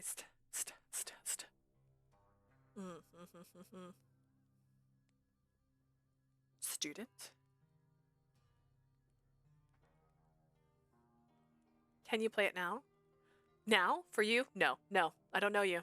And I can't play it now anyways. Ever heard of Indies Rock? Shame, but I do really like what you play by the fire. Oh, you mean it? It's so weird to be perceived by a stranger after all this time, but it's also inspiring. Sorry, I should have thanked you. I don't really do well with compliments. Ask about notebook. How does your notebook work? At a leisurely pace, the words appeared on the page, arranging in the correct sequence. These words are my thoughts. The notebook has been bewitched by a certain scroll speller. Sorry, you probably don't know who a scroll speller is. Well, it's not very interesting anyways. All your thoughts go here? Oh no, that would be quite embarrassing. Only what I decide appears. Ah, that's it. All right. Well, silence falls between you. It gets uncomfortable rather quickly. Finch brushes the sand with his shoes, and after a brief uncertainty, he reaches out for his notebook, nods, and strides back to the campfire. Nice. Let's talk to Battis. You approach Battis. The fire casts dancing shadows on her, causing her tattoo to seem as if they are in motion. Oh, looks like someone's choking her. Wait, is that the tattoo? She literally takes a drag from her cigar, exhaling a cloud of smoke, then the gentle scent of rain follows after her. Her eyes dart around sharply, constantly searching, constantly watchful. Battis extinguishes her cigar against the sole of her shoe and stands in front of you. Hey, yo, what you want? I'd like to talk. Let's hear it. Can you tell me something about yourself? Ask about tattoos. They're not tattoos. These are marks left by greedy hands. Oh, shoot. If you look closely, you will notice the lines of fingers. See? Haunting, aren't they? Someone did this to you? Maybe someday I'll tell you more if I like you. You're somewhat beautiful. No. I'm sorry this happened to you. Greedy doesn't mean uninvited. Oh, okay. I also to blame for them. Okay. Ask about the storm. You know how a predator stalks its prey, searching for it by broken twigs and puffs of scent? Storm does the same with me. She follows, she waits, she never gives up. I thought she was following all of you. Ah, us, yes, she follows us. That's exactly what I said. Bathis doesn't want to talk about this now. Where are you from? My world. It's been a long time since I thought about it. I don't remember many things anymore. However, I certainly remember how it was diversified. The war-tainted subworld and the upworld of hills high above the ground, between which one could only travel by cloud ship. I thought you can imagine their horrors and beauty. Ships gliding through the skies, cities built on the peaks of the lonely Dagger Mountains, abandoned monstrosities where stolen dragons were auctioned off, in storms, many, many wild storms. I traveled on a cloud ship. There were times when we hadn't set foot on solid ground for months. What times they were. Maybe one day I'll share a few soldier tales with you. Alright. Bathis nods goodbye to you. The poet sits in the company of Finch. The robot and the statue gesture to each other. The poet laugh is slightly distorted, yet sincere, almost boyish in its cheerfulness. You don't want to disturb them, but the robot glances in your direction and waves invitingly. Ah, is that where Finch sleeps? Howdy, Leah. How glad I am you joined us. Our level of familiarity requires us to get to know each other better to determine if we like each other. That's why I'm here. I wanted to talk to you. With me? What a pleasure. Tell me something about yourself, about me. His skills. My lens provides something similar to X-ray vision and a thermal scanner. These have many applications, from weapons identification field scanning to lie detectors. But you asked about my skills. Oh, I excel at anthropology. This knowledge was provided to me after I was taken from my farm planet and introduced to a new software system along with a different directive. When I fell here, my disc was damaged, and now my path is a bit blurry. Spaceship landings carry certain risk in typical cases, and a collision landing on an alien planet when you're not buckled up gives you even less chances. I think it was a wrench that hit my head and broke my lens. Good thing I didn't lose any data or my favorite original characters. Can you imagine if I forgot about them? It would be as if they never existed. By now, I see I am starting to bore you. Let's move on. Title? Are you really a poet? I sure am. My official name is a serial number, which is sufficient to say way less memorable than I desired it to be. Thus, I rebranded myself. I'm the poet, the sole poet of Notoria. And to my knowledge, I am also the only robotic poet within my home solar system. I find this rather dazzling, so do not confuse my title with modesty. Oh no. I am much more than just my code, yet to some, I am still a simple AI. I'd like to inquire, what is your opinion of me?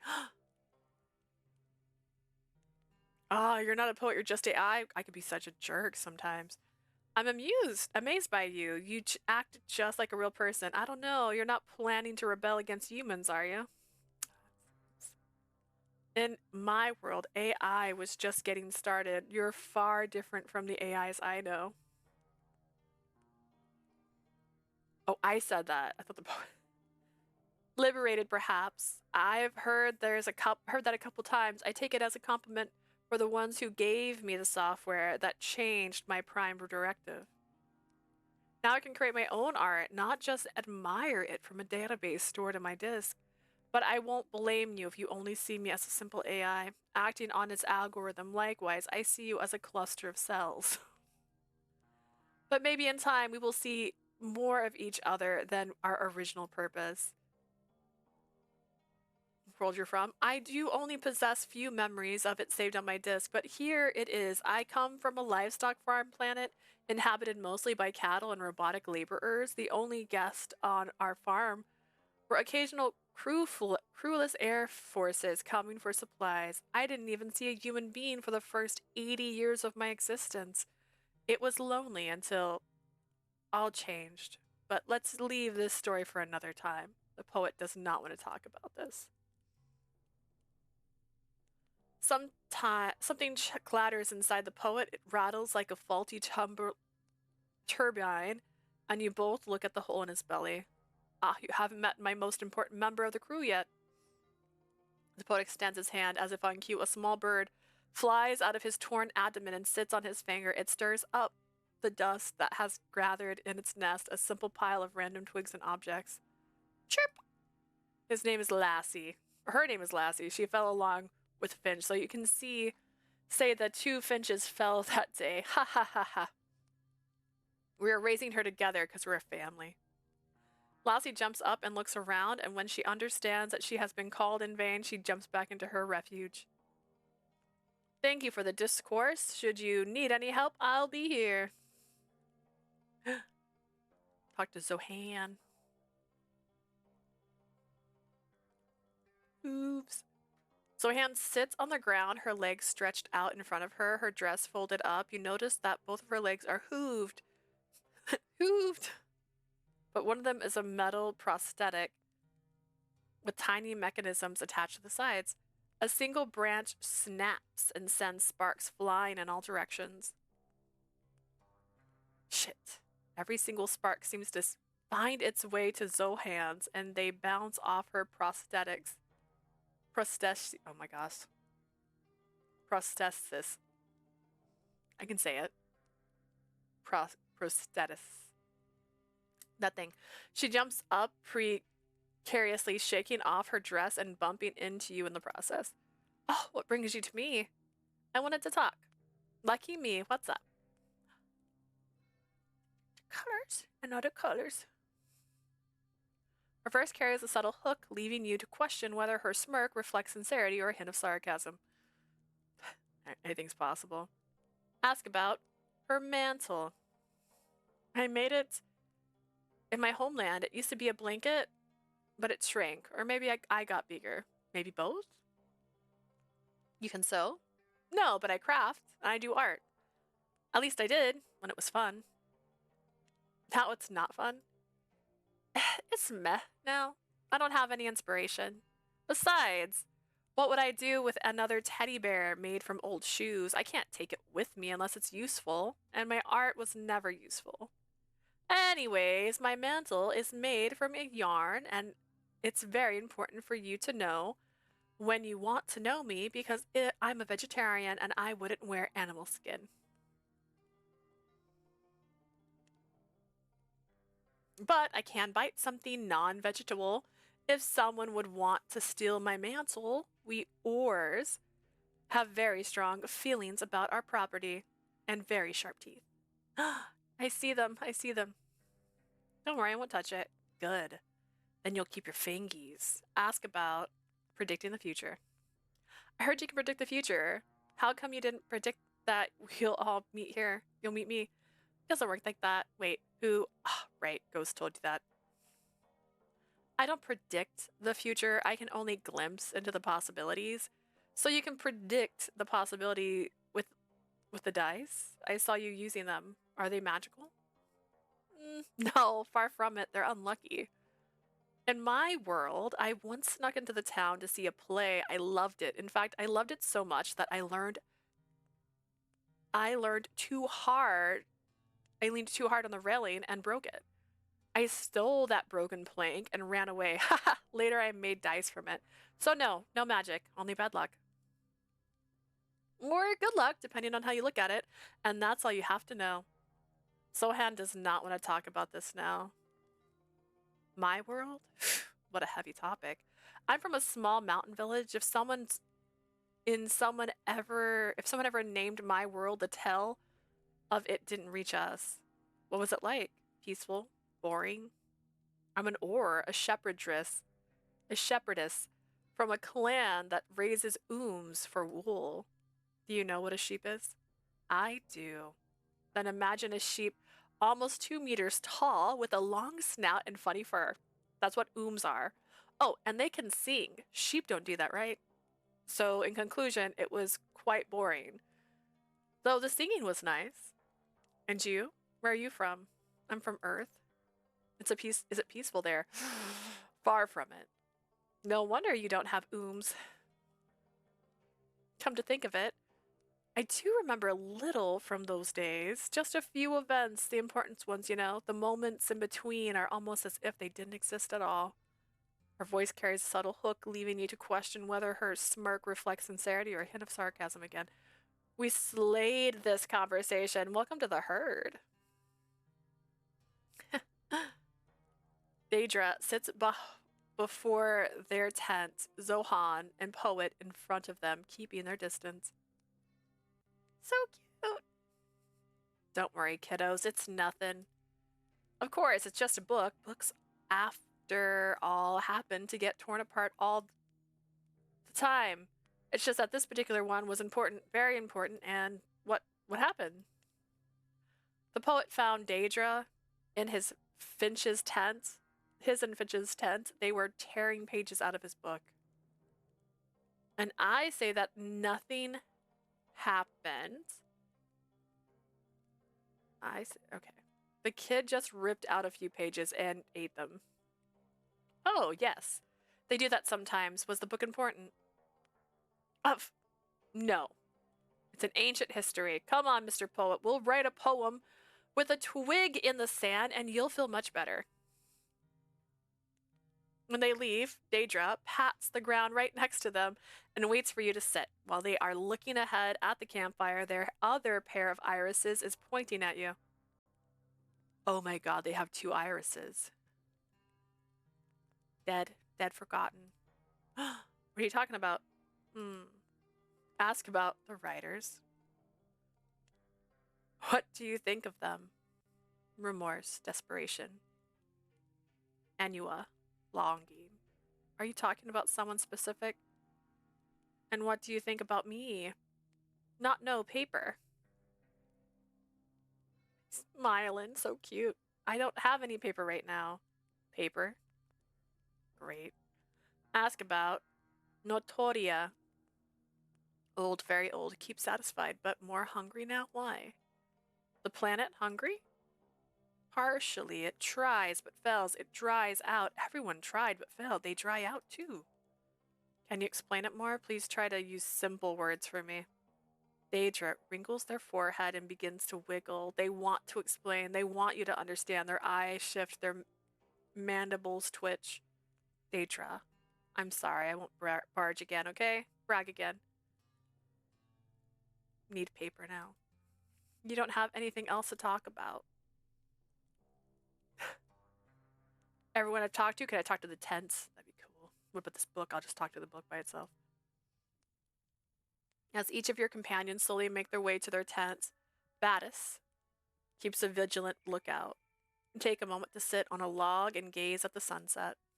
The sun hangs still in the sky, unwavering and resolute. Encircled by a constellation of stars, your next adventure beckons you beyond. Beckons, I can say words. Thank you for playing the demo version of Talewarden. I can do it. Riders of the New Age. We hope this story is intriguing you. It's yours after all. The full game will feature many secrets to uncover, a complete journal, 30 characters to meet, and 30 explorable locations. That's crazy. Do feedback later. But nice. And then writing and additional art is Ilgum. Art and script by Yonelik. Background music, font. Thank you. We did it. Sound effects.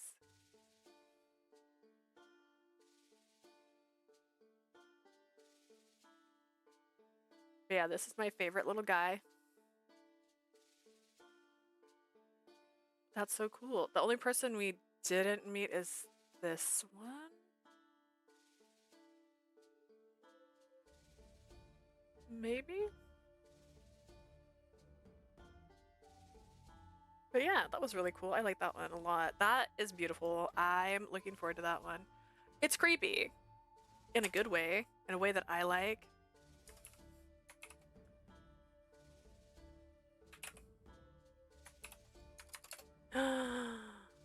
Oh, now we're gonna play. Hopefully it's ready, actually. Let's find out.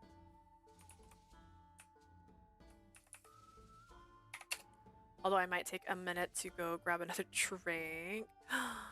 Thank you for playing. Enjoy the rest of the games in your festival. Thank you so much. Thank you for reaching out to me as well, guys. I appreciated it. It was a lot of fun. I love the art and the storytelling. Alright. Maybe? Did I press it? I did. And let's see if Steam updated. It's acting like it had an update.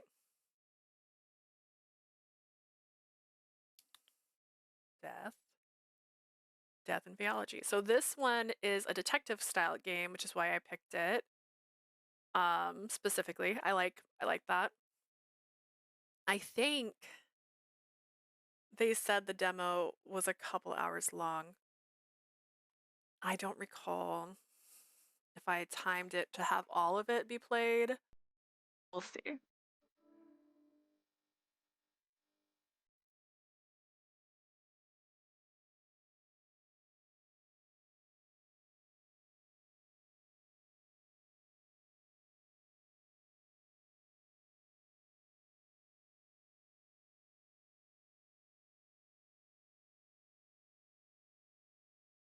But before it starts, let me see what my schedule says.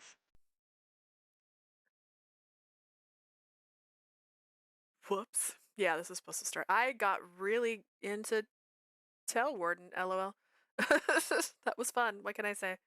All right, so we're a little behind schedule, but that's okay. Did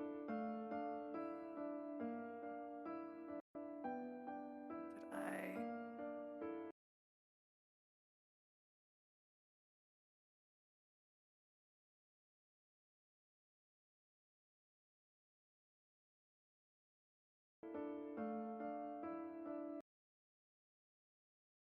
All right. I'm going to take a quick break really quick just to run to the bathroom and to get something else to drink because my other drink that I never opened is officially warm now and my coffee's watered down. So I'll be back in less than 5. Give me just a moment.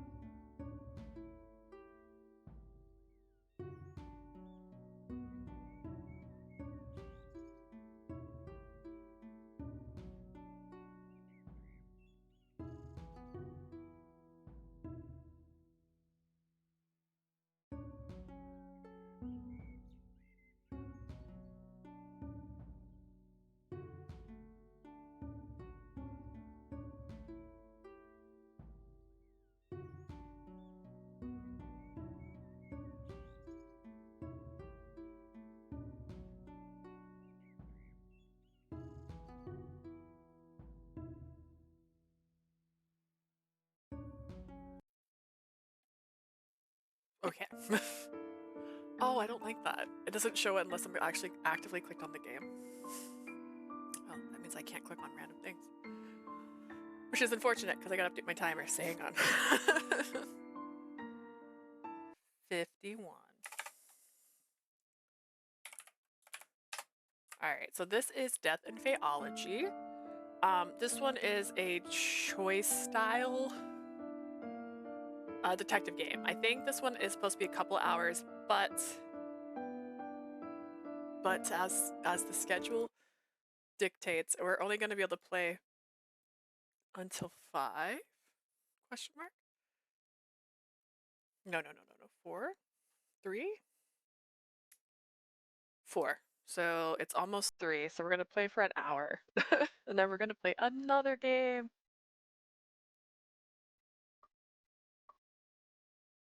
Augustine. Oh, that's cute. Okay. I usually change the name to my character's name, but I've learned recently in other games we've been playing.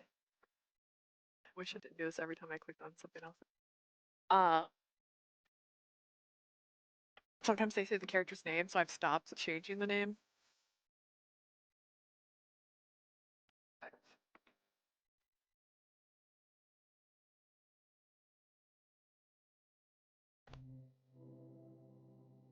And then I got lemonade. That's my drink now.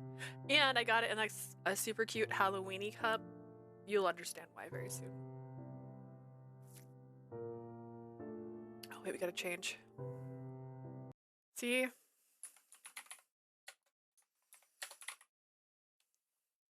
I'm not sure if there's a way to change that, but that's just like a setting with the game. When you're clicked off, it mutes it. Grading first year assignments can be such an experience in patience.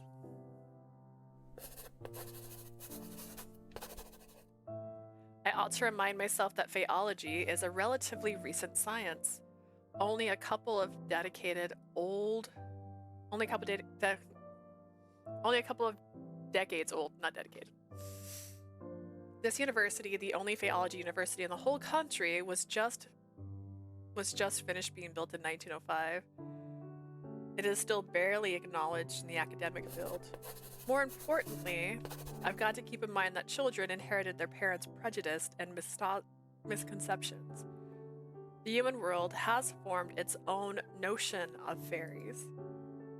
Alas, I find myself unable to suppress a big sigh every time I read reference to poison apples ushering princesses into eternal sleep. A reference to the cottonleaf fairies is one I can understand, since it was quite a sensation not too long ago. Although it'd be clear in the eyes of renowned Faeologists that the photographs are mere imitations. A pity that Sir Doyle was taken in by it. I ought to take a break. The grading session today has taken me quite a tangent. My beloved Oz. I suppose having a fairy companion does give one an advantage in identifying genuine fairies. I'd say a break is in order, wouldn't you, Oz? I think I saved, so I have a bunch of things saved so I can make different thumbnails, and I swear I saved this guy because I was like, oh my god, he's perfect. Oz responded through trills, and I've learned to interpret them over the decades I've known him. The cottonleaf fairies again. Yes, and princesses' eternal slumber due to poisoned apples. We don't care much for human princesses. But making poisoned apples is rather an easy feast. Shall I turn one of them into a toad in front of the whole class to show that folklores are capable of more than that? At the same time showing them that not all fairies are friendly. At the same time showing them that not all fairies are a friendly bunch. I can't help but chuckle at the thought of that. I believe someone might just hang on. Oh no. Never mind. I always like to try and change the font to just be instantaneous. Because I'm reading it actively as it pops up, I don't know if it's related to the dyslexia or just my brain, but like sometimes when it's doing that, I get caught up watching it up here. Does that make sense? And that's why I like to have it just there. I believe some might just quit the same day if you do that. Besides, if other Faeologists get a hold of your existence, who knows what they'll do. Chances are high those people will try to pin you to the corkboard and vivisect you. I would never let that happen. I've always appreciated you pursuing Faeology to ensure that. This is the least I can do. We've known each other since I was 7. You've saved me countless times since then, but you could have let me bleed to death when you found me. I would never. I can hear a delightful melody of chirps laced with a touch of whimsy, which made me feel a tad bit fizzy. It seems that even the laugh of a fairy possesses some magical qualities. While you're on break, isn't there something else on your agenda this afternoon? Right, Mr. Heckle's letter. Heckle's? Thanks for reminding me. I retrieve the letter from my patron from the desk drawer. I lean back on my chair and read the missive out loud to myself. Dear Augustine, how long are you going to keep me in suspense? Will you or will you not accompany me on this year's Laos Gala? Laos? You could do a lot worse than forgetting your boring books for a moment in favor of wheeling away an evening with champagne and canapes. Sounds right. An invigorating company. And when I say invigorating, I'm not speaking of those old sods with their deep pockets, ready to be exploited, by the way, funding grants for your research. I'm speaking, of course, of yours truly. Do write me sometime before Saturday. That's tomorrow's date, isn't it? Oh, I know. My delay in responding is entirely by design, I assure you. I'd hate to be getting the looks from the crowd like I'm a wet blanket. Faeology isn't worth my doubt, they'd say. Oz's replying chirps is decided indignant. I nod to Oz in agreement before returning to Mr. Henkel's letter. In other news, I've heard that little Ruthie Blythe caused a minor ruckus in the city's hottest speakeasy. If your old friend, Detective Kraus, hasn't been in the area at the time as well, who knows what could have happened. I find myself rather protruded at this revelation.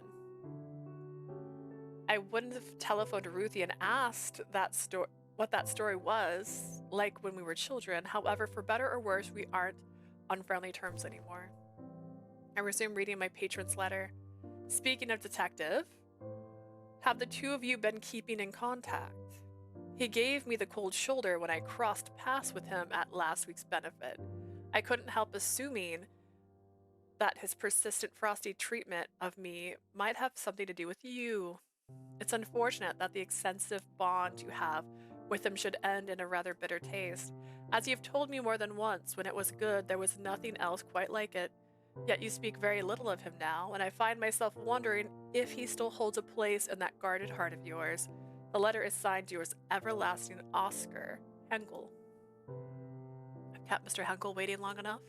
I press a pen to fresh sheet of paper to commence crafting a response. Just then a familiar rhythmic rapping pierces the silence. I glance in the direction of Oz, but they are nowhere to be seen. Oz must have camouflaged themselves in a heartbeat. I put Mr. Henkel's letter in the drawer before calling out.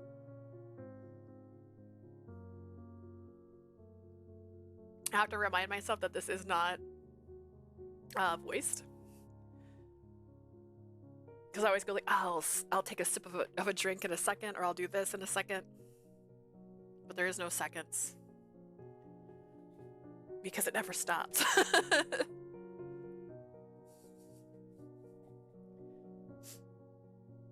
But there's some really like beautiful ones. Like this is so pretty to look at. I actually had a friend who just got a lamp like that too. An old detective lamp. Alright, okay. I'm just adjusting my blanket. It was not. I want it kind of under me just a little bit as I kick my desk. So that I can almost use it. Stop my legs from falling off the chair.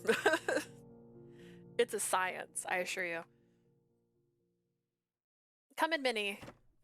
My assistant enters the office. She's careful to snap the door shut behind her. Professor. Yes, Minnie. Were you talking to yourself again? That's right, you know me. I see. Sometimes I wonder what she must have thought while hearing the mumbling sounds of me speaking with Oz, but she knows when not to poke her nose into things. One of the things I like about her, and also what makes her the bee's knees when it comes to being an assistant. I'd hate to be a bearer of bad news, but he's here. Who? The police detective from the newspapers. Police detective? Even as I echoed those words, there's a sinking feeling in my stomach. You know, the man who made you crumple the papers and toss them in the trash can. In the end, we had to stop our subscription for the dailies. Detective Theodore Kraus? Yeah, that's the one. Knowing Theo is here is making my world go momentarily off kilt. It's as if by magic of the fairy tale I'm maligned, the ink in my patron's letters has manifested him into the receptionist area. Can't you tell him I'm out delivering a lecture on the far side of the campus or something? That depends. Is a lie like that going to deter this man? As astute question. She is truly wise beyond her years. Probably not. He'd happily traverse the entire campus just to torment me, I'm guessing. All right, let him in. With a brisk nod, Minnie returned to the reception area. I barely have time for a steadying breath before Theo barges in. He drops a box on my desk right off the bat. What is this? Why is he in my office? Well, look what the cat dragged in. Not even a how do you do? What? Do niceties suddenly mean something to you? I seem to recall you packing your bag and moving out without so much as a goodbye. Oh, true, there was no one to say goodbye to. Didn't you find out I left only a few days later? At least it made it easier for you to leave, didn't it? This is a tinge of hurt in his voice that I'd only able to pick up because we lived together for several months. Only several months, not like a couple years. As my mouth struggles to catch the words hanging in the air, I feel the piercing, icy silence creeping in. I ought to break the silence before I freeze. What's in the box? He lets out a deep sigh that rather sounds like relief. Your things that somehow you didn't take with you when you left, even the oddly crafted handkerchief you loved so much. The handkerchief was a gift for you, you idiot. I see the corners of his mouth twitch. He's lying.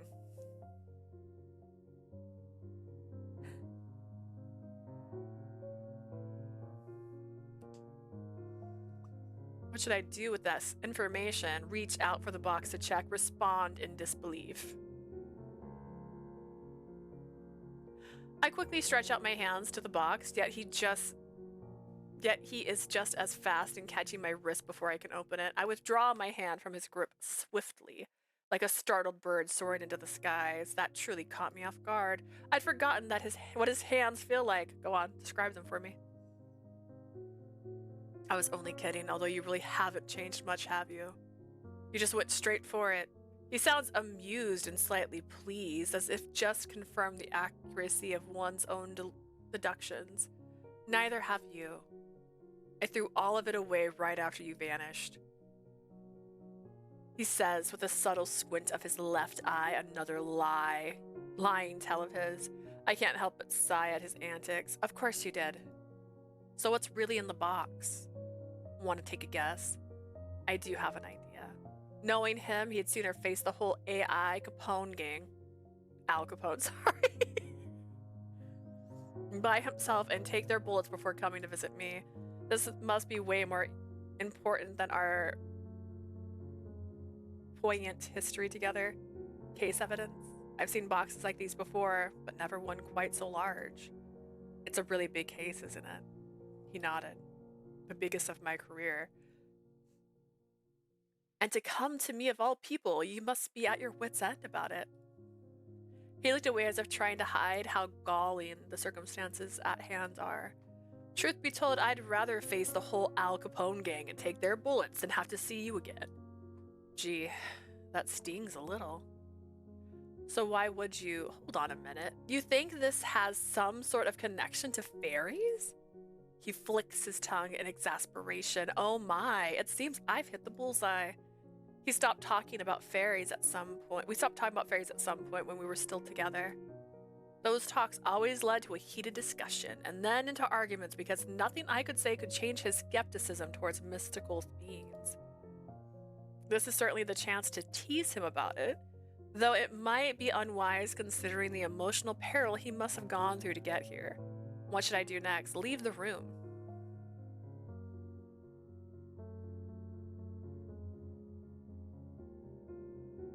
Listen, we broke up. He wasn't even there. Sounds like he's a baby right now. I had a different word, but I didn't want to say it out loud.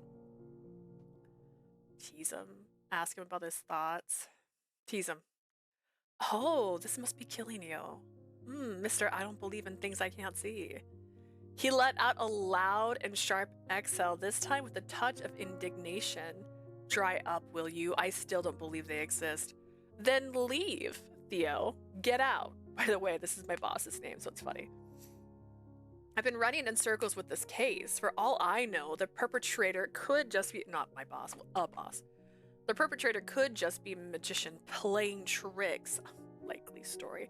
But then I remember the crazy stuff a loony of a formerly betrothed once told me, and my hunch got stronger. And I ended up here. Seems like I touched a nerve.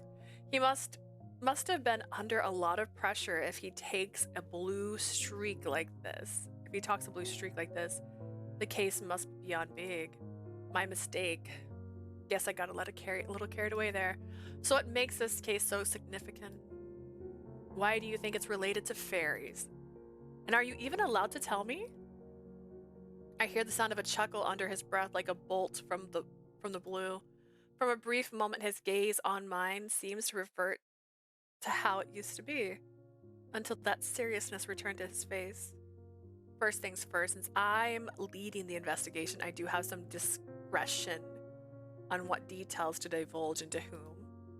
That is, if the confidant can bring value to the investigation. And I've known you for a fact that you can be discreet. Still, I must ask you sworn secrecy on the matter. Got it. So tell me about the case. Why does it seem to be of paramount importance? It's multiple murder cases, potentially perpetrated by a single culprit. Hi. One moment.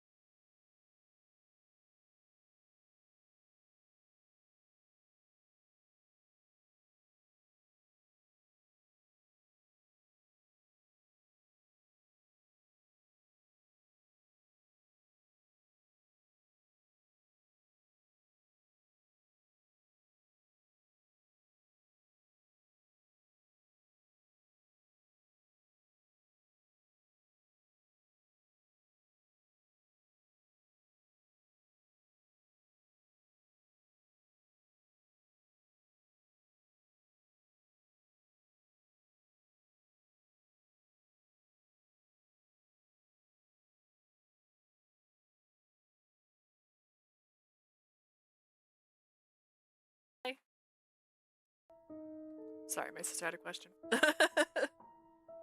It's a multiple, I just forgot it also gets quiet when I click on things, so I muted it without thinking about it, lol.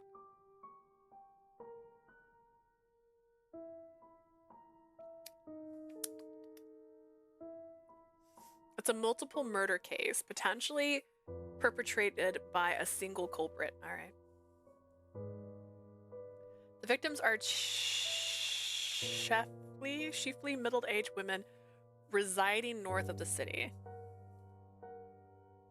They're from old money families, the type that make regular appearances at high society events. I see, no wonder you're all tensed up. You're telling me. Chief took me off every other case and insisted I put all of my time and effort into this. It's only a matter of time until the press catches wind and makes circuses of everything. And with some victims' peculiar manners of death, pauses. This is where the fairies come in. He silently stared and then sighs. I swear I must be losing my mind. You've got this. Now he draws in a long, deep breath. 3 of the victims had a manner of death that the unit has never seen or heard of. Oh. The strangest case is the one where the body seemingly hardened into a bony tissue overnight. Her corpse almost looked like a carved wooden statue. Oh, I've heard of something like that before. Of course you have. I frowned at him. Don't start now. He cleared his throat abashedly. Without finding out what caused these deaths, and more importantly, who did this, the press couldn't spin the stories out of control. I don't want to imagine the look of the victims' families' faces if and when the paper makes a razz of these poor women's death. Besides, what kind of depraved, sick bastard goes around murdering women in such ways? The city already is running on fumes. Crimes becoming more rampant day by day. People shouldn't have to look over their shoulder every night. It's no way to live. Even as he lapses into silence, I say nothing. It's not just the city. The rising crime is bleeding him dry too. Yet I am unsure of what words could soothe those who are fighting it on the front lines. I've never been where they were. The frown lines between his eyebrows got deeper. You know, considering the victim's background, having these murders being exaggerated by the paper would pressure the families to insist on closing the case as soon as possible. No matter the cost, no matter who's to blame. You're right, innocent people are going to bear the brunt for this. This is a terrible situation. I feel my stomach churning. My arms cross on instinct, trying to hold my own disquieted in place. My disquieted? Okay, I don't. Is there anything you can do? I'm just one man. Try as I might, I can't keep those rotten police brass from lining their pockets. Nothing but a pack of lowlives in high places. He exhaled sharply, his voice laced with contempt. Then he fell into silence yet again. Similar words seem to have abandoned me, as I can't shake this feeling of helplessness crawling under my skin.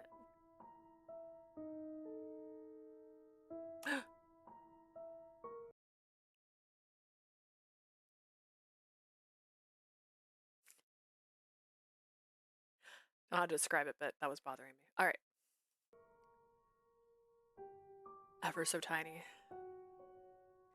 Similarly, words seem to have abandoned me as I can't shake this feeling in me. After a minute, he met my eyes once more. You're a good listener, better than most. Curls his lips into almost smile. I don't mind it at all. Thanks. He cleared his throat once more. All right, let's get down to brass tacks. This box includes case files, crime scene photos, a couple of blood samples which I was able to request to bring to you, and several other pieces of evidence. Other than the strange manner of death I've said, forensics was puzzled too by the blood samples. How so? One of them doesn't contain iron. Interesting. Nothing surprises you, does it? Well, about this precarity, I'd bring up something from my fairies book, but you'd always find a way to deny it. You're right about that. I'm still investigating the possibility of unknown drugs or poisoning that somehow causes these oddities. But I'd be a fool to not go after my hunches and look into all possibilities. What about robbery? It's ruled out. No fingerprints, no evidence of breaking in, nothing has been stolen. And motives? Revenge? Well, we're still interviewing the city's elite, looking for the possible motives. But it takes time. You know how it is. Of course, they're very busy. Speaking of city elites, I know people who can be very helpful in getting some inside information. His expression turned sour at full tilt. Who's that man? I said people, but yes, that man would particularly help in this matter. He scoffed brazenly and doesn't even try to hide it. Even at the first meeting with Mr. Henkel, there was some inexplicable tension between the two. Theo said something about Mr. Henkel feeling off and always hated it whenever I had something to do with him. So it might just be jealousy in disguise. You know, I'm right. Even if he's barely in the newspaper, he most likely is the pinnacle of high society. And I don't think he'll mind if I ask him a few things about this. Why, of course, he's always got a soft spot for you. I'm so sorry that I'm so pretty and so interesting that a man other than yourself would be interested in me. Fixing my heating pad as I struggle just ever so slightly. Hell, he's probably carrying a torch for you for a long time, judging by the way he follows you everywhere. Well, he happens to be interested in Faeology and has a lot of money to allow its development. Look at you, all ready to defend him. What are you two, an item now? I might have steered this reunion right back to where we were months ago by bringing up Mr. Henkel, but it was necessary to mention him. I don't know anybody else who would have that much information about high society. Besides, there was never really been anything if we did get to fundraising events together from time to time. It was strictly business. Yet again, Theo seems to lose his reason whenever we talk about Mr. Henkel. I don't have the time or the energy to argue with him. What should I do? Try to make him see reason. Explain the truth about the relationship with Mr. Henkel. I don't owe this man anything. We're exes. He came to me for help, and he's mocking me to my face about my expertise in Faeology. Like, if he really thinks I have any way of helping him.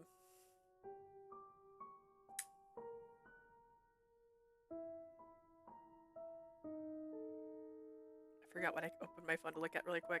Oh gosh.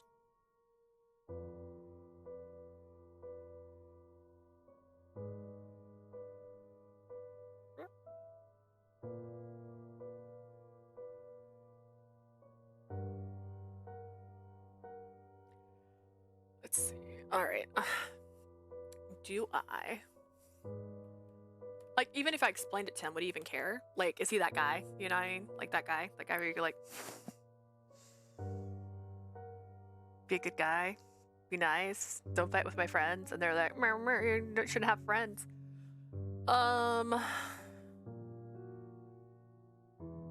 We're not anything. We go to fundraising events from time to time, but these are work.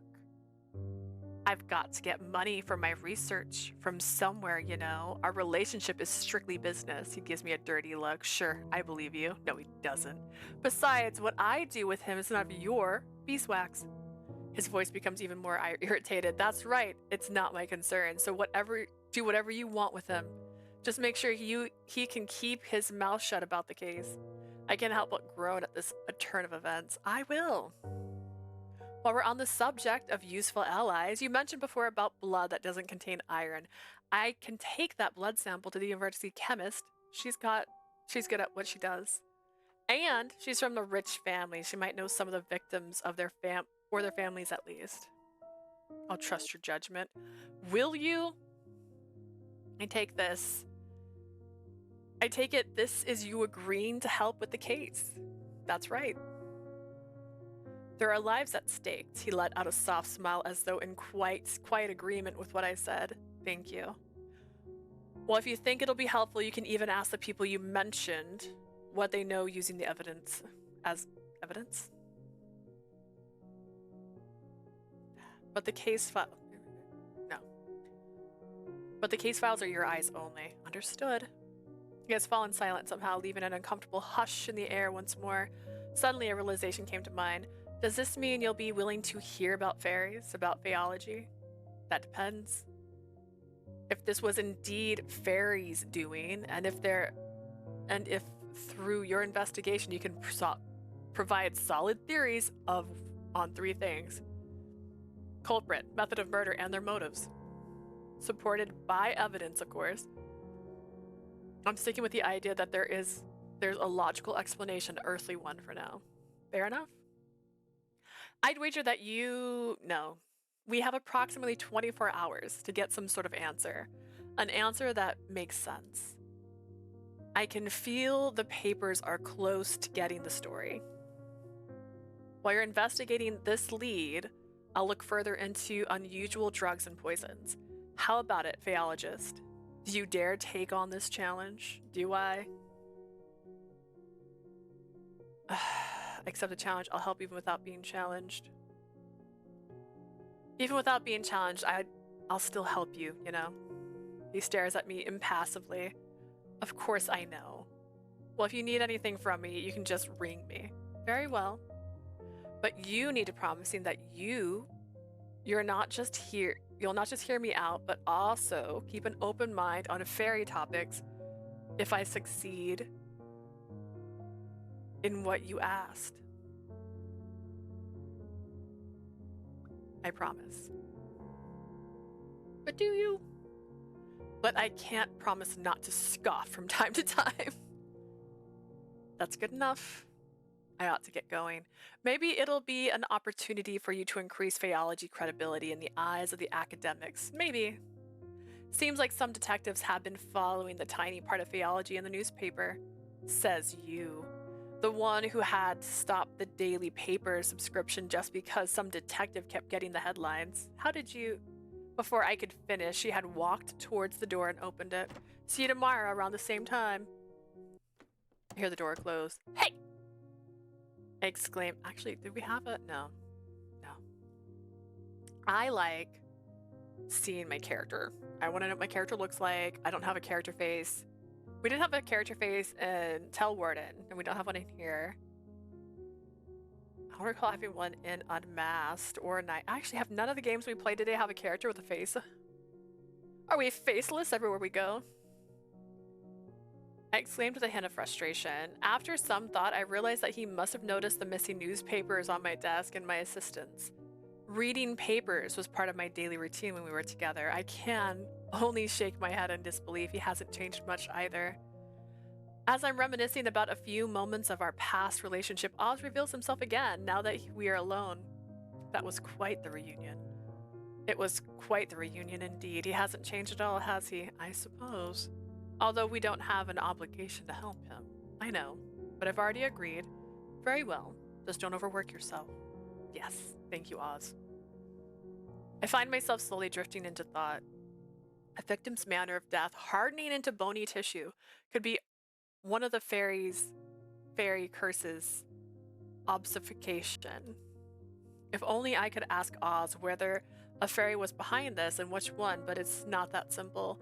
Even if they are my longtime companion fairies have their own rules about exchanging favors, and they are secretive about their land too. A favor like that doesn't come cheap. Or at least I'm stocked up on milk and honey for small requests. Speaking of requests, I should get started on a reply to my patron's letter.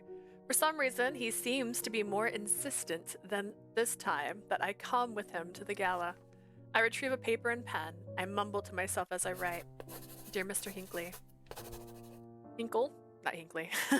I hope that your recent forays into the high society have proven more fruitful than they have been in. Should I be hyperbolic? Yes. More fruitful than they have been in the centuries you've been roaming amongst their lavish ranks. Believe it or not, I have been considering whether the merits of trying to impress the wealthiest folks of the city outweigh the obvious indignities. He first brought up the possibility of my accompanying you to the annual Laos Galley a couple of months ago, and I'm still weighing my options. How do I put this play? Be coy. You shall know my answer definitively if you find me on your arm on the evening of the event. About Ruthie, I can't say I'm surprised to hear that her latest flirtations with the disaster. Since we were both toddlers, she frequently found herself in trouble. Her fiery personality certainly doesn't help her get out of quarrels. I would love to telephone her and ask how she's doing, but we drifted apart a long time ago. Nevertheless, I'm glad to hear that Theo was there to smooth things over for her. I've now arrived at the topic of Theo. The detective, of course, is my patron as my patron refers. I suppose his query was meant to uncover whether I still care for Theo. How should I answer? Old news. Sorry, you guys broke up. You left him. You don't get to act like you're going to take him back. As for Theo, I've long stopped dwelling on him. I've thought of him as him and I as a relic of the past. I feel no regret for having ended it when I did. Upon signing off, I sealed the letter with wax. I then turned towards my trusted Fae. Oz, can I please trouble you with something? You want me to deliver this letter to your patron, don't you? Indeed! Time is of the essence here. As always, please take care not to catch anybody's attention. He'll see it by tomorrow morning, I'm sure. It would be my pleasure. Thank you, Oz. I'm off. I'll see you later today. You got it, Oz. I watch as Oz fits out of my office window and vanishes. Once the Fae is gone, I call my assistant to my office. Yes, Professor. Hold on 1 second. I rifle through the contents of the box. I extract the blood. I accidentally clicked, trying to highlight the words. Would you mind asking Dr. Rayford to analyze this blood sample? I'll do that. As I hand the sample to her, I notice that she looks like she wants to say something. Over the 2 years we have worked together, I've picked up on a few of her tales. What is it, Minnie? How'd it go with the detective? If you don't mind me asking. Not at all. He's the same as always. There's lingered beef, of course, but we've sort of managed to put it aside for something more important. He's brought me a rather significant case that he suspects might have some supernatural elements, as hard as it was for him to admit. Good for him. I can't help but grin at her remark. I'm glad it didn't end in a shouting match at least. Yes, me too. I'll deliver the blood sample now, Professor. Thanks, Minnie. Thank you, Minnie. Minnie hurries out. I'm alone in my office again. Remembering the conversation about the case, I suddenly engulfed by unexplainable eerie feeling. I should start the investigation right away. Yay! Drag and drop items from the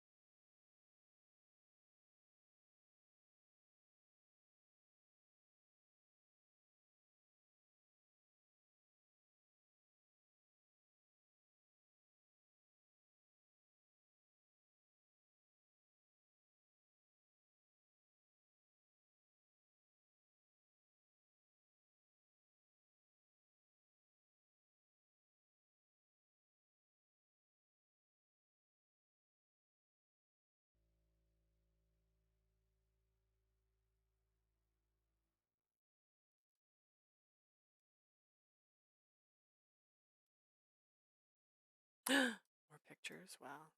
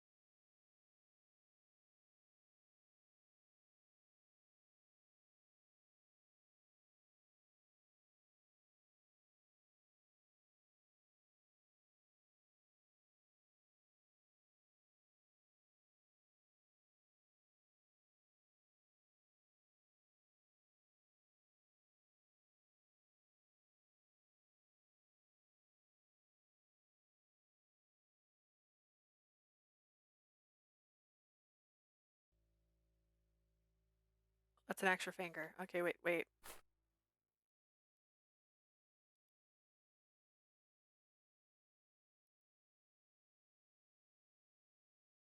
It's this.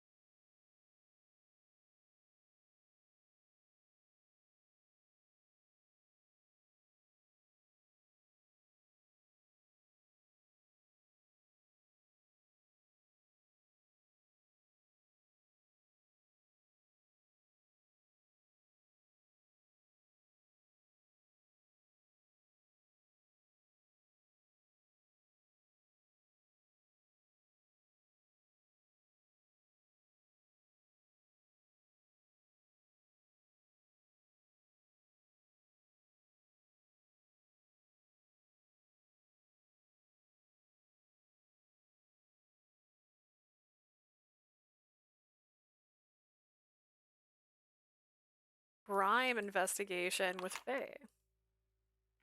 Wait, but it lights up when I do this, so why do I have no comments when it does that?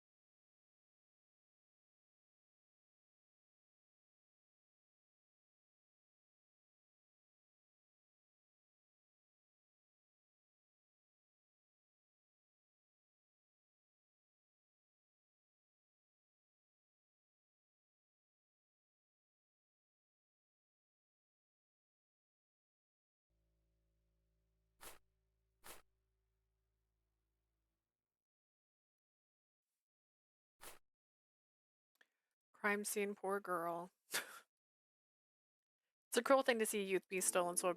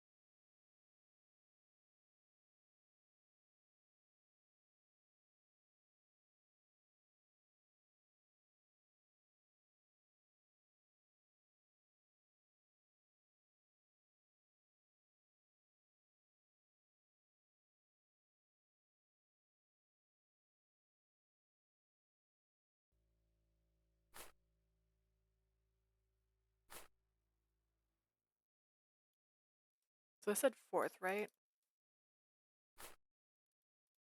Fifth. Okay, so this is the first.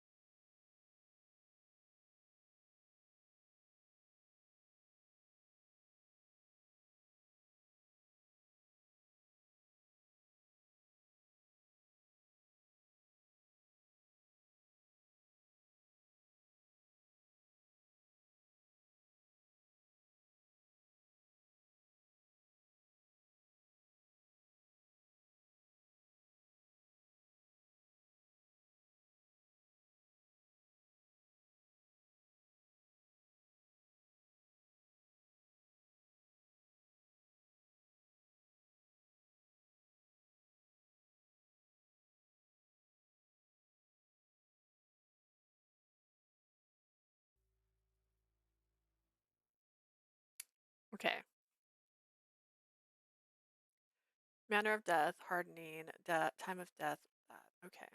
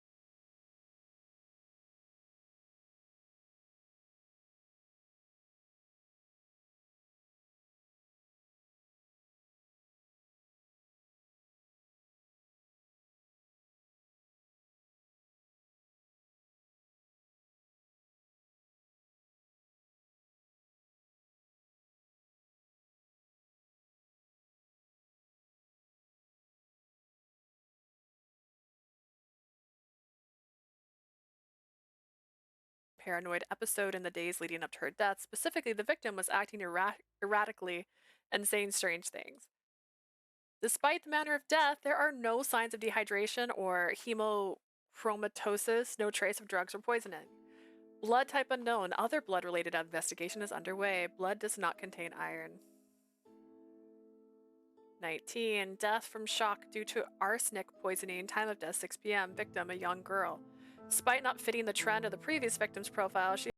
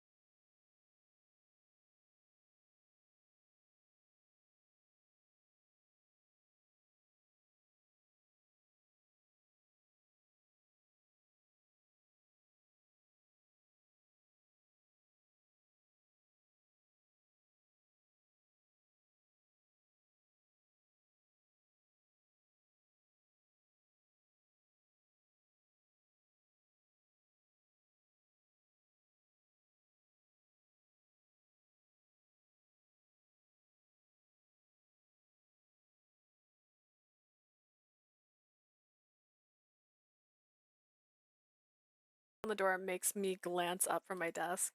I realize the sun has set while I was been absorbed in my investigation. Come in.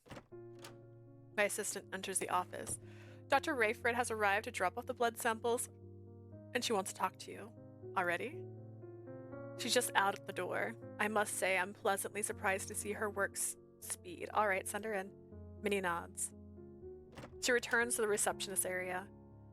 Dr. Florence Rayford enters. It's been only 3 years since she had worked at the university, but she has proven her reliability more often than not. Good evening, Professor. Good evening, Doctor. Dr. Rayford hands over the blood sample. She also gives me her lab reports.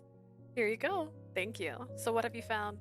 The most peculiar thing is that there is no iron in one of the blood samples. Say, is this Fae related? Her question prompted me to ask myself to what extent of the case can I divulge to her. Theo did say that I may ask the patrons or her for information using some of the evidence. Although she had knowledge of fairies and other curses, can she handle seeing crime scene photos? As I returned from my thoughts, I noticed her voice had taken on a higher pitch. This is exciting. Are you working with the police? Does this mean we'll be getting credibility in the eyes of the public? Oh my, we're going to be in the newspaper, aren't we? And not on the usual corner spots too. Oh, I can hardly contain myself. It appears she took my silence as a yes. It's good that she's excited about the possibility of advancement for Faeology, but her cheerful disposition can sometimes be rather overstimulating. As on cue, a knock on the door arrived to spare me. The specific sound is familiar, more familiar than when my assistant knocked. Special delivery. Oscar, Mr. Hinkle hands an empty. And what, pray, might you be bringing me today? Is it you? Are you the special delivery, Mr. Hinkle? If you wish to call me special, then I certainly won't stop you. But I did bring a box of huckleberry muffins for your office. Minerva was instantly enamored by their buttery scent. She's currently feasting on them. We can only hope she'll leave a muffin apiece for the rest of us. Oh, hello there, Florence. I didn't expect to see you in this office. Hello, Mr. Hinkle. Fancy seeing you here, although you do have a habit of making this office your sole stop on campus. She chuckles. That's just because this is where all my money went. A well-spent investment, nonetheless. He makes a retort at Dr. Rayford, who throws a subtle smile in my direction. How cheeky. So, Florence, what brings occupying your time as of late? She looked at me briefly, possibly wondering she could tell him about what she did for me. The usual matter, I suppose. I tried asking your father about you at the last soiree. However, he confessed he didn't have the faintest idea. You must tell me more about your chemical research one of these days. The colorful pursuit of your young academic thrills me to no end. You know I can't share all that much, Mr. Hinkle. Unless, of course, you find yourself in the position to become the chemistry department's benefactor, then all your secrets are yours. A more playful giggle escaped her lips. I'm afraid I'm all tapped out, financially speaking. I'm not buying that one, not for a second. He's telling fibs, isn't he, Professor? Well, now, I certainly don't want to get in the middle of the money talk with the rich. I wish I had the information, Doctor. It would make proposing for research much easier with a bit of delicate leverage, naturally. Mr. Hinkle laughs in amusement. I feel I should ask the reason he's here before this conversation takes an odd turn. On another note, Mr. Hinkle, did you get my letter? Is that the reason you dropped by? Upon recalling that I asked Oz to insert the letter into his mailbox only this afternoon, I'm about to retract this question. Unexpectedly, though, he bows his head and assessed. Your words has always had this immense impact on me. Perhaps this is why you are such an effective educator. Whenever I encounter your written language, I long to hear it spoken post-haste. Are you putting spells on your letters by chance? I think you're the one with all the spells, Mr. Hinkle. Your muffins, for one, have always been successful in getting Minnie's guard down. Oh dear, you two make me blush. I suppose it's time I take my leave and let you both be. I'm due somewhere shortly anyhow. Oh no, that might not be necessary. I can't stay long either. Mr. Hinkle lapsed into silence as he continues staring into my eyes. It's difficult to maintain eye contact with him, but even harder to look away. I wonder what I should do. I ought to discuss the case, but both of them seem to be in a hurry. Should I tell Mr. Hinkle to return another day since I need to have an important conversation with Dr. Rayford right away, or should I dismiss the chemist and meet with the professor now? There are benefits to either one. Soliciting Dr. Rayford's opinion on the case may be a good idea. She could share more insight on the chemistry side of the case. Her parents own a successful company. The producer of the powdered makeup is in evidence. She would also know the social happenings among the wealthy elite. On the other hand, Mr. Hinkle is also a viable candidate for the interview. His connection with the high society knows no bound. Everybody seems to know him one way or another. He might know things Dr. Rayford doesn't. Oh my gosh, this is too much. Just talk to them both. Since he has been funding my research for so long, he also is familiar with a phase topic. Who should I interview? We're actually going to stop it here because I have the other game to play now. If I hadn't got so hung up on on that puzzle, man. In my defense, I thought I was supposed to connect everything and it'd be like, aha, you have a connection kind of moment, but it didn't do that. I misinterpreted the goal. Does it have a saving option? I don't think it does.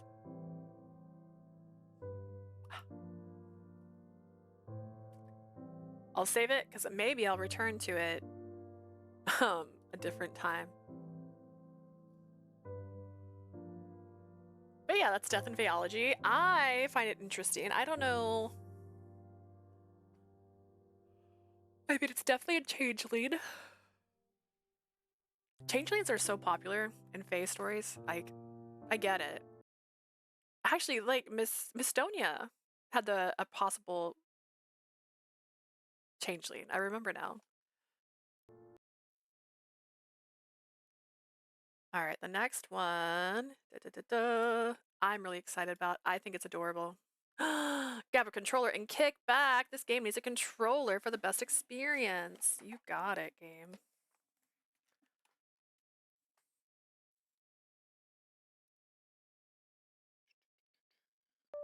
See how it goes.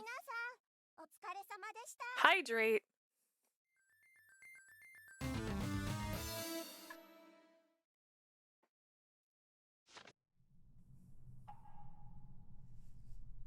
Hang on, we're full screen right now. Oh.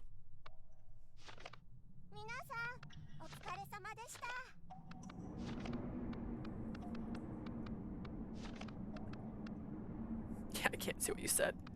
Windows 720, that seems right. Alright, let's see. What was the second redemption? Stretching! What? That's crazy. We don't stretch up in here. We just end up in a lot of pain. Nope, not that, not that, not that. This.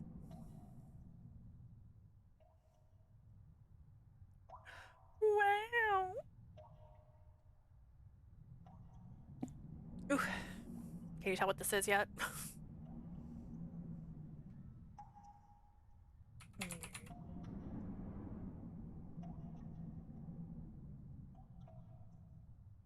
Right? Am I right? Am I spelling that right? That's my real question. Am I spelling this right? Yes, yes, yes. Okay, this is called Murky.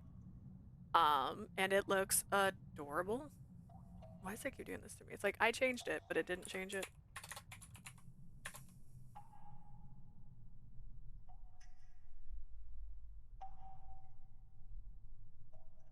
I don't know why it doesn't have a picture for it, but this one, they said it was inspired by like Legend of Zelda's Majora's Mask, which I thought sounded really cool.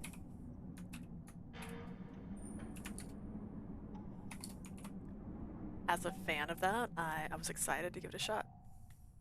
Not clicked on the game, lol, I'm pressing buttons but nothing's happening. Look at it! Look how cute it is! As a reminder, a lot of these are just demos, and what I mean by that is just hold to cast spells. Oh gosh, I didn't read it all. They're not very long. They might have issues, and that's okay. Oh no. Oh gosh, I'm blocking the little onion man. He's in the corner. Hey, Pumpkinhead, are you okay? Poor thing, you've been staring into nothingness for a while now. Whoa, what? Where am I? Who are you? What's going on? What happened to me? Easy there. Breathe in, breathe out, Pumpkinhead. The real question is, how are you gonna get out of here? Lucky for you, I can help you with that. But yeah, I chose this cup because I had a pumpkin on it.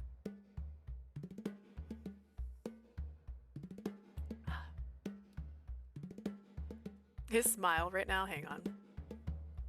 Look at that face. Like, oh my god. Oh, every time I click off of it. I'm kind of a big deal around here. A powerful sorcerer, you know. That's right. I got a cauldron, magic spells, all the sparkly nonsense you'd expect. Anyways, you want to get back to where you came from, right? Yes, please. Alright, then you'll need to bring me one special ingredient so I can cook up a spell for you. You'll be back in no time, so keep doing whatever's boring thing you usually do. Probably doom scrolling all day. What was that? Nothing, just wizard talk. I'm so sad you can't see him because of where he's at. He just did like this. Now behold, I use my incredibly condescending powers to transform you into a low-level sorcerer. You'll be able to cast spells and do magical stuff. Very, very weak versions of my magic, of course. Now use this pathetic magic to fetch me a flower. If you're so powerful, why don't you get it yourself? Duh, I'm very busy. Can't you see? Look at him. Look at him. Fetching random garbage is clearly beneath me. And again, who are you? Still not important. But if you must call me something, Master will do. Here's that. Call me Master. I love him. Oh my god, my camera's gonna die because I keep turning on and off. Now go fetch me the flower I need and I'll help you get back to wherever you came from. Okay, and where am I supposed to find this flower? Dude, come on, I'm trying to keep this introduction short. I don't want people getting bored before the game even starts. What people? What game? Can you at least show me how to use this magic? That would take forever. Just grab the spellbook, poke around in it a bit, and cast whatever you need. Honestly, I'm really not that hard. It's not that hard. What spellbook? Jeez, the one I just... Wait, where's the spellbook? Oh boy. No way I lost it again. Oh, he's crying. Look at him. He's a crying onion.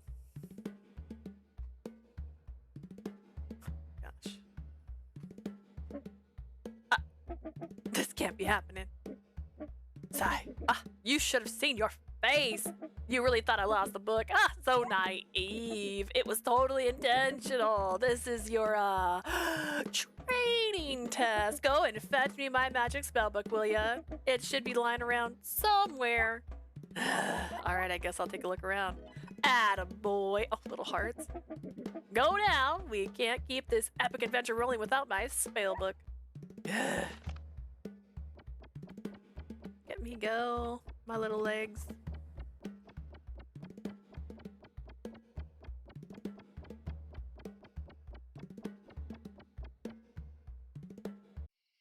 Stop moving. I get it. I get it now.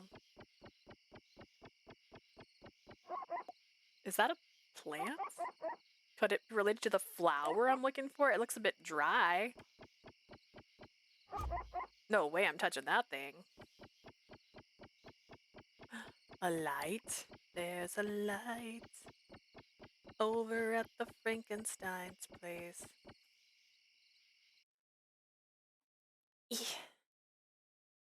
Old ladies have to adjust their sitting sometimes. Okay, which way did I come from, actually? I knew it had to be around here. Whoa, what are you? Right up here, look. Huh? What is that supposed to be? This! Oh, it's just a clock. It shows how much time you got left each day. And what also lets me keep an eye on what you're up to from up here. Wait a minute. Oh, I totally messed up. I didn't even notice how late it was. It's already the third day. This is serious. Hurry up, the day's almost over. Wait, what? No time to explain. Run. Run and grab my spellbook while you're at it. Wait, what's happening? I don't think I can even run in this body.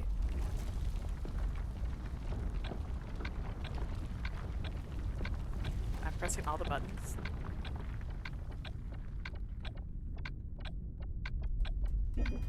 Sorry, Pump.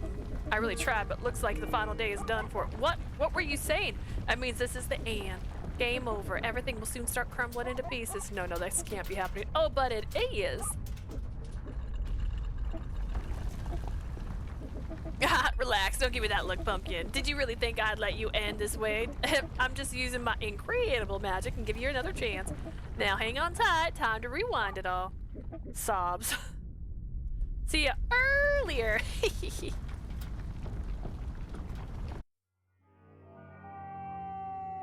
Whoa.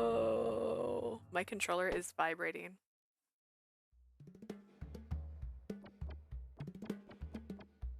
I'm gonna talk to him, I guess. Nicely done. What just happened? Congrats! You actually managed to get your very own gin particle. Not a fan of physics. The spellbook. I'm talking about items or whatever.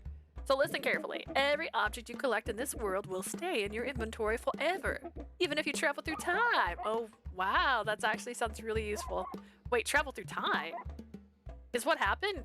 Is that what happened? Yes, that's exactly what happened.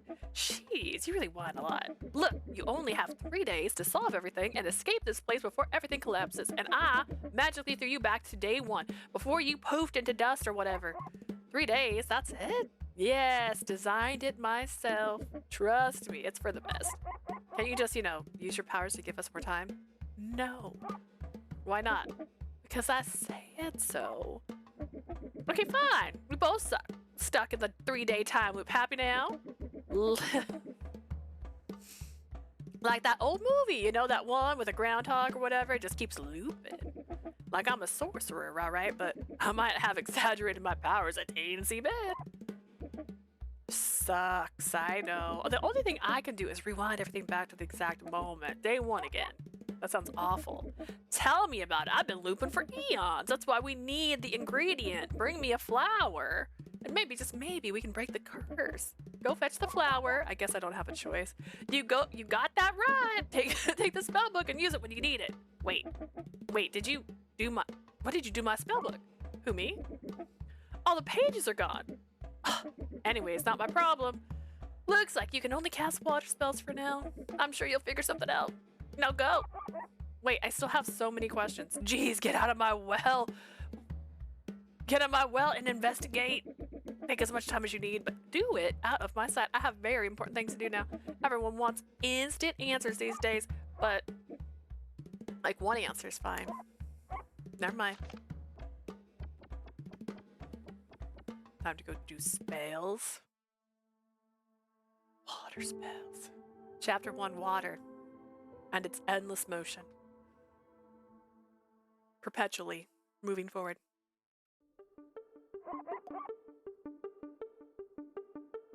So this is a magic spell book.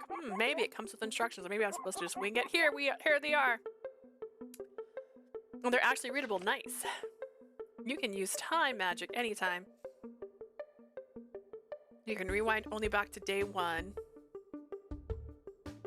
Rewinding resets all completed events and objectives. Collecting items with you after rewinding. Collect items stay with you after you rewind.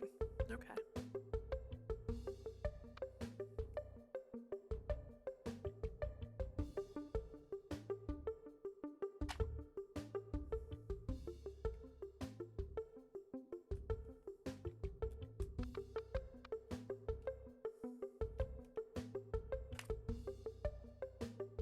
I'm trying to press all the buttons, but I don't know what button. I don't have that button that it wants me to press on my controller.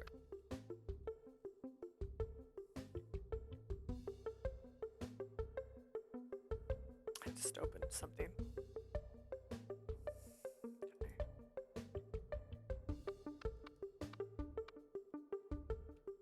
How do I close you? Oh, no. I don't have a ... button. Like, this controller doesn't have a ... button. It has an M button. Did I just open Phasmophobia somehow? That seems weird and unnecessary, but alright.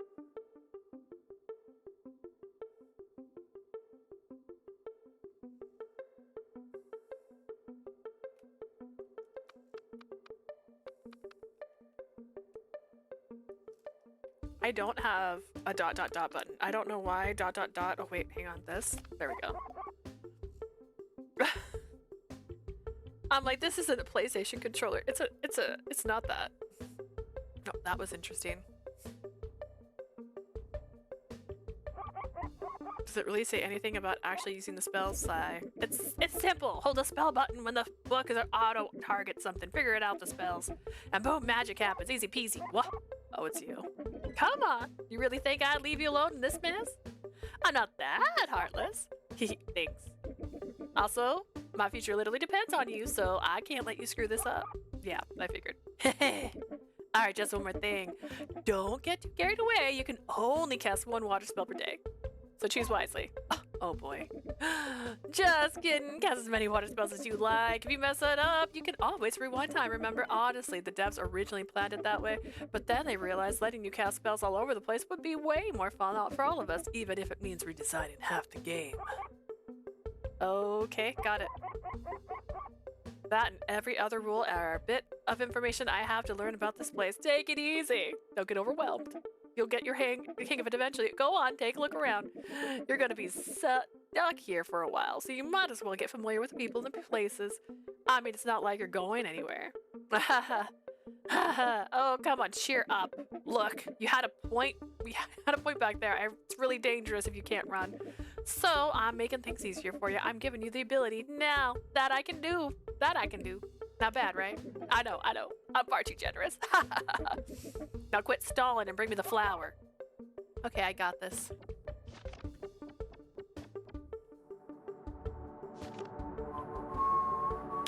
Oh god, I messed up. Full out. Wow, that went by quickly. I wonder if this will be enough. I suppose we'll find out tomorrow.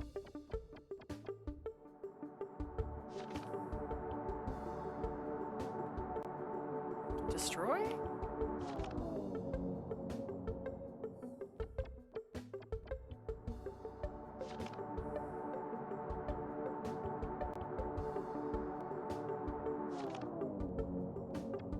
Guess I can't destroy yet. It's supposed to be an exit, but it looks strange. Almost like it's not finished. Almost like the developers are still working on it because it's just a demo.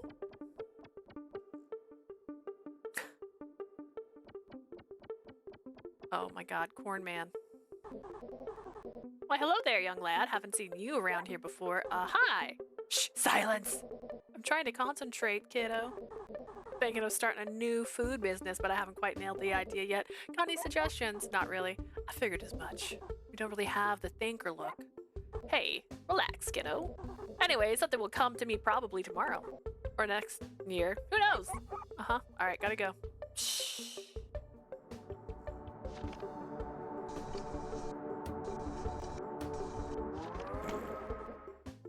Quit it, Quiddo. I'm trying to think. Not work? I thought it worked.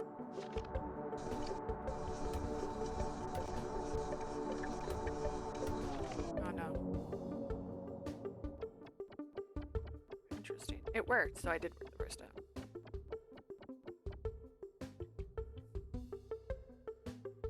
Still a work in progress. It does not represent the final product of the game.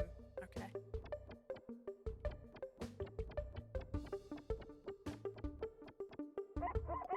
It's supposed to be an exit.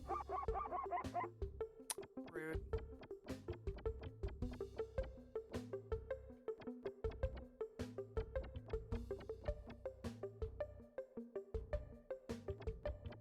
A boat! A boat!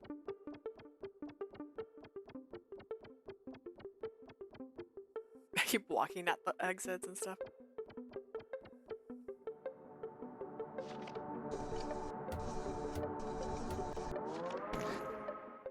What's wrong with you? Hi there, brothers. Why do you assume we are brothers? Oh, I'm sorry, you're right, I shouldn't, but aren't you? We are, but still, it's rude to assume things. Is it? Well, sorry, I guess. And do you always complete each other's sentences? We do. Okay, that's not creepy at all. Anyways, can I go through? No. Is that a no? Yes. Okay, why not? Because we are hungry. Okay, if I bring you some food, can I pass? Not a chance. Why not? Because there's nowhere to get what we want. Oh, okay, and what do you want? Something crunchy and salty.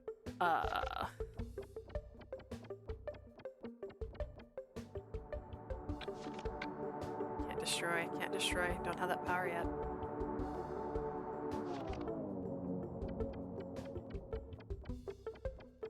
Pressing buttons to find out if I can run.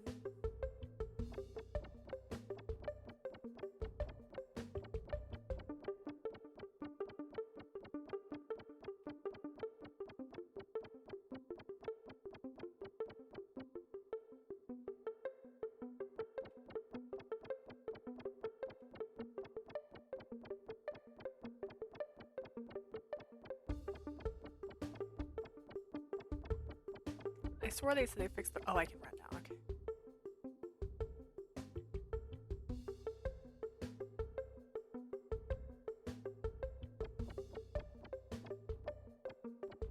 Just troll-a-lol-a-lolling.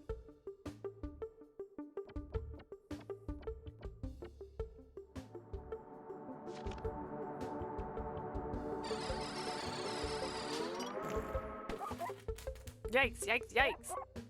What in the world was that? Hey, what on earth do you think you are doing? I just thought I'd have poke and mess with everything to keep the story moving. Sure, but come on. Use some common sense. Do you really think pouring water on electric gizmo is a good idea? Wait, that thing is electric? What gave it away? Maybe the giant flashing yellow sign with the huge lightning bolt. Okay, I won't touch it with water again. Wise choice, my boy. Oh, no.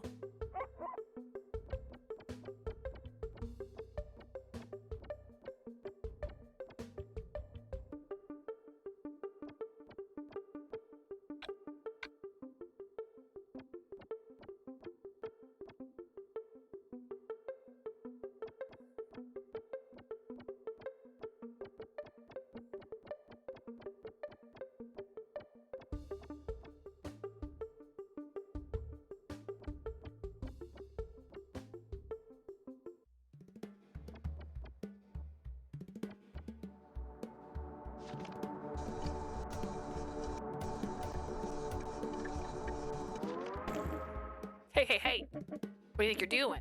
Don't you realize my spells don't work on me? And water? Seriously? I'm already swimming like a fish in this cauldron. Hurry up and bring me my ingredients. I need to buy more conditioner. This stems are so dry.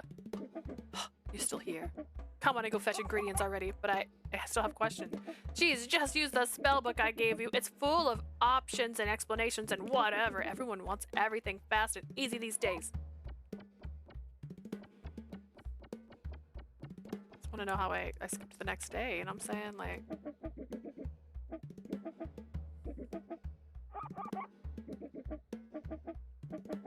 It's also giving Banjo-Kazooie a little bit.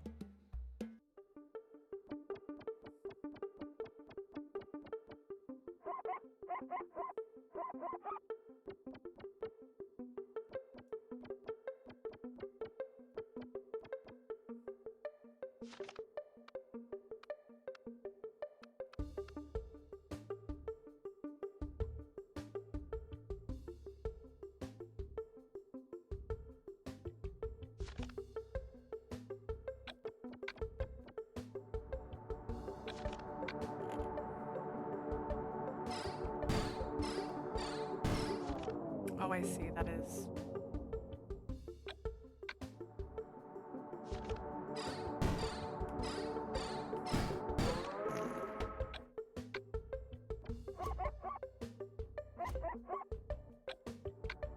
I'm doing it wrong.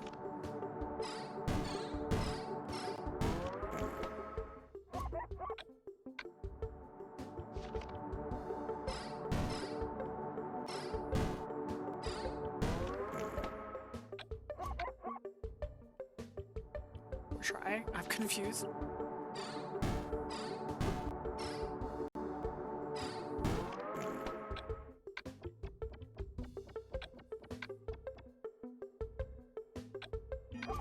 Oh no, not that sound again. Hey, calm down. No. This can't be happening. I don't want to turn into dust. Give it together. I already told you. You're gonna be fine. As long as you're with me, of course. Okay. What do I do now? Let me add a new page to the spellbook. Abraca. Oh no. What? Nothing. The page is already there. Just stuck together. Just open your spellbook and see what you've got. Look, Pumpkin.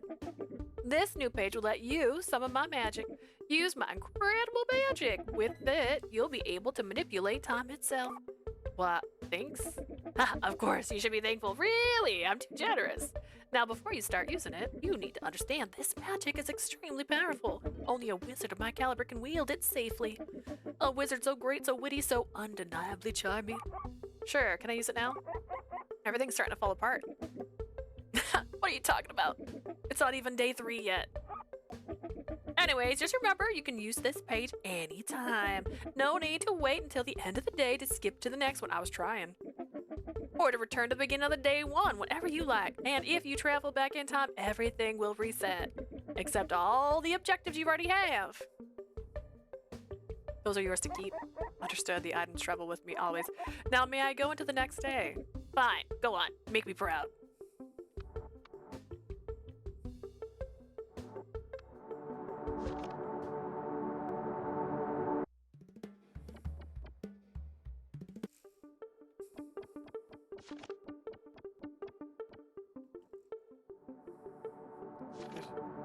You go like na na na na na na na na na na na. Why didn't it help? It's bloomed yesterday, but maybe water alone isn't enough to keep it alive? Maybe it needs something else? I mean, I knew I couldn't be that easy.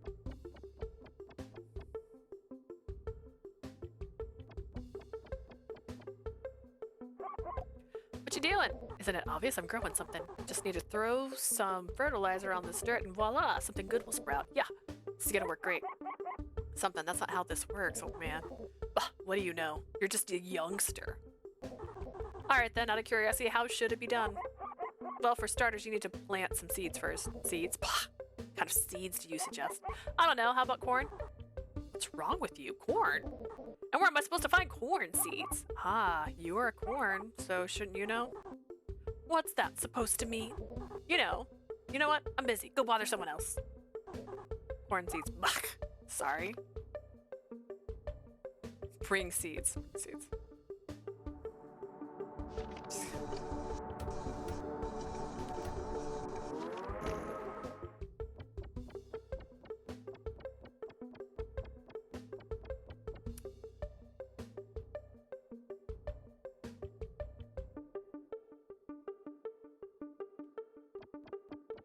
It's not floating today.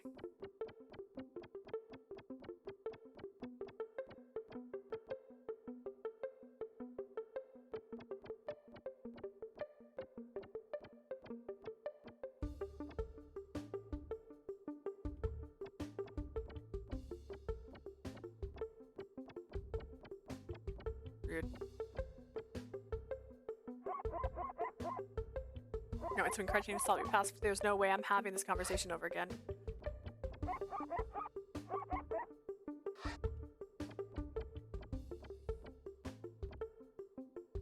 The reminder to have to stop. Stop pushing forward. Hard for me.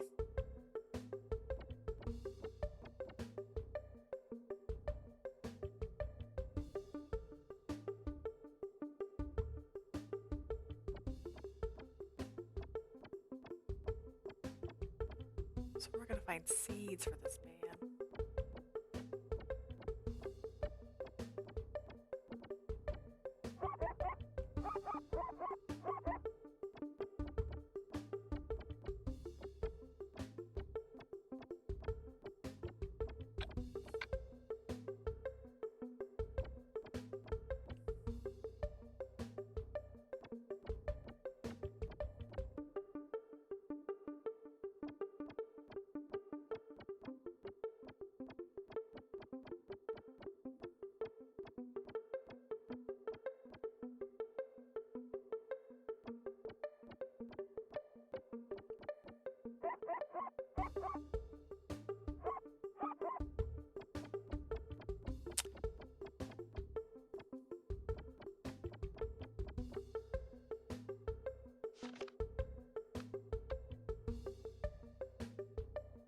Tend to watered plants, deliver a flower, bring seeds, feed the brothers.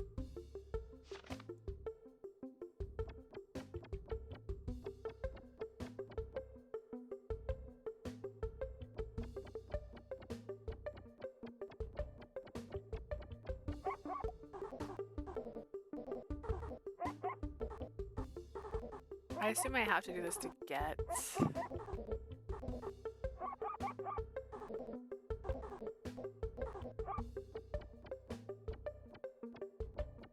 get. Let's see, let's try here.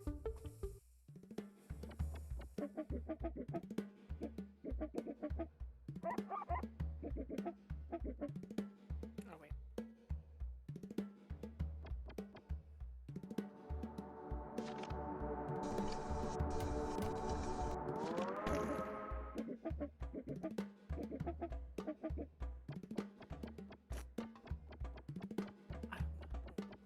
I need to get fertilizer from that guy for the plant.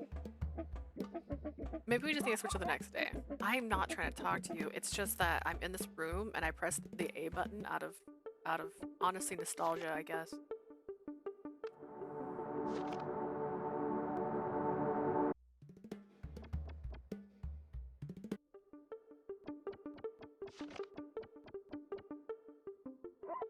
Oh no, it's dead. But why? I can't hand this over like this. It's bloomed 2 days ago, but perhaps water alone could keep it alive. Did I miss something yesterday? Yeah, I know. Thank you for the follow. Alright. I knew that was gonna happen because we need fertilizer. Hey, are you okay? Oh, hi. I'm fine. I really wanted this to work, but I guess everyone was right. No matter how much fertilizer you use, you still need the seeds. Oh, hi, we're at Mecha Studios. Thank you for playing the game. Absolutely, I'm having a lot of fun with it so far. I'm so sorry to hear that. You know, sometimes even giving your best isn't enough. It's crying. Anyways, that's okay. We just have to accept some things are beyond our control. I have no idea what you're talking about. But it sounds like you had a life epiphany or something. So hey, that's enough for me. Yeah, I think so. Yeah, thanks. Take it easy, kiddo. Here, I'll let you tell you what. Take my fertilizer, okay? Truth is, you might need it more than I do. I do need it, I do. Besides, it's starting to stink really bad, so it's all yours. Okay. Thank you. Shh, silence. I've got a brilliant new idea. Listen, kiddo, I promise you this. Tomorrow, you'll witness the greatest business idea the world has ever seen. Fertilizer obtained. Okay, great, which is what I was hoping would happen. Goodness. Yes.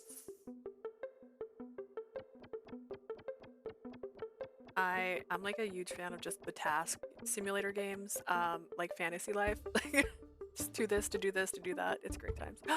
Oh, the water wasn't doing that the other day, was it? I don't recall it happening. Okay, so those guys are still wanting something crunchy. I don't think there's anything else I can obtain right now.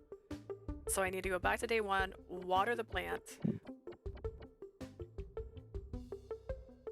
I don't know if I need to water and fertilize it on the first day or just fertilize it or water it on the first day and then fertilize it on the second day.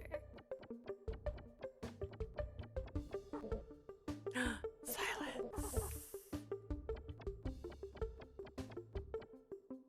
The other thing too is I have to check all the corners because what if something's changed? Like that balloon floating man is gone. Oh, you know what? Maybe it has to do with the fact the world dies today. Water.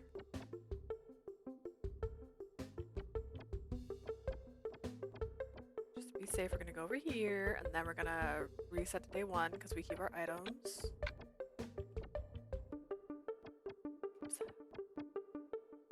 Oh, it's my book. My book scared me. I was like, what's over there? Alright, we're gonna head back. Total rewind. Oh no!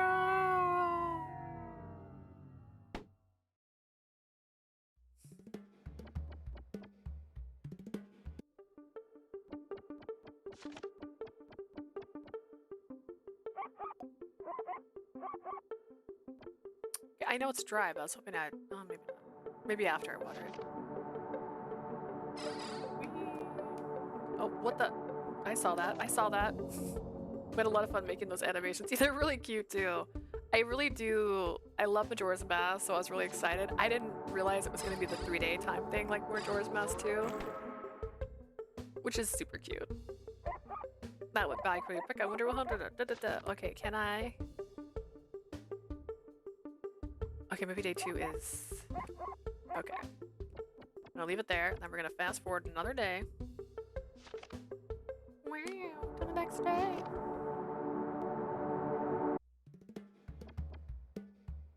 Also, I love Mr. Onion. He's a good time.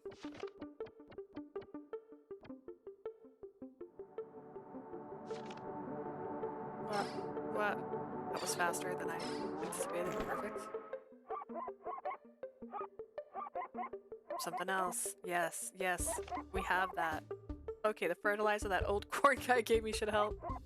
Let's sprinkle it on here. And a little more careful now. Yikes. Some got all over my hands. Even without a nose, I can totally smell how awful this is. Row for me. Alright, perfect. We're gonna go to day 3. Mr. Onion's just a chill guy. He's really chill. We did it! This is supposed to be... Oh, nope. I got too close to the exit. Whoopsie. I got to water you again. Okay.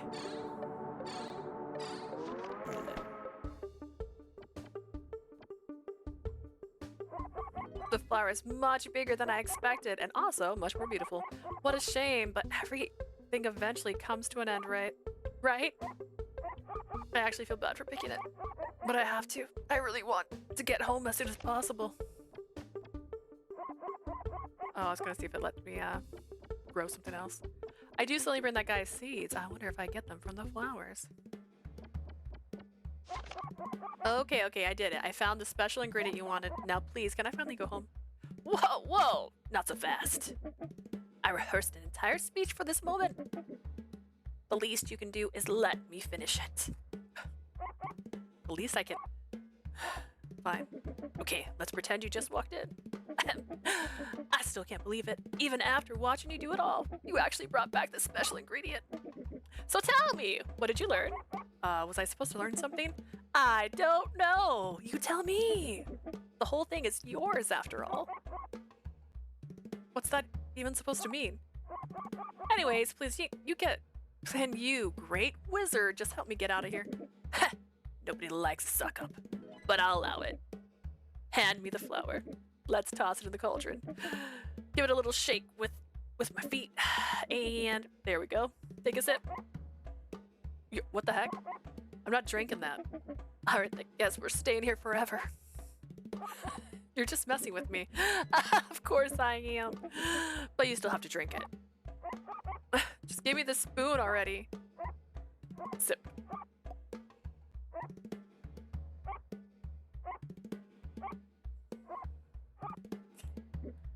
Hey! Hey! Are you still with us? Do I have special skills now?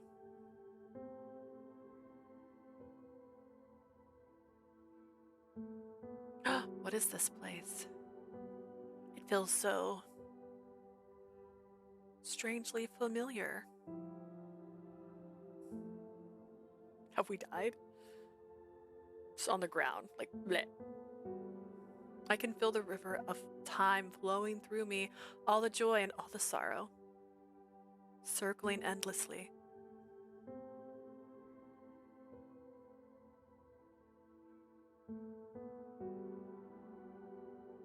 And there's nothing I can do to stop it. Oh no.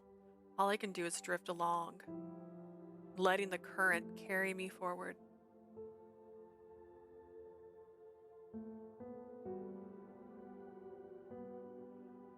And that feels right. It's just 3 days of onion soup cooking right now. Hey, Pumpkin! Are you there? What, master? My boy! Yes, it's me. You're a master. I'm so glad you're alright. Really, truly. That's what a good onion soup will do to a guy. That's pretty valid, honestly. It needs cheese, though. Because, I need you to, get me out of here. I'm glad to see you, too. So, how do you feel? Did it work? Huh? I'm not sure. I feel better, I guess? Okay, that's fine. The spell didn't fully work because you're still here. But thanks to the flower you brought, I could recreate a spell page for the spell book. Now you can use the fire spell. That sounds great and actually useful. Indeed, young pumpkin. But now I need another ingredient for a new spell. Another one? Oh, come on, I'm doing my best too. The least you can do is be grateful. You're right. I'm sorry. That's better. Now go fetch me a dagger. A dagger? Look, I don't make the rules of this game. I thought you said you did. I thought we already made it clear that I lied. Now go, we have no time to lose. A dagger it is, master. See you around, pumpkin. What a great time.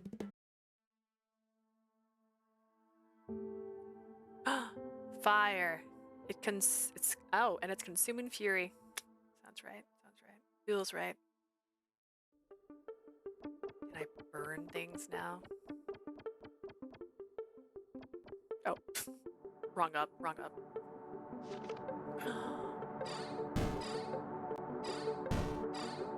Not high enough. Hang on, that was me. That was my fed. You can touch it. You haven't even tried touching it yet. Boom. Look at that. A bell. Okay.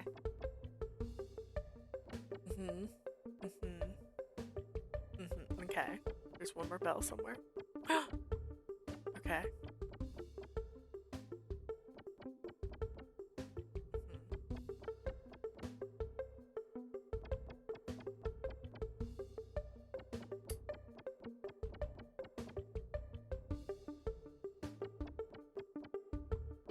But, oh, wait, maybe?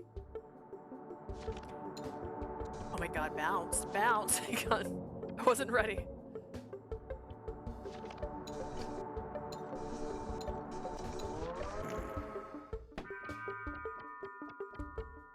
I'm trying to tell if it's supposed to be a certain order, but I don't. Oh, that's fair.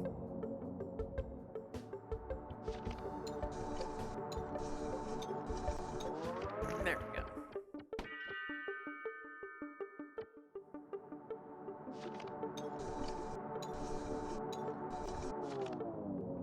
It gets real fast by that by that second one.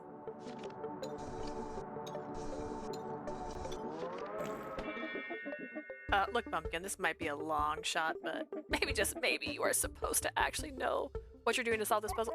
Yeah, I know. I don't know. Maybe if I cast enough spells, I can just brute force it. I don't think that's how it works. I'm referring to the whole game. I mean, I was just, I guess, judging me over here. Remember, if we go by height, it's like maybe that has a crack in it. Which one has a crack in it? Got a crack in you? Got a crack in you? You got a second bell. Wait, no, that's the little crack, little bell jar. Listen, you're gonna judge me. Oh, we're on day one. I should water you again, maybe. I keep pushing up by accident.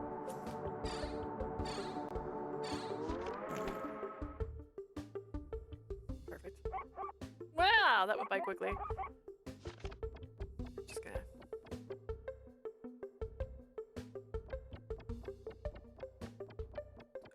Get that guy some seeds. There was more. I think it's this side. Oh.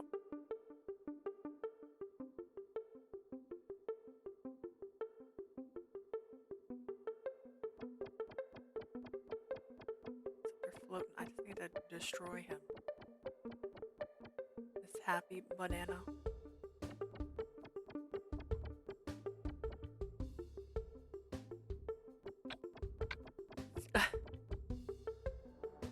Yeah, making sure I'm still on fire, not water.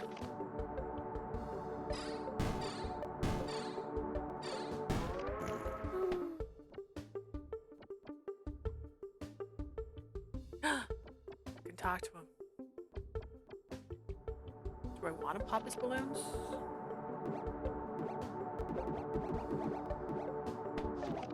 Okay, I got it. I got it. I have to fail at least twice. Thought it was close enough. Oh, goodness. Okay, maybe 3 times. Maybe 3 times a charm.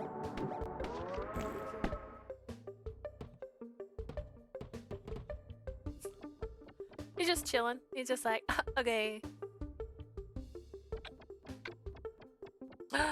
10 seconds. Can I make it in 10 seconds? Can I make it in 10 seconds? Run! So you can go talk to that guy. Hi, why did you do that? I'm sorry, I didn't know how else to interact with you. I mean, I get it. But that's not exactly a good excuse. Even if it wasn't intentional, you caused some serious damage to my plan. You're right, I'm really sorry. Is there any way I can make that things up? Look, I can see you're genuinely sorry. And to be honest, you totally blew up my plan, no pun intended. I just needed a small push, just enough to fly across our tiny world to see things from a different perspective. I want to expand my mind, to understand my surroundings better, and to learn how to truly enjoy life. And now it's all gone. There's no way to make it happen anymore. We probably won't see each other again, little pal, and I guess that's okay. I forgive you. Just please remember what I said. And come on, don't give me that sad puppy face.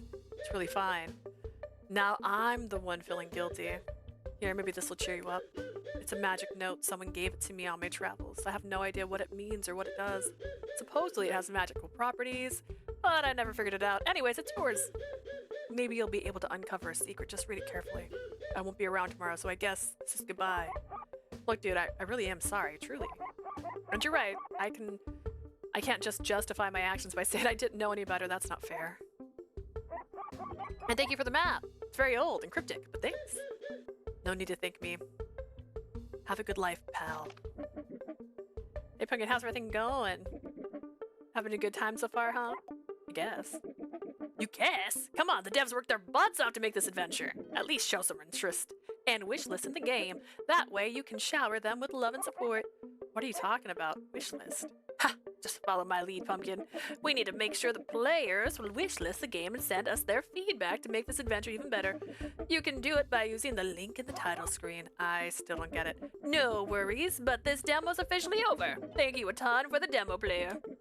The full game will launch very, very soon with tons more content and an epic finale of this adventure. I'm sure the devs are super, super happy to see you make it this far. And remember, wishlist and share. Thank you for playing. Yeah, thank you for joining me. I'll take you straight to the title screen so you can do that. The demo ends now. Wait. See you soon. I love him. Oh, it took me straight there. Whoa, it did it. It did the thing. Look at that. I don't think I'm signed in, actually, on my computer. But yeah, here it is. Here's the screen. You can play the whole thing. It's very cute. I like puzzles. Couldn't solve that one, sadly. Things changing. Look at those guys moving around. Oh my gosh, we find peas in the pods. Wow. Yeah. So that was a lot of fun. I should probably turn screen 2 off, just in case. Alright, we did all of Murky, and within the time allotted for it, which is honestly a little rare right now. Alright, I have one more demo, and then I'm gonna eat food. I'm so excited. I'm so excited. I have a chicken burrito from yesterday that I ate half of. Butter side down was right. You cut the burrito in half, you eat the other half the next day. That's how it goes. Did I do it? Did I click it? I clicked it. It doesn't want to go away. He likes being here. That's fair. And this one, I have the full game. We're not gonna play the full game. Obviously, I don't have that time, but we're gonna play at least an hour of it, if not longer if I get carried away, which can happen very easily. That's why we were behind schedule for a little bit there and didn't play as much Death or Faeology that I meant to play. It's okay. Where are we? 08. Wow. It's loading. It's loading. Yuri. This one is a Yuri game, which I was excited about.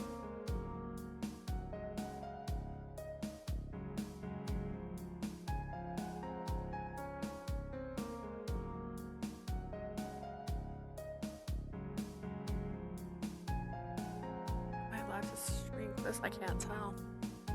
It'll be there in a second. It's just thinking. There we go.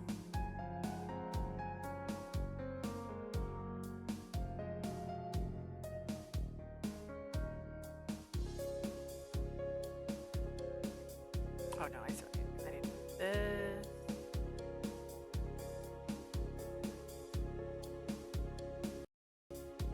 What are you doing? Listen, I'm figuring it out.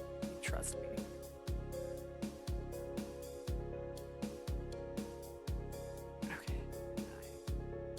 Right one? No, I'm not on the right one. I'm the wrong thing. I'm on the wrong thing. Don't do that.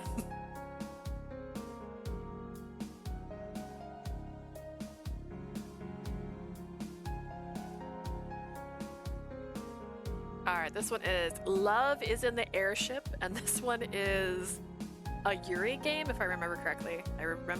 I swore that was the word I heard. And this one, they gave me the full game. This is not a demo. It's officially out, so if you like it, you can get the whole game. And then we're probably gonna end today with me going to Steam and liking everything, because I want to make sure everything gets liked and that we all know what we played. And if you're interested in anything, remember, demos are out right now.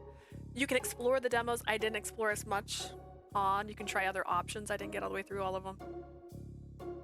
Like the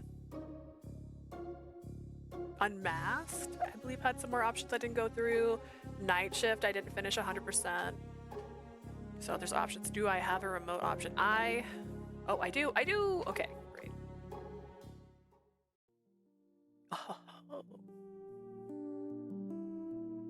Alright. I'm about to start my new job, but I can't really focus. Let me make sure I save that. Does it not work? Oh, I'm not clicked on it. It's some combination of nerves and boredom and excitement swirling up in me and making me stare way too longingly at this cute butch nerd up on the deck of the ship. I'd probably never even met her, but holy hell would I like to right now. It's been a while since I last had a date. Listen, she's experiencing all of the problems at once. Stupid me spent too much time smoking monocrystals and watching cartoons when I should have been getting laid before the big day.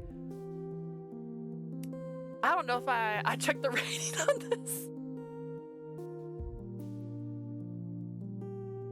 Maybe I should have saved Murky for last. I can't let my mind be consumed by throes of passion right now. I'm about to board my new home for the next few months. Let's go! Before me rests the grandest, most epic display of modern first world engineering and infrastructure the world has ever seen. It's not even every day someone gets selected to be an executive assistant for the vice captain of a brand new megaship resort mall for the 4-month job. Yeah, sure. There's like 25 other people ready to board alongside me, but the girl next to me, her name tag reads Premier Assistant, and the guy behind me, Expert Assistant. Nobody put me in an executive assistant. It's great to know I'm valued for my skills in customer service and cleanliness, and I can't wait to boss those lesser assistants. I'm gonna be so badass. Look at me. The assistants are all boarding today like a couple hours before the first passenger, but already there's a massive crowd of people waiting for their chance to get onto the Talewarden. I question logistics of having a fresh batch of untrained assistants working on just before the people they're going to serve, but I guess my job isn't to question. It's just to assist executively. I feel that there's like parentheses around that. There's like little stars. Executively. At least there are a lot of other people up there already. Shop workers, I guess. Weird that they got to board way before the assistants, but oh well. That cute butch will be mine, even if she works in a trendy, bougie clothing shop I'd normally never be caught dead, and I would shop there just to hit on her. But I could go for anyone. Maybe an androgynous t-shirt jean person who refuses to dress up even on fancy sky cruises. I'm gonna hit on a lot of women. It's been decided. And the furries will have to do their work to stop me from my furious sapphic rampage. Speaking of sapphic, the USS Talewarden is literally making a stop on Lesbo Island mid-journey. Oh my god, we're going. Seriously, apparently queer tourism in June's gotten so big that the island's officially built a landing platform just to accommodate the people flying in. I'm hella pumped. The pay is kind of shit at this job, but I'm pumped for the experiences. I can imagine it now, swooning over some anonymous lady who's holding me at the sunset over the island that kickstarted all of the lesbianism. I'm so excited, so excited. I'm also not thinking about the part where I had to work because that'll bum me out a little, so let's go for now and just let me be excited. Oh, is that a vampire? The girl next to me notices me stirring and whirling around at my enthusiasm and gives me a weird look. Not the premier assistant, mind you, the one that says enlightened assistant.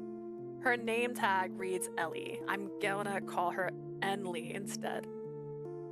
A demure, cute little thing. Looks like she'd be better suited at the back of a line. This character talks like a man, if I'm being so real. Like so much like a man.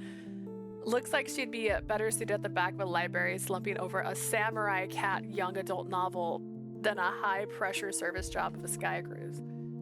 A nice little shirt and tie, glasses, and some tiny fangs that suggest some vampire ancestry somewhere in her bloodline. And she's bald. All around exactly the kind of person I'd love to make friends with. Not sure if I'd make out with her though, but just kidding, of course I would. She kept staring at me and I decided to finally break my unannounced vow of silence and start chatting. Gotta make that friendship attempt. Yo. Hi, you starting today too? Yep, first time. Oh my god, I thought that was her. It's all me just talking to myself. That's why you're vibrating in place. Yeah, not like anything weird, if you catch my drift. Is this your idea of hitting on people? Yes. Yes, it is. Is it working? Maybe another time. From the tone of her voice, it's very clear that it's not going to be working anytime soon. By the way, my name is Ellie. I decided to call you Enly since your job title is Enlightened Executive. I'd rather... Nice to meet you, Enly. Nice to meet you, Oh, that's right. I don't have my name tag due to some clerical mishaps. I guess I got the get to choose my name at a fun little choose your own path moment. Except like in real life. It's not like they have any way of verifying otherwise. Enter a name. Oh, no. Oh, no, not that. Not that. Go back. Clear that. Oh, gosh. I have too much control.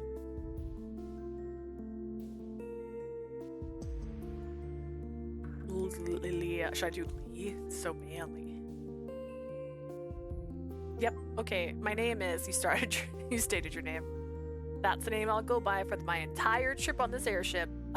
I'd like to go by Leah. Really? That name's kind of cute. Does it fit me? Do you really legitimately believe your flirting skills are top-notch? Is that how you're living your life? Yes. I see. Well, I hope we can be really good coworkers, Leah, and more. We actually probably not. She seems straight to me.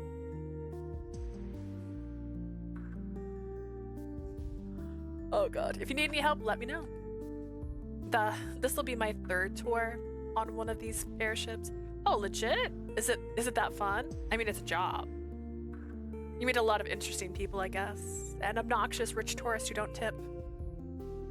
Maybe the Thai barn will be different, though. It's a hell of a lot bigger than the Nasarla was. And a totally different world than the Soren. What's the Soren? Seems like a pun.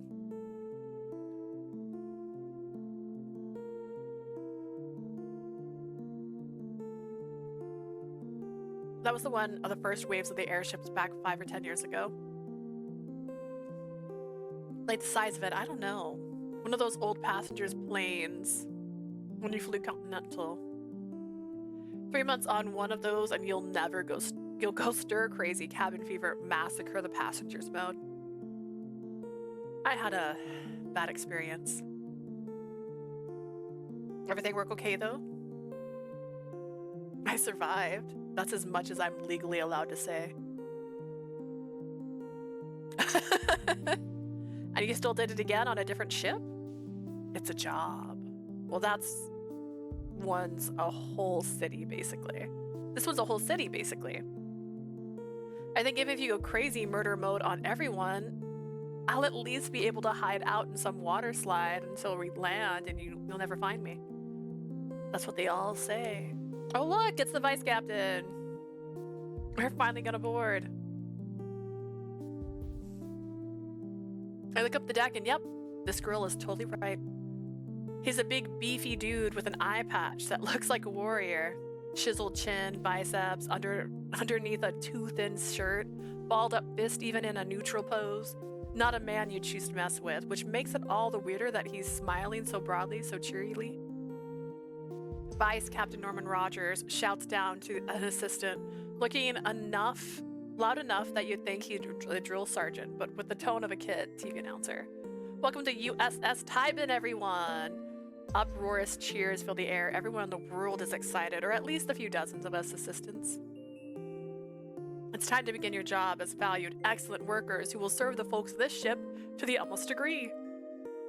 All of you were hand-selected by me, Vice Captain Rogers, because I really liked your spunk. The cut of your gib vibed like ice, and I know each and every one of you will make the Thai barn an amazing place to work and live. Now grab your bags and climb aboard your homes for the next 3 to 4 months. What a time. More and more cheers, as if we were all in the middle of a middle school prep rally. Heck, I'm tagging along, honestly, I'm cheering too, because gosh, this is Rogers, guys, amazingly hype, man. Let's get on board. all the assistants start lining up and preparing to officially board the USS Talewarden. Everything goes forward towards the big ship ramp platform thing. You know that thing. I don't know the name. I get in line, and Enli, for some weird reason, scurries ahead so that we aren't next to each other. The dude around me seems pretty content not to talk to me, so just bide my times and stare up at the deck, the massive world there awaiting. I can see the giant 6-story building jetting up into the sky. The full-on theme park with Ferris wheel, the giant infinity pool suspended up into the air with nothing but some sort of magical elevator to shoot you up there or back down. I'm just glad I'm not the one who has to figure out how all of it works scientifically. I'm sure airships have a perfectly logical explanation for how they function, and don't just crash to the ground. Yeah, nothing to worry about. Eventually, I make it up to the top of the deck. I'm aboard the Talewarden. It's me, the one in the ship now. Vice Captain Norman Roger greets me with a very intimidating glare and a very welcoming smile, somehow simultaneously. Ah, it's you! Yeah, it's me! You hired me and said I was the most promising candidate you've ever seen. Yeah, I probably said that. I like his eye patch. Yeah, he's just hiding a card under there. I'm so excited to be a good worker or whatever. Before I welcome you aboard, I have an important question. Are you prepared to be a fantastic service representative of the highest quality? Are you prepared to give everything in your life for our valued guest? Are you prepared to die for them? Will you devote everything you have to our guest? Well, always asking me this non-rhetorically. Is it a weird joke? Am I prepared to lie and say I'll devote my entire life to some customers? Can I save?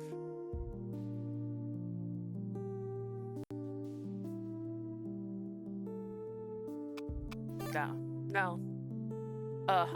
Let's try that again. Will you devote everything you have to our guest? No. Let's try that again. Seriously, all you have to do is say yes. I'm trying to pump you up, dude. Don't worry, I'll ask you one last time. Will you devote everything you have to our guest? Nah. I'm gonna just pretend none of this ever happened, okay? You're a good kid, and I'm gonna give you the benefit of the doubt that you're just being silly.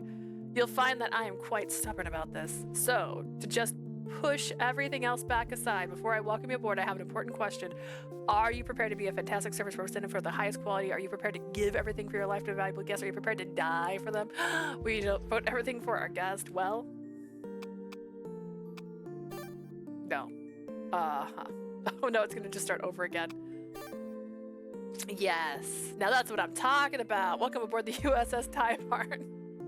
My lovely executive assistant. You will do such great things. Set your bags in your room and I'll hand you your first assignment. Remember, the first passenger will board in just a couple hours. You'll need to be as fast as a Gonzalez. Got it, Vice Captain Rogers. That's the spirit, you. You forgot my name. My name's Leah. Okay, Leah. I unfortunately will never remember that. No hard feelings. Anyways, enjoy your time. I got to the crew cabinets following the mass line of other assistants who are all doing the same thing. There must be 1,000 staff on the ship.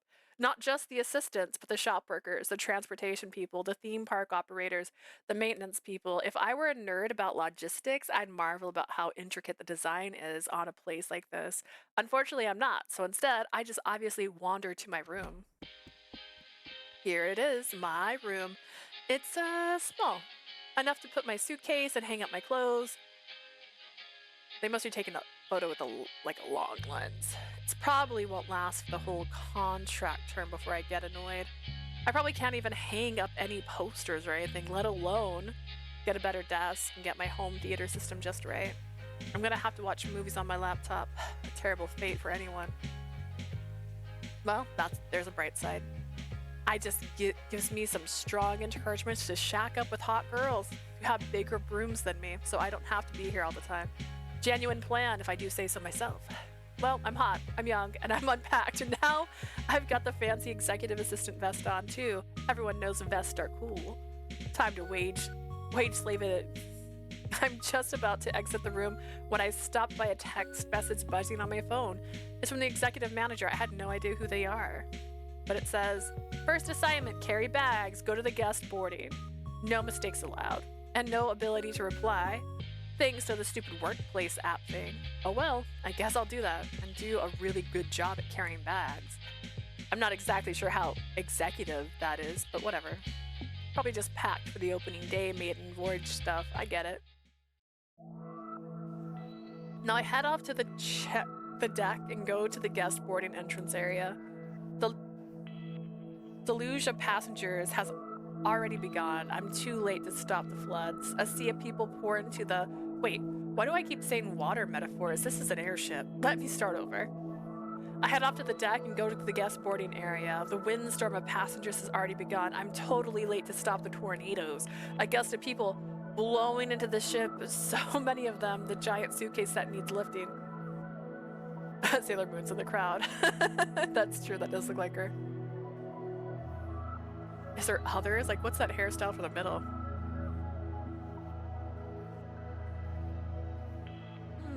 I'm trying to see if I recognize anything else.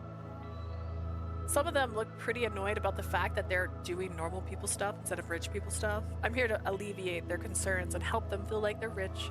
Hello, y'all. I'm here to carry your bags. The chaos of the scene. That's not how that would work. The chaos of the scene is a bit much, though, and there aren't any takers. Not until I start waving my arms around frantically. Finally, one person greets me and lets me take their bags, an oversized backpack, but I forgot to ask them what their room is, and they've already disappeared into the crowd. Oh no, I guess I'll just hold on to it until someone yells at me about it. Soon enough, some girl comes up and greets me with her own bag. What a weird looking gal. An eye patch, a face mask, and a Alita dress. Is she an anime cosplayer? I'm surprised someone would dress up so much for the first day of a months-long cruise, but not that all passengers are gonna be aboard the whole time, but still. Mask lady. Bags, please. Room 621. Got it. You're really pretty, by the way. That's what they all say. And then she wandered off before I can have any semblance of a conversation with her. Sad. I should probably keep workplace flirting down so I don't get thrown off the airship. I bet Vice Captain Rogers would literally throw me. He's kind of scary looking. Anyways, I go to take the mask lady's back to her room 6 floors up. I take the elevator there to speed things up.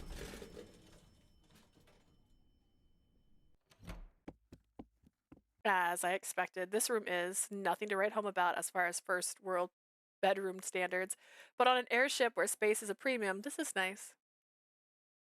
It looks just like your room. Seems to be just about the same as mine. I set her back down and then I have a thought. Because I'm very lazy and mischievous, why don't I lay that rando's backpack down here as well? It'd be a funny prank to suddenly get someone else's bag, and I'll definitely absolutely never get caught. And it's annoying and heavy. Nah. No, I'd feel bad. I'm no puny junior assistant. I'm an executive assistant. I have an important job and shouldn't squander it for the lulz. For the lulz, y'all. I'll do the right thing and dump this in the lost and found later. Okay, that's decision then. Now it's time to return the bag collecting fray. Oh. I return to the deck and it's already mostly cleared out. Things are quite peaceful and orderly now. Several of the assistants are still grabbing bags and kicking them up, but it's no longer a mad, confused scramble. It's leisurely and fun. I join in on the fun and take several guest bags, and this time remember to write down all the room numbers because I'm a professional and not terrible at this at all. Except I think I got too many. Oh no, I wish I had one of those cool ballet carts things you see in the movies. Or potentially an actual nice hotels, but hell if I'd ever stayed anywhere better than $100 a night. Hello Leah, I'm Biff. I've heard so much about you. From who? Do I need to kill someone? You're funny. No, seriously, where did she even learn about my name? I'm the super lad of assistant of the Tybern. Please ask any questions you need answered. Biff, huh? I wonder if she's has a brother named Kipper? She's certainly a lot more chipper than Enley, that girl I met, especially if she's related to Chip. Still, there's something off. Where are the vibes? I can't place my finger on it. Do you need me to take any of your bags? Oh yeah, I do have a few too many. If you could help. That's my job. What's your room number? Oh, let me see. 777-666, and this one is weird. 555. Got it, you've got a lot of rooms. She grabs all the bags I struggle to carry with extreme ease and grace. Even you enjoy your stay, Leah. What? I get to be lazy at least, even if I'm totally confused. Time to mad flirt with Enley since she's down here on the deck now. Haha, hey why don't you and me, nope, that's not. You and me go take a trip to the flannel jacket shop. No? Okay, let me try that again. Are you an angel? Why do you ask? I heard a bunch of deep air pirates talk about angels. They said they live on one of the floating islands out near Yago, I think. They said angels are the most beautiful creatures in the universe. You're a funny little girl. How do you know so much? There's a bunch of things I know. It pays to know me. Also, seriously, you're a vampire, not an angel, right? Do you see my fangs? So that's yes to vamp? Not a vamp, but yes to vampire?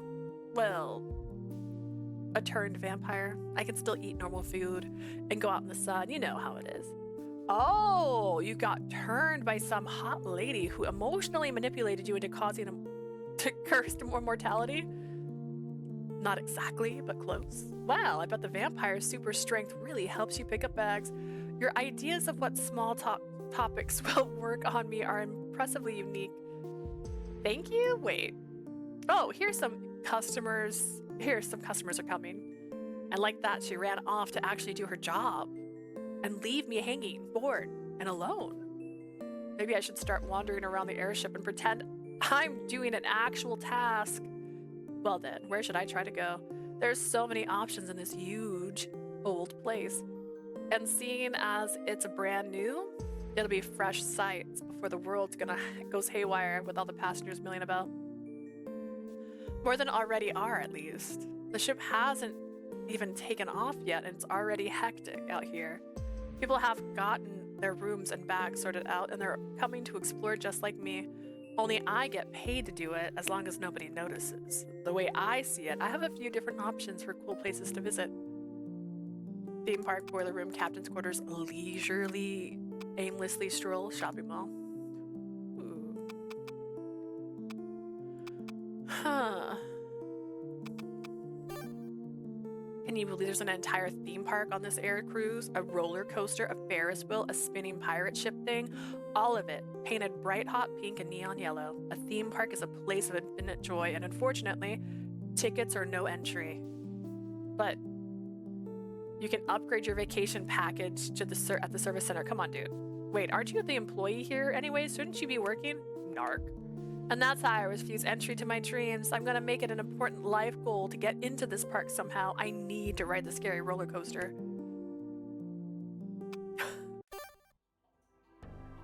Oh my. Okay, for some reason, I'm in the boiler room. This is definitely exploring, I guess. Technically, this is somewhere I have never been. It's awfully hot though, and boring. Why did I come here? I'll probably just gonna leave. Waste of time to enter the parts of the ship I'm allowed to visit, but never gonna have a reason to. Never again will I return to this place for my entire trip here. Oh wait, what's that? What's that on the ground there? A key? Huh? When I pick it off the floor, a loud dinging sound rings out in my head. Got it. I had received some sort of item. A key. Is that an option? Where is that? No. I see nothing down here in the boiler room for it to unlock. What's the deal? I wonder if it's just I found myself a new quest. We'll see if destiny brings me to the hold that fits this key. Wouldn't it be cool? Finish all the stuff, all wandering around and exploring my emotions and other various activities that may or may not have included wasting my time because I have no memory any longer of what specifically I just finished doing. It seems like my shift at work is over. I never saw my superior to confirm anything about my start or finish time, and the vice captain dude is nowhere to be seen. Most of the other assistants are long gone except for that Biff girl, who is also cheerful as ever. She's now wandering around the deck looking for people to take bags from, but it seems like all the bags have already been taken. Poor girl. All her stats got rolled into beauty and elegance points. Still, I would. In fact, I will definitely be hitting on her as soon as she realizes that her work is done for the day. For now, I'll just sit here on the bench that overlooks the sea and sunset, and oh my, I feel a slight rumble at my feet. For just a moment, I think there's an earthquake or something, but actually it's just the airship getting ready to depart from the air dock. Said air dock is going 50 or 100 stories in the sky, but with nothing but an elevator taking you up or down, which I will say is truly the most efficient way to make a low spaceport in the sky. The rumbling stops as the airship engine stabilizes, and with just the smallest bit of fanfare, the USS Talewarden takes off. We lift off into the sky, go above the clouds, and the city of Serbu, disappearing below our feet. The cruise has officially and unstoppably began. Wow. I watched the sunset for a bunch of miles up in the sky, 1 kilometer or kilometers if that's what floats your sky boat. Beautiful orange and purple. Purple's on the everlasting beauty that will stick to my mind. I really hope I figure out what's up with the key though. I feel like I'm gonna drive myself insane if I don't. Like, I'm not in an all-consuming obsession or anything, but that's just because it's still day 1. There's still plenty of time for that to change. Until that day comes, I'm really happy I did this. That I came aboard the Talewarden. Even if I'm still unclear as to what my job actually is supposed to be, I'll enjoy my time here and remember the sunset forever. And hopefully someday I'll have someone by my side to watch the sunset with, someone hot. Yeah, they gotta be hot. Speaking of someone hot, looks like Biff has finally realized that nobody needs her to carry bags anymore. She's headed this way with the same blank, pleasant look on her face. Hey, how you doing? Splendid, just watching this gorgeous sunset. We're so high up, and yet it's not cold at all. I love the technology of this airship cruise. Yeah, I studied in university about how these ships work. It's quite incredible. I was so impressed about how they are able to fly and stay climate control that I decided to work here. Is it stacking up to how you hoped? More than anything. Actually, I'm stacked so many things today. I was very helpful. You were, Biff, a good girl. Say, Leah, I heard you were a homosexual. Oh no. I, too, partake in pro-psychic activities. I even went to Philadelphia Pride 2 years ago. I am an ally and a friend. Oh, an ally. That's nice. And I love kissing girls as well. Oh, that's much nicer. Significantly nice. I feel such a kinship to femalehood. I'm a member of the Sisterhood of Traveling Pants, as it were. Pants were very difficult for women to wear in old times, so it was often seen as a symbol of queerness. I'm not sure if... Yeah, actually, you know what? That tracks. That tracks. Everything you said definitely makes sense and tracks. And we should go on a date if you're interested. Even right now, as the sun disappears under the horizon, our love blossoms. Oh, that reminds me, I wanted to ask you to join me. Oh? So it's a date? Oh, no. No, I would like to get to know you better at the lesbian bar on the Talewarden. Are there even enough queer women here to justify this? You would be extremely surprised. I was extremely surprised when I learned about it. Women all over. It's already open? Even on the first day? Of course, I know someone who went there already. Oh, really? Someone, eh? Someone special? Yep, hee. That's not a good sign for me. It sounds like she's maybe taken, but let's hope not. Well then, I want to go get to know you so much better, Biff. That is your name?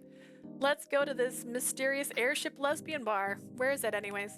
You know that big shopping mall area over there? Yeah? Well, it's not there. It's near the guest entrance on the deck. So like right where we are right now? Yeah, exactly. It's right by the guest services center. It's behind us. You catch on quick. That's what I like about you. You're smart and clever. Thanks. We turn around. Lo and behold, there is a small building I didn't notice before, squished in there between the guest services center and a stairwell entrance to the Talewarden people mover below the deck. What did I do? I would marvel about the way this giant airship is designed with urban planning, but I am not the correct kind of gay for that. There's a tiny sign reading bread roll, dice roll. That's very clearly exactly what we're looking for.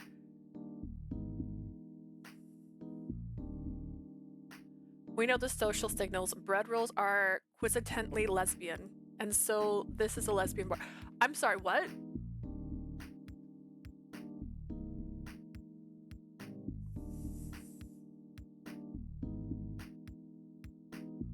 Bread. Bread rolls. Lesbians. Have I never heard this?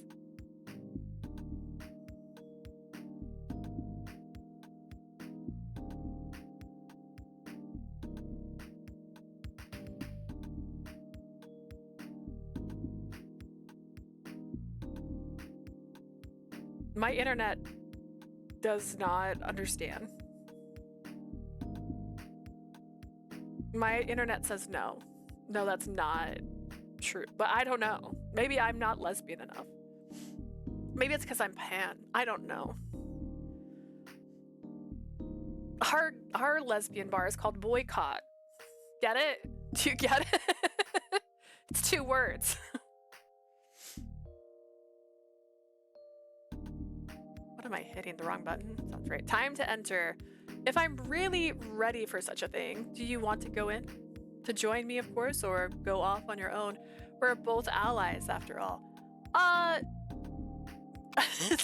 Yeah, duh. It's only the best thing in the entire world for me right now. You, Biff, are an exceedingly wonderful person for telling me about this bar. Then let's enter. We do. The bartender is a die, if you will. The atmosphere, instead of a dive bar, it's a dice bar.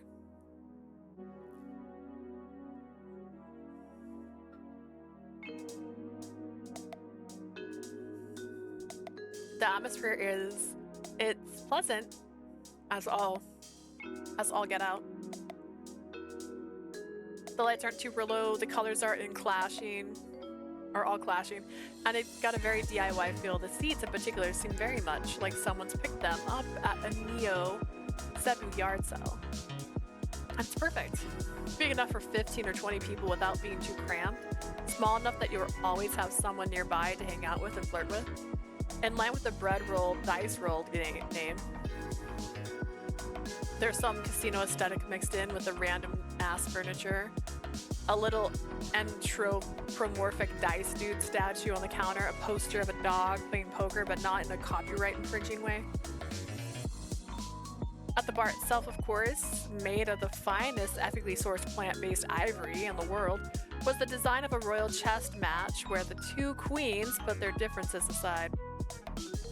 Also, the bartender had a giant dice for a head. I've never met a Dickon in real life before, but alone, one that's clearly a hot drag king in a suit. Kind of cool. Biff and I sit down at the bar. On one end of the bar, there's some mysterious girl.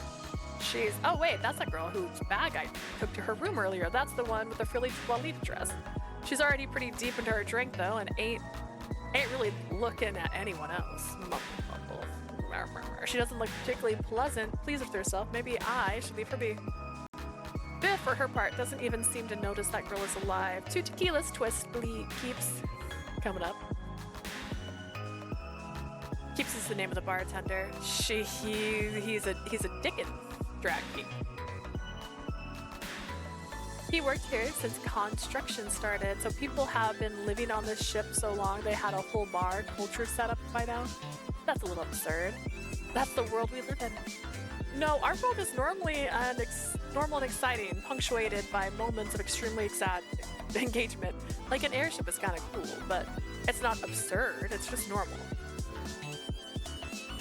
People living in the airship, they are actively building amenities on top of that. Onto though, that's what I call pretty absurd. Is this music too loud? I can't tell. I'm gonna turn it down just a little bit. And for my headphones too. Nope. Just kidding.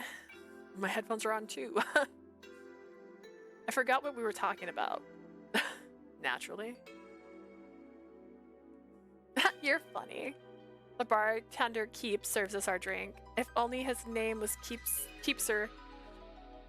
And if only my name was Chip, my joke from earlier would finally come true. Here you go. You really think I'm funny? I really mean it. Of course, someone really cute like you would stick up for someone poor sack like me. Oh, you think I'm cute? Beyond just cute. If I were a Tex Avery cartoon, I would plummet my chest to keep my heart from leaping out. I'm afraid to tell you, but oh no. I'm dating someone right now. No! And I figured, well, good for you. As I figured, good for you. Ah, no! What's her name? Is she on the ship too? Oh, it's just someone. Don't worry about her. I see. Playing it cagey, huh? I wonder if there's more to this Biff girl than her vacant personality lets on. I just like to spend time in the company of fellow allies. Do you know what that definition ally is? A girl who likes girls, of course. Okay, then I am the biggest ally there ever was. Especially when I see some hottie wandering the doors to bread roll, dice roll opens. In pops the purple-haired lady with all the timing of cosmic fate lining up. I absolutely positively want to talk to her, take her, it's fine. It's about the same. Especially now that she is sitting at the same table near the bar. Although the dress lady in the mask is kind of cool too, I really like to meet her as well. Biff smiles at me a little less blankly than usual, in what I can kind of infer is encouragement. You go get him, Tiger. Is it okay? I'm just hanging out with the atmosphere. Please celebrate lesbianism with whomever you prefer. I'm just about to choose when suddenly, yet another stunning individual barges into the bar. This one I've definitely never seen before. Rose skin, horns, and a really rockin' black dress. I've never met her before, and yet, do I know her? I'm struck by an eerie feeling, something coming over me that, gosh, so many people in bread roll dice roll tonight, and so little time to meet them all. I guess I can only choose one then, and this choice will affect the entire rest of my life. I presume.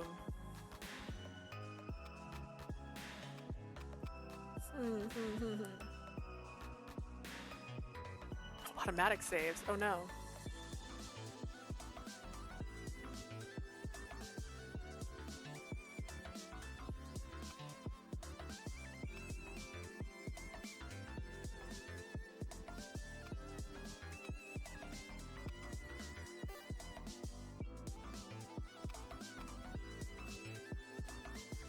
Scroll your phone. While nothing exciting happens, I think I'll take out my smartphone and look at some stuff. Everyone knows the best way to make friends and pick up chicks is to take out a device. I look really invested in it. When I see a good meme, you'll be able to show it to the people around you, and that's a perfect conversation starter. Nobody's coming this way. I got a cool meme with a piranha plant saying something funny at the ready and nobody to show it to. Why did I waste my time coming to this bar if all I was gonna do was this? That's it. I'm done with this social media addiction crap. Piranha deleted. Time to be a real member of society. I'll definitely be back on that crap in another week. Go home.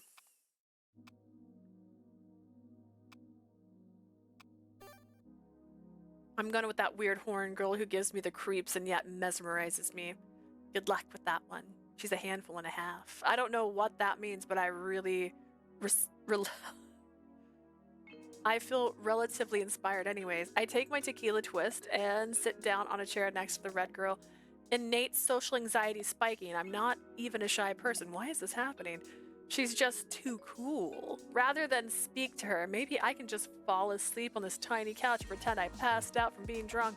A much more sympathetic story than to admit my nerves. And honestly, the dream world is definitely more accepting of individuals like me.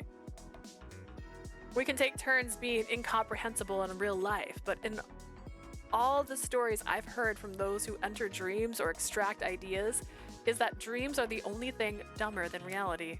Wait, I'm already starting to doze off while I think, oops, time to actually talk to her instead of talking to myself. Hey. So, you know, do I know how cute do I know how cute I am? Yes, I do. No, that's not it. You're cute, but what's your name?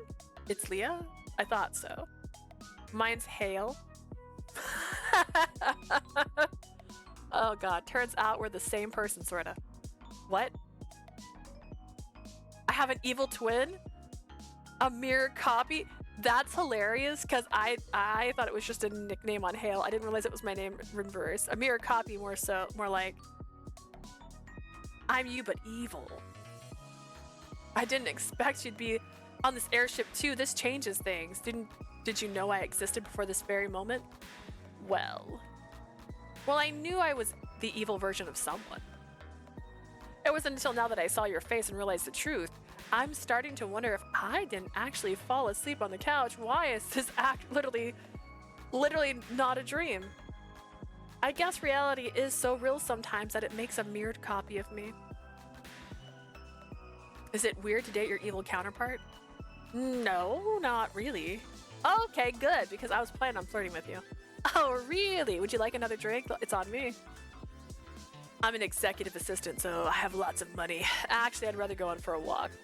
Weather's nice out there. This is hilarious. It's always nice due to the climate control. I hit the wrong button again. That was an invention, doofus. Let's make like trees and scram. I pay my tab to keeps. Then in a jiffy, we start wandering around the deck. Weather's nice indeed, like a brisk June evening if you live in the northern hemisphere and outside of the tropics, I guess. I wanted to ask you so many questions my whole life. I've wanted to. Why? Just knowing a cooler version of you existed? Hale twitches as I say that. I just wanted to know if we had anything in common. Honestly, evil version of people get a lot of crap.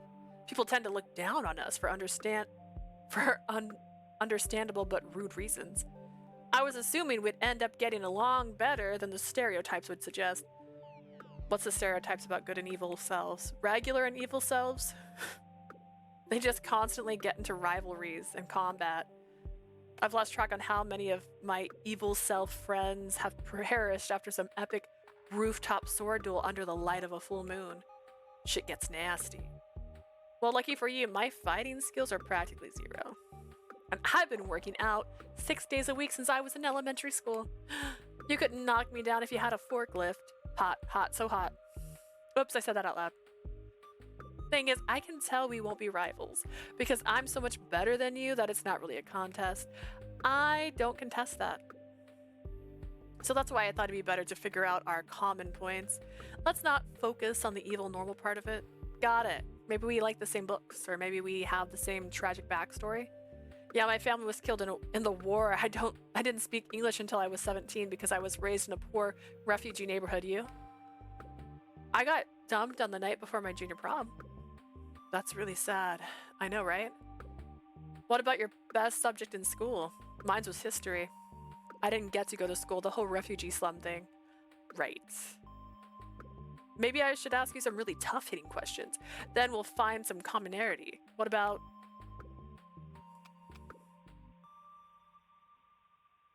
Why are you so hot? What's the deal with evil people anyways?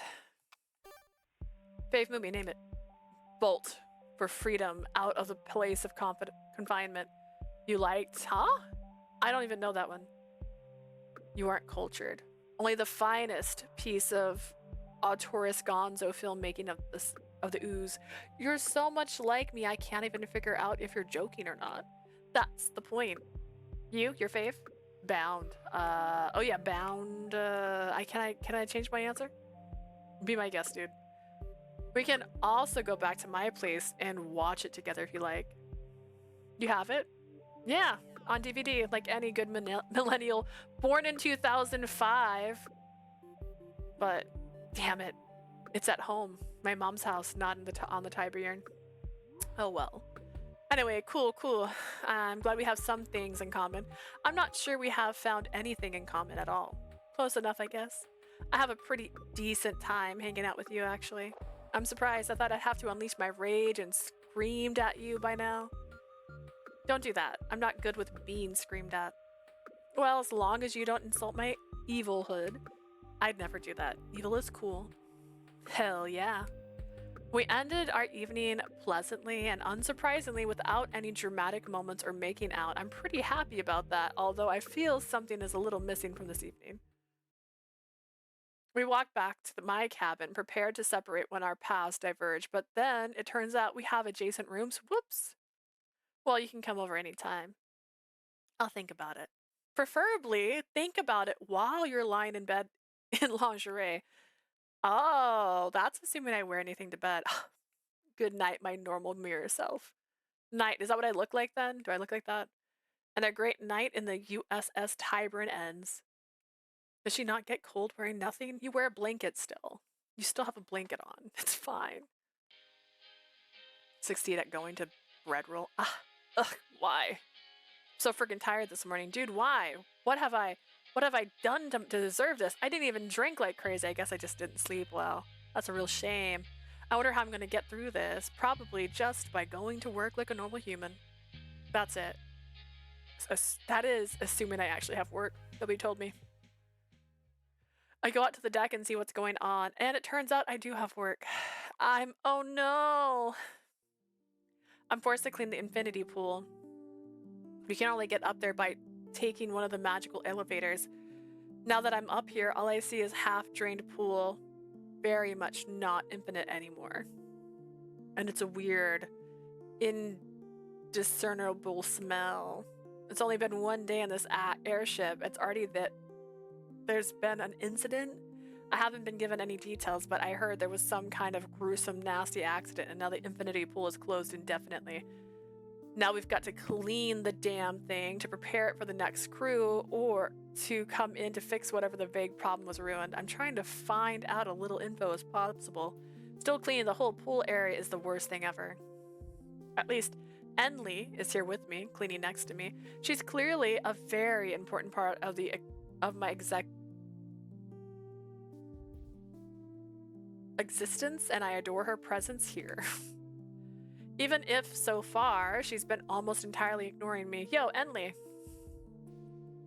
Top of the morning to you. Wait, vampires are British, not Irish, right?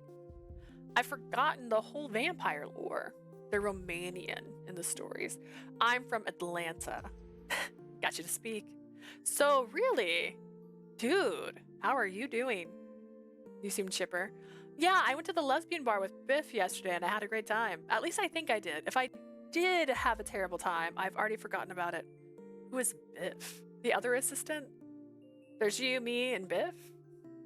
Why are you talking as if there's only 3 of us? There's dozens of assistants. I don't know. I'm probably being silly. Anyways, Biff is really cool, but I also sort of lives in her own little world. Sadly, she's dating someone, so I can't hit on her as much as I wanted. But you still hit on her a little. Why aren't we cleaning the infinity pool again? Because we're bad employees? That's right. Let's do that, I guess. I'm very enthusiastic about cleaning up this terrible accident. I am the executive assistant, at least I'm supposed to be the executive assistant. The label implies that I'm superior to all the other assistants, but I still haven't even met my boss in person, and I'm doing stuff like carrying bags and mopping weird-smelling places. Somehow, I started to wonder if I was misled. At least I'm on a ship now, and nothing else will go wrong. Mopping all away, soaping away, all of is pretty nice, and it's pretty normal. Enli is also 5 times faster than me. Clearly, she's going for quantity over quality, though, and I'm way better. Ugh. Anything the problem? Besides your slowness, the smell. What is that? Actually, maybe I don't want to know. You don't. Trust me. Eesh, you know? I'm pretty sure. Well, now I kind of do want to know, but I also the disgust would overwhelm me, so maybe not. Let's change the topic to who is that over by the elevator? Hey, I know that human. Sneaking like a creepazoid near the infinity pool entrance is a certain hornhead with rose complexion. Hail! I hold out my hand and wave to her. My mop falls to the ground. She turns her head a few times, but then comes over to greet me anyways. Howdy. Top of the morning to you. Is that what they say in your country? And Lee, it's just like you in Romania. I'm from Atlanta. Anyway, Enley, this is Hale, me but evil. Holy crap, it's your evil self on the same ship? Yeah, we even live in the same area on the deck, next door neighbors. Which is weird because I'm an employee and she's a guest, but I don't think about those things too hard. You shouldn't. What a strange thing, and you two don't even hate each other yet. Nope, not at all. We went on a date last night and it was awesome. Well, it was something. Something awesome. Yeah, I guess it was. And you're here at the infinity pool because there's a really good explanation for that. I'd like to hear it. I'm an assistant, so I'd like to hear it help you. Obviously she's here to see me, right? Yeah, I was trying to surprise my non-evil self. I was thinking about getting her a present at the mall, but I'm not sure what she likes. Get me some chocolate. Or buy me the collector's edition of Nickel Arcadia Pride Monthly Edition. Ew, the webcomic? Dude, that sucks. I'm extremely offended by that statement. It rules. Nah, get out of here. You sure seem like someone who wants to buy a present for a cute girl. You think I'm cute? Enough. But this Hale over here, honestly, nothing's wrong. I honestly do like her. You like me? Yeah, you're cute, and we have pretty matching personalities. I want to hang out with you more. And make out? Well, that's sort of implied. Does she have one eye? I'll imply a lot of stuff later. I'm kind of sickened by this. Homophobic? Much? No, it's so obvious. Whatever, though. None of my business. What's so obvious? Okay. I'll see you later. I'll bring you that chocolate. But not the Bill Arcade. Definitely not the Bill Arcade. Hale leaves as quickly as she came. Kind of weird, but whatever. She definitely is up to something no good. Whatever makes you say that? You've got something against evil selves? I could smell the blood on her. And it's the same blood as in the infinity pool. Wait, what? It was faint, but very much there. I think this woman killed someone last night, and we're cleaning up the aftermath of whatever body got left behind. And that's why we didn't want to tell me about the weird smell? Yeah. Not many vampires are on this ship, I'm sure, so I may be the only one who can smell it when it's so faint. I smell entrails, a liver, a heart with a metallic twist to it. Whoever was here last night was probably stabbed through the chest and left to bleed out. And do you think it was my evil self? I suspect so. The smell on her body was just like the mysterious person. So Hell is probably a murderer, but we don't even know who the victim was? A major cover-up, yeah. But it's probably best we don't talk about it anymore. I'm gonna do some more research after this. I recommend you do some sleuthing with your new girlfriend. Find out what her deal really is. Just do it with a little more subtlety and nuance than you are now. Now. What's that supposed to mean? Just finish up cleaning this pool. There's nothing else for us here. Just be careful. Gotcha, Enley. We hurry up and dash out so we can up here as fast as we can, completing the cleaning job with a real solid 5 out of 10 effort. Did Hale really do this? I had no idea my cool airship crush was going to turn into a mystery thriller plot of all of a sudden. Oh well, I will remain detached from all possible attention so that I don't collapse from anxiety or something like that. Nah, I'm just gonna do my own thing. And that's what I do, really. I hang out with Hale a few more times, I go to the bar on occasion, and I barely get by doing my job. I'm pretty much what you expect for a cruise ship life. A lot of work, a lot of annoying passengers, and just enough free time to make you wish you had more. A few weeks have already gone by when the airship finally lands at its major stop, Taipei, Taiwan. Oh, they just started direct flights to there from here. I've never been to Taiwan before, so I'm kind of really excited. The Talewarden sets down at the Taipei's 101 landing platform and lowers its magical anchor. For the next couple of days, the ship will rest here, floating high above the grand metropolis of Taipei. Most of the passengers disembark to enjoy their international journey. The Taiwanese Ghost Festival is ongoing, so the festivities are particularly upracious right now. Upracious? Upracious. Passengers will have a lot of fun. The workers, on the other hand, are pretty much supposed to just stay up here and do nothing until people come back. I don't want to do that. I'm really bored. There's a big city below me just waiting to be explored. Hey, are you heading to Taipei? I thought we weren't allowed to go. Gotta do our jobs that we're paid for, apparently. Ask for forgiveness, not permission. Oh, that time-tested advice? I mean it. Apologize. For? I'm not sure, but you have to do it before you can break the rules. I'm so sorry. I'm sorry for being so charismatic. Okay, got it. Then let's get down there.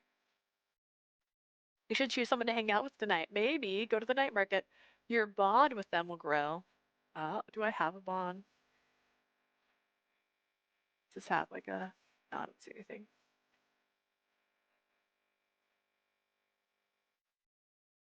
Thanks for the useful advice. I'm always helping. Yeah.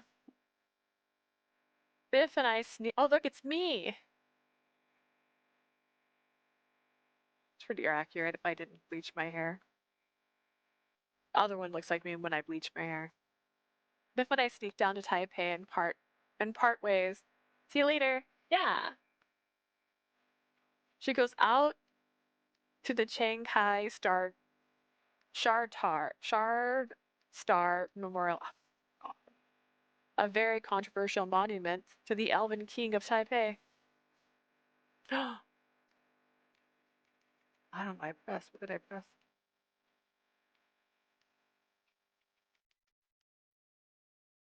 I don't jive with that dude's vibe at all, though, so that's not for me. The gigantic city's a bit overwhelming at first, though, so I decide to go to the cool internet cafe. For like $10, I get free access to fast internet and hit Battle Royale Great Old Cats. I played a few rounds with my favorite hero, Nian Rao Tope, the bringer of chaos, and lose every single match because our healer keeps feeding.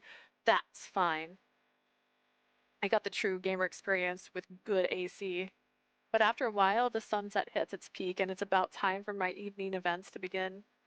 You know, I bet all the cool regulars from Bread Roll Dice Roll are here. It'd be really fun to experience this with someone else. Taipei is my oyster, and I have up to 1 pearl to uncover inside. Who should I hang out with? The butch one. Bug Emily. I think I'll hang out with my vampiric coworker, the enlightened assistant herself. You gonna enjoy the night market with me? Yeah, why not? Yay! Together, Enli and I explore the night market, running through hyper-crowded streets and exploring the endless rows of vendors. There's 5,000 different payment methods they all accept, and it's not even consistent from the one booth to the next. Each one has to put up a crude sign saying which methods they accept, and not all of them accept my Airship credit card. Luckily, it looks like Enli has already installed tons of payment apps on her phone. MagiPay, ManaPay, Card, and all of that. I've been through this payment rodeo before. Oh, that's right, she's a veteran Airship assistant after all. It's really annoying. East Asia and their super apps. We get some Kongu bean pancakes and chow down really well. Enli squirts some not so mysterious red sauce out of an unmarked bottle before she takes a bite. I start to say something to her, but she glares and I decide to shut up. Enli and I don't always get along, but I think we have a nice rapport. Suddenly, out of the corner of my eye, I spot something really interesting. There is an unlicensed reseller of vacation packages and concert tickets and all sorts of random experiences, and what catches my eye the most is a picture of a theme park. Not just any theme park, but the one on the USS Talewarden. I love the gray market. How many can I help you with? 1 ticket to the Talewarden theme park, please. Oh, you aboard the Airship? I work there, actually. They don't let employees enter for free, it sucks. Oh, sad. You can buy it from me. She tells me the price. The price is, well, it's more than I expected, but dude, it's a sunk cost fallacy. I'm buying it anyways. But due to sunk cost fallacy, I'm buying it anyways, sadly. 2 tickets for me and a lovely hypnotic partner get. Taipei turned out to be a really fun experience. Yeah, we assistants all broke the rules by coming down here instead of staying on the ship, but who cares? I got to experience a new culture and got to spend time with a friend. Nothing's ever going to beat that. Taipei was fun, but all good things do eventually come to an end. And then it's back to work. More cleaning, more random tasks assigned by cell phone, text message. I still never even met my boss, who, at this point, I believe is some magical pre-programmed familiar instead of a real person. That cut law cost. Anyways, so it makes sense. And lately, Vice Captain Rogers, whenever we do see him, it's all about cutting cost. Complaining when we work overtime, or complaining when we use too much cleaning fluid, or complaining when we ask for a 15-minute mandatory break. Normal stingy boss behavior. In fact, on this otherwise mundane morning, with most passengers enjoying a guided traditional dance meditation session, Roger seems partially stressed about minor stuff. Biffin is here trying to calm him down when I arrive at the scene. Deep breath, Vice Captain. Not like that. You have to try harder. You aren't calming down your nerves, Vice Captain. Should you join the passengers? It's not helping. It's not gonna help. My entire crew betrayed me. And you and everyone else left the ship in Taipei. It wasn't safe. I wasn't safe. And our mall sales dropped by over 70% during that stay. I thought locals would travel up here and buy day passes. The damned advertising campaign must have not worked. They didn't even try to come up. Don't worry about it. The ship will be fine. Management is going to be all on me for weeks. We have to get day pass attendance up when we land in Bangkok. I don't remember who you are, but I saw you sneaking out to go to Taipei. You better not do that ever again. What, really?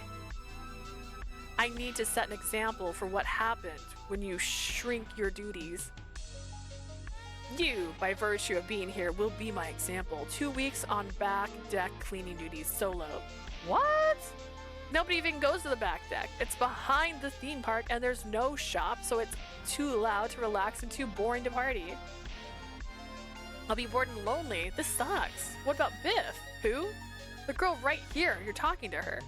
Ah, the one who isn't Enli. Well, I already punished you. No use going overboard. That would be an abuse of power. I see. For some reason, I feel like trying to continue this train of conversation won't have any positive impact for me, so I decide to give up now and just let it be.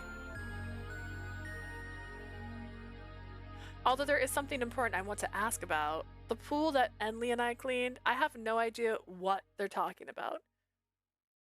Cleaning it is so important, isn't it? I think we should all clean our hardest.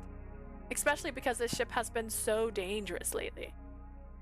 What with all of the crew disappearances, we have to work even harder to keep everything clean. Shut up. Shut what? Roger stares at Buff with the angriest glare I've ever seen. Buff uncharacteristically shuts up without a fuss. This must be related to those murders in the pool after all. Hale must be behind it or involved in some way. I've got to figure it out. Got to. The rest of the day goes swimmingly aside from the fact that I have to do lonely deck cleaning without anyone else. Shockingly, I'm not even murdered by a doppelganger. But there's a creepy sense of intrigue within me. I'm suddenly quite curious. However, nothing much really happens of note in the next while on the airship.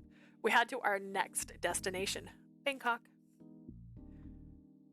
One I have been explicitly warned against stepping off the boat to visit. The distinct distance between Taipei and Bangkok, which we finally lift off from Taipei's platform, is only a couple days.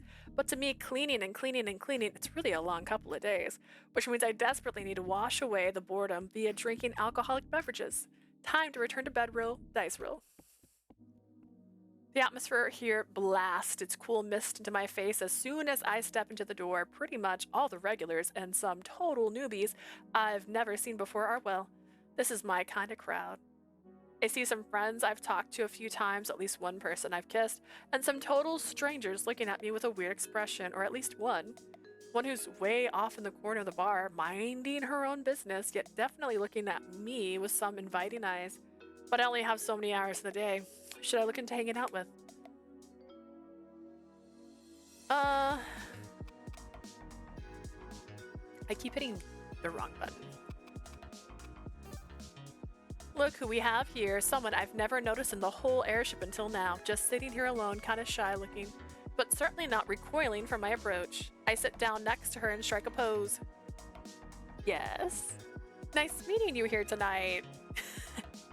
Are you a passenger or employee? Oh, I'm an employee. I never see you around. Don't worry about it.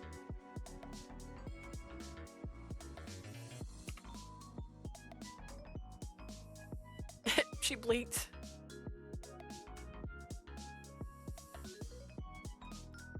Ah, you're cute. Thanks. Lots of people tell me that. Lots of people. Oh, never mind. Oh, dude, I was just boasting. I'm single and very mingly ready if you know what I mean. Oh, that's good. Well, I'm the same way. Mingle is okay. What's your name? I'm just someone. I mean, like, what do they call you? Whatever you'd like. Not that I matter. I guess someone is. It is.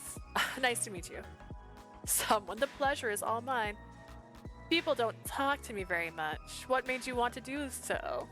I don't know. I was just curious. You seemed a little different of a lady than the others here. Yeah, most people don't think of me. But when they do, they're like me? Yeah. Is your cabin nice? Not really, no. I barely even done anything with it. I need some cool posters. Mind if I check it out? I can give you some advice. This someone moves up close to me, staring at me more deeply than ever, leering at me, peering into my soul. How about it? I want to compare notes with you on some interior design. Is this how I come across when I'm hitting on girls really hard? I sure damn well hope not. Interior design, huh? How about the feng shui? You got any nice lucky cats lying around? I've got at least one. I'll fix all of your bagu areas. Will you now? Oh gosh, I gotta decide whether to sleep with this woman or not. The vibes are all off, and yet, why not? Can I go down here, please, and save so when I die, I can come back? Yeah, sure, why not? Yeah, let's go to your place in Fang. Sure thing, honey. Finally, a full-on hookup on the airship. Been a hell of a long time since I had one of these. A year, something like that. Damn. Well, this one's going to be interesting, at least. Yeah, it's a go. Oh. Oh, it's a little dark in here. She doesn't turn on the lights. I'm not even sure if I wanted her to. Eeh, nice place you have here. Take off your clothes. Oh, I want to see you naked. Oh, before I have a chance to reply, she lights up a cigarette. The smell hits my nose and starts gagging me. I hate the smell of tobacco so much. Want one? No thanks. Are you stripped yet? Patience, honey. She's just about killing the mood already, but I'm down bad and I'm not passing up the opportunity. I don't have to strip, but I'll have to explain to you how to do it right with me. I'm willing to learn as long as you get on the bed. I forgot to clean it up. Sorry. I won't be an issue though. I'm really am I really sure about this? Is this really about to happen? Yeah, it is. I strip down and then place my arms around her. Let's make out then. Yeah. She doesn't remove the cigarette from her mouth and makes me take it away from her. Here it goes. My dad, the next morning, back at my room where I am alone and away from that woman. Thank the Lord. That was the worst sex I've ever had in my life. I'm gonna dedicate the rest of my life to forgetting it. Ignore the vibes and make a poor decision. Perfect. Well, we're at the marker point. I thought she was gonna kill us. I thought we were gonna die. But hey, you know, vibes are vibes. They're there for a reason. I ignore them usually in games like this just to see what happens. We are officially at our 10-hour mark, which means it's time for me to eat food. I'm really excited about this. I haven't ate anything except for a couple snackies before we started. And I might come back tonight, depending on how I'm feeling, and stream a little bit of Mistonia instead of doing more Choose Wisely tonight. That's how depends on how my voice feels after I take a break. I've been talking for a long time. I'm gonna see if there's somebody we can raid before I start my outro. Someone who's doing Choose Wisely as we speak, maybe.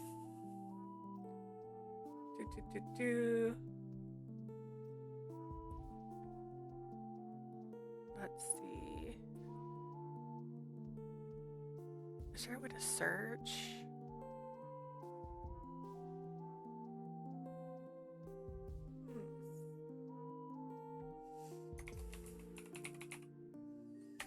Oh, not channels.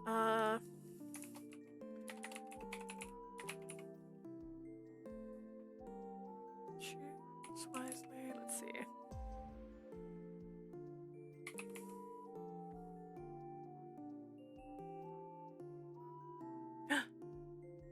Vampire Husbando.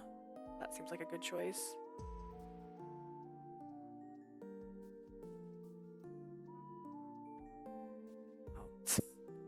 They're mature. It's gonna be okay.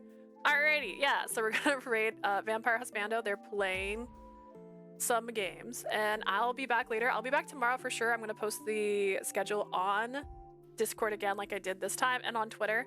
If you're watching this on YouTube, I'm on Twitch.